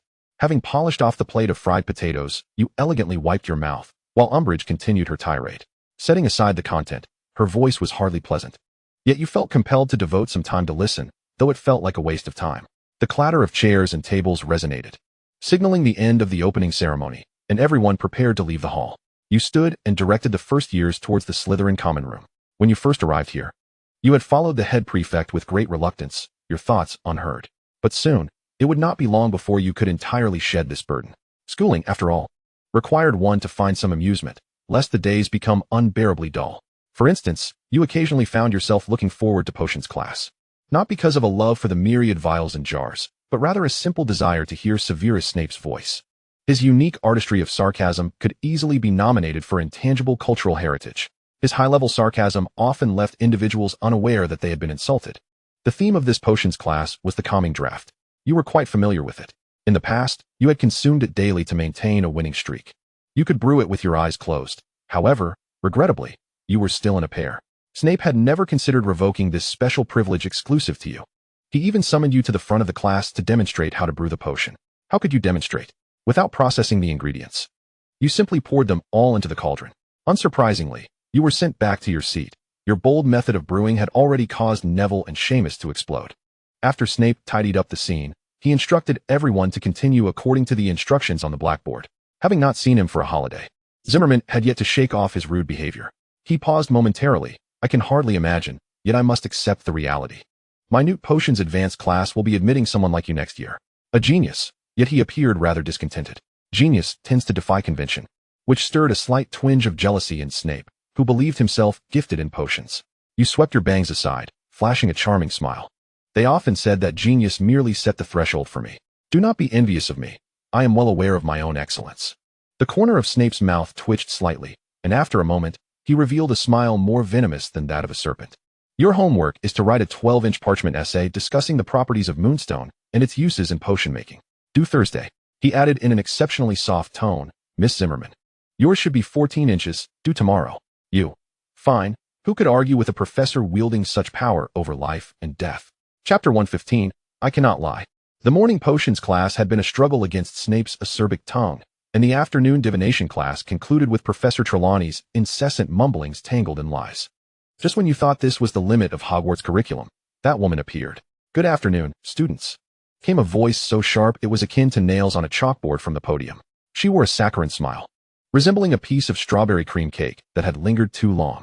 Professor Bin's history of magic class allowed for some peaceful napping, but Umbridge's lessons were a true test of endurance. The ministry believed that practical teaching could lead to unnecessary harm. She blinked her bulging, frog-like eyes. This year, we shall only study theory. People often described someone as malicious, but how could she be encapsulated by such a simple term? Compared to her, Voldemort was considerably more merciful. At least he did not disguise abuse behind regulations, rendering suffering long and legally sanctioned. Upon hearing that Harry was in detention, you felt compelled to play the part of the good person, hoping that the naive and kind-hearted Harry would not fall in love with you because of it. That night, you made a small adjustment to her quill, to be precise, a dark arts instrument.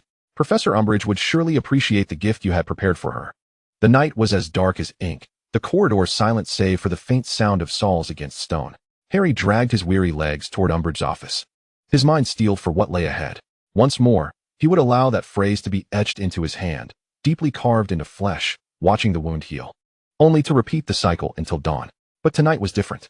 Instead, it was Umbridge who let out a shrill scream, more piercing than the mermaid song from the Black Lake. Harry widened his eyes, witnessing the words I cannot lie appear on her hand. He glanced down at the quill, then back up at Umbridge's trembling hand.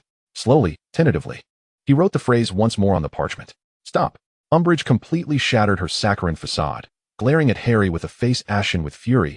You tampered with the quill, maliciously harming a professor, Potter. I will report you to the ministry. Harry was expelled from her office. Let her report him. For all he desired was to know who had aided him. The school was nearly deserted. Surely, it was past midnight. He walked slowly through the corridor when you suddenly sprang from around a corner, startling him not at all. Adela? He had no time to hide the back of his hand before you yanked him forward. Goodness, I should have acted sooner. However, it was not too late. Potions could easily remedy it. You noticed, I thought I had hidden it well. Harry stared at you, his eyes brimming with guilt and tenderness. It is evident that even Ron and Hermione have overlooked what is so obvious. Don't be foolish. I have been observing you all along. Your little tricks cannot deceive my discerning gaze. The potion dripped onto his skin, and the unsightly blemishes vanished completely. He raised his hand before his eyes, scrutinizing it with a magnifying glass. and upon discovering no scars, returned the hand to its owner. Umbridge has brought this upon herself. Surely, you are not genuinely intimidated by her threats. Come, let me escort you home. You take a few steps forward, turn around, but Harry does not follow. He stands still, head bowed.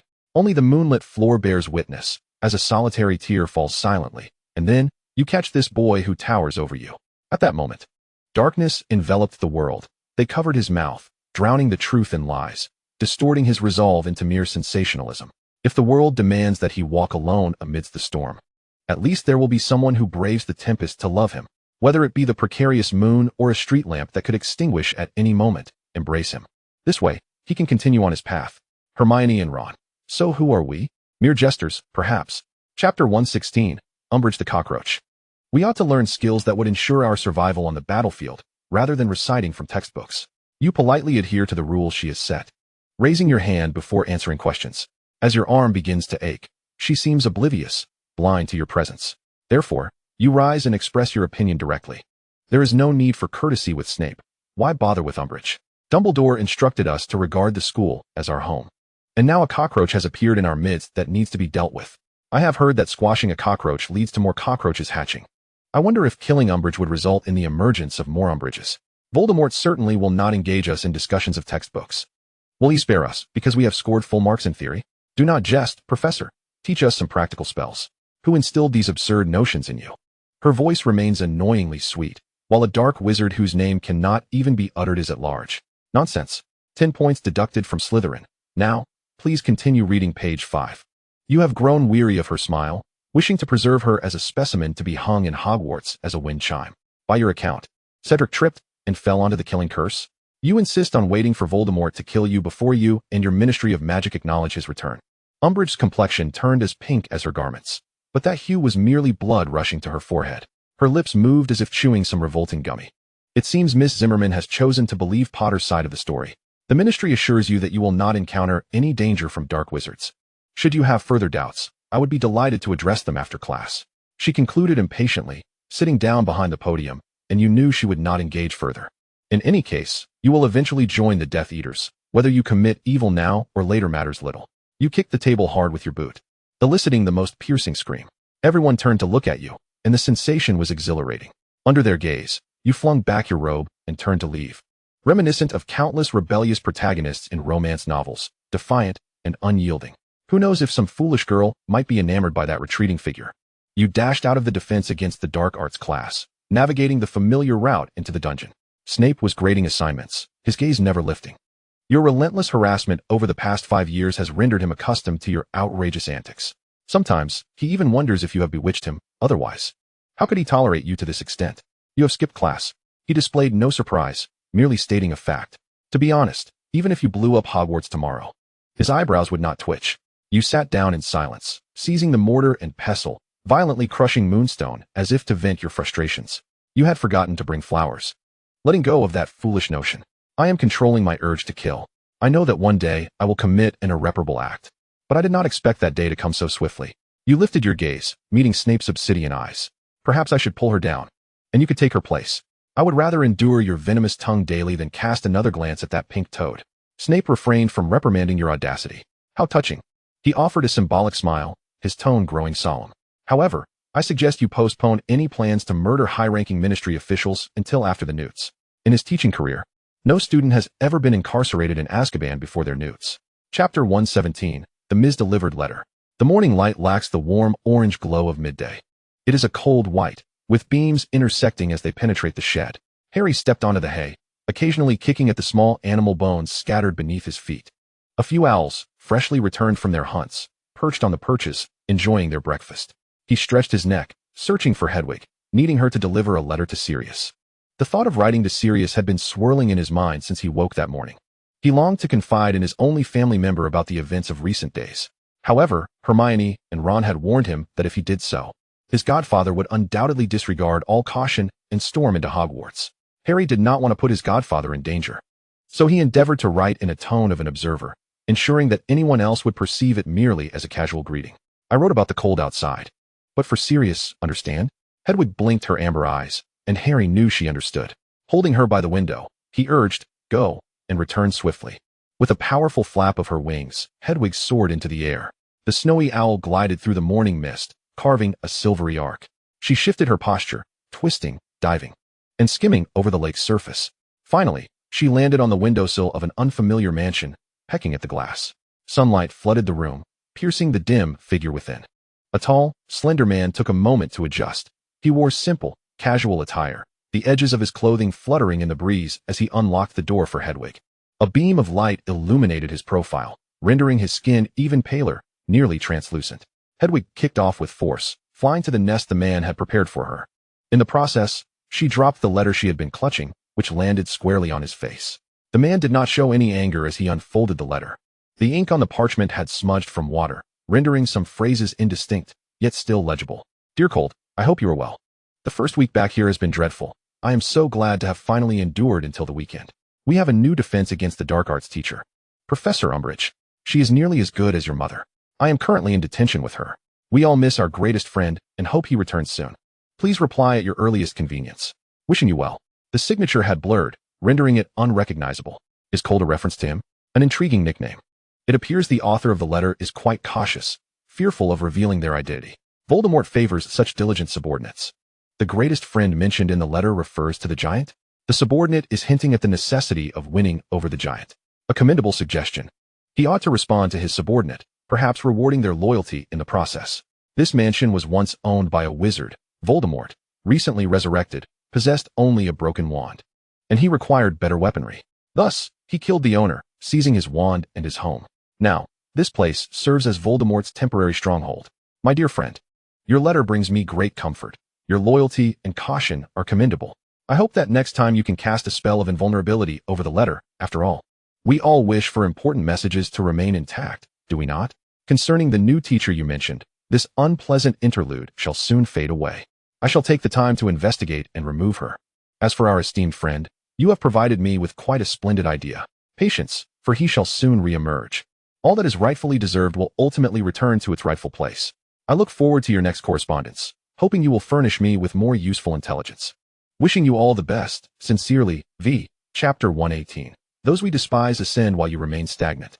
When Hedwig returned with the letter, and it unfolded before your eyes, it became immediately clear that this was ostensibly penned by Sirius, but in reality, it bore the mark of Voldemort. No one else would conclude a letter with AV. Fearing that his servant might not recognize it as an authentic missive. Stealthily observing the expressions of the three individuals, you hoped they would not catch on. System. Who has seen Voldemort write a letter? You. Has the little cat come out to play again? It would be a pity for a costly skin to gather dust without being displayed. System. There's a weirdo in the same house who nearly tossed me into the forbidden forest to be devoured by spiders. If he encounters me again, you'll have to dig me out of a spider's belly. By the way, did you know someone is watching you? That was not a pleasant topic. Harry's voice pulled you back to reality. Something felt amiss, yet you could not quite place it. Ron scratched his chin, observing, this letter is definitely not written by Sirius. It is far too formal, too reminiscent of something Percy would compose. It carries a hint of bureaucratic pretentiousness. The two leaned closer together to examine it. Hermione continued knitting her hats for the liberation of house elves. Perhaps she should have enlisted someone else as assistants. The risk of him personally sending you a letter was too great. The two exchanged knowing glances. Indeed, those with intellect are always different. You found yourself restless. Glancing at your wrist, realizing it was too late, you needed to return. Wishing you sweet dreams. The three appeared reluctant to stop you, but did not hinder your departure. You swiftly made your way from the Gryffindor common room to your dormitory. You said someone was watching me. You never told me.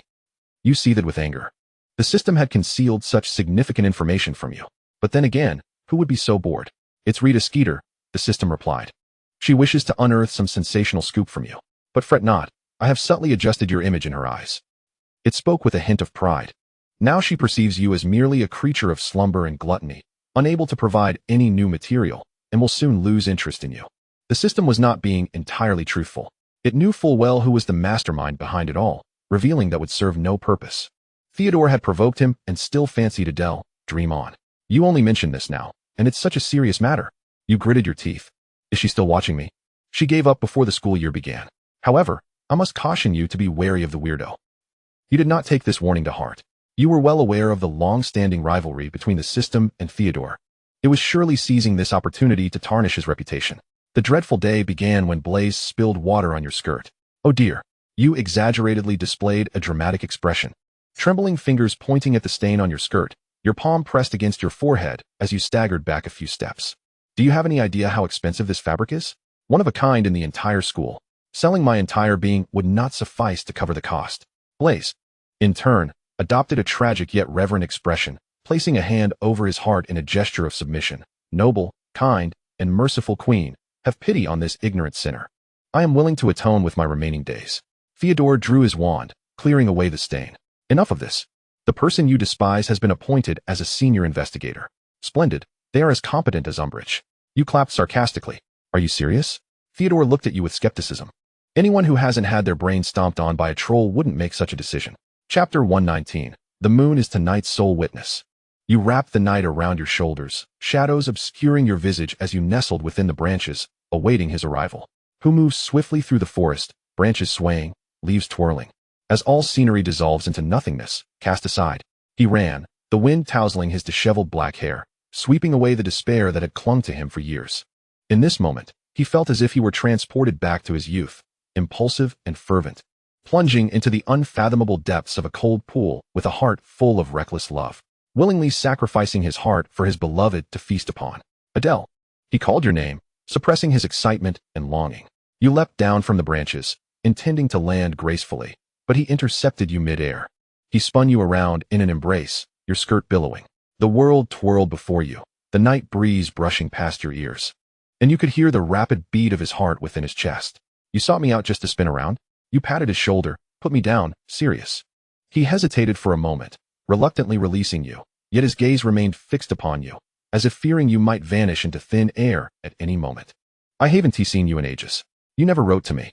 Every time an owl flew past the window, I hoped it might be your letter. But it never was.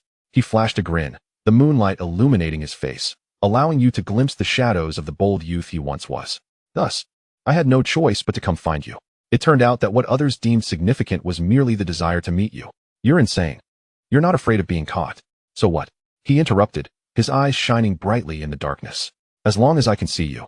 I would willingly die right now. He blinked, his tone betraying the joy he felt. Meeting you was something he had long awaited. Doesn't it feel thrilling? I am the most wanted fugitive in the entire wizarding world, and you are now conspiring with me for a secret rendezvous. If discovered, we could stage a thrilling chase. He extended his hand toward you, palm up, confident that you would grasp it, certain you would. He possessed a unique charm, irreplaceable by anyone, no matter how time wore on. I confess you are quite alluring. You sighed, placing your hand in his palm, feeling the rough calluses of his fingers. Yet it paled in comparison to the person he once was. One might say that the former me pales in comparison to the present. He corrected you without a hint of modesty. Last time, these hands were soft and delicate. Where shall we go? He glanced down at his hands, shrugged. In any case, I can't see the difference.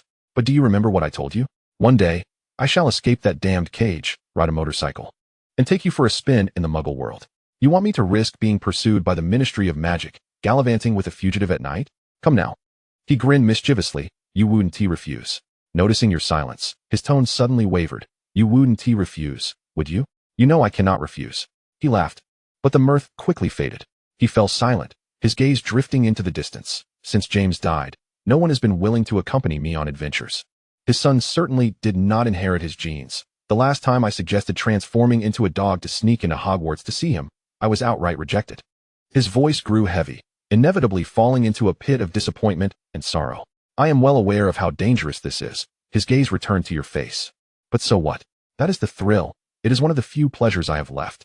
The night's breeze was particularly gentle, the streets aglow with neon reflections, while the stars above coalesced into a magnificent night sky. Your arms encircle his waist as the wind howls, allowing him to sweep you into the bizarre tapestry of the night.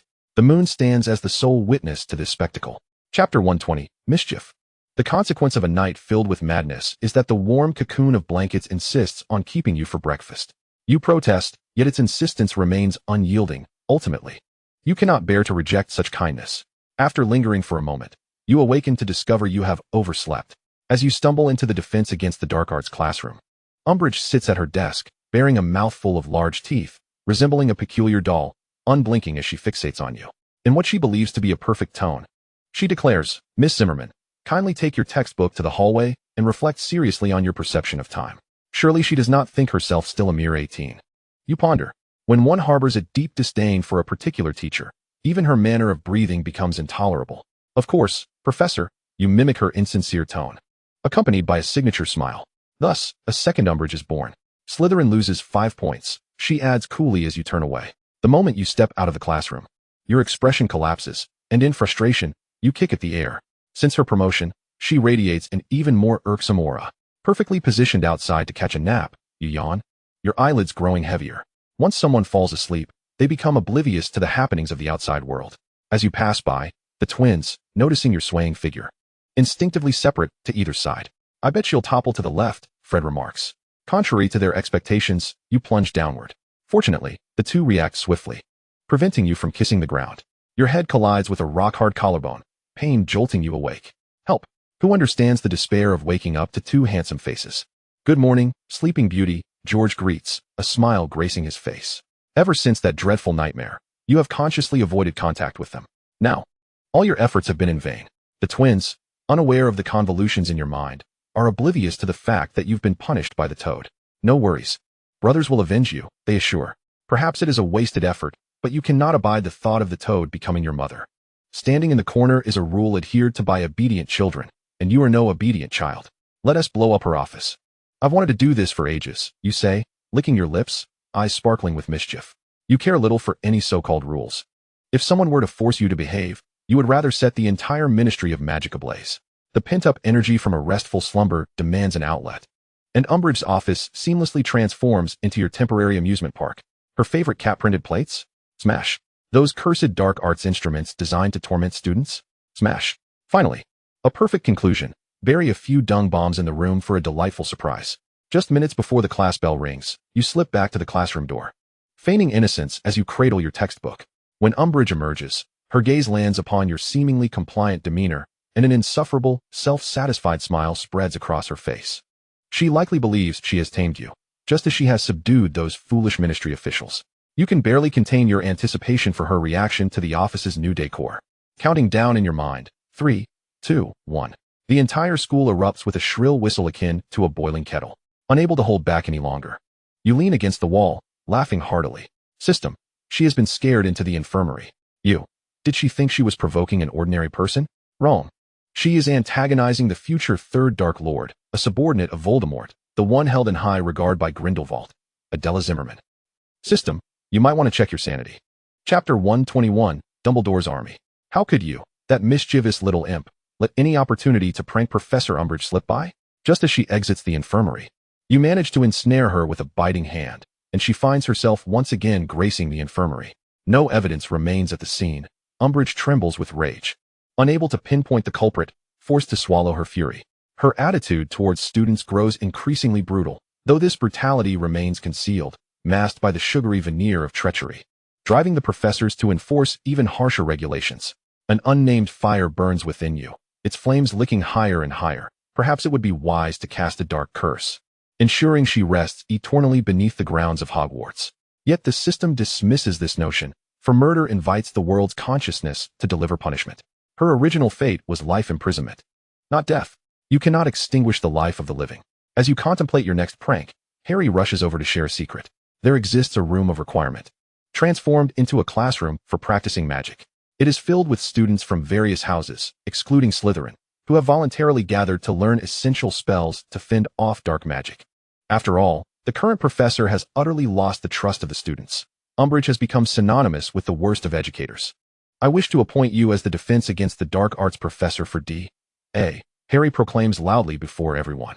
In her first year, Adela's abilities far surpass those of her peers. Although she has remained relatively inactive in recent years, Harry remains convinced of her superiority, trusting his instincts that inviting Adela would be the wisest decision he has made. Your eyes well with emotion. After so many years, you can finally showcase the diversity of your talents openly. Overwhelmed, you grasp Harry's hands, shaking them vigorously, expressing gratitude for the organization's trust. I shall dedicate myself wholeheartedly to this endeavor. Harry retracts his hand, his cheeks flushed. Hermione stands nearby, muttering to herself, pathetic, it's just a handshake. The formidable dragon challenging Hogwarts cannot do so without some fodder. Zacharias Smith, arms crossed and eyes wide, exclaims, what a joke. We need a serious instructor like Professor McGonagall. She is a Slytherin. Are you not afraid she will squeal? Harry immediately positions himself in front of you, voice firm.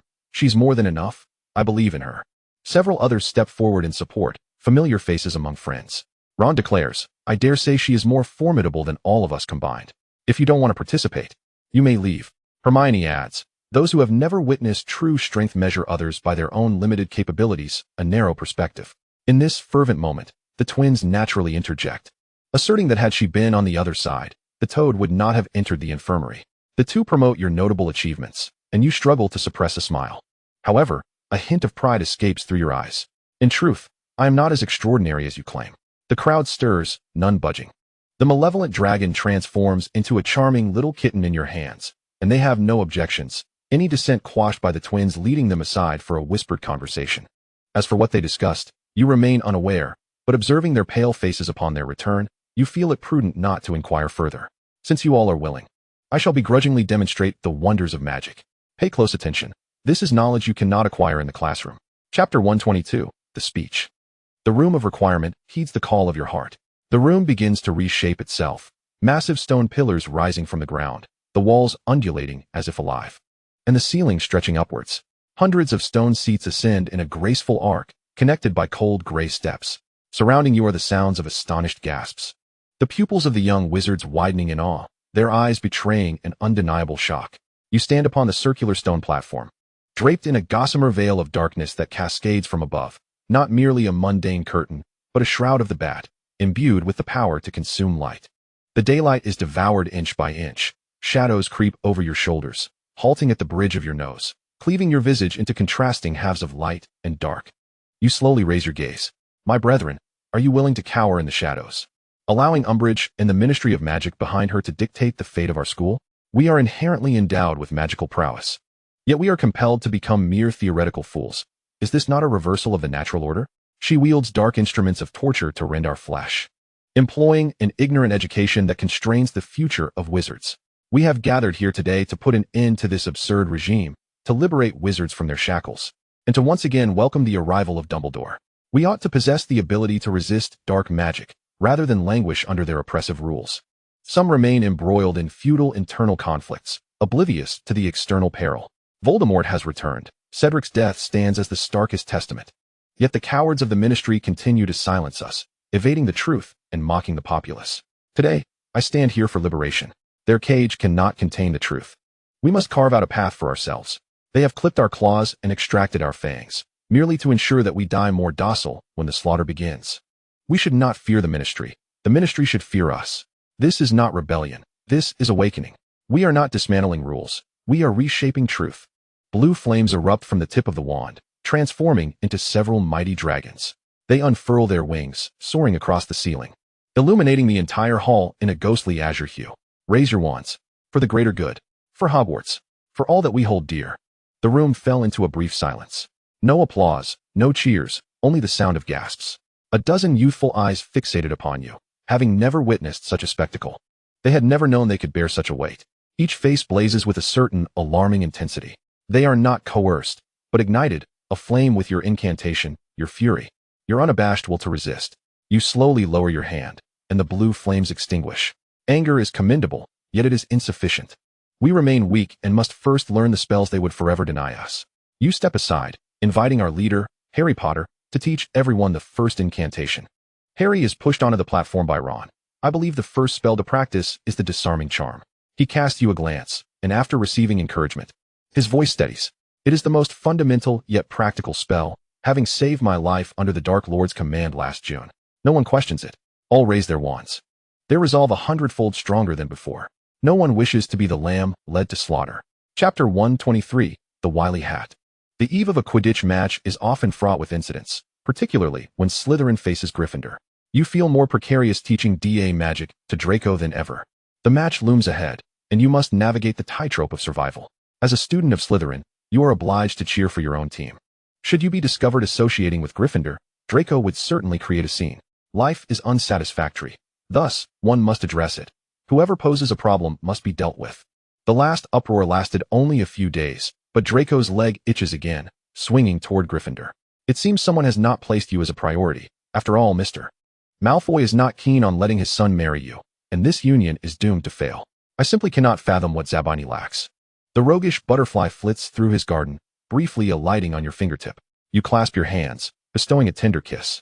His eyes resemble a night sky brimming with stars, each moment shimmering with a different brilliance, ever-changing, rendering it impossible to look away. You admit that sometimes you too are momentarily deceived by those eyes. If only you did not know him so well. Blaze, your sweethearts would tear me apart, you chide playfully. Withdrawing your hand without mercy, Blaze remains unfazed by your aloofness. He relishes your smile, whatever form it takes, as long as it is born of him. A person like him never easily bares his heart, not even willing to offer you a glimpse. He fears you might not withstand it, or worse, that you might grasp it only to shatter it. It is better to keep it tightly held, allowing for both retreat and advance. The haughty young master returns. Wearing his customary arrogant expression, Blaze discreetly steps aside. Draco prepares a litany of boasts, eager to tell you how Potter floundered under his command like a drenched dog. Yet you remain indifferent, unable to muster interest. Harry has stated there is no creativity in it, and he has grown accustomed to Draco's bluster over the past 4 years. Your gaze drifts past his shoulder to the Ravenclaw table, landing on Luna Lovegood's lion-shaped hat. You possess a matching one in your wardrobe.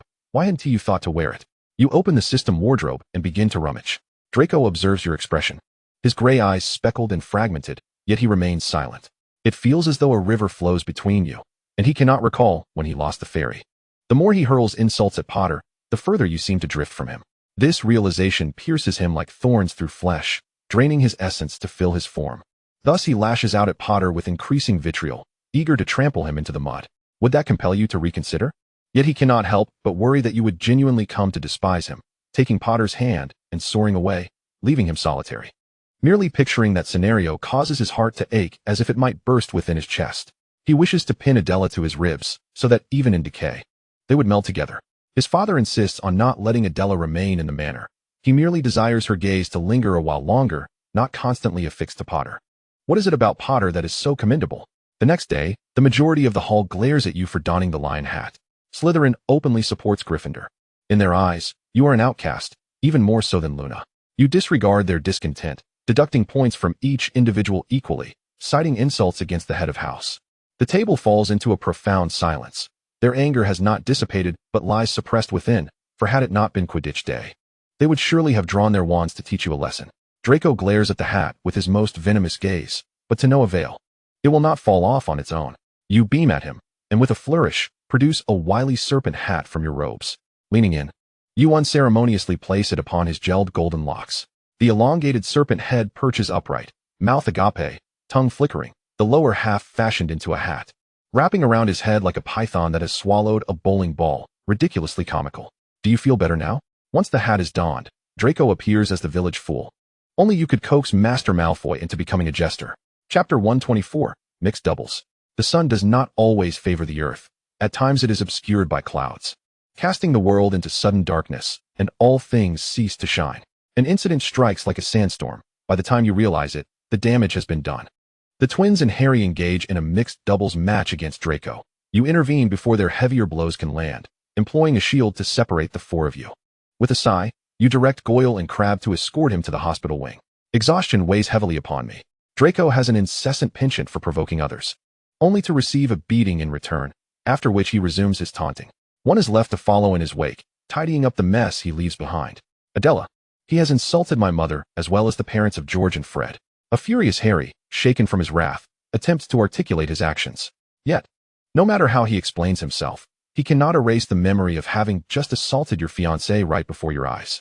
More than fearing your anger over his attack on Draco, he is acutely aware of your disdain for Draco's insufferable nature and is far more terrified of being forever branded as a violent man in your eyes. Fred and George stand unusually silent, their four eyes fixed upon you. It is not we who instigated trouble, but that little wretch, Fred, who elbowed George. Madame Hooch is fuming. She has never witnessed such behavior. You too, straight to the headmaster's office. Now, you follow suit, uttering not a word, the only sound in the corridor being the echo of your footsteps. Upon reaching the entrance to the infirmary, you halt, averting your gaze from all of them. A pristine white sheet is tightly draped over Draco's head. He hides beneath it, refusing to show his face to anyone. Are you planning to suffocate yourself under there, allowing Potter to mock you for the rest of your days? You stand at the bedside, coldly observing the mound of white fabric. No, he is incited to fling off the covers in defiance. As he realizes his appearance has been utterly exposed, he freezes, fingers unconsciously gripping the bedspread, turning his face away, wishing to shrink back into hiding. You step in front of him. Having seen it, there is no point in hiding anymore, you say nonchalantly. He flinches, still unwilling to meet your gaze. His nose is swollen, the lower eyelid bruised, and there is a split in the corner of his mouth, all of which do not reflect the visage he should possess. He would rather you know he has been thoroughly beaten than allow you to truly witness him in this state. If Potter had struck him a tad harder, he bitterly muses, perhaps it would have been better if he had knocked him unconscious. At least then he would not have to face your eyes. That pain feels as though it is being sliced away with a knife. Yet to you, it merely resembles the act of peeling a garlic bulb, brutal, mundane, and imbued with an irritatingly pungent aroma. You grasp his chin, forcefully turning his face to inspect his injuries. This is a magical society. Severed limbs can regenerate. Let alone a marred face. There is no cause for alarm. After concluding the unnecessary examination, you follow your stomach's instinct, wandering to the edge of the Black Lake. When Fred and George shuffle over, they find you lost in thought by the water's edge. They have just been drained of energy by Umbridge's lifetime ban and intended to seek solace in your presence, only to discover you appear even more dismal than they. The two sigh, wishing they had been more aggressive.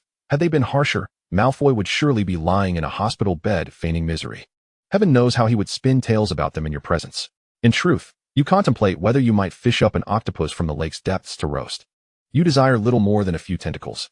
The regulations do not specify that consuming magical creatures warrants imprisonment, so tonight, you shall entrust some to the house elves to prepare garlic-flavored octopus legs. Chapter 125. The disarming charm at last. A refreshing occurrence graces life. Hagrid has returned, resuming his position as the care of magical creatures instructor. Alas, the timing is unfortunate. Ever since Umbridge became the High Inquisitor, she has acquired the authority to scrutinize Hogwarts staff. She flits between classrooms like a fly, alighting on the cakes you favor. Sitting at the back of the classroom, pen in hand, you scribble on parchment, daring to wager that it is nothing commendable. She also enjoys interrupting teachers, posing utterly insipid questions. Not long ago, she had just placed Trelawney on probation, and here she is again. You glare at her in discontent, pulling out a card and tossing it behind a tree. A centaur materializes, drawing his bow and taking aim, and with a swift whoosh, an arrow lodges itself in Umbridge's hair, pinning her to a stump. She screams, touching her head, uninjured yet immobile. The arrow is deeply embedded in the tree, and no matter how she tugs, it will not budge. The entire clearing falls into a sudden silence, only to erupt into uproarious laughter.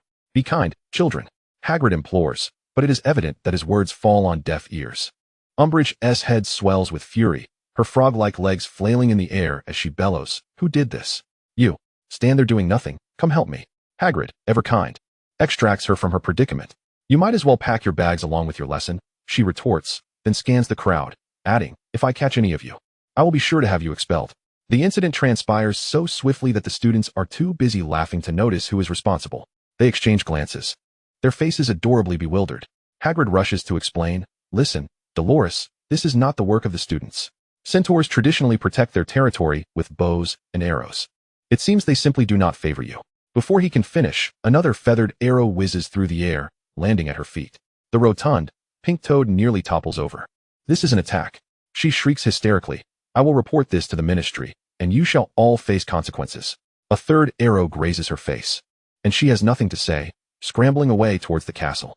After delivering a routine lesson to Umbridge, your next task is to teach spells. "Adela, we took down a few Slytherins with the spells you taught us. They actually tried to ambush you in the restroom." Autumn remarks, "You don't mind, do you?" Half the room chimes in, "Those guys are too arrogant. They plan to outnumber us. We know how formidable you are. You won't hold it against us for stepping in, will you?" No wonder they have been avoiding you in the common room these past few days. It turns out they have been discreetly helping. You wipe away non-existent tears from the corners of your eyes, feeling moved. You all could confidently trounce them into the mud like carrots. "Today, we will learn the disarming charm." As you speak, you demonstrate, the white light bouncing between the stakes, leaving deep grooves wherever it touches. In a world devoid of magical limitations, spells can be cast endlessly. If only you could install echoes for everyone. The afflicted will bleed profusely, and the areas damaged by the charm cannot be healed by any means, including healing magic. Only through counter spells can they recover swiftly. Are we learning dark magic? Zachariah Smith exclaims, "No, that stuff is evil. I refuse to learn it." Dark magic is not inherently evil. It depends on the wielder. You smile gently. To defeat your enemies, you must understand the darkness better than they do. Understanding darkness does not necessarily mean succumbing to it. You look into their eyes, enunciating each word. Using it against bullies is called self-defense. Using it against the innocent is dark magic. Just imagine a horde of Death Eaters charging forth, wands raised, prepared to unleash the most malevolent dark magic, only to discover that the opposition plays the game even better. What a delightful scenario that would be. Moreover, you glance at the giggling twins below. Had George understood it, perhaps his ear would not have been severed by the disarming charm. Chapter 126. Whom to spend Christmas with. Another Christmas has arrived. Flurries of snow have been falling for days, blanketing the castle in white. The snow weighs down the branches, producing a soft, muffled cracking sound. In previous years, the snow fell just as heavily, burying ankles in its embrace. Thick layers cover the ground. Stepping in yields a soft, fluffy sensation. You walk ahead, with the twins trailing behind, gleefully stepping in your footprints. The two towering figures find it quite challenging to tread in your prints, hopping on one leg as they leap from one side to the other. You nestled your face deeper into the scarf and glanced back, where two red-haired boys were striking exaggerated poses in an attempt to maintain their balance. The Christmas decorations in the hall remained as they always had, warm and radiant. Several Christmas trees were scattered throughout the corners, their starry lights twinkling merrily. A beautifully wrapped gift was tossed towards you, crafted by Fred, though not quite as splendid as what your mother would have made. To be honest, we tried, but it seemed those yarns had a mind of their own. You lifted the box's lid to reveal a vibrant red sweater curled within. The chest bore a crookedly stitched Z, the initial of your surname, with uneven stitching that varied from loose to tight. At the hem, two tiny letters, Fanji, were embroidered side by side. How touching, how thoughtful, worthy of a sweet kiss. Fred had already bent down to bring his face closer. You brushed him away. This was a special gift. The most poorly crafted handmade presents often conceal the most heartfelt intentions, for they bear the countless trials and errors of their creator. The gifts for you and George would be sent by Owl in a few days. Bidding farewell to the duo, you made your way to the Slytherin table. The table was laden with hard, crusty bread, the knife leaving shallow grooves across its surface. You found yourself in a standoff with it, as three plates were pushed towards you from different directions, each neatly adorned with pre-sliced pieces of bread. Thank you, but I really don't need it. You continued to wrestle with it, determined to cut that piece of bread regardless. Grasping the knife again, you pressed down, only to feel a burning pain radiate through your arm. What did this signify? Was Voldemort summoning you, beckoning you on Christmas? Was he bored with the idea of spending Christmas alone, calling his Death Eaters over for a party?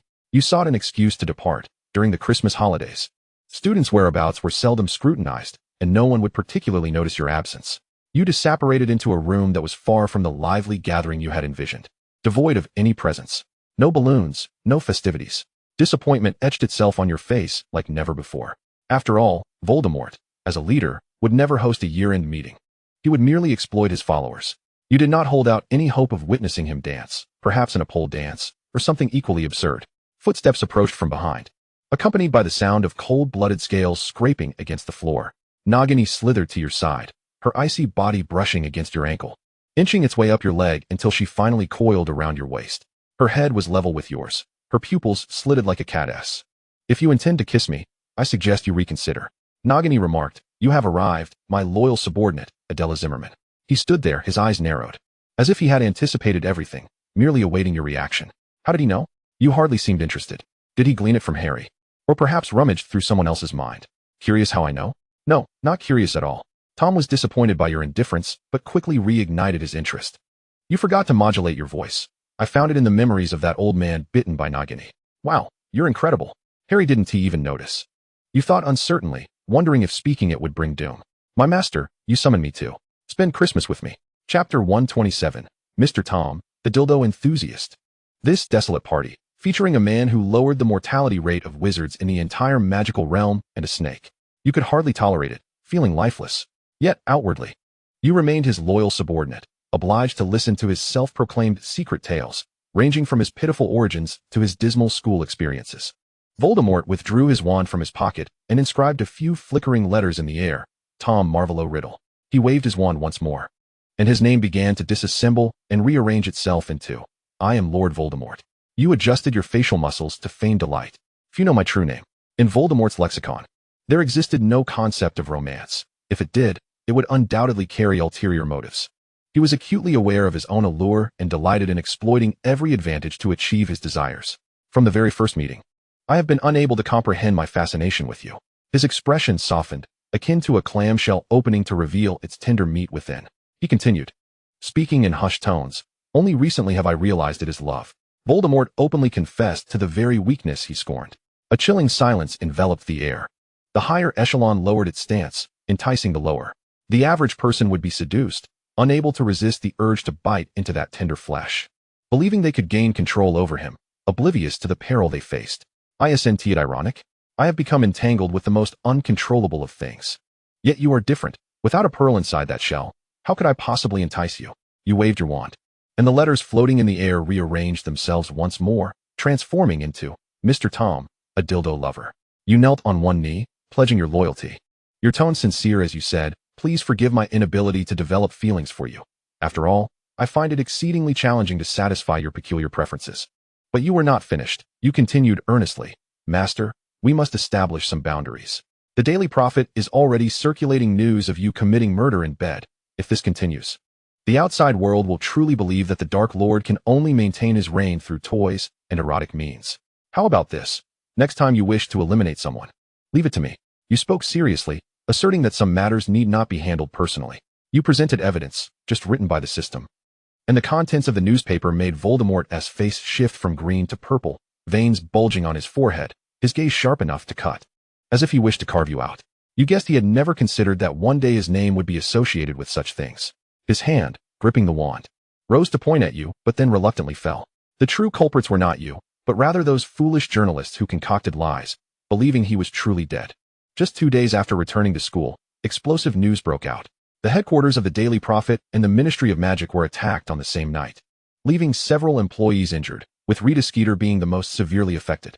Eyewitnesses claimed the assailant was a Death Eater donning a silver mask, whose wand conjured a raging inferno that engulfed the entire building.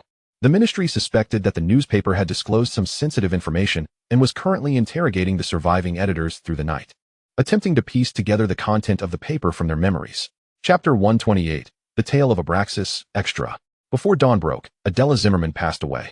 The day after Abraxas Malfoy confessed, she chose to slip into eternal slumber. When Abraxas burst into her room, he assumed she was merely evading his mischief. She appeared so serene, her feather-like lashes casting shadows on her pale cheeks. She was simply asleep. His fingertips trembled as they traced her outline, from her darkly arched brows to her lips that no longer bore a rosy hue. Finally, he leaned down, bestowing a gentle kiss, sealing his fleeting yet life-consuming love. She should not have died. Her vibrant life, burning like a wildfire. How could she possibly resign herself to eternal darkness? The remnants of the dark purple liquid in the crystal vial by the bedside provided him with an answer. His father, unwilling to tolerate the obstinacy of Malfoy's future heir, took it upon himself to sever this misguided attachment. It was he who had brought about her demise. It was his unreciprocated affection that had led to her end. Abracadabra raised the vial to his lips and drained its contents. Initially sweet, it soon ignited a blaze within his very core. The bottle clattered to the ground, shattering as he coughed up blood, content to collapse against her hand. Now we would never have to part. The poison failed to claim his life. His father, employing an almost cruel magic, wrested him from the clutches of death, leaving him to bear a far more merciless fate. Tomorrow is your wedding to Miss Rosier. His father's cold decree echoed in his ears as the heavy door slammed shut before him, sealing off all light. Within the locked room, there was only silence. Adela's figure flickered in every corner, recalling their first meeting, her appearance at the banquet, the way she leaned against the window while gazing at him. Memories pricked like thorns. The more he struggled against them, the deeper they burrowed into his marrow. "Do you wish to see her?" It seemed someone was speaking. "Do you wish to see her?" He heard it clearly, lifting his head only to find no one around. What price should divine mercy exist in this world? Even if it came in the form of a demon from the abyss, he would willingly offer his soul in sacrifice. Having seen her, he could no longer endure a world devoid of her presence. The love that others could never attain must take away his true love as well. The price was that she would become the next Mrs. Malfoy, and she would no longer remember him. Without hesitation, he acquiesced. He personally laid Adela to rest in Godric's Hollow, where the sun was gentle and the wild winds roamed free. He planted a profusion of roses at her grave, so that when their tendrils grew wild and intertwined with the gravestone, they could embrace his beloved who lay in eternal slumber on his behalf. From then on, this became his sole refuge. After his father's passing, he annulled the absurd engagement with Rosier and immersed himself in the ceaseless machinations of commerce and politics. The Malfoy family flourished under his stewardship, reaching unprecedented heights. while his soul grew increasingly hollow. The world spoke of him as cold, ambitious, and invincible. Yet no one knew that late at night, he still heard the echo of his beloved's voice, could still see her silhouette. Years later, upon hearing the surname Zimmerman once more, he promptly arranged an engagement for Lucius. That which he could not safeguard, let him protect it instead.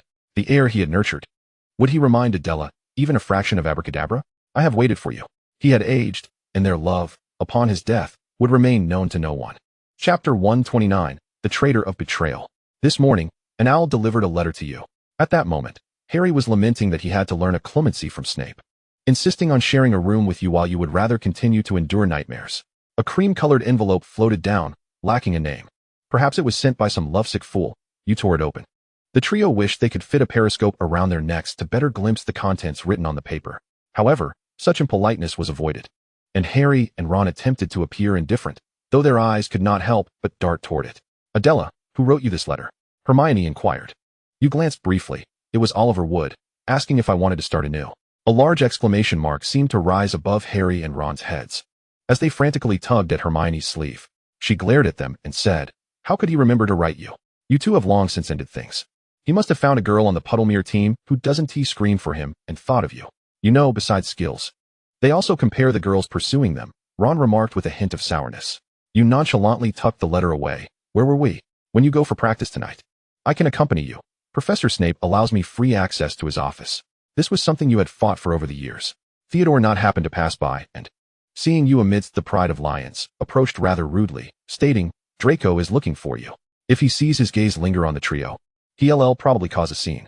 Just thinking of him gave you a headache. Lucius had never been this meddlesome, likely due to his early graduation. As for Draco, he had inherited none of his father's finer genes.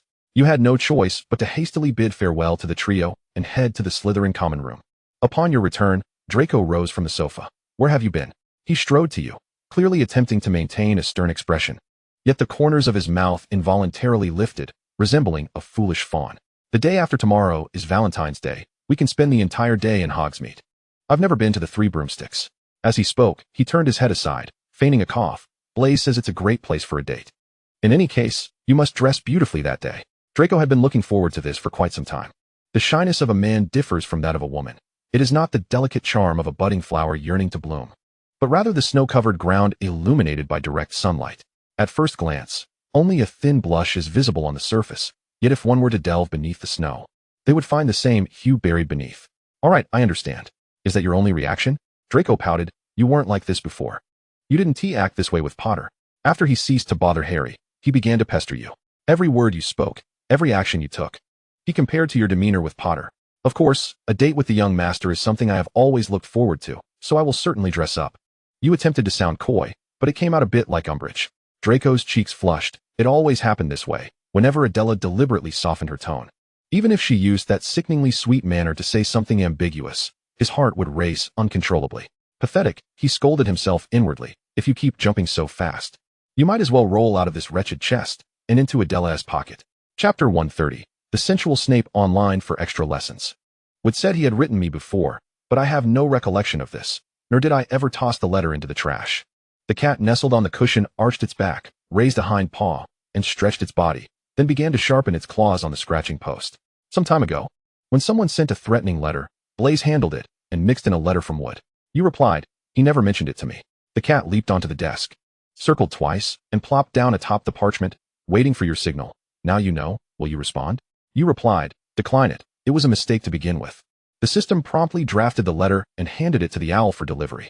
A few vibrant petals formed a rose expressing affection, delicately cradling water droplets as they floated behind you.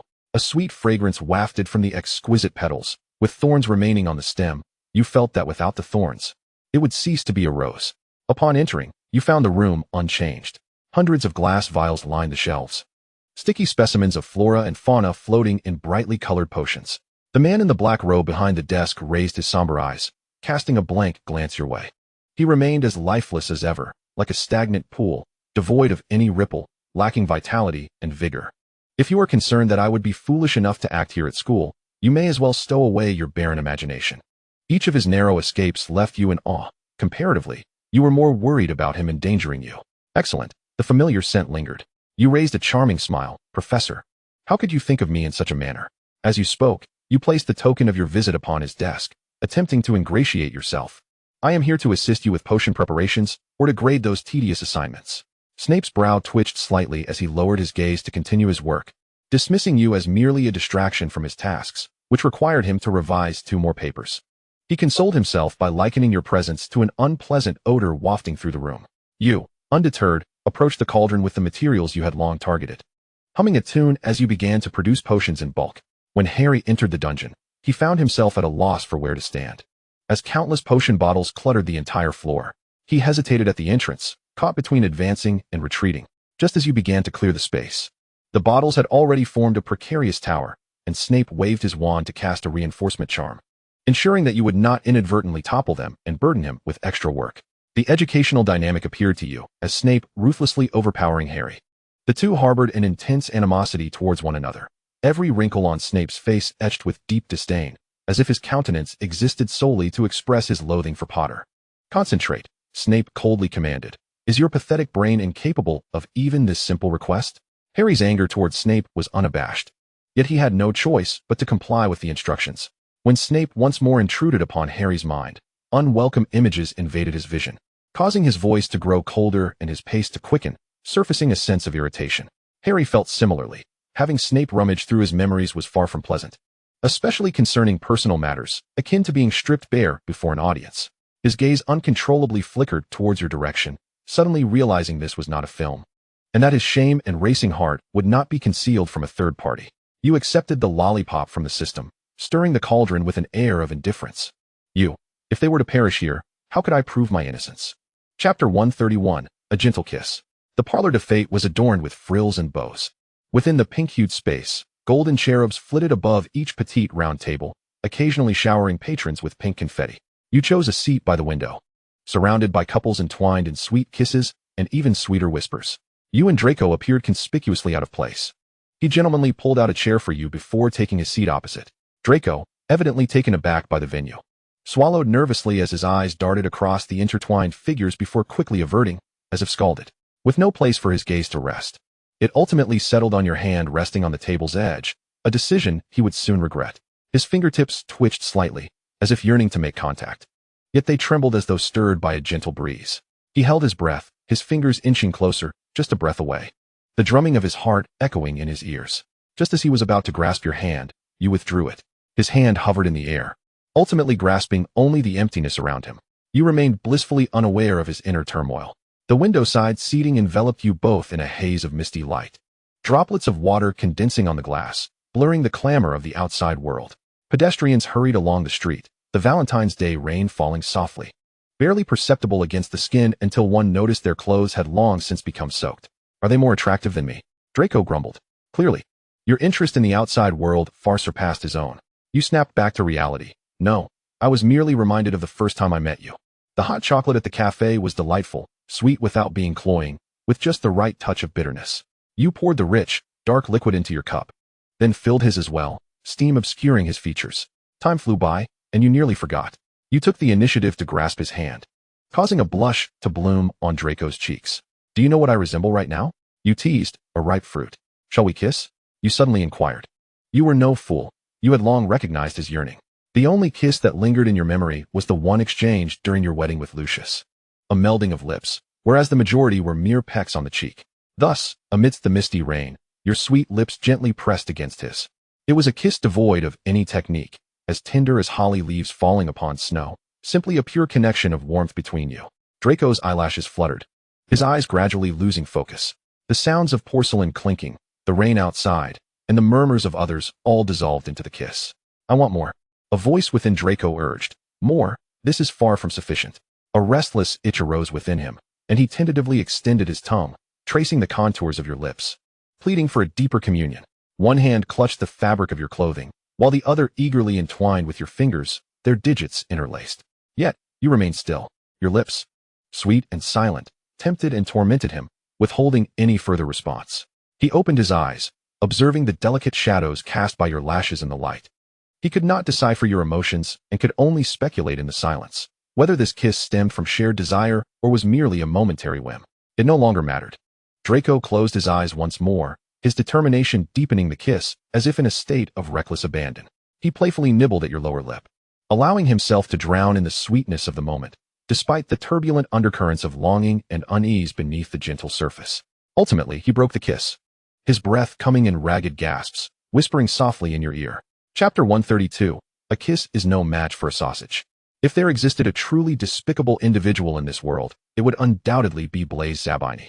The venue for the date was his suggestion, yet after sharing a kiss, he stood in the rain, self-flagellating as he watched the intertwined figures within the window. He searched his entire being for his heart, only to discover it had long since perched upon your shoulder. Lost it again, he muttered to himself, striding forward to lock it away. Clearly, the date had been a resounding success. He glanced at your slightly swollen lips, a statement lingering on his tongue for far too long, devoid of any flavor. You touched your stinging lips, initially intending to merely brush against them, only for Draco to insist on taking a bite. Now, you found yourself the subject of Blaise's ridicule. Not bad, you replied, your quill gliding across the expanse of paper, racing against the deadline for tomorrow's assignment. Your essay remained untouched. Your dependable partner Theo had vanished into thin air, leaving you to fend for yourself. You had initially wished to preserve the memory of your first kiss, but during second year, while riding the night bus, the driver had braked suddenly, causing your face to collide with the glass, and you lost that chance. Blaise quipped. That was hardly a pleasant kiss. After scribbling on the template for over 10 minutes, you finally completed your assignment. You loathed writing essays. Your mind yielded no inspiration. Only thoughts of what to have for dinner. Silence reigned for an hour until Blaise suddenly remarked, Sweetheart, I should have a taste too. You can't be so partial to Draco. Startled, your pumpkin juice nearly spilled as you handed him a sizzling sausage, retorting playfully, honestly. A kiss is no different from a sausage. Perhaps Mr. Sausage wouldn't mind the pressure building up. Blaise chuckled, You truly don't understand? Don't play coy with me. You cherished the final sip, slipping into the courtyard just before the prying eyes of gossip could converge. He pursued you, words caught in his throat, refusing to emerge. I'm in a splendid mood today. Don't ruin it, you said with a newfound seriousness. If I were you, we would be great friends. Just friends? He asked. Indeed. Blaise's kiss arrived unexpectedly, distinct from your kiss with Draco. His fervor sought to intoxicate. He grasped the nape of your neck, compelling you to lift your gaze and receive his invasion. He pried open your lips, plunging deep, employing every technique to etch his mark upon your mouth. Yet, the affection that cannot be acquired through reliance on others cannot be grasped through mere kisses either. You retaliated, pinning him to the ground, wiping the sheen of moisture from your lips. His skills were commendable, yet paled in comparison to the taste of a sausage. Should things advance further, Draco would surely enact vengeance upon us. Thus, this must suffice. As he lay there, breathless, his chest heaving, the brown of his eyes mirrored the starry sky. A blend of resentment and self-deprecation. He believed a kiss could alter the course of events, yet reality dealt him a sharp blow. You were not a creature easily swayed. This kiss was merely a self-inflicted humiliation. A gambler stripped of all his stakes had long been ensnared in the game, with no avenue for escape. He wished to withdraw, but found himself incapable. His choices dwindled to two, to wager his life or to stake his very being, in hopes of a chance to overturn his fate. Meanwhile, in the dungeon, concentrate, Potter, Snape intoned. Should you fail again today, I shall be compelled to question your intellectual capacity. Harry gritted his teeth, beads of sweat forming on his brow. He had to succeed. He had endured enough of those nights of forced memory inspections. Then, miraculously, he achieved it. He pushed open a door that should have remained locked, crashing into Snape's memories. He beheld a scene. A dark-haired girl walking alongside a young Snape along a damp lakeside path, the girl seated on a bench, observing as Snape stirred a cauldron. All were mere silhouettes, yet Harry felt an inexplicable familiarity, as though she resembled Adela. Just as this ludicrous thought surfaced, he extinguished it. It was impossible. Surely something was amiss with his cornea. Chapter 133, Rebellion. A silvery white eagle unfurled its wings, soaring above the rooftops. The crowd gazed upward at the radiant creature, animatedly discussing the appearance of their respective patronuses. You sensed something tugging at your robe. Glancing down, you found Dobby staring intently at you, his trembling voice declaring, "She is coming." The chatter ceased abruptly, all eyes turning toward him, the house elf's wide eyes brimming with terror as he repeated, "She has discovered this place." The silver eagle transformed into smoke, and the crowd erupted into chaos, frantically surging toward the exit. As the shepherd, you lingered behind, leisurely stepping out, only to encounter Draco. He stood atop Harry's back, the latter ensnared by a leg-locking curse, futilely attempting to break free. What a wretched fellow, at times. You truly felt embarrassed for being engaged to him. Bending down, You retrieved Harry's fallen glasses, the spell lifted, and the savior rose. You offered the glasses, and his fingertips brushed against your palm, the green depths of his eyes glimmering with gratitude. Draco's gaze flitted between you and Harry, his face shifting from pallor to flush. It dawned on him that his fiancée had been clandestinely consorting with Potter. However, Umbridge afforded him no opportunity to act upon his realization. Like someone who had discovered a new feline dish, she approached with an exaggerated, false smile, instructing, "Come with me to the headmaster's office." Minutes later, you and Harry stood before a table, surrounded by 5 or 6 individuals. Having received a tip-off, you were accused of unlawfully congregating in violation of school rules. Umbridge's bulging, toad-like eyes squinted with excitement, as though you were about to be ousted. "Tell me, children, what were you doing in there?" Fudge inquired in his pompous, bureaucratic tone. For the greater good, you stepped forward, shielding Harry completely. Upon hearing this, aside from Dumbledore, the others remained impassive. What good?" Umbridge donned a nauseating smile. "Miss Zimmerman, are you admitting to organizing an illegal assembly? The ministry has made its stance abundantly clear. Furthermore, I have heard that you are teaching them dark arts." She turned to Fudge, declaring, "Such a student deserves imprisonment in Azkaban. Just think, what good can come from a student enamored with dark arts? Perhaps they are a remnant of some escaped Death Eater." Her gaze toward you was venomous. You believed she would make a fitting Dark Lord, potentially leading the Death Eaters to a new prominence. A fly had to mar the pristine cake. "For Hogwarts, for all that we cherish," you proclaimed, unable to tolerate the ministry's tyranny within the school any longer. Your wand ignited with a dazzling crimson light, a phoenix totem blazing in the air. "Arrogant," Fudge exclaimed, his nose contorting in anger. "You are inciting rebellion." "No, Minister," Harry replied, his eyes unusually bright. "It is you who have forced us to take up our wands. In any case, we have had enough of the imbecilic teachings. If you do not replace the teachers and restore Dumbledore to his rightful position, prepare to witness the ministry crumble to rubble." You grasped Harry's hand, disappearing before the crowd. Outside the Great Hall awaited the DA, ready to spring into action. Lacking sufficient strength, yet you could always resort to cunning. Wands may not kill, but let public opinion do the work. You had prepared the newspapers in advance, ready to unveil to the wizarding world the true nature of Fudge, the so-called protection of the ministry, and the misdeeds occurring within Hogwarts. The Weasley twins, accompanied by the Quidditch team, hovered above, their red hair billowing in the wind like flags. "Leave it to us," Fred declared, seizing a hefty stack of newspapers and distributing them amongst the crowd. "We guarantee success," George chimed in, the two exchanging fist bumps before soaring in different directions. You led the remaining members toward the ministry. Chapter 134, The Secrets the Minister, Dumbledore, and Umbridge Must Speak Of.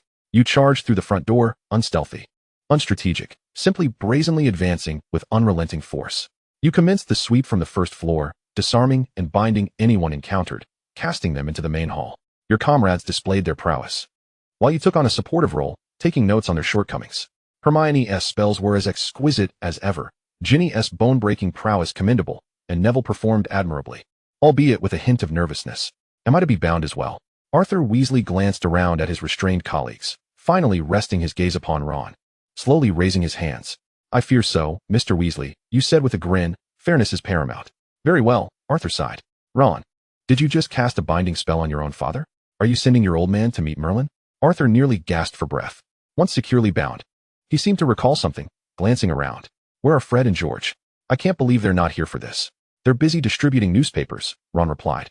At the ministry's fountain, the golden statue of the magical brothers was toppled, replaced by a raised platform. You stood atop the platform, your wand lazily resting on your right shoulder, your left thumb hooked on your robe's belt. Beneath you, the shadows cast over dozens of officials, some ashen-faced, others gritting their teeth, while many gazed in disbelief at the audacious rebel daring to desecrate the ministry. The trio stood behind you, the others encircled, wands poised for any sudden developments. Meanwhile, outside, a tempest of chaos erupted. Thousands of newspapers cascaded from the sky, swirling in the air. Some landed upon the hurried heads of wizards, while others tumbled along the street. A sleek black cat deftly leaped, snatching a newspaper from the air and placing it in its nest. A handful of young wizarding children giggled as they chased after the falling pages. Unmissable breaking news. The secrets that Cornelius Fudge, Albus Dumbledore, and Dolores Umbridge must divulge, instantly igniting the curiosity of wizards. Some bent down to retrieve newspapers that had fallen at the bakery's entrance, while others surged out of the apothecary, scrambling for the copy that had fluttered to the eaves. According to reliable sources, the so-called educational standardization reform was, in fact, Fudge's policy of dumbing down the masses. Hogwarts students were coerced into relinquishing their wands, condemned to rote memorization of theories utterly devoid of utility. Even more appalling was the fact that Senior Undersecretary Dolores Umbridge openly employed dark magic, leaving permanent scars on underage wizards. An elderly wizard clad in a patched robe exclaimed, "I told you the Ministry of Magic is not to be trusted." His furious outburst drew the attention of those nearby. The newspaper continued to unveil. Minister Fudge was fully aware of it all. Upon receiving Dumbledore's warning regarding the return of the Dark Lord, he chose to shred those missives. This act was not merely a suppression of truth, but a deliberate sabotage of the future of the magical community. Fearing for his position, Cornelius Fudge resolved to nurture a generation of wandsless, voiceless students, eradicating any potential dissent from its roots. The paper also featured several striking illustrations. In the lower left corner, Fudge was depicted tearing up letters, their fragments swirling in the air. Nearby, Umbridge brandished a bloodied quill, her smile malevolent, as students writhed in agony before her. Chapter 135. He has come. Fudge and Umbridge, incensed, seized a copy of the newspaper, their hair standing on end with rage. Slander. Utterly shameless slander. Fudge furiously crumpled the paper into a ball and smashed it to the ground, stamping on it in frustration, mumbling imprecations. Umbridge, equally enraged, managed to suppress her fury, advising, "Minister, let us return to headquarters to verify."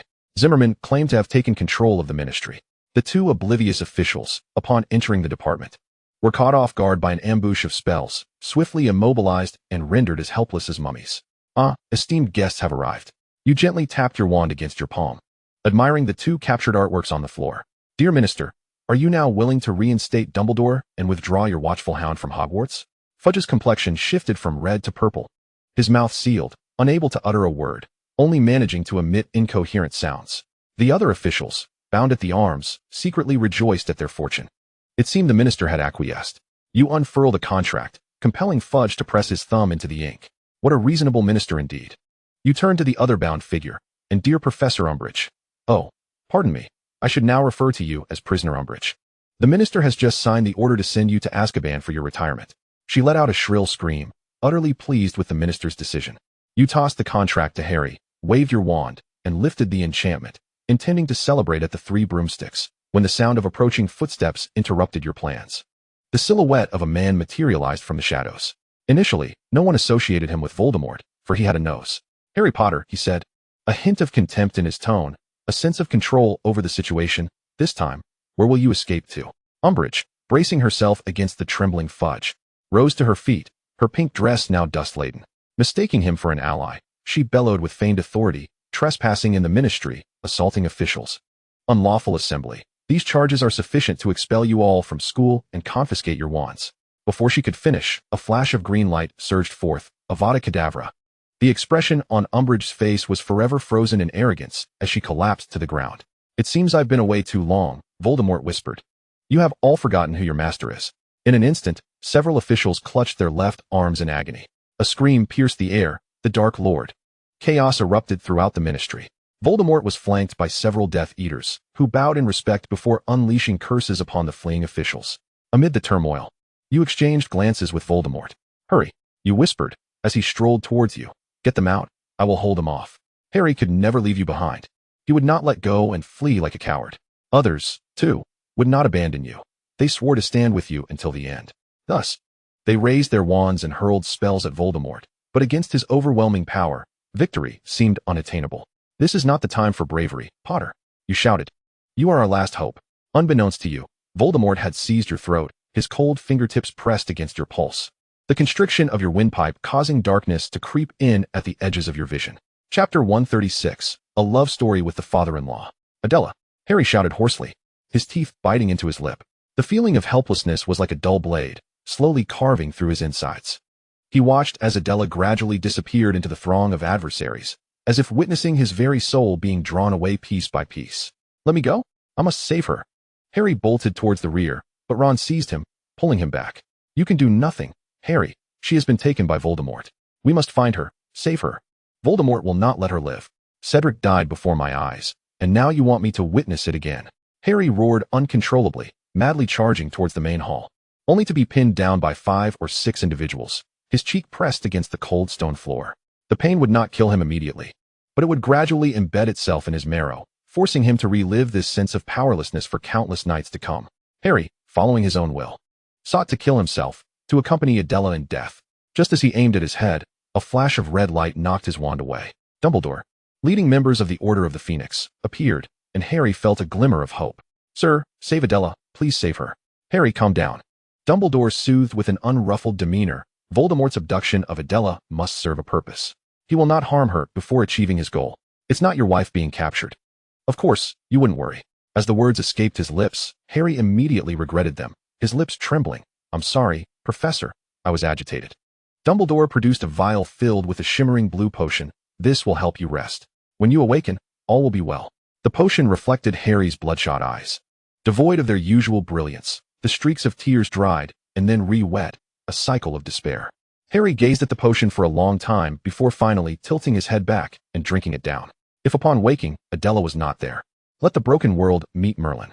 You cautiously opened a narrow slit of an eye, confirming that no familiar faces surrounded you, before forcefully smacking away the hand that had gripped your throat. The world spun, and you were flung aside, preparing to perform a delicate fainting act. Lucius suddenly stepped forward, steadying your waist. This unexpected contact left both of you momentarily stunned. He caught a whiff of the faint rose fragrance in your hair. Looking up, his golden locks glowed coolly in the harsh light of the spell behind him, his chiseled jawline and concerned gray eyes betraying a depth of emotion. Oh dear. It was that sensation of the heart stirring. You broke free from his embrace as if jolted by electricity. Your story with him had long since turned the page. And now you were entwined with Draco's tale. By Merlin, do not let him recollect those cursed memories. A love story with the father-in-law. This was one narrative you had no desire to explore. Lucius stood rooted to the spot, his fingertips still tinged with lingering warmth. And by the time he comprehended what had transpired, his body had instinctively caught you. He could not fathom why this embrace stirred him so profoundly, as if he had recovered a long-lost fragment of his soul. As the throbbing headache intensified with the surge of memories, he was compelled to cease his contemplation. Yet, when his gaze fell upon you once more, an inexplicable sense of familiarity washed over him like a tide. You resembled a piglet skewered on a spit, with Lucius's searing gaze on your left and Voldemort's chilling stare on your right. You stood at the center, torn asunder by these two conflicting gazes. Chapter 137. Tom does not understand love. Tom, devoid of comprehension regarding love, was equally oblivious to the nuances of emotion. He failed to notice Lucius's peculiar demeanor as you traversed the shadowy corridors of the Department of Mysteries, where walls were adorned with flickering candles, providing the sole source of illumination. Thankfully, you were not afflicted by claustrophobia. Voldemort halted at a designated spot, where his coveted prophecy orb lay before him. He commanded, "Speak the entirety of the prophecy." You had scarcely grasped Professor Trelawney's convoluted theories of divination, and now this assembly of dark wizards anticipated you to exhibit non-existent skills. To you, the crystal orb appeared to be nothing more than a piece of subpar glass, unworthy even to serve as a marble. Surrounded by those who had received an education, you felt like a child still in school. As a supposed seer, you began to question the authenticity of the content. Prophecy orb, reveal to me," you muttered, placing your hand upon the crystal sphere. "Who is the most handsome man in the world?"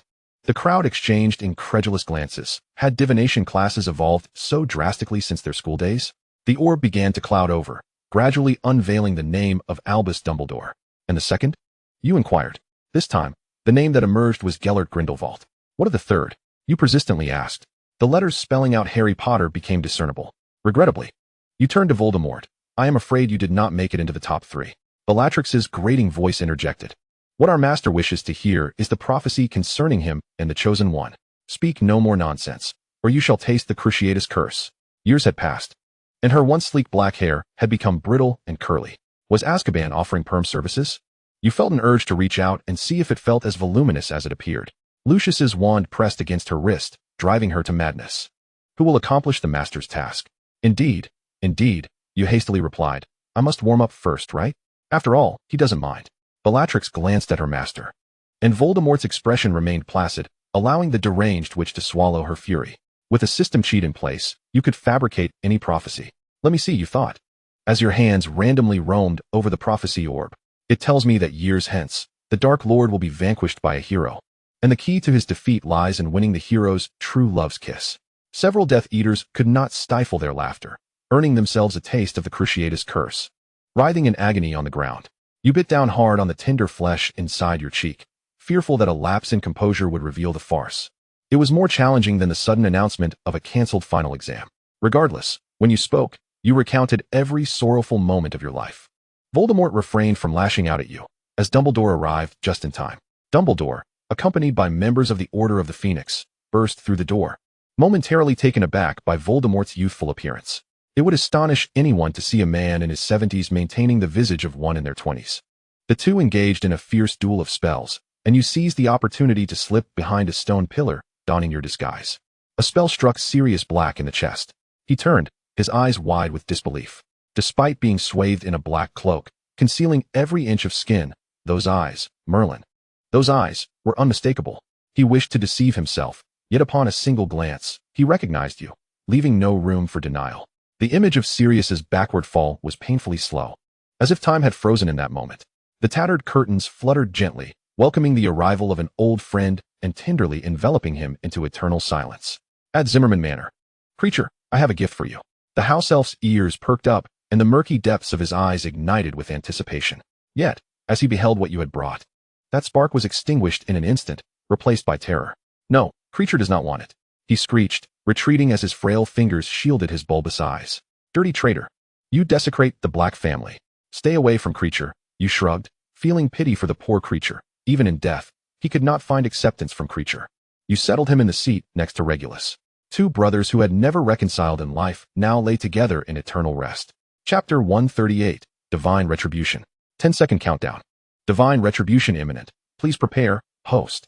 In the magical realm, there existed no protective gear against lightning. You could only endure the onslaught with your flesh and blood. Unable to become a saint.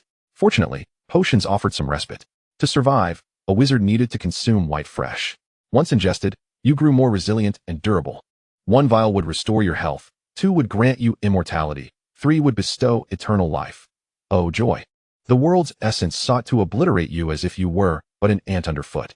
Since hiding was futile, you settled into a cross-legged position. Dark clouds loomed over the city, and the wind rustled through the treetops. Your figure appeared fragile as parchment amidst the might of the heavens. The thunder rolled, and bolts, as thick as ancient trees, struck down. Your body became an X-ray in the blinding light. Electric currents surged through your innards, shattering your very essence. Charred skin began to peel away, revealing the blood-soaked flesh beneath as your clothing disintegrated into ash. 3 bolts struck down, and your vision became tainted with crimson. Summoning all your strength of will, you shakily raised your middle finger skyward. I shall return. The thunderstorm dissipated at the moment of your demise. The sun shone brightly. A trivial life extinguished. The jays flitted about in the branches. Ants continued their labor in preparation for spring, and the world spun on as usual. Body retrieval successful. Reintegration into the shell has commenced. You slowly opened your eyes, memories and sensations gradually aligning. The first sight to greet you was the deep emerald curtains and the giant octopus outside the window, glaring at you with furious round eyes. Its tentacles thrashing in the water, clearly still resentful over your previous theft of several of its limbs. It remained unchanged, unable to best you, only capable of silent grievances from its watery domain. The lounge was still loud and damp, the glow of the fire illuminating the deep green leather sofa. Draco Malfoy's voice rang out as ever, leaning against the armrest, animatedly recounting his grand achievements. Blaise Zabini languidly fiddled with a red rose, while Theodore not quietly nestled in a chair near the fireplace, a book spread across his lap, the firelight casting warm shadows on his sharply defined profile. Draco soon spotted you. He raised an eyebrow and beckoned you with a flick of his finger. When you remained motionless, he stood up and strode over, seizing your hand and unceremoniously pulling you onto the sofa. A gear turned, and nearby components followed suit. Blaise ambled over casually, while Theodore, still with his book, sat in an adjacent chair. You formed a small circle. Everything felt as it should, everything was perfectly in place. Did you hear about the death? You asked. Are you referring to Sirius Black? He scoffed. Those who oppose the Dark Lord seldom meet a favorable fate. I heard he fell into the execution chamber's curtain. His voice faltered slightly before he venomously added, and you, sneaking around with Potter, joining DA, even breaking into the ministry. Yet I only heard it from others that you fell into that man's clutches. You should have informed me of anything. You should not have made decisions alone, leaving me in constant dread. Draco's heart was heavy with frustration, growing increasingly agitated. Adele is his fiancée. What gives her the audacity to constantly associate with that wretched Potter? You and Potter are sworn adversaries. Everyone is aware of it. You purse your lips and mutter under your breath that if you were informed, you would certainly create obstacles. I will not hinder you, Draco interrupts your words. His voice taut and hoarse, as if he is valiantly suppressing some inner anguish. But with every one of your escapades, could you not spare a thought for me? You seem to glimpse warm tears glistening in his eyes. This is a monumental concession for him, acknowledging that jealousy is consuming him. His wife fights alongside another man. Heaven knows he is driven mad with envy. Yet, as long as Adele is happy, he would rather swallow that bitterness. Chapter 139, A Game of Chance. Ahem. Pardon my interruption, but this is not an uninhabited land. Would you two kindly consider the feelings of Theodore and me? Blaise steps forward, kneeling on one knee, presenting a resplendent rose that seems to drip with color before you. Haven't seen you in my flower shop lately. Is someone outside better at tending to flowers than I am? He tucks a stray lock of your hair behind your ear and places the flower there, suggesting that you should dismiss those wildflowers. Is my presence not sufficient? He leans in to plant a teasing kiss on the corner of your mouth and nimbly retreats, dodging Draco's fist, even finding the leisure to wink at you. Zabini, you are courting death. Draco yanks the rose from your hair and hurls it at Blaise, his teeth grinding together as he pulls out a handkerchief to vigorously wipe the spot where you were kissed. Blaise gathers the fallen petals, his smile exuding a certain roguish charm. It was merely a peck, do not think so lewdly. The tension between the two escalates, and Draco, seething with rage, rises to strike, but you swiftly grasp his wrist. Do not restrain me. You peck his cheek quickly, successfully freezing Draco in place. You, Draco stammers, failing to articulate a complete thought, his face flushing crimson, both awkward and stubborn. His voice diminishes to a sulky murmur. Do not think this will earn my forgiveness. Now it is your turn to kiss Theodore. Draco retorts. Blaise kissed me. I kissed you. Should it not be your turn to conclude with Theodore? What a fair little game this is. Hurry. You tug at his sleeve, urging him not to keep Theodore waiting. This tactic, conceived in a mere 30 seconds, is utterly perfect. Draco's expression resembles that of a child who has been fed a mouthful of snails, his gaze slowly and numbly shifting towards Theodore, lamenting the state of his existence. What sort of game is this? At that moment, Blaise scoffs, glancing at Theodore, whose fingers grip the torn pages of his book. Oh, the book is tattered, yet you still read it? Quite diligent, Theodore. Theodore slams the book shut, his tone icy. No thanks. His retreating figure exudes a resolute air of offense. You express concern. Isn't this a bit excessive? Blaise responds. The effect is commendable. It successfully diverted his anger. Only someone like you would make one rival kiss another rival. Adele Zimmerman, Harry Potter seeks you. A voice echoes through the common room, drawing the gazes of all present to the shouting classmate, and then to you. It is somewhat awkward. Now the entire Slytherin house remembers your name. Reluctantly rising, you disregard the scrutinizing stares and feign calm as you step outside. Pushing open the stone door, you find Harry leaning against the opposite wall. He does not greet you with his usual cheerful demeanor. His shoulders are slumped, his emerald eyes dull and clouded. The death of Sirius Black casts a heavy shadow over him, as if dark clouds linger above, raining down upon him. I am truly sorry about Sirius. You carefully choose your words. If you wish to talk or simply need company to enjoy the breeze, I am here. Harry forces a smile that is more painful than tears. Thank you, but I am all right. Professor Dumbledore is looking for you. He likely does not wish to be disturbed. And you watch as his figure sways toward the spiral staircase. If he is this affected by one death, how will he cope when many more fall? Chapter 140, The Featherless Fox. The stone door swings open automatically, revealing Dumbledore seated in a wooden chair, gazing kindly at your arrival. Beneath the golden perch lies a frail, unsightly, featherless fox, reduced to a mere pile of ash. As you enter, your gaze fixates upon it, a bird stripped of its plumage. Should it be braised or fried? That is indeed a dilemma. Perhaps your stare is too intense, for Fox senses impending danger, flapping its bare wings frantically and tumbling into the folds of Dumbledore's robes. It is not like an octopus's tentacle, it cannot regenerate. Dumbledore chuckles. Please, sit, and let's converse. His finger raises gently, causing a teapot to pour itself, the steaming tea cascading into a cup before him. He slides a steaming cup of black tea your way. I have learned of your exploits from their accounts, all for the greater good and a grand discourse. He retrieves a lemon sherbet from a glass jar, placing it on the table. We can nibble while we chat. An elderly man often reflects keenly on the mistakes of his youth. You had anticipated this topic upon your arrival. Yet you had no intention of concealing your thoughts, starting with your chocolate frog, the defeat of Dark Wizard Grindelwald in 1945. I have gathered some informal literature. And I must admit, Mr. Grindelwald's ideals are far more captivating than Voldemort's. Was it your imagination, or did Dumbledore's smile deepen? However, I harbor no desire for rebellion. Nor am I interested in restoring order to the wizarding world. You choose your words cautiously, adding, except for Umbridge. To be frank, that pink toad is intolerable. Caution failed you. You cannot mask your disdain for a person, even uttering her nickname in front of the headmaster. Dumbledore listens with a smile until you conclude your grievances. You also taught them some dark magic. You sit awkwardly, feeling as though you are perched upon a bed of nails. This is a banquet of treachery, while you discuss feelings with the headmaster, who speaks of criminal law. Some harmless dark magic. Knowing your enemy is essential to defeating them. I am innocent, having not taught them to kill. Relax, my child. I am not here to cast blame upon you. As he gazes at you, buried memories of summer days long past surge like a tidal wave, compelling him to grasp the back of his chair to prevent himself from faltering. I see his shadow in you, yet you possess something he lost.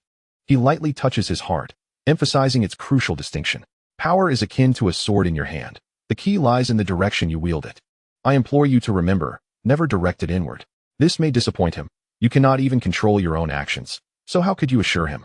Sir, every individual harbors an obsession they cannot relinquish.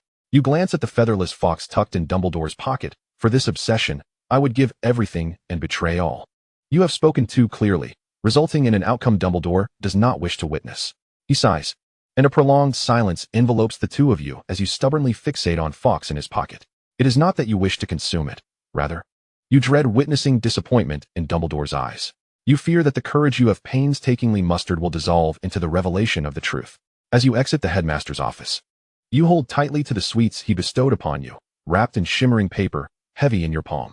Chapter 141, A Grand Surprise. You walk normally on your way back to the common room when suddenly, four arms emerge from behind, and before you can react, you are whisked onto the terrace. The cold wind whisked Fred's exuberant voice into your ears. Are you considering joining us for something monumental? The kind that will be etched into the annals of Hogwarts history. We have taken note of your extraordinary talents and rare courage. George feigned seriousness, shaking his head.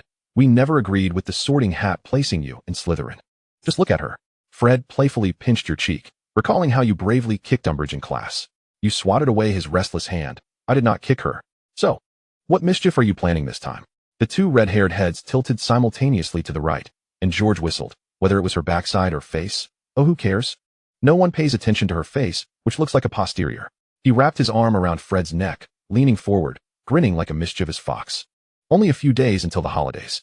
Fred interjected. To be precise, in just a few days we shall officially graduate. Therefore, we must orchestrate an unprecedented farewell performance. The two chimed in unison. Huh, have you not already brought enough surprises to this school? You crossed your arms. So, what do you want me to do? The twins exchanged a mysterious smile, unfurling a piece of parchment that outlined a rudimentary action plan. Fred tapped it with his wand, and the ink figures on the paper began to dance animatedly. As the midnight hour struck, a thunderous explosion shattered the night sky.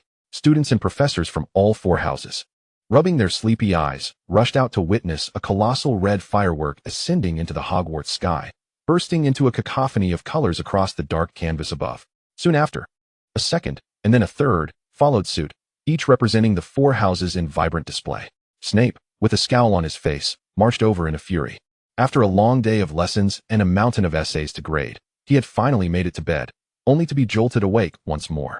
Just as he was about to punish the two mischievous Weasley twins, a clear voice rang out across the lake. You stood atop the giant squid, your wand tip swirling with white sparks. This is a gift for every brave soul. Your courage has defended Hogwarts from falling into the hands of a hypocritical government. The sparks danced in the night breeze, eluding the students' grasp. The lake erupted in crystalline splashes as several mermaids emerged, their shimmering tails carving arcs through the air. Suddenly, a shadow swept over the castle's spires, and a dragon unfurled its wings, the moonlight glimmering upon its pearlescent scales. It's a dragon, someone exclaimed. Professors drew their wands in defense, yet it transformed into a deluge of candy, showering down upon the cheering crowd. The final firework exploded, spelling out a crooked message in the night sky. Weasley's wizard Wheezes welcomes you. So your grand surprise is merely an advertisement, you remarked. Oh, how hurtful. George clutched his chest, feigning injury. Fred retorted, our dear little Della's performance was simply marvelous. He then turned with a playful wink, asking, whom do you prefer more, me or George? We've debated this question for an entire semester. You rolled your eyes and turned to leave, declaring that if you didn't go to sleep now, you wouldn't rise in the morning. Chapter 142, Potions Guidance. After the frenzy, silence fell as the crowd dispersed in all directions. The train chugged along slowly, the scenery outside blurred by the rain. You flipped through the tales of Beetle the Bard, occasionally plucking a jelly bean from the box. Opposite you, Draco Malfoy remained silent, gazing out the window, his slate blue eyes shrouded in a leaden hue. You stole a glance at him before returning to your book. Don't worry, you reassured yourself. Biting into a jelly bean, the crisp coating cracking delightfully between your teeth. Mr. Malfoy was quite safe where he was. The Ministry of Magic had long ceased to pay wages, and the Dementors had all flocked to seek scraps from the Dark Lord, leaving Azkaban merely a prison. Draco remained unresponsive, lost in his thoughts, as only the sound of turning pages and the rhythmic clatter of wheels on the tracks filled the compartment. A knock sounded at the door, and Theodore Nott stood at the entrance. A disheveled sight with paint splatters on his clothes and a few marks on his nose and cheek. The potion I brewed looks nothing like it does in the book. Could you help me, Adela? His rare display of embarrassment inflated your vanity. Clearly, a genius was needed. This must be quite a dire issue. You puffed out your chest and strode confidently out, thinking, who would have imagined receiving a plea for help from Theodore? What he needs is professional guidance, not your haphazard theories and techniques. The system chimed coolly in your mind. How could that be? I've studied for so long. I must know at least 40%. Huh. You argued with the system, completely oblivious to the chaos within the compartment. Just as you opened the door, potion splattered all over you. You wiped the potion off your face, astonished at the mess. The compartment was a complete disaster, walls and floor splattered with suspiciously colorful liquids. I followed the textbook exactly. Added daffodil root powder, and then it exploded, Theodore explained. First, let's clean up this mess. You waved your wand, expertly casting the cleaning charm. In an instant, the compartment was transformed, even the air refreshed. Such is the convenience of magic. I think I left my wand in the compartment, Theodore suddenly said. Wait for me. You nodded and casually picked up advanced potion making that he had discarded on the table. Chop daffodil root or moon dew flower into powder, add it to the mugwort infusion. And when you start brewing, it will emit pale blue steam. The ideal state of the potion halfway through is a uniform, tea-brown liquid.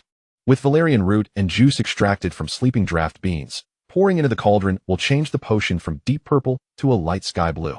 This genius had it all figured out. You closed the book and poured all the ingredients into the cauldron. Within seconds, the pot produced a flawless, bottled potion of living hellfire. Draco emerged from his reverie to find the compartment empty. He stood abruptly, just as Theodore pushed the door open in a rush. Their eyes locking. Are you looking for Adela? Theodore's cool, distant voice, accompanied by the depths of his eyes, made Draco feel uneasy, but he nodded nonetheless. I'll take you to her.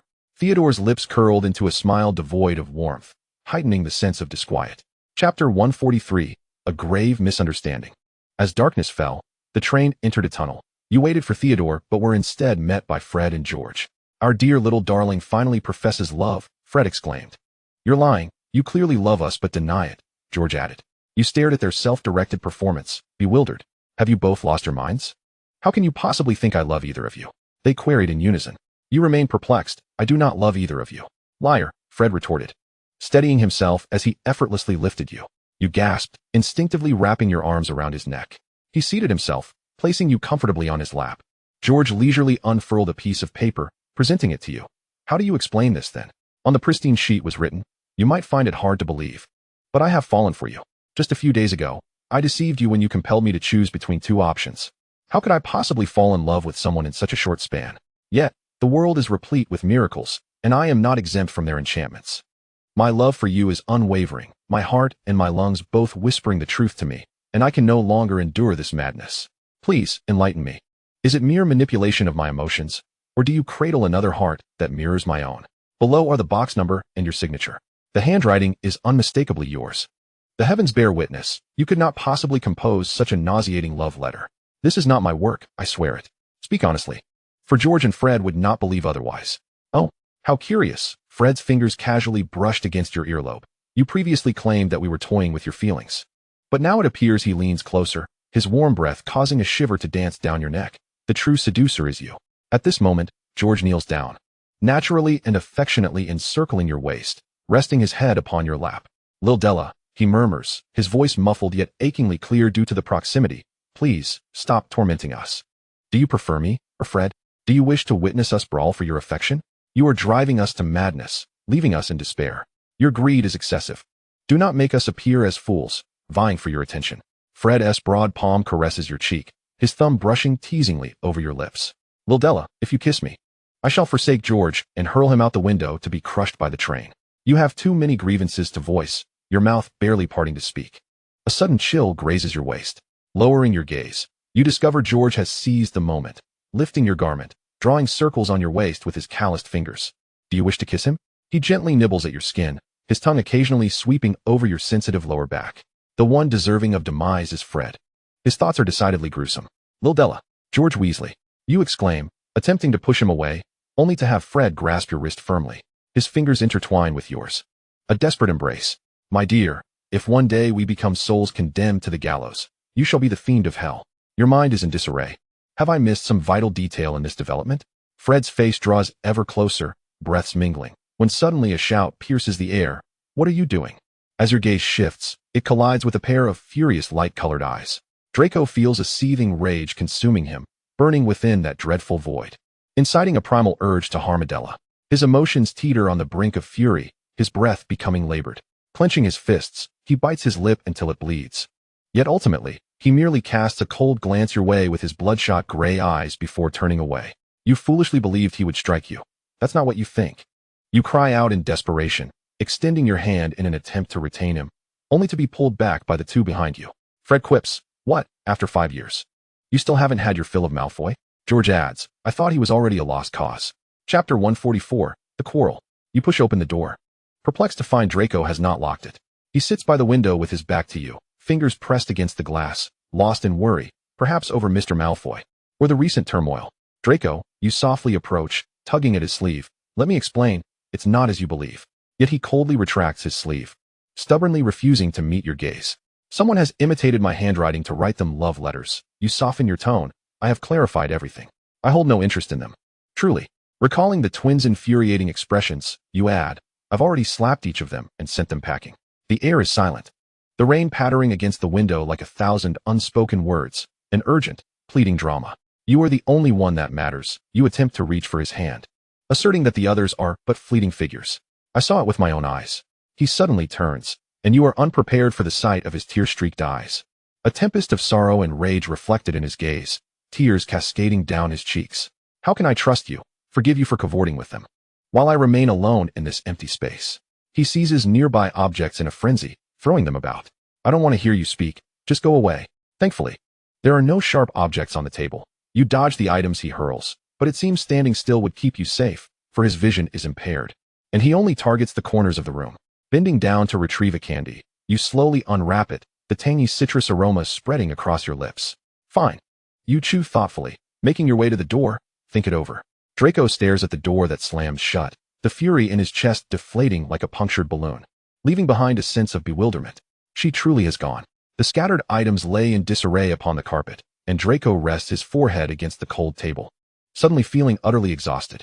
Why couldn't she have coaxed him a little longer? If she had simply chosen to stay and embrace him, his heart would have softened. Heartless woman.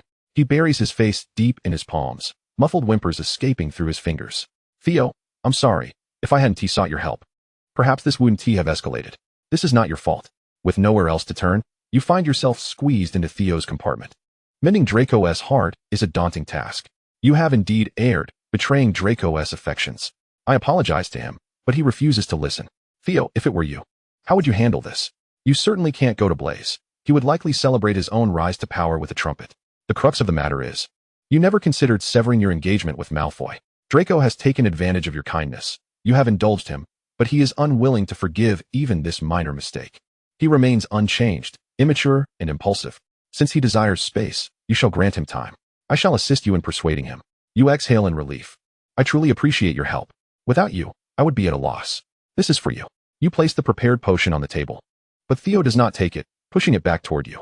"I believe you need it more than I do. Get some rest. I will wake you when we arrive." You can't help but reflect, Merlin above, how fortunate you are to have such a considerate friend amidst two troublesome souls. You vow to remain Theo's friend for a lifetime. The potion glides down your throat, a warm, comforting sensation spreading from your stomach throughout your body. You lean back against the sofa, consciousness gradually sinking into a dark ocean.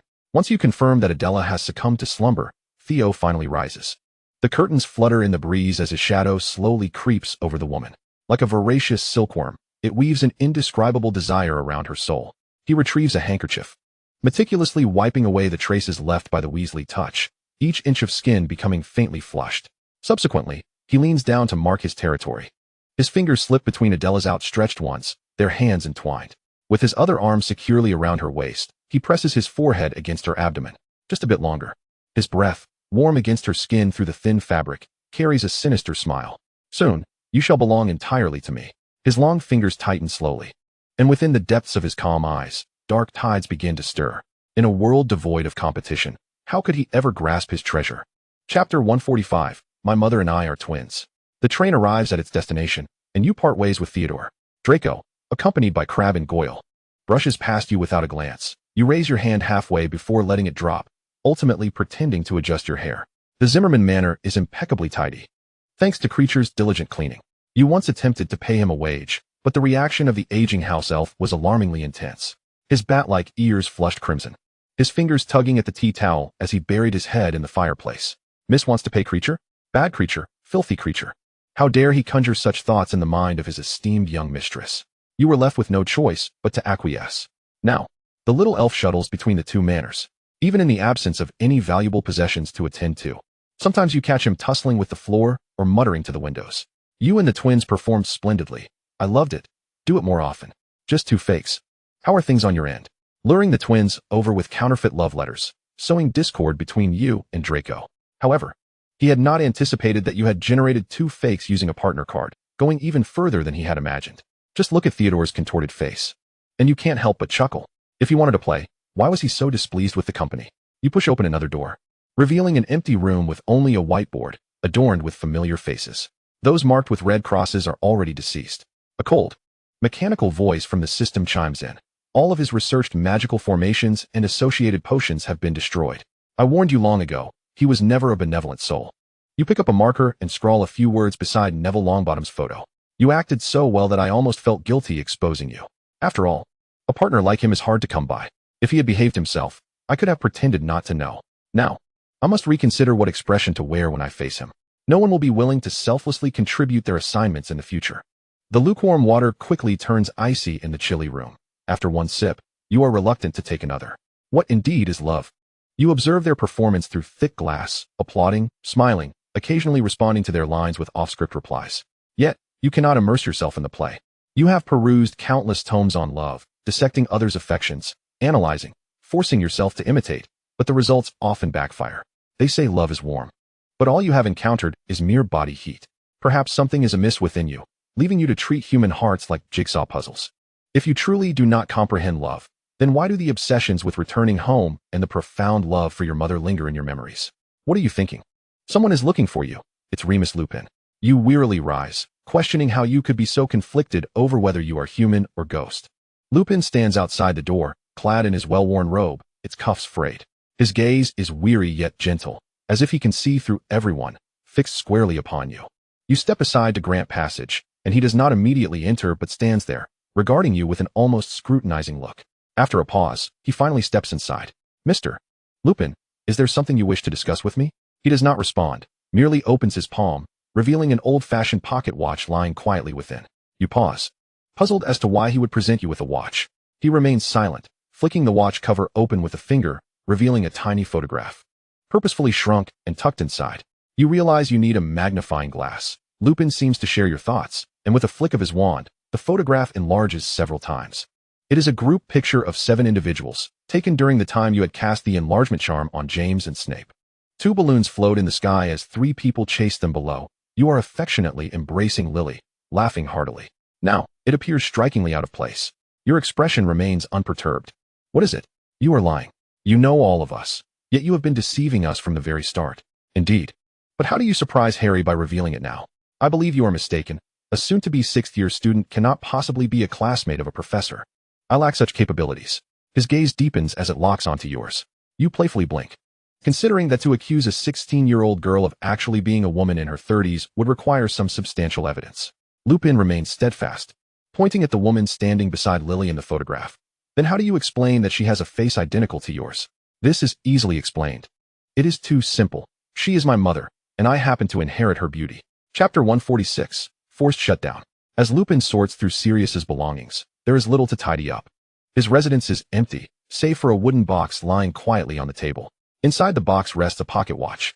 It is preserved in pristine condition, clearly cherished by its owner, who took great care to prevent time from leaving any marks upon it. Upon opening the watch cover, a photograph is embedded within. The photo is small, its edges yellowed, the image faded from countless touches. Yet, when he discerns the content of the photograph, Lupin's mind goes blank with a sudden hum. His thoughts grinding to a halt. Peter's accusations, the chaotic nights transformed by lycanthropy, the heartache when Adela declared that they were merely strangers, and the bizarre words in Sirius's letter. All of these point to the fact that they know her. But why does she not acknowledge it? Why does she seek to erase all connections to them? You said you had finally emerged from school, believing you could enjoy 2 months of freedom, only to meet your demise right at the beginning. Where did that photograph come from? Now, everyone stands before you, looking as if they have encountered some magical creature. Their gaze is curious and strange. Lupin summoned Dumbledore, who, upon reviewing the photograph, called for Snape, creating quite the lively gathering. The 2 individuals from the photograph are present, while the others have not arrived. Oh, you forgot, there are only 2 left. Dumbledore furrows his brow, pondering for a moment before speaking amicably. It seems you have a good relationship with Lily. I may truly be getting old, unable to recall that you were once contemporaries. As I have mentioned, you say, casually reclining, the person in the photograph is my mother, Adela Zimmerman. Snape's cold voice emerges from his throat. Do you truly believe this narrative holds any credibility? You lean forward, your hands braced against your knees. Whether you believe it is your own concern. Would you like me to take you to the garden to see her gravestone, or do you wish to exhume her from her eternal slumber? I think you are mistaken. Ah, Remus, could you be so kind as to fetch us some refreshments? After all this talking, my old bones are parched, Dumbledore requests. You direct him to the kitchen, and he exits through the living room door. Moments later, you hear the sound of clattering and the tinkling of glass. A few seconds later, he returns, carrying a tray with a juice bottle and 4 glasses. He places the tray on the table and sits down on the opposite side. Orange juice, perfect for this season. Dumbledore remarks, gently tapping his wand, causing the golden liquid to evenly divide into the 4 glasses. He personally hands you the first glass, and you watch him drink it down in one go. You take a generous sip yourself, though the taste is somewhat peculiar. Do you know Lily Evans? The sentence struck your brain like a bolt of lightning, and you were horrified to discover that your lips were moving uncontrollably. Yes. It was a tone devoid of emotion, flat and unyielding. You cast a reproachful glance at him, yet he seemed oblivious, asking once more. So, you are classmates with the Marauders and Severus? In despair, you nodded. Remus mentioned that the little squib had accused you of murdering the Potters? To save yourself, you cradled your head, sharp alarms piercing your skull. Warning. The host must not disclose any missions to the original characters. Warning. The host's brain has been compromised, initiating forced shutdown. Your vision faded to black, and you lost consciousness. Chapter 147, Just Friends. The moonlight seeped through the gaps in the curtains, the sheer fabric fluttering with the breeze, casting dancing shadows upon the walls. The roses on the table were beginning to wilt, droplets of water falling from the petals, leaving dark stains on the wooden surface. You opened your eyes, cradling your head, the echoes of the alarms still resonating in your mind. I'm sorry, a low voice suddenly broke the silence, startling you as you noticed the figure at the bedside. I didn't realize the truth serum would inflict such harm on your body. Remus sat in the shadows, the moonlight outlining his gaunt features, his gentle eyes appearing more melancholic than usual. You were nearly terrified to death, patting your chest. It was a close call. The system was about to drag you to the underworld. I've added a little setting for you, to prevent you from accidentally revealing everything in my absence. The truth serum and the mind-reading spell are now lethal to you. I made them believe that these actions would cause irreversible damage to you. No need to thank me. Such considerate service. You attempted to prop yourself up, but Remus immediately pressed down on your shoulder, his palm warm and broad. Don't move. The doctor said this injury affects the stability of your soul. Professor Dumbledore is researching, but he claims he has never encountered such a condition. It may be a permanent ailment that cannot be eradicated. The guilt in the room was suffocating, like damp fog, and Remus regarded it as a sin, tightening the noose around his fragile heart. Don't blame yourself. Had it not been for you, I might never have discovered this little flaw. It was merely a setting, not a real impact. You hadn't taken it to heart, and instead, you sought to comfort Remus. Perhaps you should say something to alleviate his burden, like confessing that you were, in fact, a Death Eater. The girl's smile pierced Remus's retina like shards of glass, his remorse deepening. It's all my fault. Had I not administered the truth serum, you wouldn't have to lie here all summer. Wait, all summer? Remus was puzzled.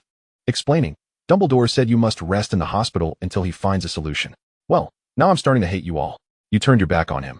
Loathing the system, loathing Dumbledore. Why do you pretend not to know us? You adjusted your position, staring at the ceiling. Is it such an honorable thing to know you? With no money or power, why should I cherish it as a treasure? Remus's silence rendered the air heavy and stifling. The ward contained 7 or 8 beds. And apart from you, only 2 patients were present. They were all asleep, and you couldn't bring yourself to wake them for conversation.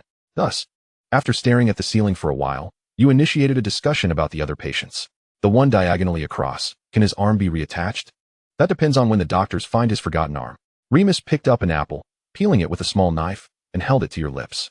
You instinctively accepted it, biting into the crisp flesh, the sweet juice spreading in your mouth. The one on the left is even stranger, he continued. He insists he is a mushroom, squatting in the corner with an umbrella, refusing to sleep in a bed. Potion accident? Yes, the herbs were mixed incorrectly. They confused mugwort with hallucinogenic sage. You finished the last bite, tossing the core into the trash can. The ward fell silent once more. What relationship do we have? You were caught off guard by the sudden question, coughing slightly. Classmates, just ordinary friends, I suppose. You sifted through your recollections of him, the pitiful, unappreciated werewolf whose presence was rather faint. You didn't usually pay much attention to him. Is that so? Originally just ordinary friends, merely friends. He repeated this to himself several times before falling silent. Chapter 148. In love, but not knowing whom to love. Lily was gone, leaving only pain and memories behind. Each time he awoke at midnight, Severus felt as though he were plummeting into an endless abyss. The few beautiful memories had become barbs that pierced his being. But tonight was different. He fell onto the lawn, the willows of adolescence swaying nearby, the night breeze of Hogwarts carrying the scent of grass and dew. A mirage too vivid to be mere illusion. Severus, a strange voice approached, the girl's face shrouded in ethereal mist. Severus instinctively wanted to retreat. But this was a dream. His body stood frozen in place as those warm hands grasped his cold fingers. For you. The girl offered a woven basket filled with glistening glass vials. Last time I heard you say you needed these, so I gathered them. Dangerous? The girl shook her head, the mist swirling with her motion. How could it be? These can be found on the outskirts. I know the depths are perilous, which is why I didn't dare venture in.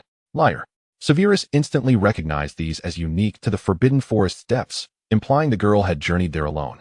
Just for his offhand remark, he felt an unfamiliar flutter in his heart, love clamoring within his bones, tearing at his nerves, his withered heart slowly blooming. And he nearly believed he had truly tasted the essence of being loved. As that pale dawn approached, he longed to feel once more the warmth of an embrace. As comforting as a winter's hearth. The dream faded, and Severus sat up, tears rolling down his cheeks, 1 drop, 2 drops, landing on his hand. The dim candlelight cast his shadow, and emptiness surged from all directions, shackling him, submitting to the darkness that already existed.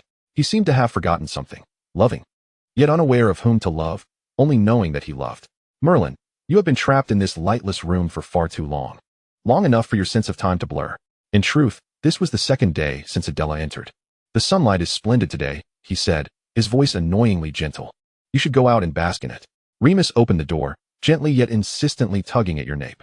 Before you could protest, you were dragged outside. One moment you were a serene salted fish, and the next, you were tossed into a hot iron pan, salted and stir-fried. No, you screamed, I'm done for. I'm truly done for. Look, my soul is escaping from my mouth. You exaggeratedly waved your arms to shield your eyes from the glare, and Remus chuckled beside you, reaching out to part your fingers, blocking your view. Does the vampire lady wish to accompany me, the werewolf gentleman, to bask in the sun? How infuriating. You wanted to glare at him, but the sunlight made your eyelids heavy. You're openly conspiring to murder me, when I turn to dust under the sun. Remember to scatter my ashes in the sea. I wish to drift with the currents. You cheered, spreading your arms and falling back. Remus followed suit, lying down beside you. The fiery orb in the sky was blindingly bright. As you squint to observe it, Remus gazes at you. His eyes are more formidable than sunlight, as if they seek to penetrate your delicate skin and unveil the truths you conceal. This reminds you of the corpses lying in the basement. Perhaps you should contact Cleach and let them bask in the sun. A corpse that exudes the scent of sunlight is indeed a fine corpse. Remus, with such a look, I might start to suspect that you love me. Your intention was merely to jest and lighten the atmosphere. Yet unexpectedly, a significant truth emerged. This is not an illusion. Reason tells me that I do not love you. You are absent from my memories. You should not exist in my world. Yet, Adela protests. The moment I see you, it strikes against my chest, painfully declaring, I love you. Remus calmly articulates this love, leaving you momentarily stunned. Why is it that both of you love me? Are you some sort of walking aphrodisiac? This is an illusion, Mr. Lupin. You hear your own dry voice insisting, I do not love you. I know this is absurd. A werewolf cursed by the moon, lacking even the qualifications of a human, yet foolishly desiring the rights of a lover. Fear not. This love requires no reciprocation.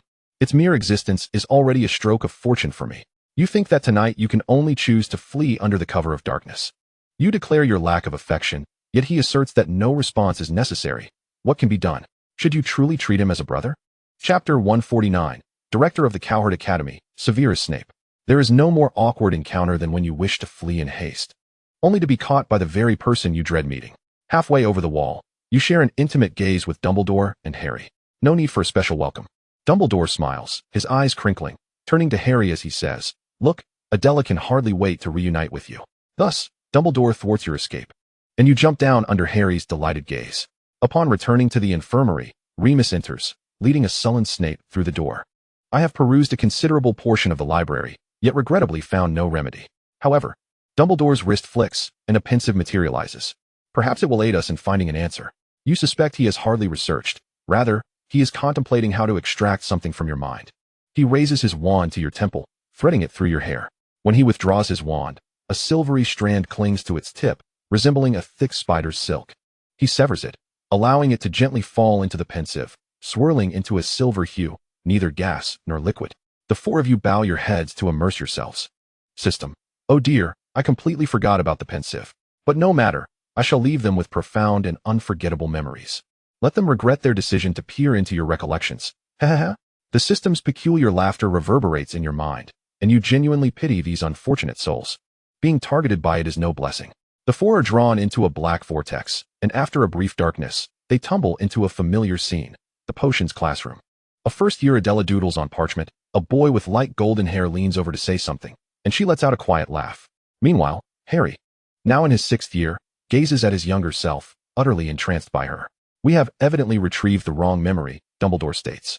Just as they prepare to retreat, the door bursts open with a bang, then slams shut, and Snape strides to the podium with a demeanor that seems to disregard all familiarity. Everyone falls silent. Preparing for class. Put your wands away and stop waving them around.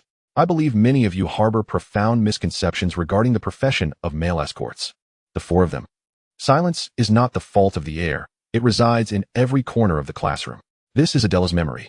And Dumbledore observes with great interest Snape's progressively ashen countenance. Evidently, in her perception, this is how you conduct your lessons. Remus's jaw nearly drops to the floor, as he oscillates in disbelief between the two Snapes. The Snape at the podium continues with his low, alluring voice. "You might think that being sufficiently lecherous will endear you to wealthy women, but I can assure you that those with the talent for being male escorts are exceedingly rare." He elegantly adjusts his black robe, asserting that charm and appearance are not the most crucial factors. If you wish to woo a woman, there is much more to learn. I can teach you how to dress in a manner that is more seductive than undressing, igniting the desires of wealthy women to the point of insatiability. The ghostly Snape fixates on the orator at the podium. If looks could kill, the person at the front would have perished 1,000 times over. How could she? How dare she? What on earth is she doing in class? He recalls the red rose Adela gifted him, realizing that his proud disciple had viewed him as merely a male escort from the very beginning, while he had fancied himself a revered mentor. Ghostly Harry interjects, "Professor, I want to learn. If I master this, will I be able to win Adela's heart?" Transforming the art of seduction into something akin to the romance of Romeo and Juliet, that is true professionalism. The Snape at the podium circles down to the students. "I must emphasize that the content I teach today is strictly confidential. No note-taking is permitted, nor should it leave this classroom." Yet, evidently, our renowned savior seems unaware of how to obey. He coldly regards Harry, who is jotting down notes, and approaches him. "Potter, back in my day, your father took the wealthy Mrs. Lily from me, and I failed to comprehend how I lost despite my humor and charm." There is more to say, but ghostly Snape can no longer bear to listen. A fire ignites within him, threatening to consume him. He delivers a sharp slap to ghostly Harry's head. "Do you think that with these sordid tricks you can win Adela? Look at you. You are nothing more than a replica of that fool, James Potter. Adela wouldn't even glance at your father. What makes you think you are worthy now?" Mysteriously struck Harry. Chapter 150. Dumbledore, the paragon of fairness. Fortunately, the torment does not last long. The scene of the potions class twists and distorts, and they plunge into another room, the hospital wing. Harry lies on a hospital bed, pallid and weak. Adela sits beside him, perusing a newspaper. Ghostly Harry remembers this moment as one following his victory over Quirrell. Dumbledore enters, his silver beard gently swaying with his movements. Adela nods in acknowledgement, and at that moment, Harry on the bed emits a faint groan. "Good afternoon, Harry," Dumbledore greets. Harry first stares blankly at him, then suddenly recalls, "Where's my Philosopher's Stone?" "Don't worry, it's in my possession. I arranged with Nick to return it when you were near death." Young Harry propels himself upright. "That was my life you traded for it. Do you think I'm a 3-year-old child? You intend to keep it for yourself. Dumbledore calmly takes a seat beside the bed. Young man.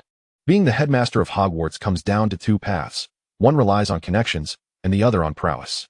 I happen to belong to the latter. Do you think I have remained headmaster for decades by chance? Dumbledore leans forward, the candlelight flickering upon his glasses. It's about keeping promises. If I say I'll eliminate your entire family, I shall do so. You must consider your own interests, as well as those of your family. Think carefully. Sir. My entire family has long since perished, Harry replies. Of course. Dumbledore straightens, quickly replacing his demeanor with a warm smile. The world is not solely composed of violence. Let us do it this way. You relinquish the Philosopher's Stone to me, and I assure you, the next headmaster will be you. Harry blinks, evidently unimpressed. Very well. Dumbledore glanced at Adela, who had sat far away without anyone noticing, and lowered his voice. How about this? I shall ensure Gryffindor secures the House Cup, and no one will dare utter a word against it. Furthermore, I will assist you in winning over that girl. It was now Snape's turn to observe the unfolding spectacle, a sardonic smile gracing his lips. So our headmaster is quite adept at coercion and bribery behind closed doors. Severus, such words are unwarranted. Adela harbors some misapprehensions regarding us, Dumbledore replied. The scene shifted once more as they entered the Great Hall, where Dumbledore's voice resonated with the amplification charm. Time flew, and the moment arrived for the annual House Cup Awards. In the spirit of absolute fairness, devoid of any clandestine machinations, the scores of each house would be announced. In fourth place, Gryffindor, with a total of 50 points, shattering the record for the lowest score in school history. In third place, Hufflepuff, with 352 points, Ravenclaw, with 426 points, and our Slytherin, triumphantly at the top with 500 points. A profound silence enveloped the Gryffindor table, broken only by the sighs of a few ghosts. Meanwhile, Slytherin erupted in thunderous applause and stomping, with Draco raising an eyebrow in a challenge towards Harry. Indeed, commendable, Slytherin, Dumbledore remarked in a calm tone. However, certain recent events must also be taken into account. I shall reiterate, we are fair and just, without any hidden agendas.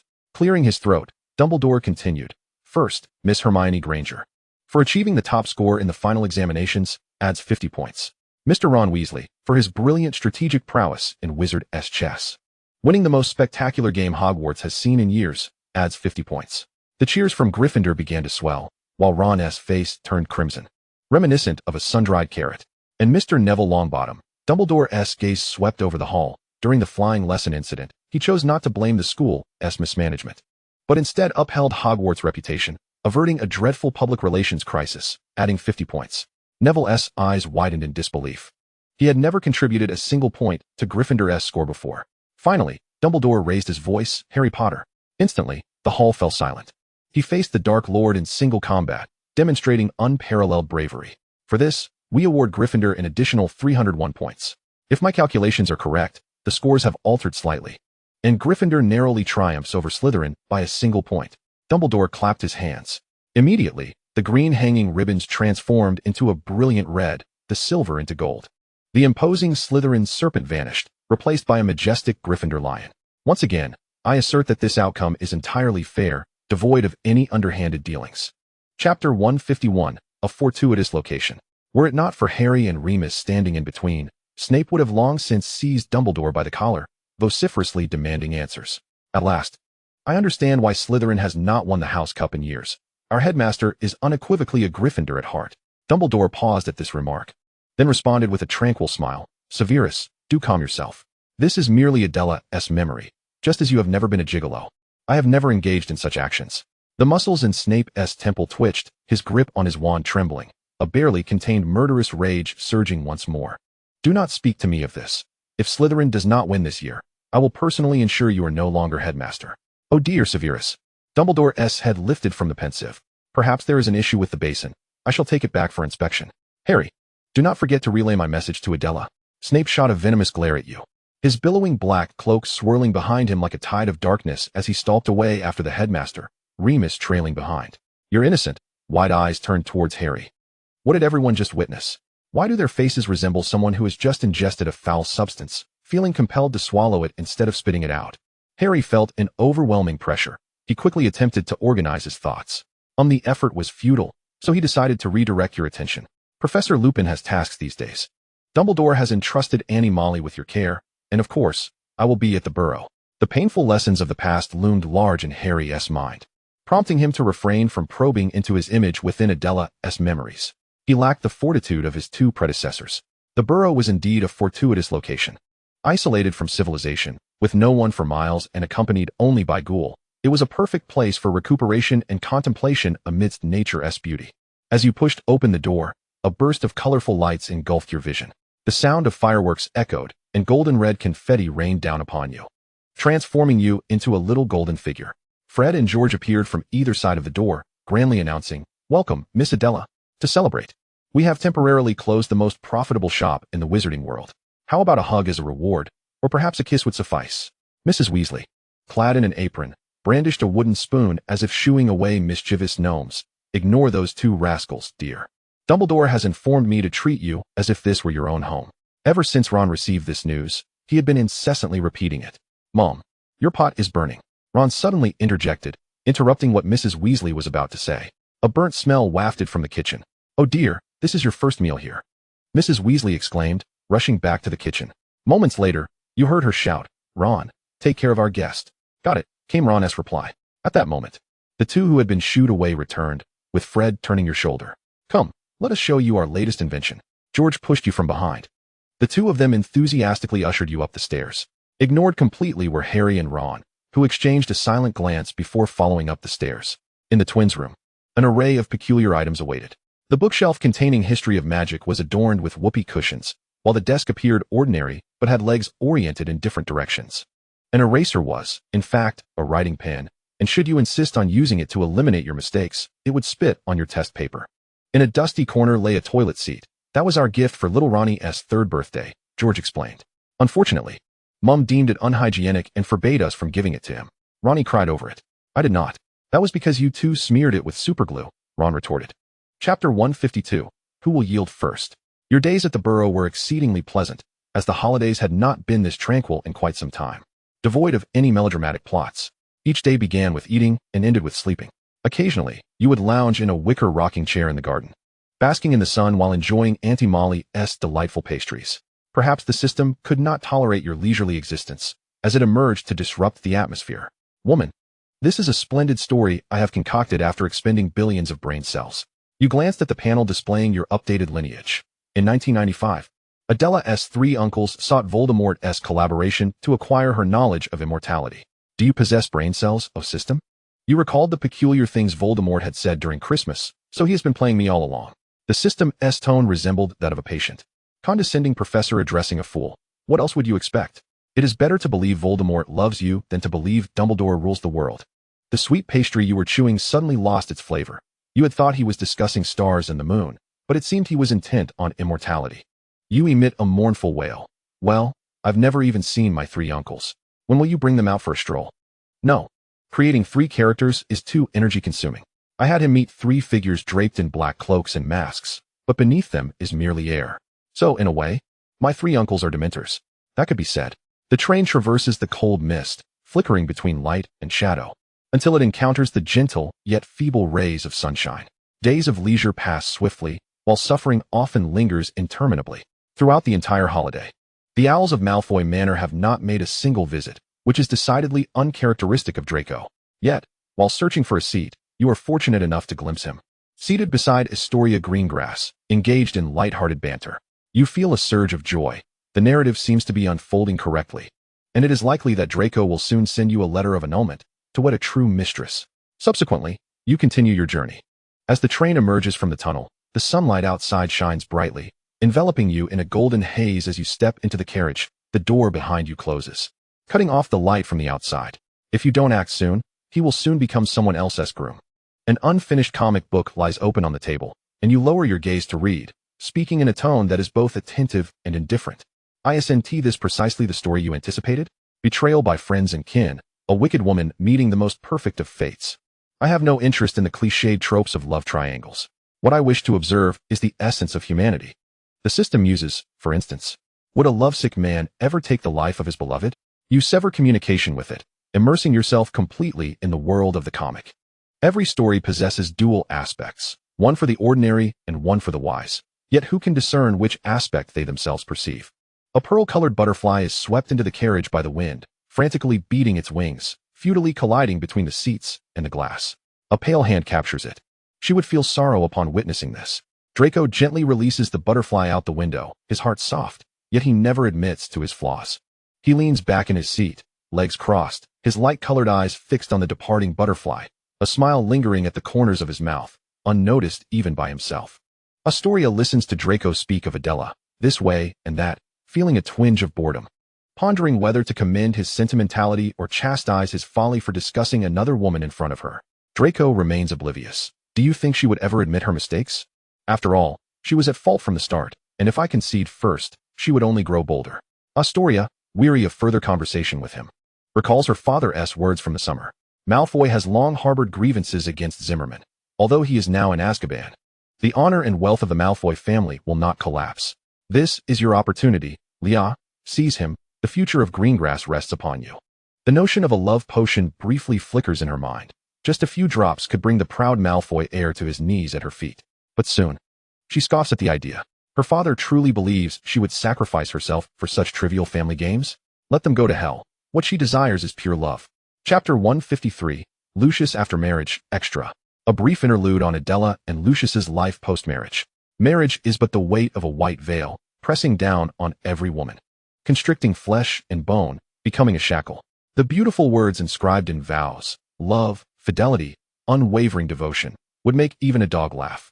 Lucius's form envelopes her, his lips warm, first grazing her collarbone, then slowly descending, his teeth occasionally brushing against her skin, igniting delicate shivers. His kisses are restrained, yet they cannot mask the tumultuous desire swirling in his eyes. You lie upon the bed, gazing at the intricate patterns on the ceiling. Lucius's golden hair brushes against your neck, his gray-blue eyes now filled with longing, akin to the dark sea before a storm.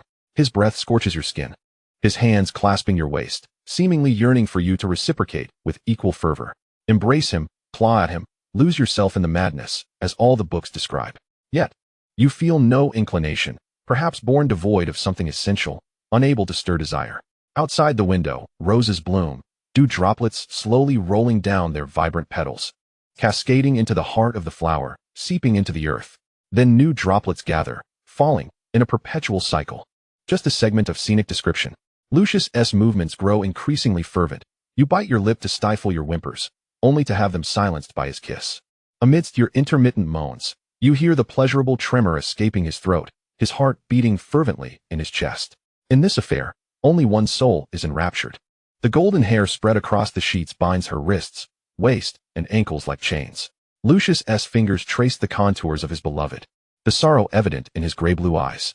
He loves her with a hunger akin to famine, yet her gaze always drifts past him, toward a distant place he can never reach. The bond between them is merely a marriage contract. Her indifference to his touch renders their intimacy akin to chewing wax. Yet despite this, he believes one day she will take an interest in him. He is willing to explore whatever he must, whether right or wrong. Look at me, Adela. He insists, forcefully turning her chin. Just this once, don't think of that man. Am I truly so inferior to him? The only response he receives is her hasty retreat to the bathroom, accompanied by a heart-wrenching retch. She has grown so weary that even pretense eludes her. Lucius lies upon the disheveled sheets, tears silently soaking the pillow. From restraint to debauchery, he performs the role of an actor, alone until the curtain falls. Layer by layer, his pride and self-esteem are stripped away, until he realizes that true despair is not merely rejection, but the inability to release the hand that clings to her. Even in the face of her disdain, the nausea from your unsettled stomach has yet to subside as you lean against the doorframe, emerging from the bathroom, your palm pressed against your subtly aching abdomen. You remind yourself not to indulge recklessly again. Indeed, those peculiar little snacks revolted silently during the night. The air in the room remains somewhat murky. You draw your wand, casting a light flourish to dispel the chaos that has overtaken the space, including yourself and the slumbering Lucius on the bed. You slip beneath the covers on the other side. Is today ending so soon? What should Dobby prepare for tomorrow's menu? Cream of mushroom soup or roasted ribs? Your thoughts drift aimlessly. The night deepens. You sleep soundly, originally lying on the opposite side, with a river's width between you. Lucius turns and pulls you into his embrace, his palm resting against your waist, warm yet restrained, as if afraid to awaken you, or that you might vanish if he loosens his grip. His lips brush against your neck, whispering in a tone almost submissive. Please don't leave me. I could dye my hair black. I could learn to plead like him. Just don't abandon me. Chapter 154. What is lacking is not money, but you. Students flood back to school, rushing into the great hall. Draco feigns indifference as he adjusts his sleeves, yet every pore of his being anticipates that familiar figure. The benches on either side are conspicuously empty, Goyle and Crabbe wisely maintaining a space between themselves for their absent owner. Adela passes by, offering him not a single glance, and directly sits at the far end of the table. His facade of nonchalance begins to falter, his lips pressed into a straight line as the fork and knife pierce the pumpkin pie. Sit wherever you like. I couldn't care less. My intention in not writing is to see if she will lower her head first. Is the hint not obvious enough? Doesn't she know to come and appease me? The pride of youth is akin to cellophane, reluctant to be pierced by their own hands while yearning for a gentle prod from another. Pansy mumbled indistinctly while chewing on a sausage. I wonder if you're punishing her or yourself. Crabbe, fixated on the mangled pie before him, pondered earnestly. So, the young master favors pumpkin puree? Draco, do try this fried jam donut. It's rather delightful, Astoria remarked, spearing one and placing it onto Draco's plate. Were it not for her father assigning Daphne to keep an eye on her, she would not be enduring this meaningless social charade. Draco's cold gray eyes scanned the dessert dismissively, his nose wrinkling, as though he had caught a whiff of something utterly unacceptable. We are not familiar enough to share cutlery, he declared succinctly, swapping for a new plate, leaving the donut abandoned. It was excessively sweet, and Adela had no taste for it. Astoria maintained a smile that was more a grimace, thinking, what sort of impertinent fool could genuinely be fond of him? The fact that Daphne was unable to win his affections was laughable. Why not seize an opportunity to mend his relationship with Adela? That way, she would be free. The advantage of sitting at the far end of the long table was the tranquility it provided. The downside was the distance from all the delectable dishes. You spread butter thickly on a dry slice of bread, contemplating whether the house elf deemed the students at the end of the table unworthy of dessert. Sweetheart-o, what a troublesome character had approached again. Blaise Zabini slid into the seat beside you, propped on his elbows, wearing that signature playful grin. Have you finally opened your eyes? Abandoning Malfoy was a wise choice, he remarked, smacking his lips. That fellow pretends to be smitten, yet he spent the entire summer cozying up to the Greengrass sisters. He has probably forgotten you by now. You shot him a sidelong glance. And you, aren't you just as much of a heartbreaker? If your romantic history were penned into a book, it would overflow the shelves of Hogwarts library. I hear countless versions of gossip about you every day. Blaise's eyes sparkled, his grin widening. So, my sweetheart is so concerned about me that a day without news of me causes her distress? You were too weary to continue sparring with him, poking at the stubborn bread with your fork. Unfortunately, Blaise had no intention of concluding his performance. He buzzed around like a busy bee, commandeering food from the table, one plate after another, bringing it toward you. Honey-glazed ribs, caramel pudding, and cream-baked lobster. Try this and this. He enthusiastically introduced, insisting that while Malfoy was not worth your hunger, your stomach deserved no less than indulgence. You cast a glance at the area he had pillaged. Several younger students stared at their empty plates, their expressions forlorn. You sighed. Are you planning to starve them until lunchtime? Their sacrifice is worthwhile, Blaise replied solemnly, thrusting a cup of pumpkin juice toward you. After all, our sweetheart's mood is of utmost importance. You took a sip of the pumpkin juice just as he shifted the conversation. Marry me, darling. Unlike Malfoy, I am not petty. You may have as many lovers as you wish outside our marriage. Blaise's fingers playfully twirled a strand of your hair. All I desire is an official title. This rogue clearly harbored ulterior motives. He would never allow any rivals to linger by your side. His so-called magnanimity was merely an excuse to bide his time. With such a roving heart, how can I trust that marriage wouldn't result in daily tears? You feigned annoyance, your fingers climbing to his shoulder. Feeling his muscles tense instantly, Blaise seemed taken aback but quickly regained his composure. You still don't believe in my sincerity? Must I prove it to you? I'll have an owl deliver a letter to my mother. You rested your chin on your hand, leaning toward his ear to whisper. Does she approve of your marrying me? I'm quite poor. She doesn't care. She's busy with her 8th spring, he replied. Our family is not lacking in money, sweetheart. What we lack is you. You smiled brightly, your gaze lingering on Theodore. With such a significant provocation. Why hasn't he made a move yet? Chapter 155. Throw as much as you wish. Yet you completely forgot about Draco, mistakenly believing he had cast you aside. Infatuated with Astoria. As you leaned on Blaise's shoulder, observing Theodore, Draco, on the opposite side, was ablaze with fury, jealousy consuming his limited intellect. Fortunately, a shred of reason remained, preventing him from publicly flaying Zabini alive. How dare she look at that tail-wagging dog with such eyes? Pansy controlled her facial muscles, at least ensuring Draco did not perceive her mockery. Draco, he is a hot commodity, but what about you? Beyond the gilded surname of Malfoy, what remains? I am her husband, unmarried, yet you cling to antiquated rules. Whomever she chooses shall be her husband. Perhaps in a few days, you'll receive a letter of annulment from her. Pansy bit into a piece of steak, while Draco ground his teeth in silence, abruptly standing, his chair screeching against the stone floor. Alas, the hall was too noisy for anyone to notice. You set down your utensils with satisfaction, leaning back in your chair and letting out a contented burp. Only then did you notice that the platinum-haired figure at the head of the long table had already vanished. However, it did not concern you. Everyone was an adult. Losing a person was hardly a disaster. The following morning, the first class was Snape's defense against the dark arts, a position he had long coveted despite its cursed nature. As you entered, the old bat perched behind the podium, the oil lamp casting shadows over his hooked nose, his black eyes scanning every face in the classroom. You will pair up. One attempts to cast a curse upon the other without uttering a word. The other will attempt to deflect the curse, also in silence. Begin. You strolled to a corner more suited for napping, deeming class a sheer waste of time. With your abilities, a mere 3 spells could send this group to St. Mungo S. The headmaster should simply grant them diplomas. Nevertheless, it was irrelevant. You had already secured a job, one that could collapse at any moment. Your partner was a trembling Hufflepuff boy, beads of sweat forming on his forehead as he anxiously awaited an imminent curse. He had previously been a member of D.A. and was evidently aware of your prowess.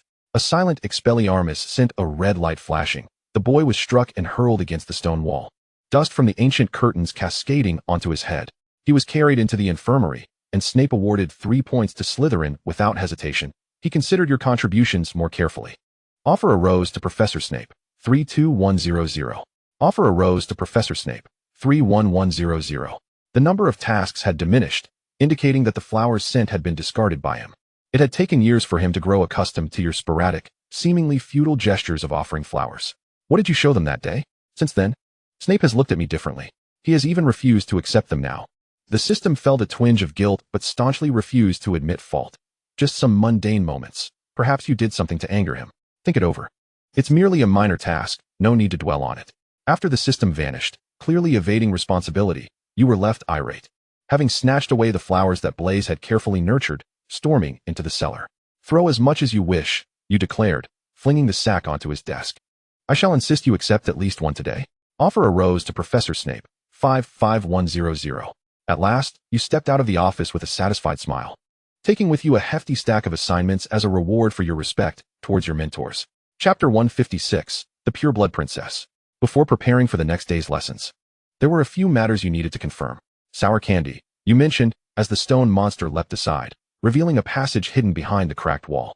Dumbledore lifted his head, a flicker of surprise crossing his blue eyes behind the crescent-shaped glasses before he regained his usual calm demeanor. He set down the quill in his hand, fingers touching. Ah, what an unexpected guest. Would you care for a lemon sherbet? You shook your head, your gaze falling upon his left hand, where a simple gold ring adorned his ring finger, set with a large, cracked black gemstone.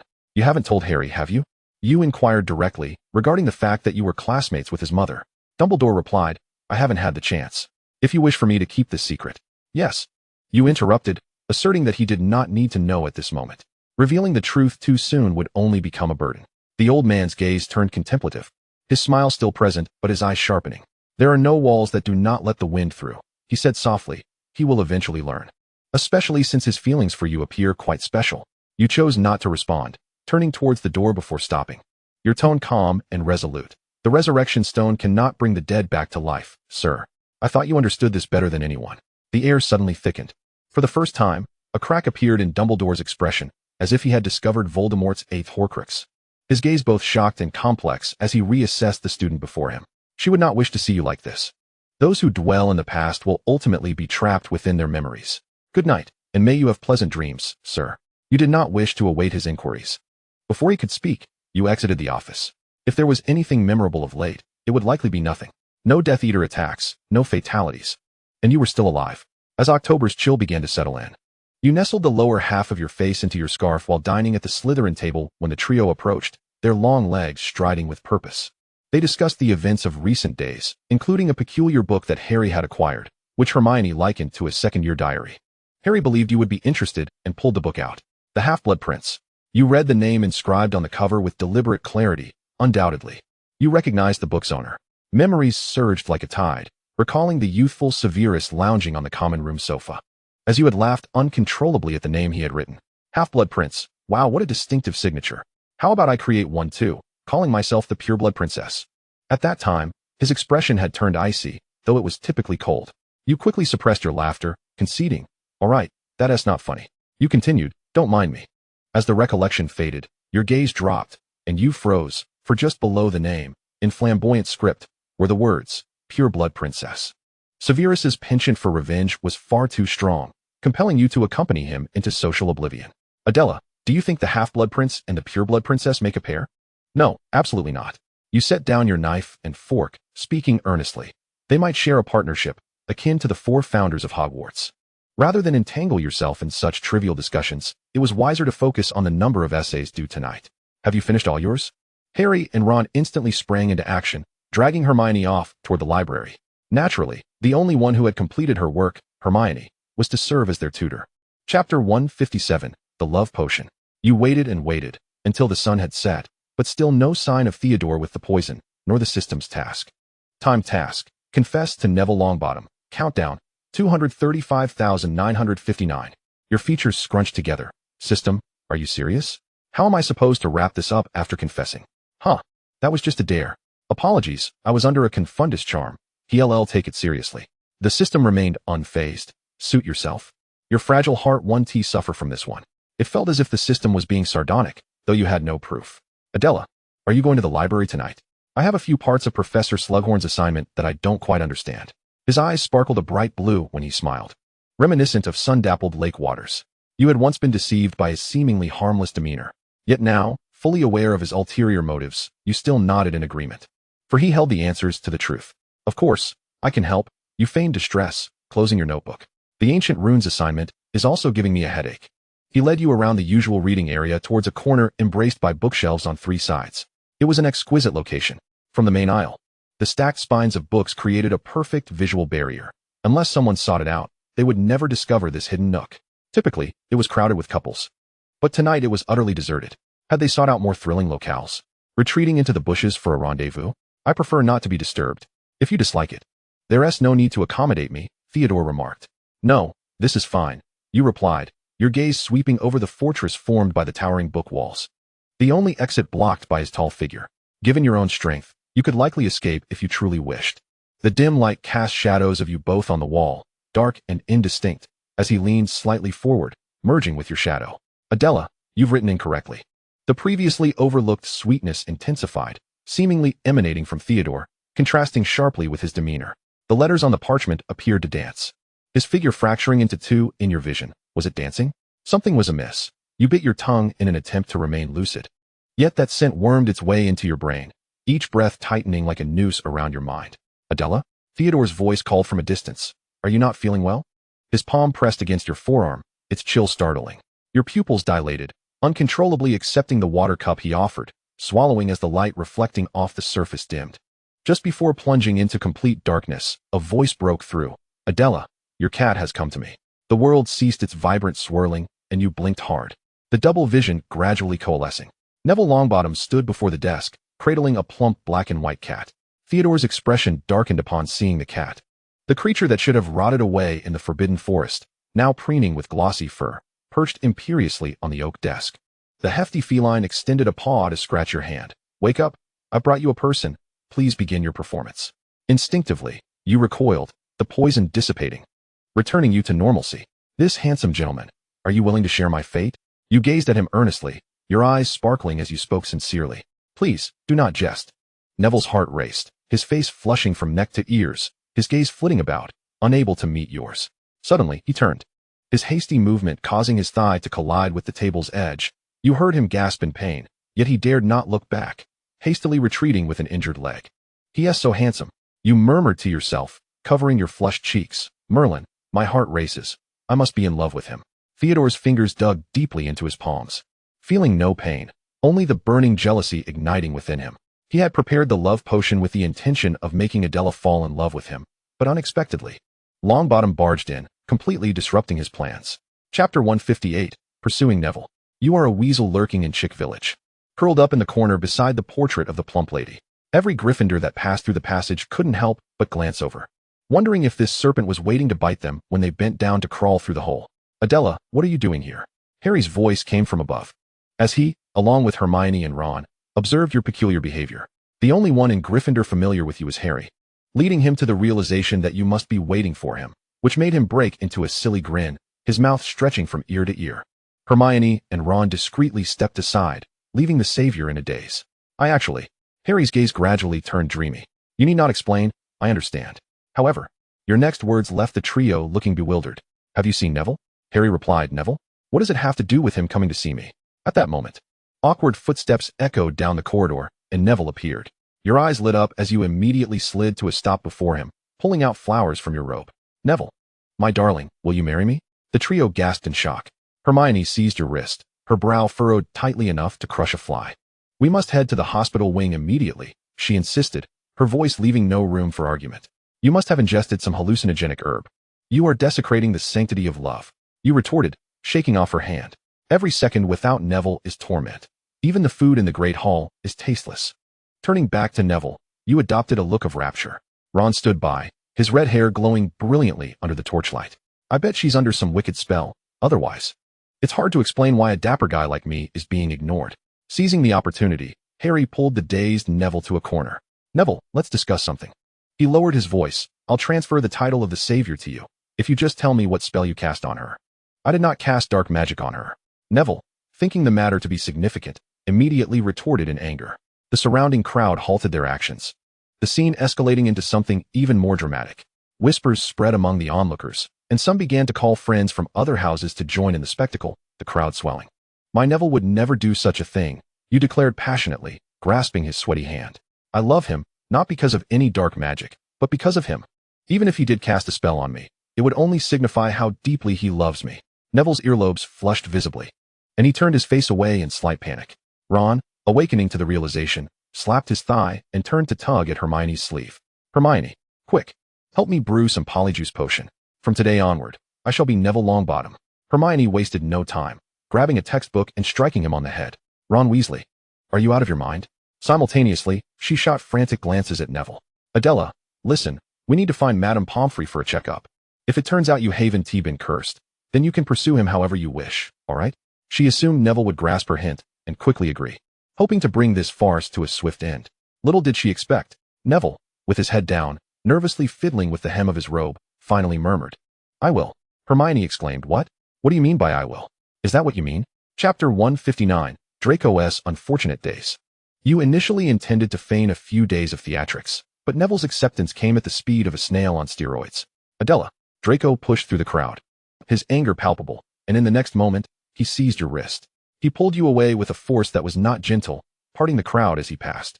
Once in a secluded area, he halted, and you stood on a higher step while he remained below, forcing him to look up at you. The portraits on the wall sensed the tension and discreetly vacated the area. Sunlight streamed through the high windows, casting a pale halo over his golden hair. What kind of trick are you playing? He demanded. Don't think that this will capture my attention. I will never forgive you for this. Your strands of black hair swayed gently in the breeze, and the fervor that once danced in your eyes when you gazed at Neville had extinguished, leaving only tranquility. In the past, whether angry or in a cold war, Draco could always discern the warmth of your concern beneath those expressions, like embers in a fireplace.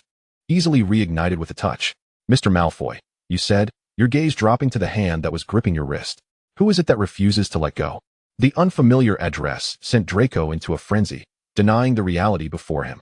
Surely, the light was too bright, or you were up to some new trick. Thus, he masked his unease with the tone he was most accustomed to, just as he had during countless arguments in the past. What did you call me, Mr. Malfoy? You're going to cut ties with me over that fool? I am your fiancé, your future husband. Let me speak. Speak about what? About how this was another accident. Just like with Oliver Wood in second year?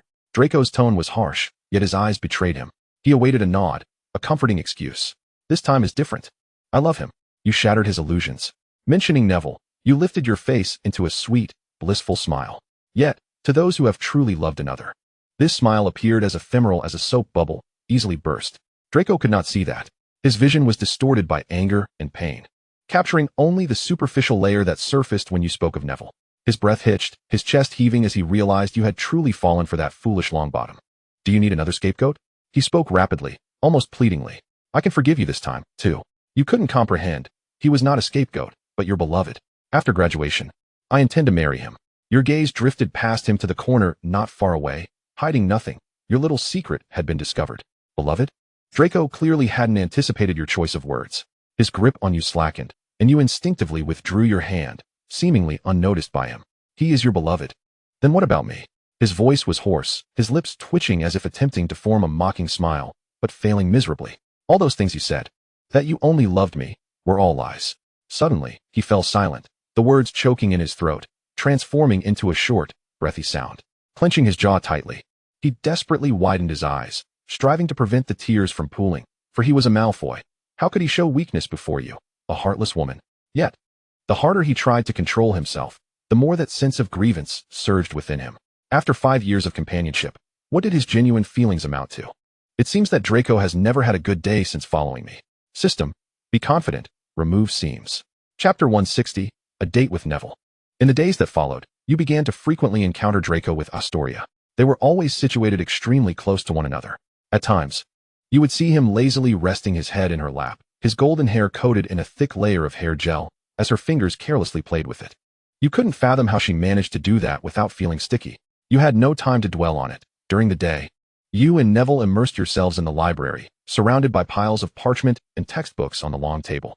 By night, you occasionally traversed the common room, most of the time opting for direct teleportation to avoid any unnecessary encounters. For several weeks, their relationship had yet to blossom. One day, as you crossed paths, you noticed the unhealthy dark circles under his eyes, and his once pale complexion now appeared ashen. In short, he was not in good shape. Adela, would you care to join me for Professor Slughorn's dinner? Harry Potter squeezed himself between you and Neville, flashing a charming smile that revealed his 8 front teeth. No, Harry. Neville still hasn't passed his potions assignment, you replied calmly, your quill scratching across the parchment. His foundational knowledge is insufficient. At this rate, the exams will be perilous. Neville took the marked assignment, riddled with red crosses, and buried himself in rewriting it. Harry blinked, his smile faltering, as he awkwardly touched the tip of his nose. Oh, well, he said, dragging his feet back to the adjacent table, where the wooden chair emitted a discontented creak as he sat down. She doesn't care about me at all. He grabbed a Bertie Bott's every flavor bean and chewed it vigorously, his thoughts consumed by Luna, not sparing him a glance. Hermione remained engrossed in her book, not lifting her head. I think she's under the influence of a love potion, she casually remarked. Consider this. She even contemplated breaking her engagement with Malfoy for Neville. Theoretically, love does not transfer overnight unless through special means. Harry, incredulous, asked, You mean Neville drugged her? Hermione pursed her lips, glancing at the studious Neville nearby, and shook her head. No, someone else administered the potion. When the effects take hold, the first person to enter their line of sight becomes the object of their obsession. Clearly, Neville was just unfortunate in this encounter. Goodness, how do you know everything? Ron inquired. Hermione pointed to her head, stating, This isn't just for decoration. She then closed her book, rose from her seat, and declared, I'm off to brew an antidote. Keep an eye on her. Don't let her do anything reckless. Ron and Harry gave a thumbs up as they watched Hermione walk away, turning back to find you, and Neville had already vanished. When did they leave? I don't know. You and Neville had ventured to Hogsmeade. Yes, quite swiftly. He had invited you to the library, and then proposed a visit to Hogsmeade. You really want to come? Neville's voice was laced with a cautious excitement, a flush blooming on his cheeks. I thought you wouldn't agree, he stammered, his toes fidgeting on the ground. After all, it might be rather dull for you. You followed him into the apothecary. The damp air inside mingled with the earthy aroma of herbs, and Neville's eyes sparkled as he dashed towards the peculiar plants lining the shelves, akin to a child discovering treasure. Look, he exclaimed, lightly touching a twisted, dark green vine. Isn't it adorable? You stared at the menacing plant, struggling to associate the term adorable with it. Yet, Neville's earnest expression compelled you to feign agreement. If you like it, I could give you a pot, you offered. Ah, thank you, he replied bashfully, shaking his head, a silly grin spreading across his face. But I already have a Mimbulus Mimbletonia. Chapter 161, 2 People, 1 Shadow. The night descended heavily, and the cobblestone paths of Hogsmeade glimmered coldly under the moonlight. Your 2 shadows elongated slowly, aimlessly drifting. Neville's voice broke the silence, low and calm. My parents were driven mad by the Death Eaters. He stared at a shadow on the ground, his tone flat, as though discussing the weather. They are still at St. Mungo's, destined to reside there for eternity. He kicked a pebble, sending it rolling into the darkness. Grandma said the Death Eaters were desperately searching for the missing Voldemort, trying to force them to reveal where he might be hiding. He paused, his voice barely above a whisper, devoid of tears or tremors. They used the Cruciatus curse on them too many times until they were utterly destroyed. I hate them. In the distance, laughter echoed, perhaps Hogwarts students, tipsy on butterbeer. Staggering back to the castle, Neville's gaze flickered to the source of the sound before returning. As a child, no one wanted to play with me. Perhaps I was too timid. They preferred to bully me, relishing the sight of me crying. His shadow stretched longer on the ground, and he continued. Initially, I would cry, wailing inconsolably, but eventually, I stopped. Grandma told me to be strong. She said my parents were members of the Order of the Phoenix, that the children of heroes cannot cry so easily. You heard him chuckle softly as the lights in the shop windows dimmed and pedestrians hurried past. You walked side by side in silence, no longer speaking. In the depths of the night, he did not understand you, nor did you understand him. The moonlight quietly enveloped you, cool and serene. At that moment, you inexplicably recalled the delicate white veil worn by a bride at a wedding, hazy and gentle, connecting two formerly unfamiliar individuals in a subtle manner. Neville tilted his head back, the moonlight reflecting in his eyes. I loved the moon. As a child, no one played with me. It was my only friend. Two people, one shadow, blurred and indistinct. Sometimes, I play hide and seek with my shadow. That way, someone can always find me, he said slowly. A storyteller, a silent listener. The wind rustled through the treetops, creating a gentle sound. You blinked, letting a few inconsequential tears fall. In first year, you saved me twice. You probably don't remember. I can't quite describe how it felt, as if, besides the moon, someone else could see me. To Neville, you were like a sudden evening breeze, merely brushing past a stunted seedling. Yet the tremors you left behind lingered in his memory for a long, long time. You should be thanking the system, if it hadn't set the task. I wouldn't have noticed you. Tonight's moon should be red, you suddenly spoke. Neville turned to look at you, confusion etched on his round face. There are still 2 days until the Christmas holiday. Let us go to St. Mungo's to see your parents. We can sneak in and surprise them. He fidgeted nervously with his fingers, but that as skipping class, will lose points. You had already begun to craft an elaborate lie on the parchment. Dear Professor Dumbledore, we encountered a Death Eater attack on our way and, thankfully, escaped, but now we are lost. We shall return to school after the holiday. Do not worry. You rolled up the parchment and stuffed it into the mouth of your cat, the system's disguise in front of outsiders, saying, go. Grabbing the scruff of the cat's neck, you flung your arm skyward, and the system transformed into a shooting star. Is this really possible? But you tugged at his sleeve, and together you operate to St. Mungo's.